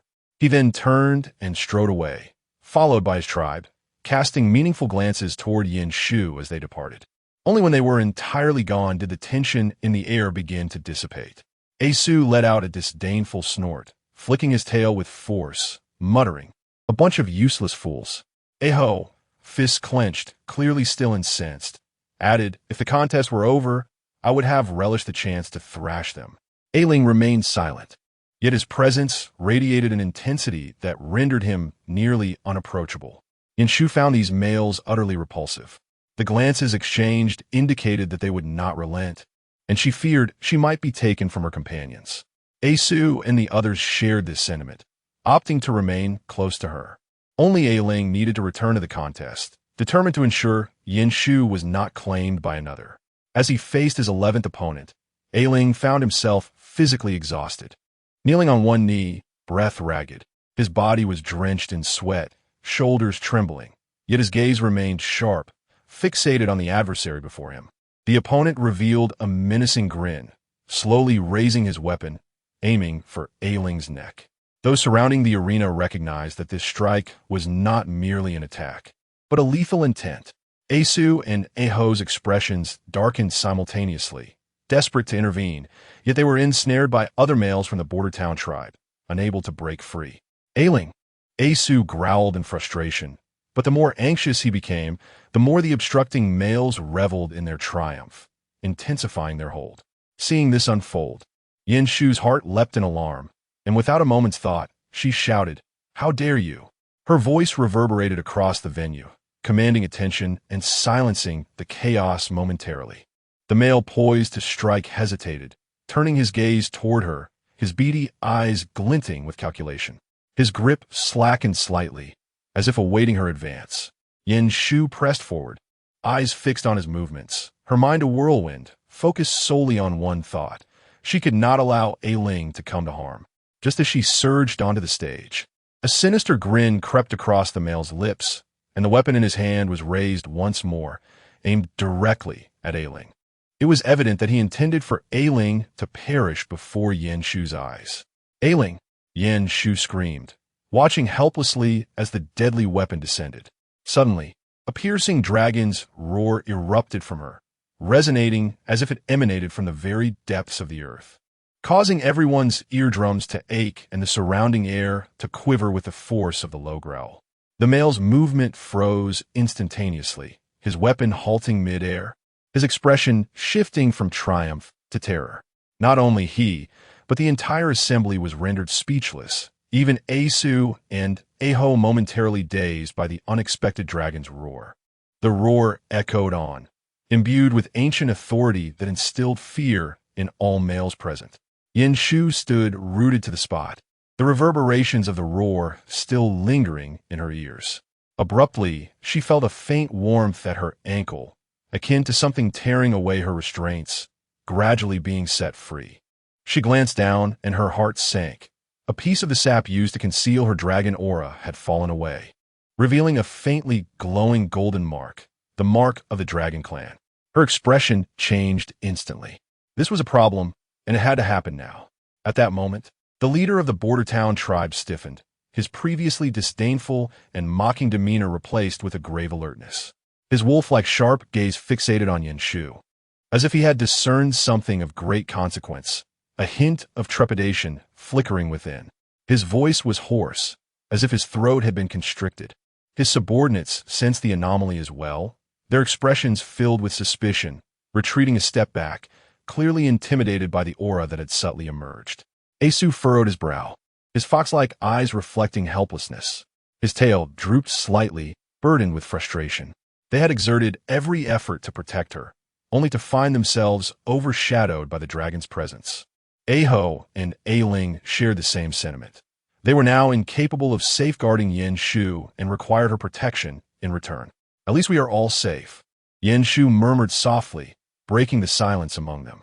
Her gaze swept around, noting the leader of the border town tribe's grim countenance, his fists clenched tightly, his eyes darting between the golden glow at her ankle and her face, clearly weighing something. This female has caught the attention of the Dragon Clan. The leader of the border town tribe rasped, his tone betraying an unmistakable wariness. Not only the border town tribe, but even members of her own tribe were left stunned. The collective gaze of the tribe members fell upon Yin Shu's ankle, where the golden mark shimmered, emanating an undeniable aura of authority. How could there be a few individuals from the Dragon Clan? They murmured, astonishment and disbelief saturating their voices. The elders and the leaders' expressions grew serious, their gazes fixated on the mark with complex emotions. "You have been marked by the Dragon Clan?" she asked in a low voice, a tremor of disbelief lacing her tone. Yin Shu bit her lip, deciding against denial, simply nodding in acknowledgement. "I suppose so." The moment those words escaped her lips, hushed discussions erupted around her. "Which major tribe do you hail from?" The elder inquired, a hint of probing in his voice, his gaze firmly locked on Yin Shu. Yin Shu bit her lip, a wry smile emerging. "Elder, I am merely an ordinary female, truly of no great significance.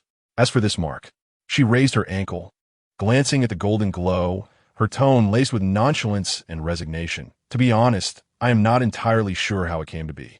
As her words resounded, the murmurs around her intensified. "An ordinary female bearing the mark of the Dragon Clan? Surely you jest. I always thought she looked different from the females of her tribe. No wonder she could give birth to two females. There must be a secret." Yin Shu's ears buzzed with a cacophony of whispers, causing her to rub her temples in exasperation. "Elder, this is not the time for such discussions. Look, the people from the border town tribe are attempting to sneak away." Her words prompted both the elder and the leader of the border town tribe to turn their attention to the side. Indeed, some members of the border town tribe were surreptitiously backing away, their movements furtive, clearly intending to escape amid the chaos. The leader stepped forward with a cold sneer. "Are you planning to deny your accountability and make a run for it?" The leader of the border town tribe's expression changed slightly, but he quickly regained his composure, scoffing, "We merely feel that since this contest has concluded, there is no need to linger." The results of the contest have not been formally determined. The elder interjected sharply, stepping forward, his gaze sweeping over them. "What? Can't you accept defeat and wish to flee? Do you not wish to honor the rules you set forth?" At this declaration, the crowd began to stir once more. How shameless! Wanting to escape after losing? We all witnessed it. Indeed, typical of the border town tribe, losing a contest and resorting to such underhanded tactics. The leader of the border town tribe's expression darkened further, veins pulsing at his temples, clearly agitated by the murmurs. He gritted his teeth, coldly stating, "We will not deny it. However, we must confirm whether that female belongs to your tribe. If she does not belong to your tribe, then her male's victory cannot be counted." Originally, he intended to mention that they had others, but given that they had only one person and the opposing side had 10, defeat was inevitable, and he refrained from making that declaration. "We three have grown up in this tribe. Can you claim you have never seen us?" Asu retorted with a cold smirk. Asu, Ho, and Aling were all native males, and surely there were members of the border town tribe who recognized them. Such a despicable excuse. It seems you truly have no intention of taking responsibility. Leader, let us not waste words with them. Let us simply charge in. Exactly. Are we afraid of them? The crowd, initially skeptical of Yin Shu's identity, began to confront the border town tribe aggressively. The leader glared fiercely, but refrained from responding immediately. The elder and the leader of their side had no desire to engage in feudal banter, yet fighting was not an option either. Today, Asu and his companions had gained the upper hand. Otherwise, the outcome would have certainly been defeat. They could only offer a way out, speaking calmly, "Since you have lost. According to the rules, 2/3 of the hunting grounds belong to us." As for her, the elder's gaze swept over Yin Shu. "She is undoubtedly a female of our tribe. Yin Shu bit her lip. The leader of the border town tribe clenched his jaw, clearly reluctant, yet under the overwhelming aura emanating from Yin Shu. He dare not protest further. He waved his hand violently, barking an order to his followers. Withdraw. The crowd of onlookers finally exhaled in relief, whispers gradually rising around them. This time, they had not lost the female, and with 2/3 of the hunting ground secured, it was indeed a resounding victory. Chapter 74. The chief leads the males to court. Yin Shu, upon hearing the whispers around her, felt no semblance of joy. She had always been the passive party. Whether it was under the threat of the border city tribe or relying on the efforts of a Sioux and the others during competitions. Particularly concerning was Aling, who had nearly sustained injuries from the opponent's extreme tactics. She lowered her head quietly, her mind racing with thoughts of leaving this place as soon as the affair concluded, taking a Sioux and the others with her. Just as Yin Shu prepared to depart with her companions, the elder suddenly called out to her. Yin Shu, wait. She halted, her brow furrowing slightly, turning to face the elder. She had anticipated that the elder would not allow her a smooth exit. The elder's gaze flickered, hesitating as if there were words unspoken. Yin Shu sighed inwardly, fully aware that the elder sought to understand her intentions. Refusing was not an option. Out of the corner of her eye, she noticed more and more people focusing their attention on her. The female's eyes were filled with curiosity, while the males exhibited an unmistakable blend of intrigue and fervor. She couldn't help but sigh internally. In such circumstances, if she did not clarify matters with the elder, greater troubles might loom ahead, potentially drawing more individuals to seek her out. Let us leave first, the elder declared before walking away. Yin Shu glanced at a Sioux and the others, then back at the elder's retreating figure. Ultimately, she chose not to say more and simply followed behind the elder. As they proceeded, a Sioux and a Ho flanked her protectively, while a Ling lagged slightly behind, vigilantly scanning their surroundings. They arrived at a place Yin Shu had visited several times, presumably the elder's residence. The elder halted, turning to Yin Shu, regarding today's events. I wish to hear your thoughts. Yin Shu detected an unusual tone in those words. Surely, she could not be expected to assume the elder's role. She quickly shook her head. I have no thoughts on that. I actually wanted to discuss something with you. I plan to relocate. Relocate? The elder's expression tightened. Then, as if struck by a sudden realization, nodded. Your current location is indeed too remote. Safety concerns must be taken into account. Given your status, residing there is hardly appropriate. Not at all. Yin Shu hastily waved her hands, realizing the elder had misunderstood. I'm not suggesting moving to another residence. I simply wish to explore outside. Yet, she still refrained from directly expressing her desire to leave. The elder's brows knitted sharply, her voice low. Do you wish to depart? Yin Shu, do you understand what your presence means to the tribe? If you leave, what will the other tribes think and what actions might they take? Perhaps feeling her words too harsh, she softened her tone slightly, attempting reassurance. Yin Shu, I know you feel young and may think it's time to see a broader world. However, your existence is immensely significant to the tribe. You must comprehend the implications of your departure. As Yin Shu listened to this mixture of reassurance and pressure, frustration welled within her. She had heard similar sentiments countless times in her past life. Confined to a hospital due to health issues, the daily surveillance and constraints had made her feel like a prisoner. Now, having been reborn and possessing a healthy body, how could she allow herself to be shackled again? She needed to venture into the world beyond.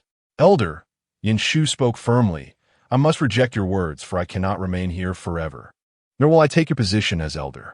The elder's gaze grew heavier, taken aback by Yin Shu's resolute stance. Yet she understood the importance of not pressuring her further. Let's not dwell on this matter for now. You must be weary. Return and rest. Yin Shu recognized the elder's attempt to buy time, hoping to alter her decision through some means. However, she was disinclined to continue the argument, knowing she had to leave regardless.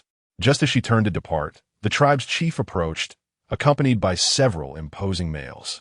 She assumed they were there to discuss tribal affairs and considered slipping away quietly to avoid being drawn into tedious conversation. To her astonishment, the chief knelt before her, flanked by the robust males. Yin Shu's eyes widened, abruptly halting her steps. She never anticipated such a scenario, utterly taken aback. The males, towering and muscular, exuded a fierce aura as though they had just emerged from a battlefield. Asu and the others positioned themselves protectively in front of her, clearly wary of any aggressive actions from the males. Their eyes brimmed with vigilance, prepared for any potential conflict. The chief's voice was deep and powerful, lady. We wish to ask if we may become your males. Yin Shu stood frozen, her mind swirling with confusion. Had she misheard? She swallowed hard and waved her hands. Wait, what are you saying? We wish to be your males, to guard and protect you, the chief asserted, unwavering in his declaration. Yin Shu found herself unable to process the information. What? Seeing their serious expressions, she stammered. You must be joking. The chief shook his head slightly, his eyes devoid of any jest. We are not joking, lady. We are earnest. At that moment, Asu's gaze hardened with displeasure and warning, his eyes sharp as blades. Fixated on the chief, Aho stood rigidly, brow furrowed, a protective aura emanating from him, ready to confront any perceived threat. The intensity of their presence created an atmosphere of palpable tension that enveloped everyone present. Aling's icy demeanor expanded quietly, clearly indicating his discontent. Achun, however, remained unfazed, internally marveling at how popular the lady was, capable of attracting such attention from numerous males. Sensing the palpable tension in the air, the chief raised a hand slightly, signaling his companions to step back, granting more space. We mean no harm. There is no need for such hostility. We are sincere. Inshu hastily gestured, eager to diffuse the awkward atmosphere. No, you must have females, right? She glanced at the robust males behind the chief, feeling a sense of unease. This chief, exuding charisma, was flanked by males as solid as iron. Their presence almost suffocated her. She could hardly fathom that such individuals would lack female companionship. The chief smiled gently, undeterred by Yin Shu's inquiry, responding calmly, None of us have females. Yin Shu. Chapter 75. Aho appears more appealing. Could it be that these robust males, radiating an overwhelming aura, lacked any females? As her confusion mounted, the reason soon became clear. These males were not mere members of a tribe. They belonged to the Council of Leaders, entrusted with a special mission. Their status dictated that they could not casually seek out females, for they were the chosen males prepared for the role of elders. The current elder of the tribe had reached the venerable age of 300, a limit within her species. Despite her esteemed reputation and control over the tribe's fate, time was fleeting and her days were numbered. Preparations for future elders were imperative. Thus, these strong and commanding males were selected as prospective mates for the future elders, tasked with the continuation and future of the tribe. An overwhelming tide of questions and resistance surged within Yin Shu. It seemed that from the outset, her opinion had never been solicited. Had they directly designated her as a future elder? Taking a deep breath, she suppressed the tumult of emotions within, striving to maintain a calm demeanor. I believe you have misunderstood. I have no desire to become an elder and have already declined such a role. I cannot accept this arrangement. As her words hung in the air, she glanced at the imposing males before her, unable to suppress an internal critique. Frankly, these males were more robust than she could fathom, their muscles so exaggerated that one might suspect they spent their days lifting boulders. Despite their formidable presence, they exuded an overly rigid energy. She felt no attraction towards them. In fact, she found herself rather speechless, contrasting them with Aho beside her. While he too possessed a certain strength, it was of a healthy and vibrant nature. His physique was well-proportioned, not overwhelming to the point of suffocation. Moreover, Aho's naive and endearing personality was far more appealing than the rigid machismo of the muscular giants. The chief, upon hearing her words, displayed a flicker of surprise, yet swiftly regained his composure. Clearly, he struggled to comprehend why Yin Shu would reject this opportunity so decisively, leaving no room for negotiation. Tentatively, he ventured, Lady, this is not merely a personal choice. It is a significant decision regarding the future of the tribe. Are you truly unwilling to reconsider? Yin Shu firmly rebutted, offering no chance for delay. I have made my decision clear. I refuse both the position of elder and your arrangements." The chief, observing her unwavering stance, fell silent for a moment before eventually nodding. "We respect your choice. However, the tribe will still reserve a place for you, should you change your mind in the future." Yin Shu promptly interrupted, "I will not change my mind. I am tired. I wish to return and rest." With that, she turned and departed, leading Aho and the others away, unwilling to engage further with the muscular figures. Though aware that the matter might not be concluded, she longed to escape their oppressive gazes and take a moment to breathe. The chief maintained his composed demeanor as he watched her retreat, yet a palpable sense of regret lingered in his eyes. "Elder, could she truly not succeed you?" The elder's expression revealed his helplessness. He too wished for her to embrace this destiny, yet her heart was elsewhere.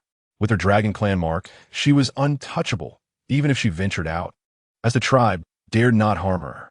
Upon returning home, the entrance was silent, and the familiar arrangement of her room remained unchanged. Just as she pondered this, a low murmur of conversation drifted in from outside. Cautiously, Yinshu approached the window and peered out, her eyes widening in disbelief. She spotted a group of males gathered on the grassy periphery of the tribe. Males not from her tribe, but from the border city tribe, with whom she had previously interacted. They clearly had no intention of leaving promptly, clustered together in the open space, their hushed discussions occasionally punctuated by indistinct voices. Her brow furrowed slightly. Why had the males of the border city tribe not departed? Ahu stood by the window, his gaze filled with disdain as he fixated on the group of border city males. Aho scoffed, a touch of contempt in his tone. "Those fellows are likely plotting another scheme to abduct females. It's truly revolting." Yin Shu paused, curiosity piquing her interest. "Abduct females? Does the border city tribe not have any females of their own? I certainly did not see a single one this time." Ahu's expression grew more disdainful and contemptuous. "They do, but very few remain. The border city tribe has a ghastly custom. Any female who loses her reproductive capabilities is sacrificed. If they fail to produce females for 5 consecutive times, they face the same fate." "What?" Yin Shu's eyes widened, clearly shocked. "They sacrifice those who cannot bear children? Are they insane?" Ahu's derisive laughter echoed, his tone dripping with scorn. "Such is the way of the border city tribe. For them, the ability to bear strong females is of no value. They do not regard females as human beings, but merely as tools." Aho interjected, his voice low and tinged with righteous indignation. "The females of their tribe live wretched lives. Those who escape sacrifice still must bear children, particularly female offspring. If they fail to produce, not only do they face dire consequences, but their male partners are also cast out or killed. They are nothing but a band of lunatics." Yin Shu's brow furrowed deeply. Do they not fear a dwindling population of females with such practices? Fear. Aho's voice was cold and filled with fury. They merely see a scarcity of females as an opportunity to raid other tribes. These individuals clearly did not comprehend the value of life. Even the females they abducted would meet the same fate. If they failed to reproduce, they too would be sacrificed. Yin Shu was taken aback, a chill creeping into her heart. The cruelty of the border city tribe towards females surpassed her comprehension. Ahu continued, "The reason they linger here must be due to ulterior motives. Even if they do not intend to abduct anyone, they are undoubtedly scheming something. We cannot remain here. It is far too dangerous." There was unanimous agreement with this decision. However, Yin Shu couldn't help but worry about the repercussions of their departure. If we leave, will they not come after us again? Ahu glanced at Yin Shu, his eyes brimming with tender affection, his tone lightening. "Rest assured, they will not return. A tribe that commits such acts against another twice is essentially sealing its own fate." He gently flicked his tail, the tip wrapping soothingly around Yin Shu's waist, offering a semblance of comfort. "They have already offended too many tribes. If they were to risk coming here again, it would not only incite our tribe's wrath, but could also trigger a large-scale conflict.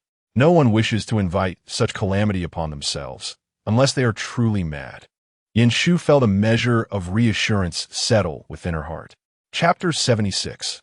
Lying on me, Yin Shu stood at the entrance of the courtyard, her gaze sweeping over the neatly packed belongings, a wave of sentiment washing over her.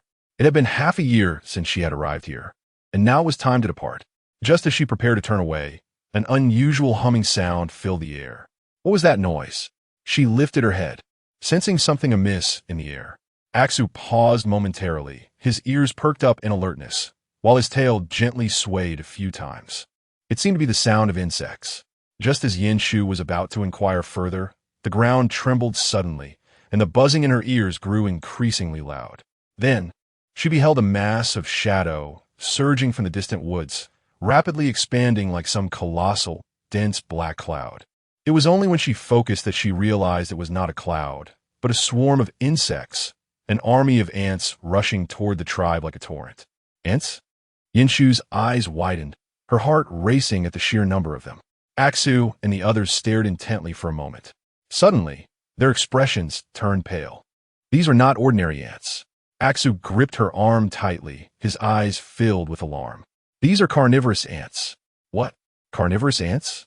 Though the ants were not large, their sheer numbers were overwhelming, a dark mass resembling a cloud that consumed everything in its path, rapidly spreading across the grassland, instilling an oppressive sense of dread that quickened her heartbeat. Aksu's eyes brimmed with urgency as he clutched Yinshu's arm, whispering, "These ants, in swarms, can virtually annihilate all living beings. They consume flesh, whether animal or human. Nothing is left behind, not even bones." Before he finished speaking, Yinshu was hit by a sticky, foul odor. She glanced back, and the sight before her made her heart race even faster. From the distant woods, that dense black tide advanced. The swarm of ants sweeping everything away like a flood, relentlessly heading towards the tribe. Their speed was astonishing, the ground already beginning to show patches of black as if scorched by flames. No creature could escape under their onslaught. "Run! We cannot stay here any longer." Aksu's voice roared as he yanked Yinshu's arm and propelled her towards the shelter. Before she could comprehend the situation, she found herself hoisted onto his back. Aksu transformed instantly into a nimble, robust fox. His large tail wrapped around Yinshu, allowing her to lie against his neck. She clutched at his silvery fur for support. Meanwhile, Ahu and Aling transformed without hesitation. Ahu morphed into a massive gray wolf, his imposing form standing like a mountain on the ground, his steps steady and powerful. Aling turned into a cold white snake, agile and quick, coiling around them, ready to provide protection. As a merman, Akin lacked the ability to run on land. He held 2 children in his arms and was placed on Ahu's back. "Stay close to me." Aksu's voice emerged from the fox, and he accelerated, carrying Yinshu across the grassland, rapidly fleeing to safety. The other males began to run as well, their steps fierce and relentless. Yinshu felt the wind howl past her, accompanied by the hurried breaths and the sound of earth being rapidly trampled beneath them. She struggled to lift her head, witnessing the other tribe members equally terrified, scattering in all directions. The entire tribe descended into chaos, screams echoed, footsteps thundered, and livestock galloped frantically. Each individual fought for their life, while the swarm of ants pursued like ferocious beasts, devouring all in their path. Yinshu had never witnessed such a terrifying scene. The sight before her froze her blood. A gigantic ant, resembling a bloodthirsty monster, sank its razor-sharp fangs into a female of the tribe, dragging her mercilessly into the ground. The female screamed in terror, struggling desperately. But her efforts were futile as the swarm of carnivorous ants swiftly overwhelmed her, a dark tide consuming her entirely. The surrounding males, witnessing this horror, rushed in to assist. However, in the blink of an eye, the density of the swarm reached a terrifying peak. The males were engulfed before they could get close. Yinshu's heart sank heavily, nearly causing her to gasp. She stared in shock, her fingers instinctively clutching at Aksu's fur, the ghastly scene rendering her incapable of coherent thought. Aksu sensed her panic and quickly reassured her. "Yinshu, don't look, just lie on me." Yinshu dared not glance back, yet she could hear the bone-chilling sounds from behind, sending shivers down her spine. She could not tell how long they had been running. At last, the scene ahead began to quiet down. Aksu abruptly halted, warily scanning the surroundings. When Yinshu raised her head, she saw a body of water ahead. After Aksu explained, she learned that water posed a threat to ants, as they typically would not venture into it, allowing them a momentary respite. Others from different tribes were present, all wearing expressions of panic and urgency. Yanshu recognized a few familiar faces. They were males from the Bianching tribe, evidently having just escaped the carnivorous ants' pursuit, their appearances disheveled, some even bearing wounds from ant bites. She had no interest in this despicable tribe, but just as she was about to look away, she noticed several emaciated females standing behind them, their faces filled with anger yet helplessness, clearly not from the Bianching tribe. Were they captured? As she cursed inwardly, she observed the Bianching males simultaneously drop to one knee, their faces displaying respect and fear towards a female before them. She was an elder of the Bianching tribe. Aksu whispered in explanation, revealing that she had given birth to quadruplets, all female. Quadruplets, all female. She had nearly been driven mad by having 2 daughters. This female had given birth to 4. She would undoubtedly become a legendary figure. Yanshu discreetly averted her gaze, noticing the males from other tribes were also fixated on that female. Fortunately, her 4 males remained focused on her instead. To her surprise, even amidst this life-or-death escape, some approached her after noticing her appearance, inquiring if they could become her males. Naturally, other females received similar attention, particularly the elder who had borne quadruplets. Chapter 77. Aksu's mating season takes a turn. Aksu maintained a tense silence, his expression tinged with anxiety, as if troubled by some unspoken concern. His naturally pale complexion bore a slight rosy hue, rendering him particularly conspicuous. He occasionally glanced at Yanshu, his eyes reflecting a complex mix of emotions, as if he wished to speak but found himself at a loss for words. Yanshu felt a twinge of confusion, assuming he was worried about the carnivorous ants. Just as they were about to resume their journey, Aksu suddenly murmured, "Yanshu, go on to Aho." His words struck Yanshu as peculiar, finally revealing his oddity. Asu had always been a clingy fox, often positioning himself as her first male companion, eager to remain by her side at all times. Yet, in this moment of crisis, he unexpectedly requested that she go to Aho. In his fox form, Asu appeared even larger, his silver fur shimmering coldly under the moonlight. His ears were slightly raised, but his gaze continually avoided Yanshu's, as if he dared not meet her eyes. Observing his anxious expression only deepened her confusion. Little did she know, at that moment, a female from the border tribe approached, surveying Asu and inquiring, "What a handsome fox. Your scent is quite alluring. You must be in heat, right? Would you like to be my male tonight?" When Yanshu heard the phrase "in heat," her mind jolted, and she suddenly comprehended the reason behind Asu's avoidance. It was indeed due to his estrus period. A sense of relief washed over her, yet she remained perplexed. After all, this was not her first encounter with such matters. When Ling was in heat, his urgency and tension were constant, making it impossible for her to evade. Asu, who typically relied heavily on her, how could he possibly distance himself during his estrus? Upon hearing the female's words, the males of the border tribe were engulfed in rage, furious that an elder would court a male from another tribe. They felt compelled to confront him. However, when they turned to glance at Yanshu, the atmosphere shifted dramatically. Their eyes widened in shock, and they momentarily stood frozen, only to subsequently display an extraordinary panic and retreat. The once aggressive males instinctively took several steps back upon seeing Yanshu, as if they had suddenly realized something, quickly lowering their heads and avoiding her gaze. The elder of the border tribe approached from a distance, her expression stern, yet revealing a hint of surprise in her eyes. She scanned Yanshu before shifting her gaze to Asu and then back to Yanshu, a faint smile gracing her lips. "So, you are the female favored by the dragon clan. My apologies." Her tone revealed an immediate displeasure and suppressed jealousy. The mention of the dragon clan caught the attention of the other tribes, who began to scrutinize Yanshu. She pondered the implications of being chosen by the dragon clan, realizing it drew more attention than having borne 2 female offspring. "Enough," she replied coolly. "He is my male and shall not become yours." After saying this, she did not look back at the female from the border tribe, but cast a cold glance around, aware that she had become the center of attention. Selected by the dragon clan, she had indeed become a focal point in the region. Steadying herself, she turned and whispered to Asu, "Do not worry, let us go." Her tone was light and casual, completely unconcerned with the external scrutiny. Moreover, standing beside Asu, she clearly intended to sit on him, not Aho. Aho appeared dejected by her refusal. After a moment of hesitation, Asu wrapped his large tail around her and brought her onto his back. In that instant, Yanshu understood why he had been reluctant to allow her up. As her body pressed against his, a wave of warmth washed over her. She discovered that Asu's body was scorching, and even with the slightest touch, she could feel the heat radiating from him.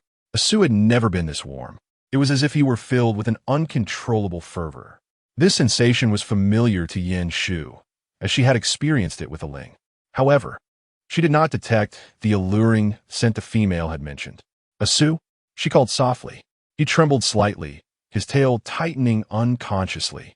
After a moment of silence, he responded in a lower, steadier voice than usual. "Shu Shu, why didn't you tell me?" Asu fell silent, clearly hiding something from her.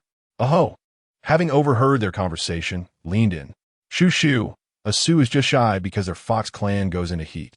Before he could finish, Asu swatted him with his large tail. Aho, with his back to its Chun, was unscathed, but Aho's head was struck painfully, intensifying Yin Shu's curiosity. Just as she was about to inquire, Asu hastened his pace. Everyone began to rush forward, leaving no time for conversation. As the full moon hung high in the sky, Yin Shu finally grasped why Asu had not allowed Aho to continue speaking. Under the moonlight, he appeared remarkably different. Asu's silhouette gradually blurred, his form growing even taller. Slowly, he lifted his head, and the silver fur cascading behind him seemed to shimmer with life, gently swaying in the still air, reflecting a cold radiance as if it were brilliance emanating from the darkness. The chilling light intertwined with the turmoil within him, exuding an indescribable pressure. His upper body was sculpted with smooth lines, broad shoulders, and every inch of muscle from his chest to his waist appeared chiseled under the moonlight, emanating a silent threat. The moonlight caressed his sleek skin, making him resemble a statue forged from steel, shimmering with an unusual sheen. Yin Shu's gaze was irresistibly drawn to the silver tail at his waist. Typically fluffy, it had now shed all its fur under the moonlight, revealing a pink, fleshy surface. The glistening, moist texture seemed to exude a seductive aura, subtly glimmering. The tail appeared both powerful and fragile, embodying a primal instinct. Yin Shu's heart raced. Her cheeks flushed as she hastily averted her gaze and closed her eyes. Taking a deep breath, she endeavored to calm herself, allowing her errant thoughts to dissipate. No, it couldn't be what she thought. Her heart raced uncontrollably, while Asu remained standing quietly in the moonlight, his gaze now enveloping Yin Shu. Chapter 78. After Asu's body became wet, he asked Yin Shu if he looked handsome. Yin Shu's heart raced increasingly, her gaze involuntarily drawn to Aksu's intense stare, as if ensnared by an invisible force. His eyes resembled the depths of the ocean, profound, vibrant, brimming with ineffable emotion, piercing through her very soul in an instant. Each passing second enveloped her tighter, rendering her powerless to escape. Her breath quickened, and her cheeks flushed faintly. Aksu's gaze transcended mere observation. It seemed to convey a burning desire, as if yearning for some form of reciprocation. The air was thick with an intoxicating mix of longing and possession, causing her spine to stiffen slightly, yet she could not divert her gaze. A sense of tension coiled within her chest, and her hands instinctively clenched her sleeves in an attempt to maintain composure. Yet, the turmoil in her heart was palpable, as if every nerve responded to Aksu's profound look. Yin Shu instinctively lowered her head, striving to conceal her quivering emotions. "Are you using charm on me?" she softly inquired, bewildered by her utter lack of control in this moment. Her heart beat a thunderous drum, breath coming in shallow gasps, as if the entire world had narrowed down to just him. A faint smile curled at the corners of Aksu's lips, a gentle warmth flashing in his eyes, shimmering like water, imbued with a hint of fox-like cunning and deep affection. "Charm?" He chuckled, his voice low and sonorous, laced with playful mockery. "If I truly possess such power, dear Yin Shu, you would have succumbed long ago. His tone blended tenderness with depth, as if each word had been meticulously chosen, stirring the depths of Yinshu's heart. In that moment, she could almost feel a wave of heat wash over her, causing her to shudder, her breath involuntarily quickening. Aksu reached out, gently lifting her chin, his fingertips brushing against her skin like a feather's caress. His gaze locked onto hers with a tenderness that nearly stripped away her sense of self. "Hold me tight," he whispered softly. Without waiting for her response, he effortlessly gathered her into his arms, gracefully making his way to a nearby water source. The moonlight bathed them in a soft glow, illuminating their intimate silhouette. Ahu and Akin, eager to follow, were halted by Aling. "Aksa desires privacy. You mustn't look," she insisted. Ahu immediately turned back, returning to his task of roasting meat, knowing that once the couple finished, their appetites would surely be insatiable. Akin, cheeks flushed, observed as Aling and Ahu withdrew, settling beside his daughter to purify the water. This was a task he excelled at, one that only he could manage, as Aling and the others lacked the skill. Akin felt a profound satisfaction in having his own responsibilities. Aling, cradling her daughter, prepared a comfortable sleeping area, wishing for Yinshu to rest peacefully. Aksu stood in the water, the surface still save for the gentle ripples created by his subtle movements. His bare form glistened under the moonlight, silver hair cascading down his strong back, swaying gracefully with the current, outlining a flawless arc. Each strand glided over his skin, nearly merging with the water's hue, transforming him into a mesmerizing, otherworldly deity. He tilted his head slightly, droplets cascading from his ear in a delicate dance, splashing softly upon his shoulder, creating tiny splashes. His silver ears trembled with this motion, appearing exceptionally soft. Yet his gaze held an indescribable allure. His elongated eyes filled with intense desire and an irresistible magnetism, deep and fervent, as if intent on melting away Yinshu's very soul. Yinshu perched upon a stone, her eyes slightly lifted but seemingly gazing elsewhere, though her heart raced and her breath quickened. Aksu, undeterred, approached gradually, the water lapping gently at his exposed legs, each step closing the distance between them. A playful smile graced his lips, imbued with an unspoken tenderness and allure. Yinshu, his voice was low and magnetic, as if whispering sweet nothings in her ear. Yinshu's breath hitched, a tumult of emotions swelling within her. She knew she ought to avert her gaze, to cling to her composure and reason. Yet those fox-like eyes ensnared her, making escape impossible. She could feel her last remnants of rationality crumbling away. Aksa drew closer, the water swirling around him like a gossamer veil. He brushed his fingers gently through her hair, the sensation both tender and direct, an irresistible beckoning. "Do you find me attractive?" he inquired softly, his tone rich with teasing warmth. Yinshu's heart raced uncontrollably, nearly leaping from her chest, her hands gripping the stone to steady herself. Her gaze could no longer stray from Aksu, the enchanting man standing in the water like a beguiling fox, unreservedly revealing his allure. She turned her head slightly, yet her peripheral vision betrayed her, unable to resist lingering on him. "Very attractive," she managed to reply, and upon hearing her words, Aksu's smile deepened, his eyes weaving together tenderness and passion, as if in that instant he dissolved all her defenses and shyness. "Yinshu," he murmured her name, "you think I'm handsome, but you have yet to reveal what exactly captivates you." He gently lifted her chin, compelling her to meet his gaze, his fingertips leaving a lingering warmth upon her skin. The sensation was both gentle and urgent. Yinshu felt her heartbeat quicken, her throat dry. She recognized the need to look away, to remain composed, yet her body betrayed her, yearning to draw closer. Aksu's tail quietly coiled around her waist, soft yet firm, akin to a small hand grasping her dwindling rationality. This tail was unlike any other. It radiated heat, as if aflame. The moment Aksu's tail pressed against Yinshu's skin, a crimson hue enveloped his eyes, his pupils transforming into an eerie blood red. He fixed his gaze upon her for what felt like an eternity before suddenly burying his head, his mouth enveloping the delicate, pale skin of her neck. Yanshu gasped sharply, her mind erupting in a cacophony. Congratulations, host. Pregnancy confirmed. Countdown to delivery initiated. A voice echoed in her mind.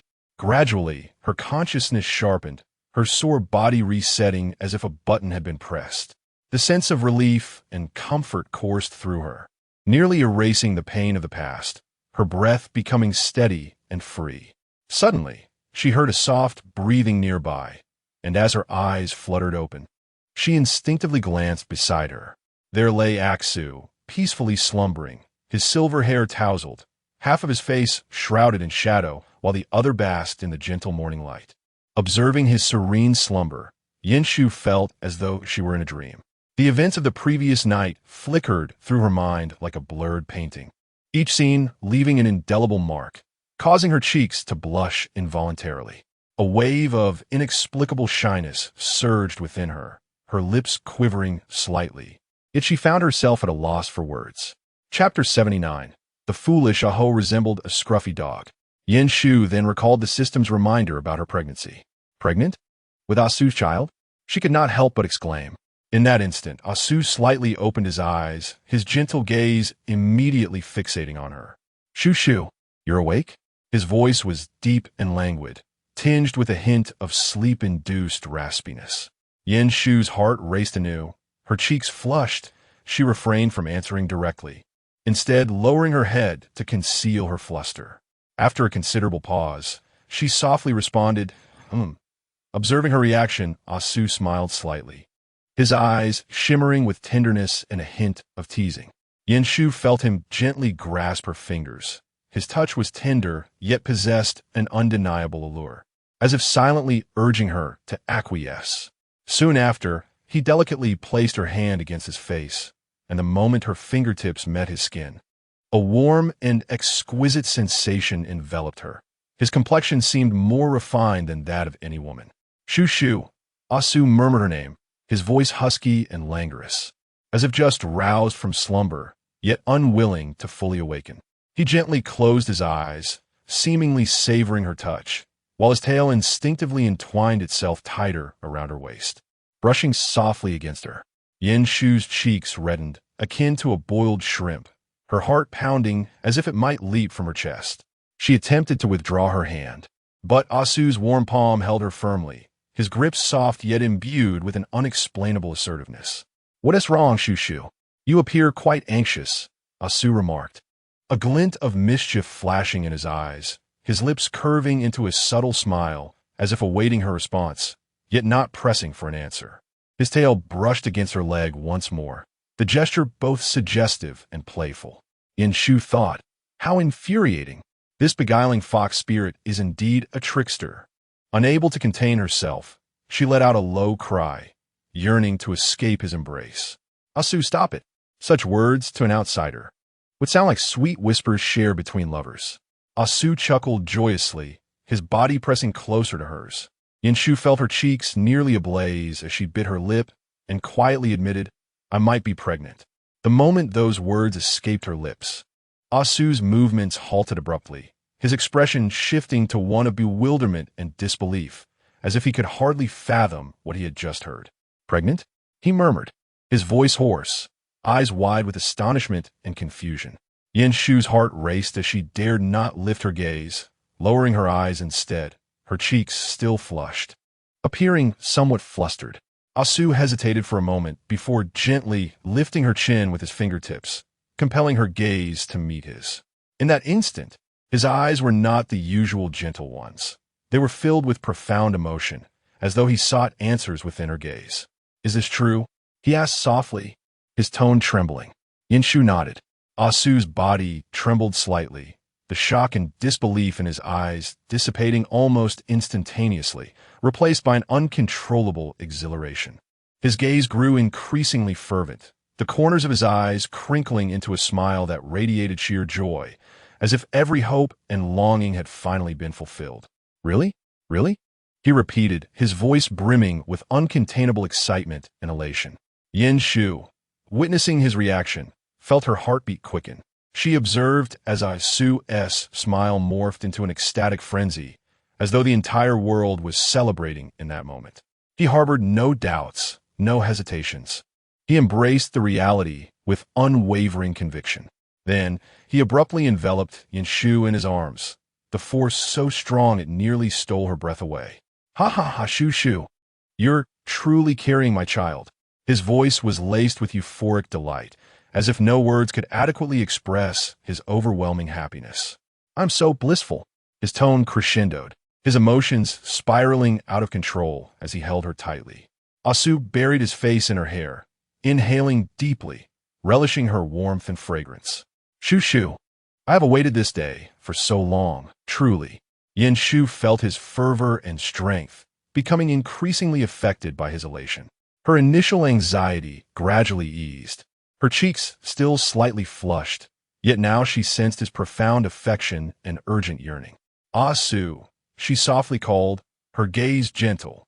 Asu's joy was nearly palpable, his eyes ablaze with an intensity that radiated an indescribable passion and excitement. Just then, footsteps echoed from outside, followed by Aho, Aling, and Chun entering the room sequentially.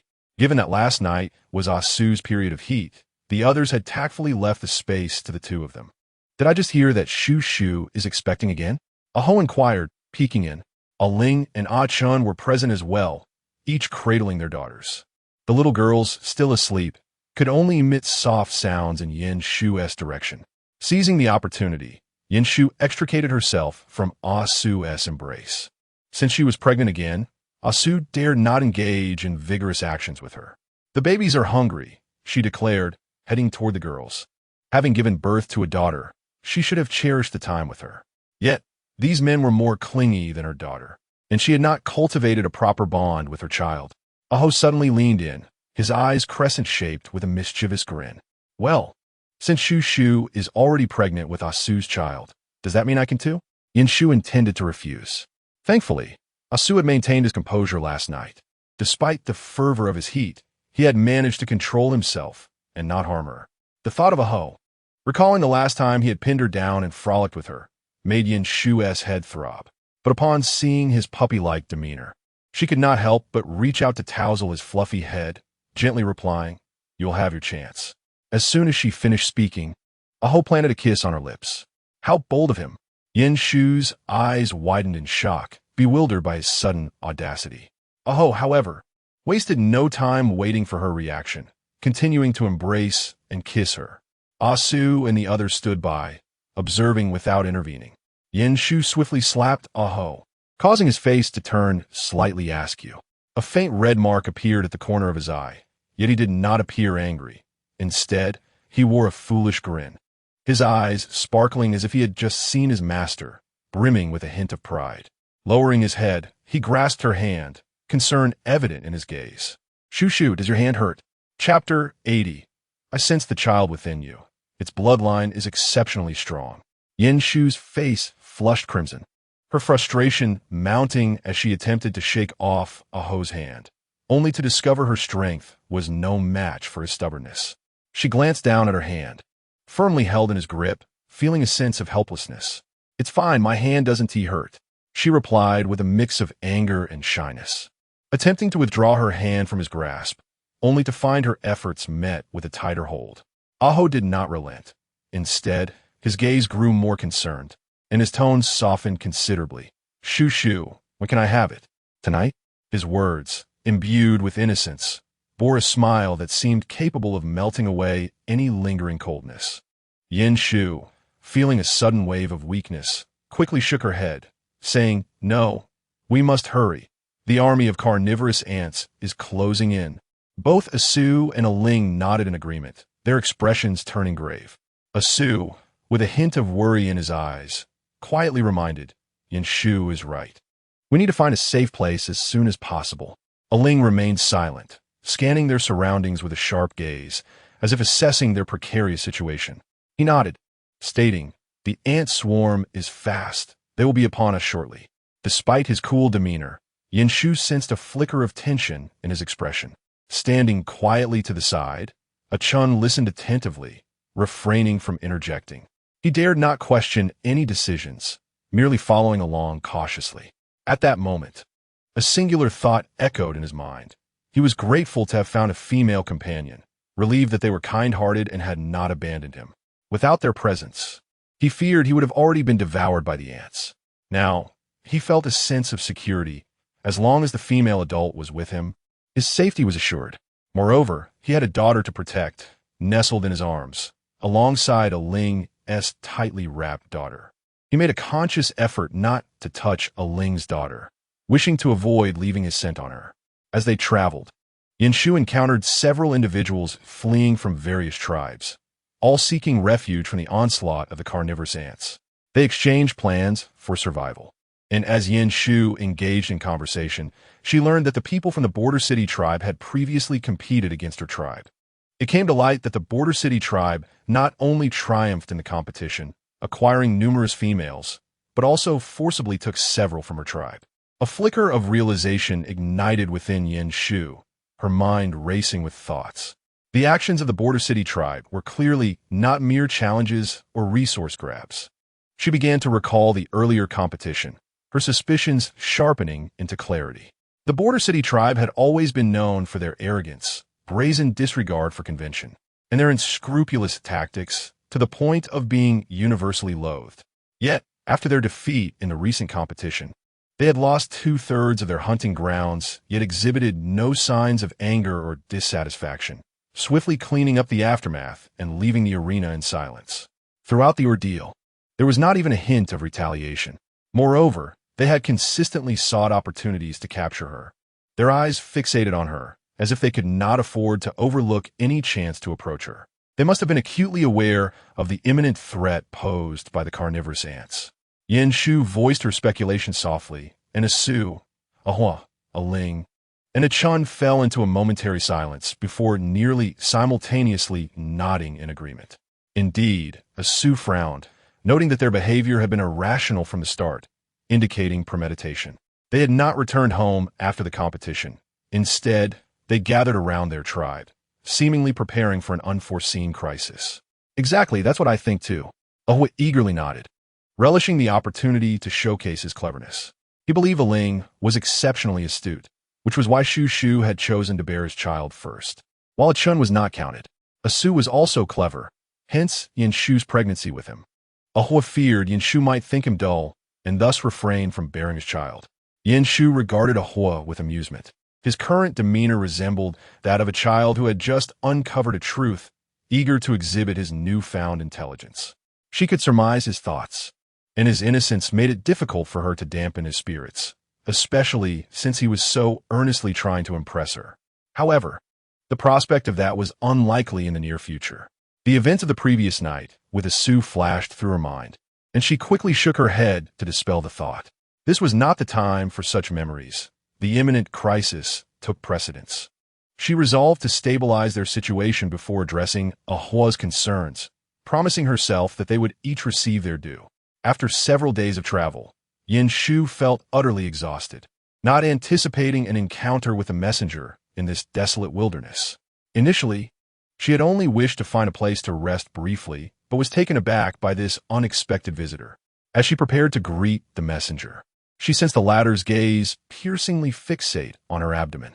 A look of astonishment flickered in the messenger's eyes, followed by a slight forward lean, her expression betraying disbelief. Almost instinctively, her hand reached toward Yanshu, as if to touch something extraordinary. Asu and the others promptly positioned themselves in front of Yanshu.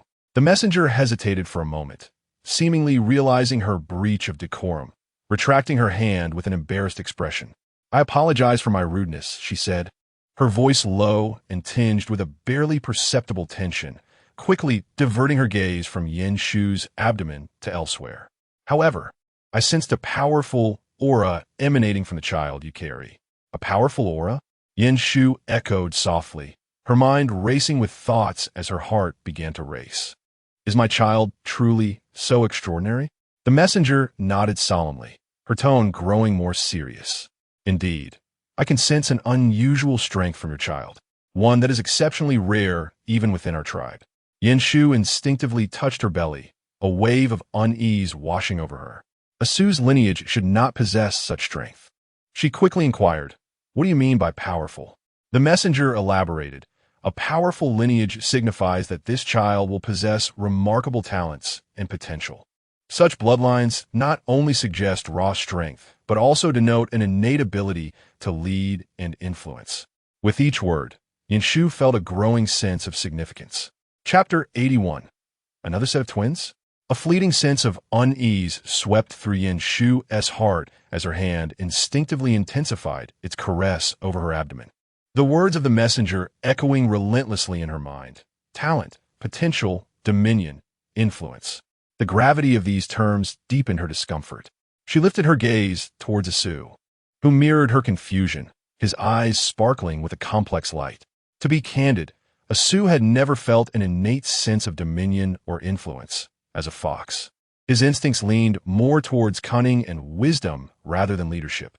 When it came to intrinsic power and influence, such traits were typically tied to exceptionally potent bloodlines. Suddenly, Asu's eyes widened in realization, his expression shifting to one of solemnity. A torrent of thoughts surged through his mind, conjuring the image of the legendary and enigmatic dragon bloodline.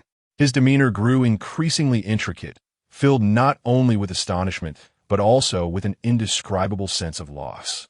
He had believed that the child Yanshu carried was merely his descendant, yet this revelation left him at a loss.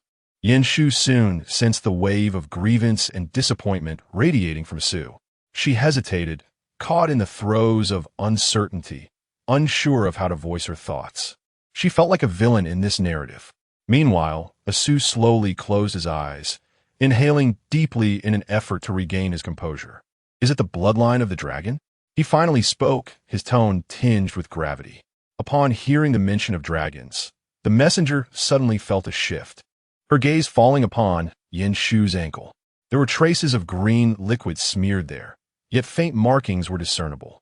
Those delicate lines resembled secretive runes, entwining across her skin. Could I permit it to emerge and take a look? Yanshu pondered, recalling the messenger's ability to reveal the child's soul. She too wished to glimpse the essence of her offspring. Yet, she realized the child was still too young, otherwise. The males among them would have sensed the bloodline aura within her womb. Speaking of the child's age, she had already given birth to both a mermaid and a serpent before knowing a chun. So how could this child have appeared so suddenly? It was perplexing. All right, Yanshu acquiesced. The messenger's fingers gently brushed against Yanshu's abdomen, and as she sensed that powerful and unique aura, her countenance shifted dramatically. In that instant, as she made contact with that force, golden light erupted like lightning, illuminating the air around them in a dazzling glow. The golden radiance gradually coalesced, revealing a small golden figure within the brilliance. Its scales shimmered like resplendent metal, each glinting with radiant luster, reminiscent of the brightest stars in the sky. The little golden dragon, slender and agile, darted through the air with the swiftness of a lightning bolt, its head sharp and powerful, adorned with two tiny horns that radiated both mystery and majesty in the play of light. This is no ordinary dragon, the messenger murmured, almost unable to believe her eyes. Her gaze fixated on the little golden dragon, her voice imbued with an unprecedented sense of reverence and astonishment, for it bore the essence of the ancestral dragon. It was a bloodline of ancestral return. Upon hearing these words, Asu and the others instantly transformed, their expressions shifting dramatically. Their eyes widened further, a blend of shock and confusion swirling within them. A bloodline of ancestral return? Asu repeated in a hushed tone, the term resonating in his ears, laden with profound astonishment. Beside him, a Ho, a Ling, and a Chun shared the same look of disbelief.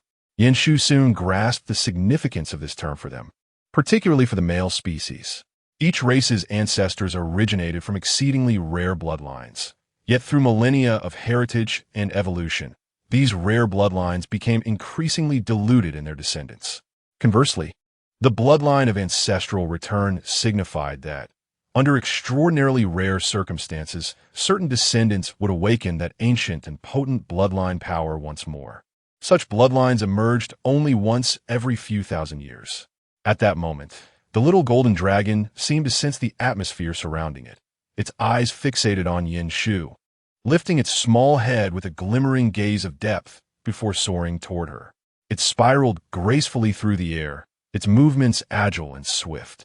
Just as Yin Shu reached out to touch it, the little golden dragon flapped its wings, swiftly curling around her arm like a creature yearning for closeness, affectionately rubbing against her palm while emitting soft chirps. Its delicate scales felt as smooth as silk, radiating a warm glow, as if attuned to Yin Shu's essence and emotions. Yin Shu stood transfixed, her eyes reflecting a mixture of complexity and astonishment as she slowly stroked the little golden dragoness body. Though she could not physically feel it, it was akin to touching a wisp of air.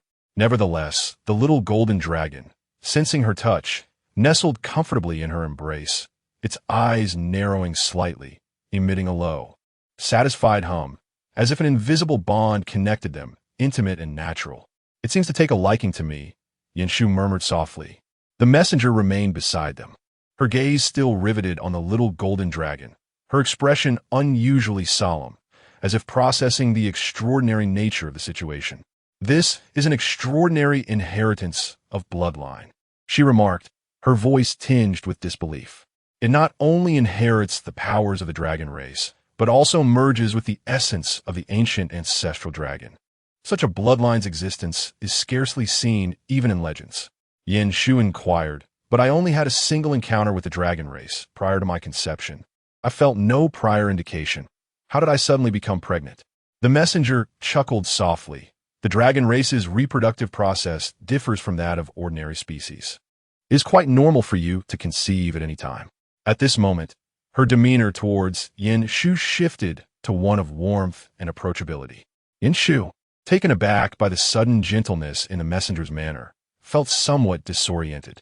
The earlier coldness, which had been laced with a hint of distance, seemed to have dissipated entirely, replaced by an expression of familiarity and care in the messenger's eyes. Before Yin Shu could fully acclimate to this change, she sensed a sudden tremor in the surrounding air. A soft silver light materialized beside her, flowing gracefully like a beam of moonlight, exuding an aura of calm yet noble elegance. Before the others could react, the light gradually coalesced into a small form, revealing a petite silver fox. This little silver fox appeared more agile than an ordinary fox, its body cloaked in delicate silver fur, each strand radiating a gentle sheen, resembling satin woven from pure moonlight. Its eyes sparkled like stars, imbued with a hint of wisdom, while its slender tail gracefully curled behind it, as if inherently exuding an air of nobility. Upon its emergence, it nimbly leapt to Yin Shu's feet, gazing up at her with ears twitching, embodying an affectionate demeanor. Chapter 82. Could I borrow one of your males? I too long for the return of ancestral lineage. Aksu stood there, his entire being frozen in place. He had believed his child was lost, and the sensation of hope plummeting into an abyss left him feeling as though he had lost the strength to uphold the entire sky. Yet now, in this moment, his world was rekindled with light. Before him, a silver fox quietly stood in Yin Shu's embrace, its fur as soft as melted moonlight, shimmering silver threads flowing like a living breath of twilight. Its eyes sparkled like the stars, clear and luminous, resembling his own. Aksu's chest heaved violently, his gaze fixed unwaveringly upon the little silver fox, not daring to blink, fearful that this could be merely a dream. His lips trembled slightly, yet no sound emerged. He felt an overwhelming tide of emotions surging within him, akin to a tumultuous wave that rendered him speechless. Excitement, shock, and disbelief intertwined in his amber eyes, merging into a fervent warmth. His gaze quivered slightly, desperately seeking to affirm the reality of this moment. "Is this my child?" he finally murmured, his voice quaking, as if afraid it might be whisked away by the wind. Yin Shu turned to Aksu, only to find his amber eyes reddened, tears streaming down, blurring his vision. The little silver fox seemed to sense something, peering out from Yin Shu's arms, its sparkling eyes gazing at Aksu. Its silver tail swayed gently, exuding an innocent, lively aura, before it leaped from Yin Shu's embrace and bounded gracefully towards Aksu. Aksu held his breath, staring blankly as the tiny figure approached step by step. His hand trembled as he raised it, yearning to touch, yet fearing to frighten it, leaving it suspended in the air. The little silver fox tilted its head, gently brushing its tiny nose against his finger, the soft touch melting all the ice within his heart. Tears finally streamed down Aksu's face. "I thought I would never have a child," he choked out, his voice barely audible, "yet you are here." His usual enchanting and composed demeanor had vanished entirely. At this moment, he appeared as vulnerable as ever, gazing through misty eyes at the little silver fox. Yanshu had never witnessed Aksu in such a fragile state. The once alluring and proud fox now seemed utterly pitiable, desperately clinging to the only glimmer of light. A child can evoke such profound emotions? To be honest, as a woman of the new era, I hold some reservations about childbirth, given the responsibilities and pressures it entails.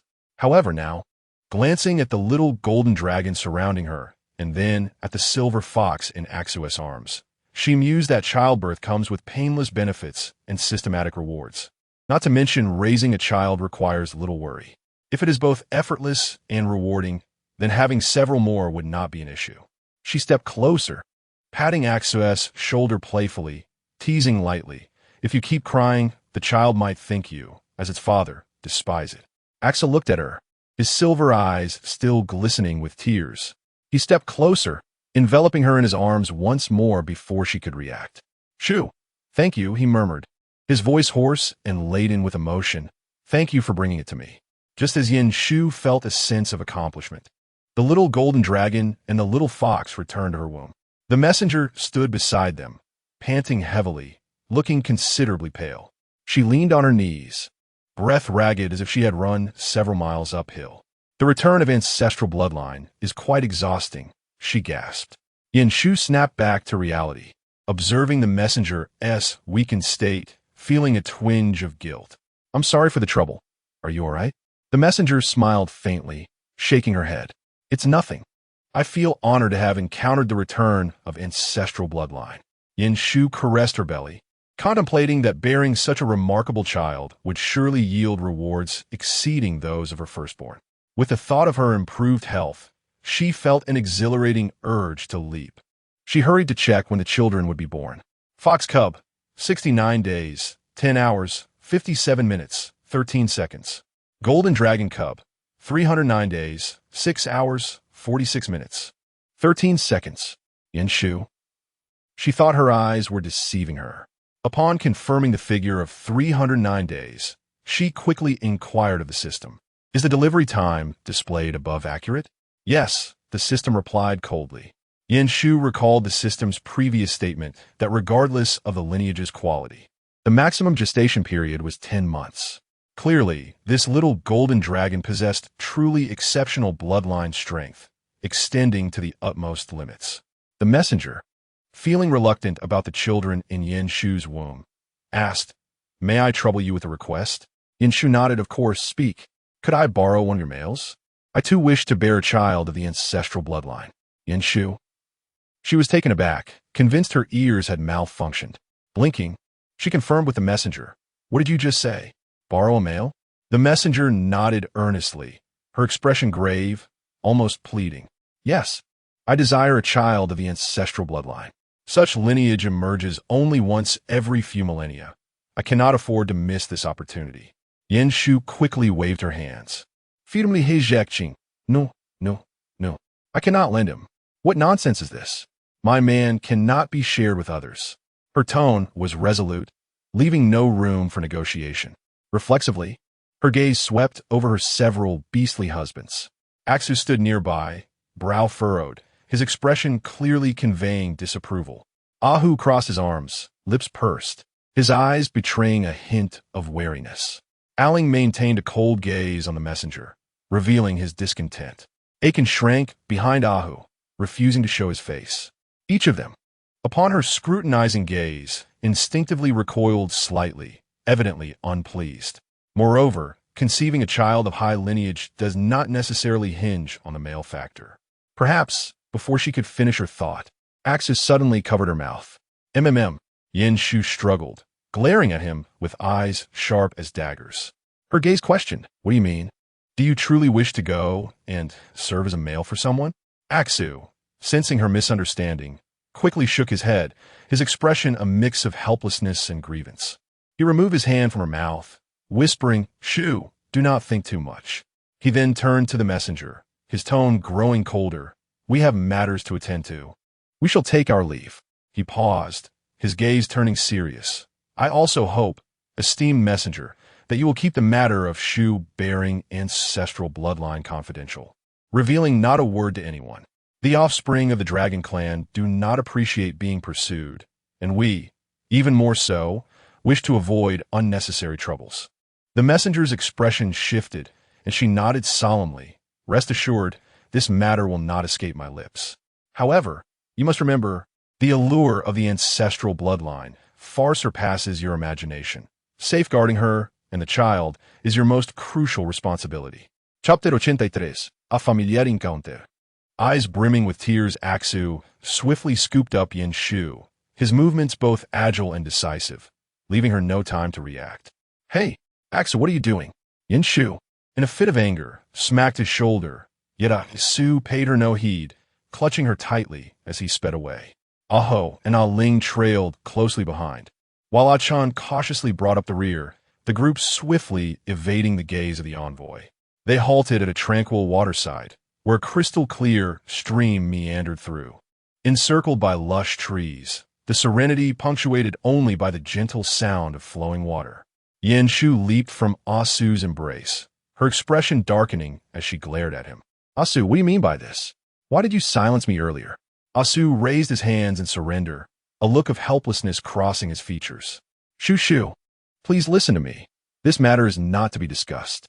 Do you comprehend what it signifies to bear a descendant of ancestral lineage? It will attract an overwhelming amount of trouble. Trouble? Yin Shu frowned, clearly skeptical. "Asu stipet vo wheatspun su tingling su. Aren't you the one who fears trouble the most? If others discover you are with child, especially one of ancestral blood, they will swarm around you. Even if it's not for the child, they will covet you as the one capable of bearing such a lineage. Can you imagine the chaos that would ensue?" Yin Shu paused, contemplating his words, and reluctantly conceded, "Fine, you make a fair point. But next time, do inform me beforehand. Don't just cover my mouth. Otherwise, I might think you wish to approach that envoy and become her mate." Her possessiveness flared. She had no intention of sharing her man. Asu exhaled in relief, nodding vigorously. "All right, I promise to heed your words next time." Nearby, Aho crossed his arms, unable to restrain himself from interjecting. Shu can do as she pleases. "I am your mate." At this, Asu turned and shot him a glare. "Silence. You only create chaos." Yin Shu couldn't help but chuckle, shaking her head. "You two are quite the exaggerators. Yet, I suppose this is a fortunate predicament. Expecting a child, twins, and with Asu's child as well." She gently caressed her abdomen, her thoughts drifting to the flesh-eating ants. The spread of these ants had become a nightmare for many tribes, but thanks to the intervention of powerful clans, the disaster's expansion had been curbed. However, the group found themselves without a home. Though Yin Shu had initially yearned to leave her tribe for a stroll, after traveling for some time, she realized there was no safe haven to be found. Everyone was fleeing with nowhere to explore. A few days prior, she had lamented not providing Asu and the others with a stable home. Just as these thoughts crossed her mind, a cacophony erupted ahead. Yin Shu raised her head to discern a cluster of figures resting by a large rock. Among them, a familiar silhouette, the tribe's elder female. The elder was huddled with several others, her face weary, yet still exuding her customary authority. When her gaze swept the area, it landed on Yin Shu. In that instant, the elder's eyes glistened with moisture, her composed demeanor crumbling into one of surprise and emotion. She staggered to her feet and approached Yin Shu, murmuring, "Yin Shu, you're alive. How wonderful, truly wonderful."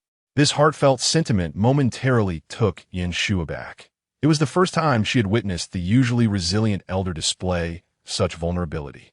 The elder drew closer, unable to contain her tears, which flowed freely, not solely for their reunion, but also for the heavy anxieties that had weighed upon her heart during this tumultuous time. Yin Shu felt a surge of confusion. Elder, how did you end up here? Are you also fleeing? She caught sight of Xia Luogu in the background. To her surprise, none of Xia Luogu's males were present, only one who bore resemblance to Asu. Her belly had flattened, indicating the absence of a child.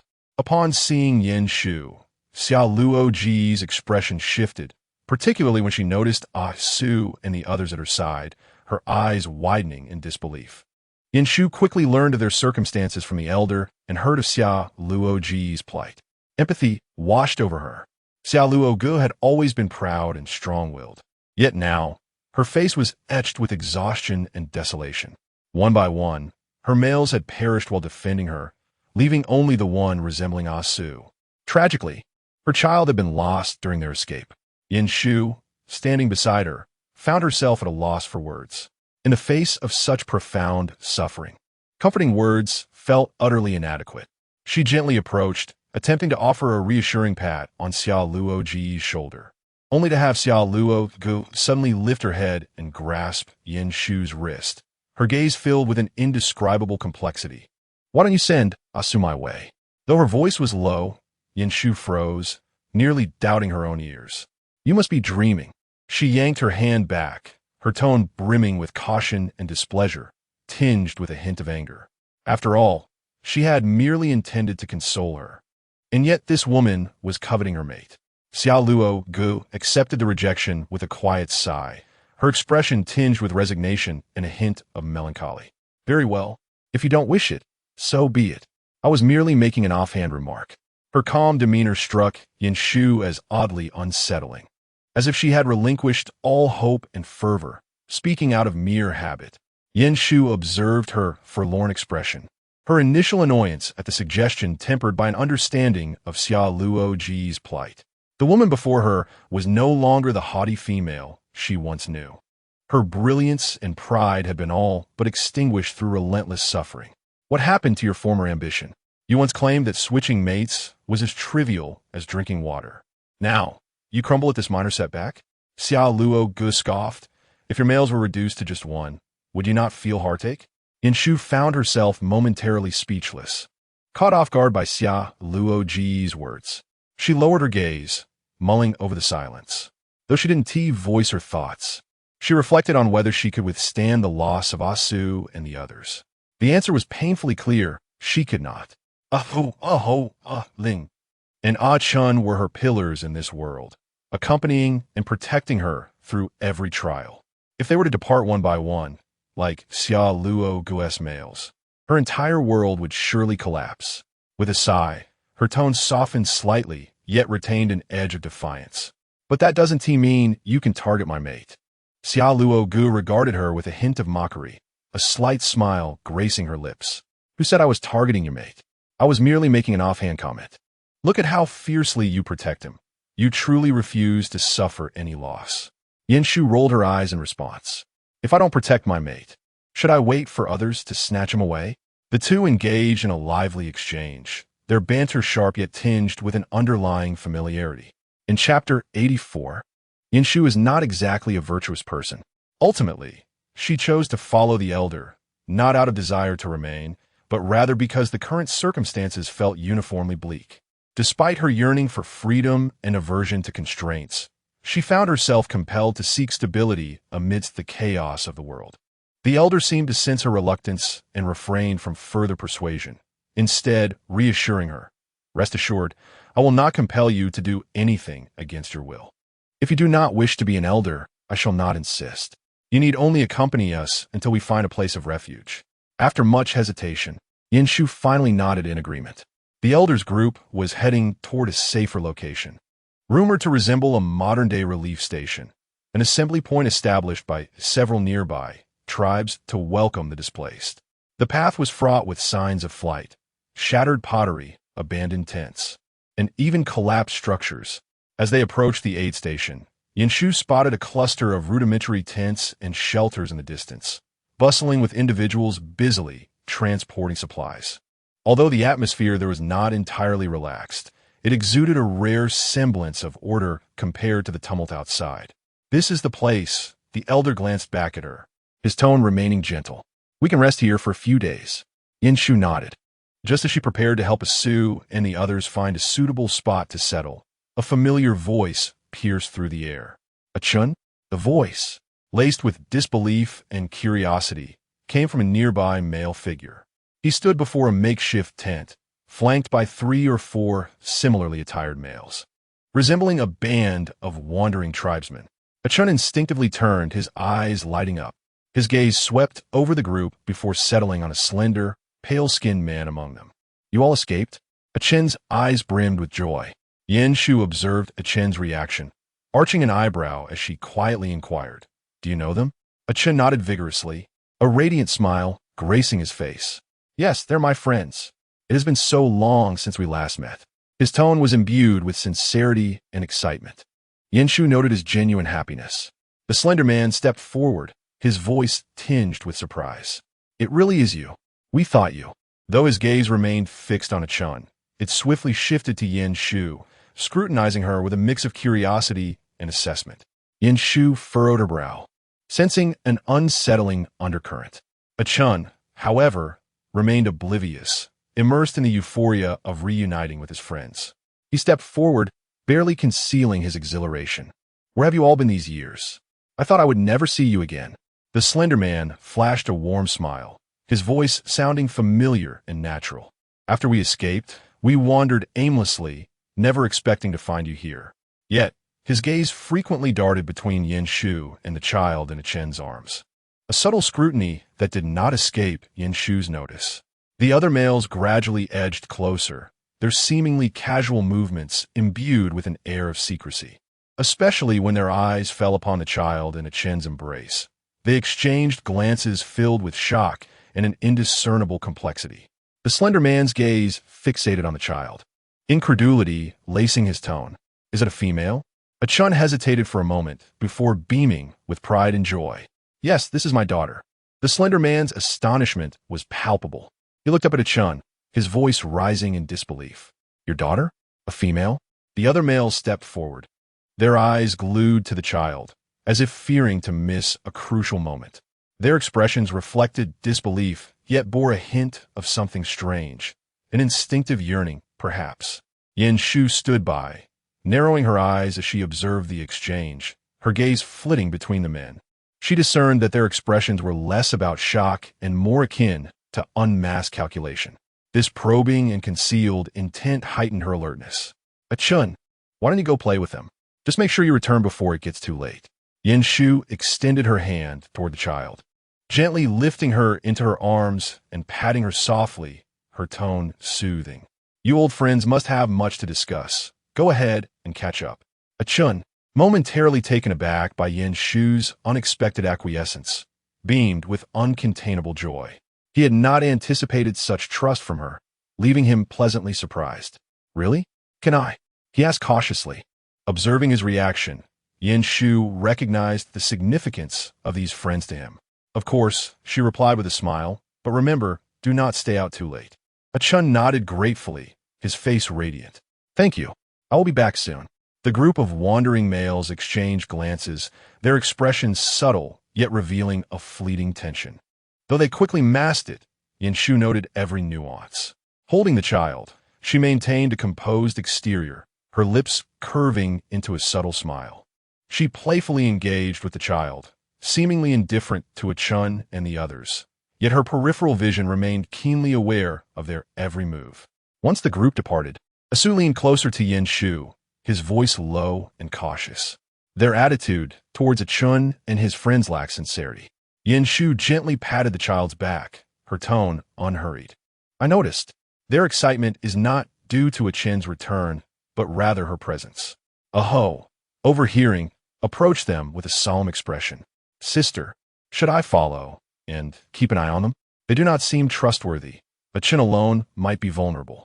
Do not rush, Yin Shu replied, casting her gaze toward Achun, who was animatedly conversing with the group, completely unaware of any danger.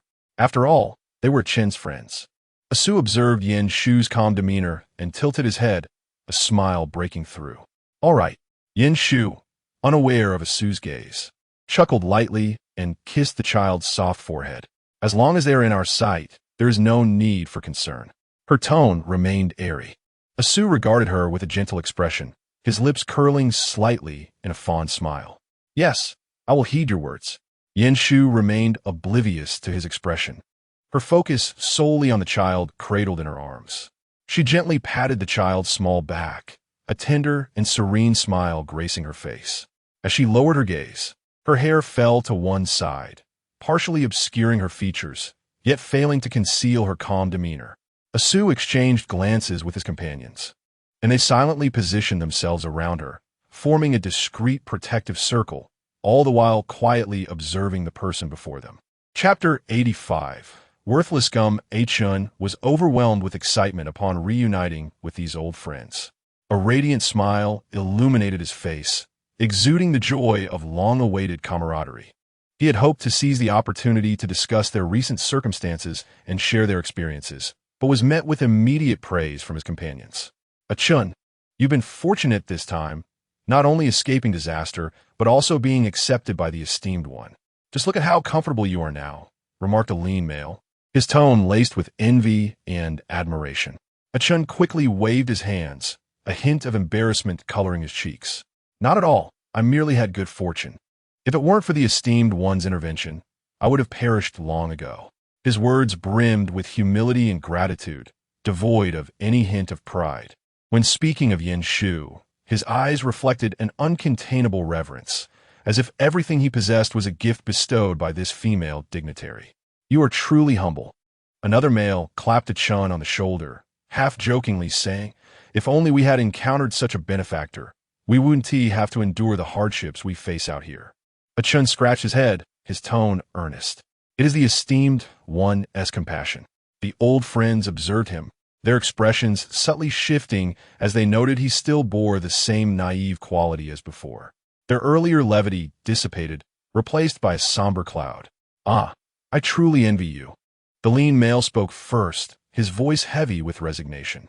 We have been living in dire straits. After escaping, we thought we could live peacefully. But now the carnivorous ants have returned, and we are fleeing for our lives, nearly caught and killed. Another man chimed in, his tone more mournful. Even if we evade the ants, our situation is still bleak. Our food supplies have long been depleted, and we rely on the whims of nature for water. Finding a place to settle is a constant challenge, and just a few days ago, we finally found refuge, only to be driven out by a pack of feral beasts, barely escaping with our lives. In this era, there exist both beastmen and feral beasts. One evolves towards humanity, while the other relies solely on instinct. They exchanged words, painting a grim picture of their plight, their tones saturated with despair and bitterness. Achun listened, his face etched with concern, his eyes filled with compassion. Oh, you have suffered greatly. The lean male patted his shoulder, sighing deeply. What can we do? We are merely victims of misfortune, lacking the luck that you had in finding a savior. Another voice emerged, laced with a hint of trepidation. Achun, now that you are beside the esteemed one, and have a daughter, your life appears to have stabilized. If only you could speak a few words on our behalf, perhaps she could assist us. We do not seek wealth or luxury, but merely a morsel to eat and a secure place to dwell. Achun paused, seemingly taken aback by their request. His expression wavered. The esteemed one has already aided me greatly. I cannot impose further. The lean male interjected quickly, adopting a demeanor of understanding. We recognize the esteemed one is not to be troubled, but Achun, you are our only hope. The others nodded in agreement, their tone pleading. Indeed, Achun, we have no other options left. If you could lend a hand, it would be a salvation for us all. Achun felt an increasing sense of turmoil within. Lowering his gaze in contemplation, his face betraying a struggle, oblivious to the glimmer of scheming intent that flickered in the eyes of the group. It was not mere gratitude, but a deeper calculation. After a moment of introspection, Achun seemed to arrive at a resolution. He lifted his head, guilt etched across his features, yet his voice resolute. I cannot. The esteemed one is currently without a stable abode, wandering alongside us. It would be inappropriate for me to further complicate her situation. He hastily added, however, I will certainly inquire with the esteemed one if there's a possibility for vagrants to find refuge here. If it allows everyone to settle temporarily, It would be a boon. Achen's firm refusal momentarily froze the expressions of his companions. Clearly, they had not anticipated that Achen, whom they had long deemed weak-willed and indecisive, would so boldly reject them. A flash of anger flickered in their eyes, but was swiftly concealed. Achen, we understand this puts you in a difficult position, but remember the times when you could scarcely find meal. We, your brothers, shared our rations with you. We never considered you a burden. Another male quickly supported, his gaze earnest. Indeed, Achen, you were injured and unable to stand. We carried you back to nurse you. Without our protection, do you think you would have survived to this day? These words caused Achen's expression to shift. He lowered his head, pressing his lips together, as memories of those past moments resurfaced. I remember. Since you recall, why not lend your brothers a hand this time? Urged the lean male, his tone imbued with brotherly affection. We understand your plight, and the esteemed 1S, but we truly have no other recourse. Yet Achen remained steadfast in his refusal. The group of vagrant males exchanged glances, unable to conceal their rising fury any longer. They instinctively considered physically confronting him, but were reminded of the female dignitary observing nearby. If the esteemed one cannot assist, surely you can make decisions regarding your daughter? Perhaps we could serve as her protectors, granting us the shelter of the female. Achen's countenance drained of color, disbelief and panic flooding his eyes. He shook his head vehemently, his voice trembling. No, that is impossible. Please, do not jest. The vagrant males forced strained smiles, yet their demeanor grew increasingly menacing. The lean male fixed Achen with a cold stare, feigning nonchalance. Achen, we are not joking. In these tumultuous times, we seek merely a means of survival. Your daughter, being female, will inevitably require the protection of males. Why not allow us to care for her? It is a mutually beneficial arrangement. Another male nodded in agreement, implying it was a matter of course. Indeed, as your brothers, we would not neglect her. Moreover, protecting such a young female would alleviate your burdens. Achen felt his scalp prickle, retreating as he fervently shook his head. No, I said no. His voice grew increasingly agitated, bordering on a break, his face a canvas of anger and fear. He could not fathom how those he once regarded as friends could present such an outrageous request.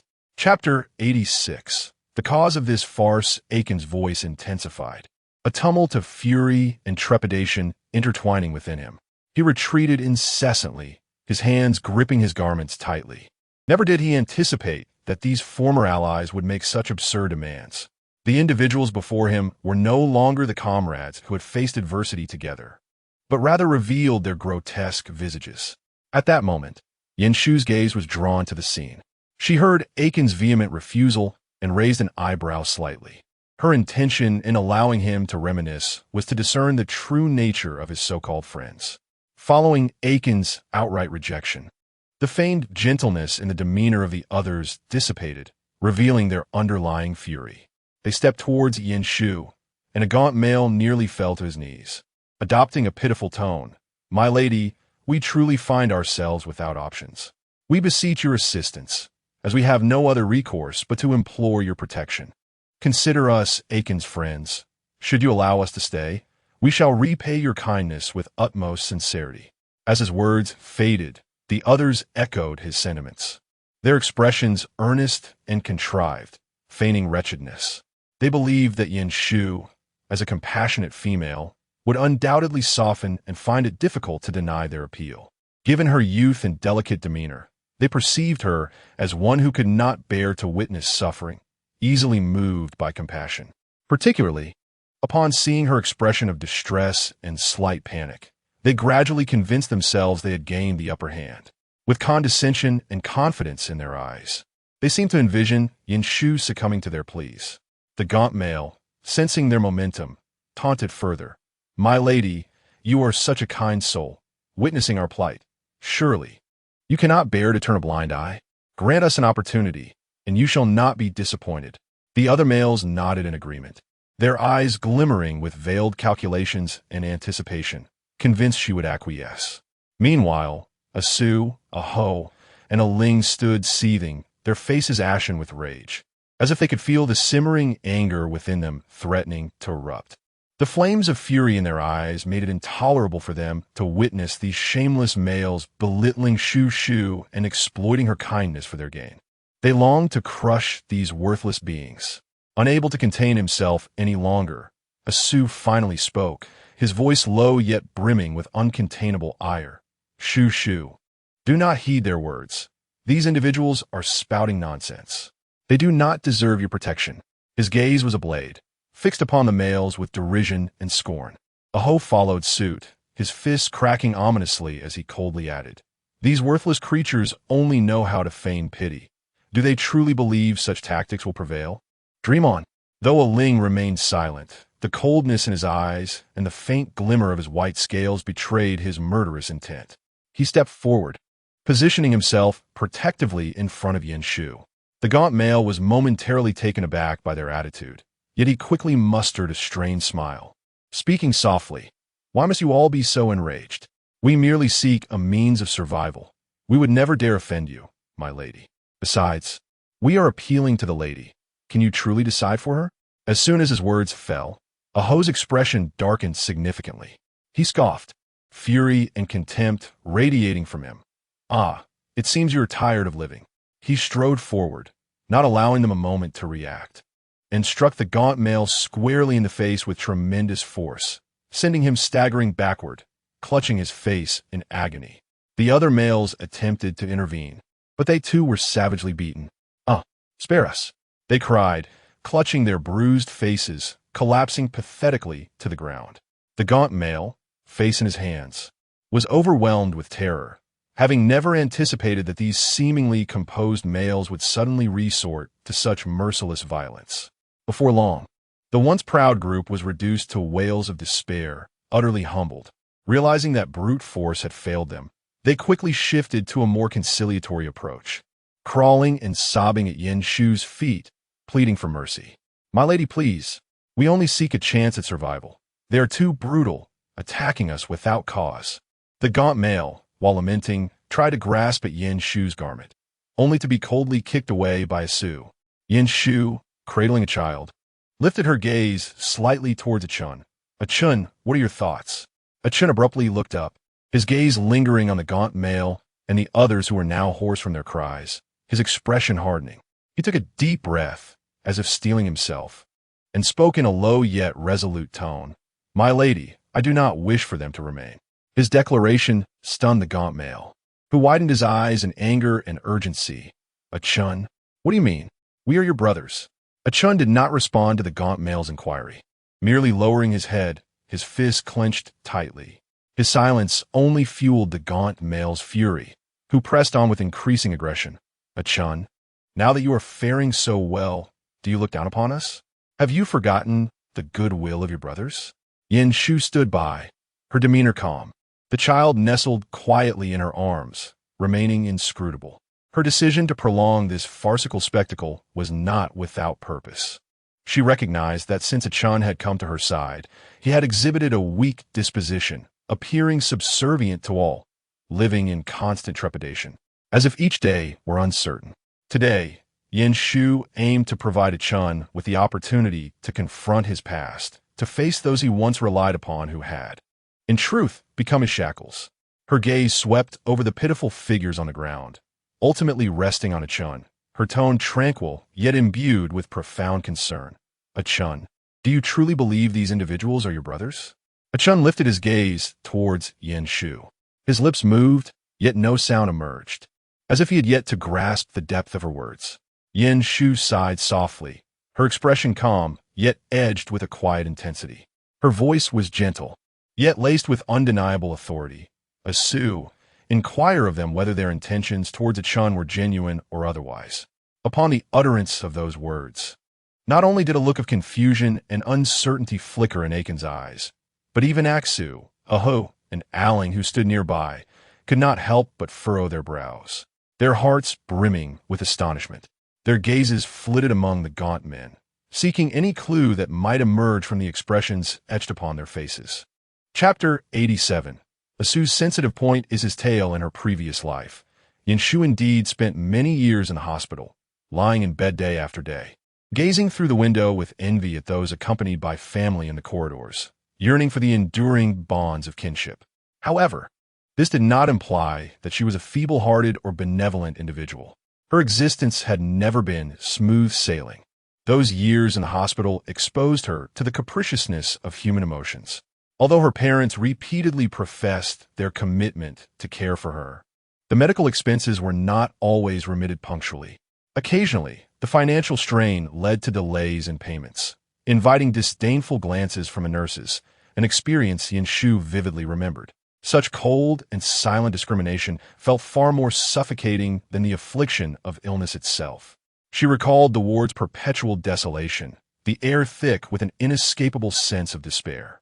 She had once waited with hopeful anticipation for her parents to arrive, longing for them to bring a semblance of warmth and solace, only to be met with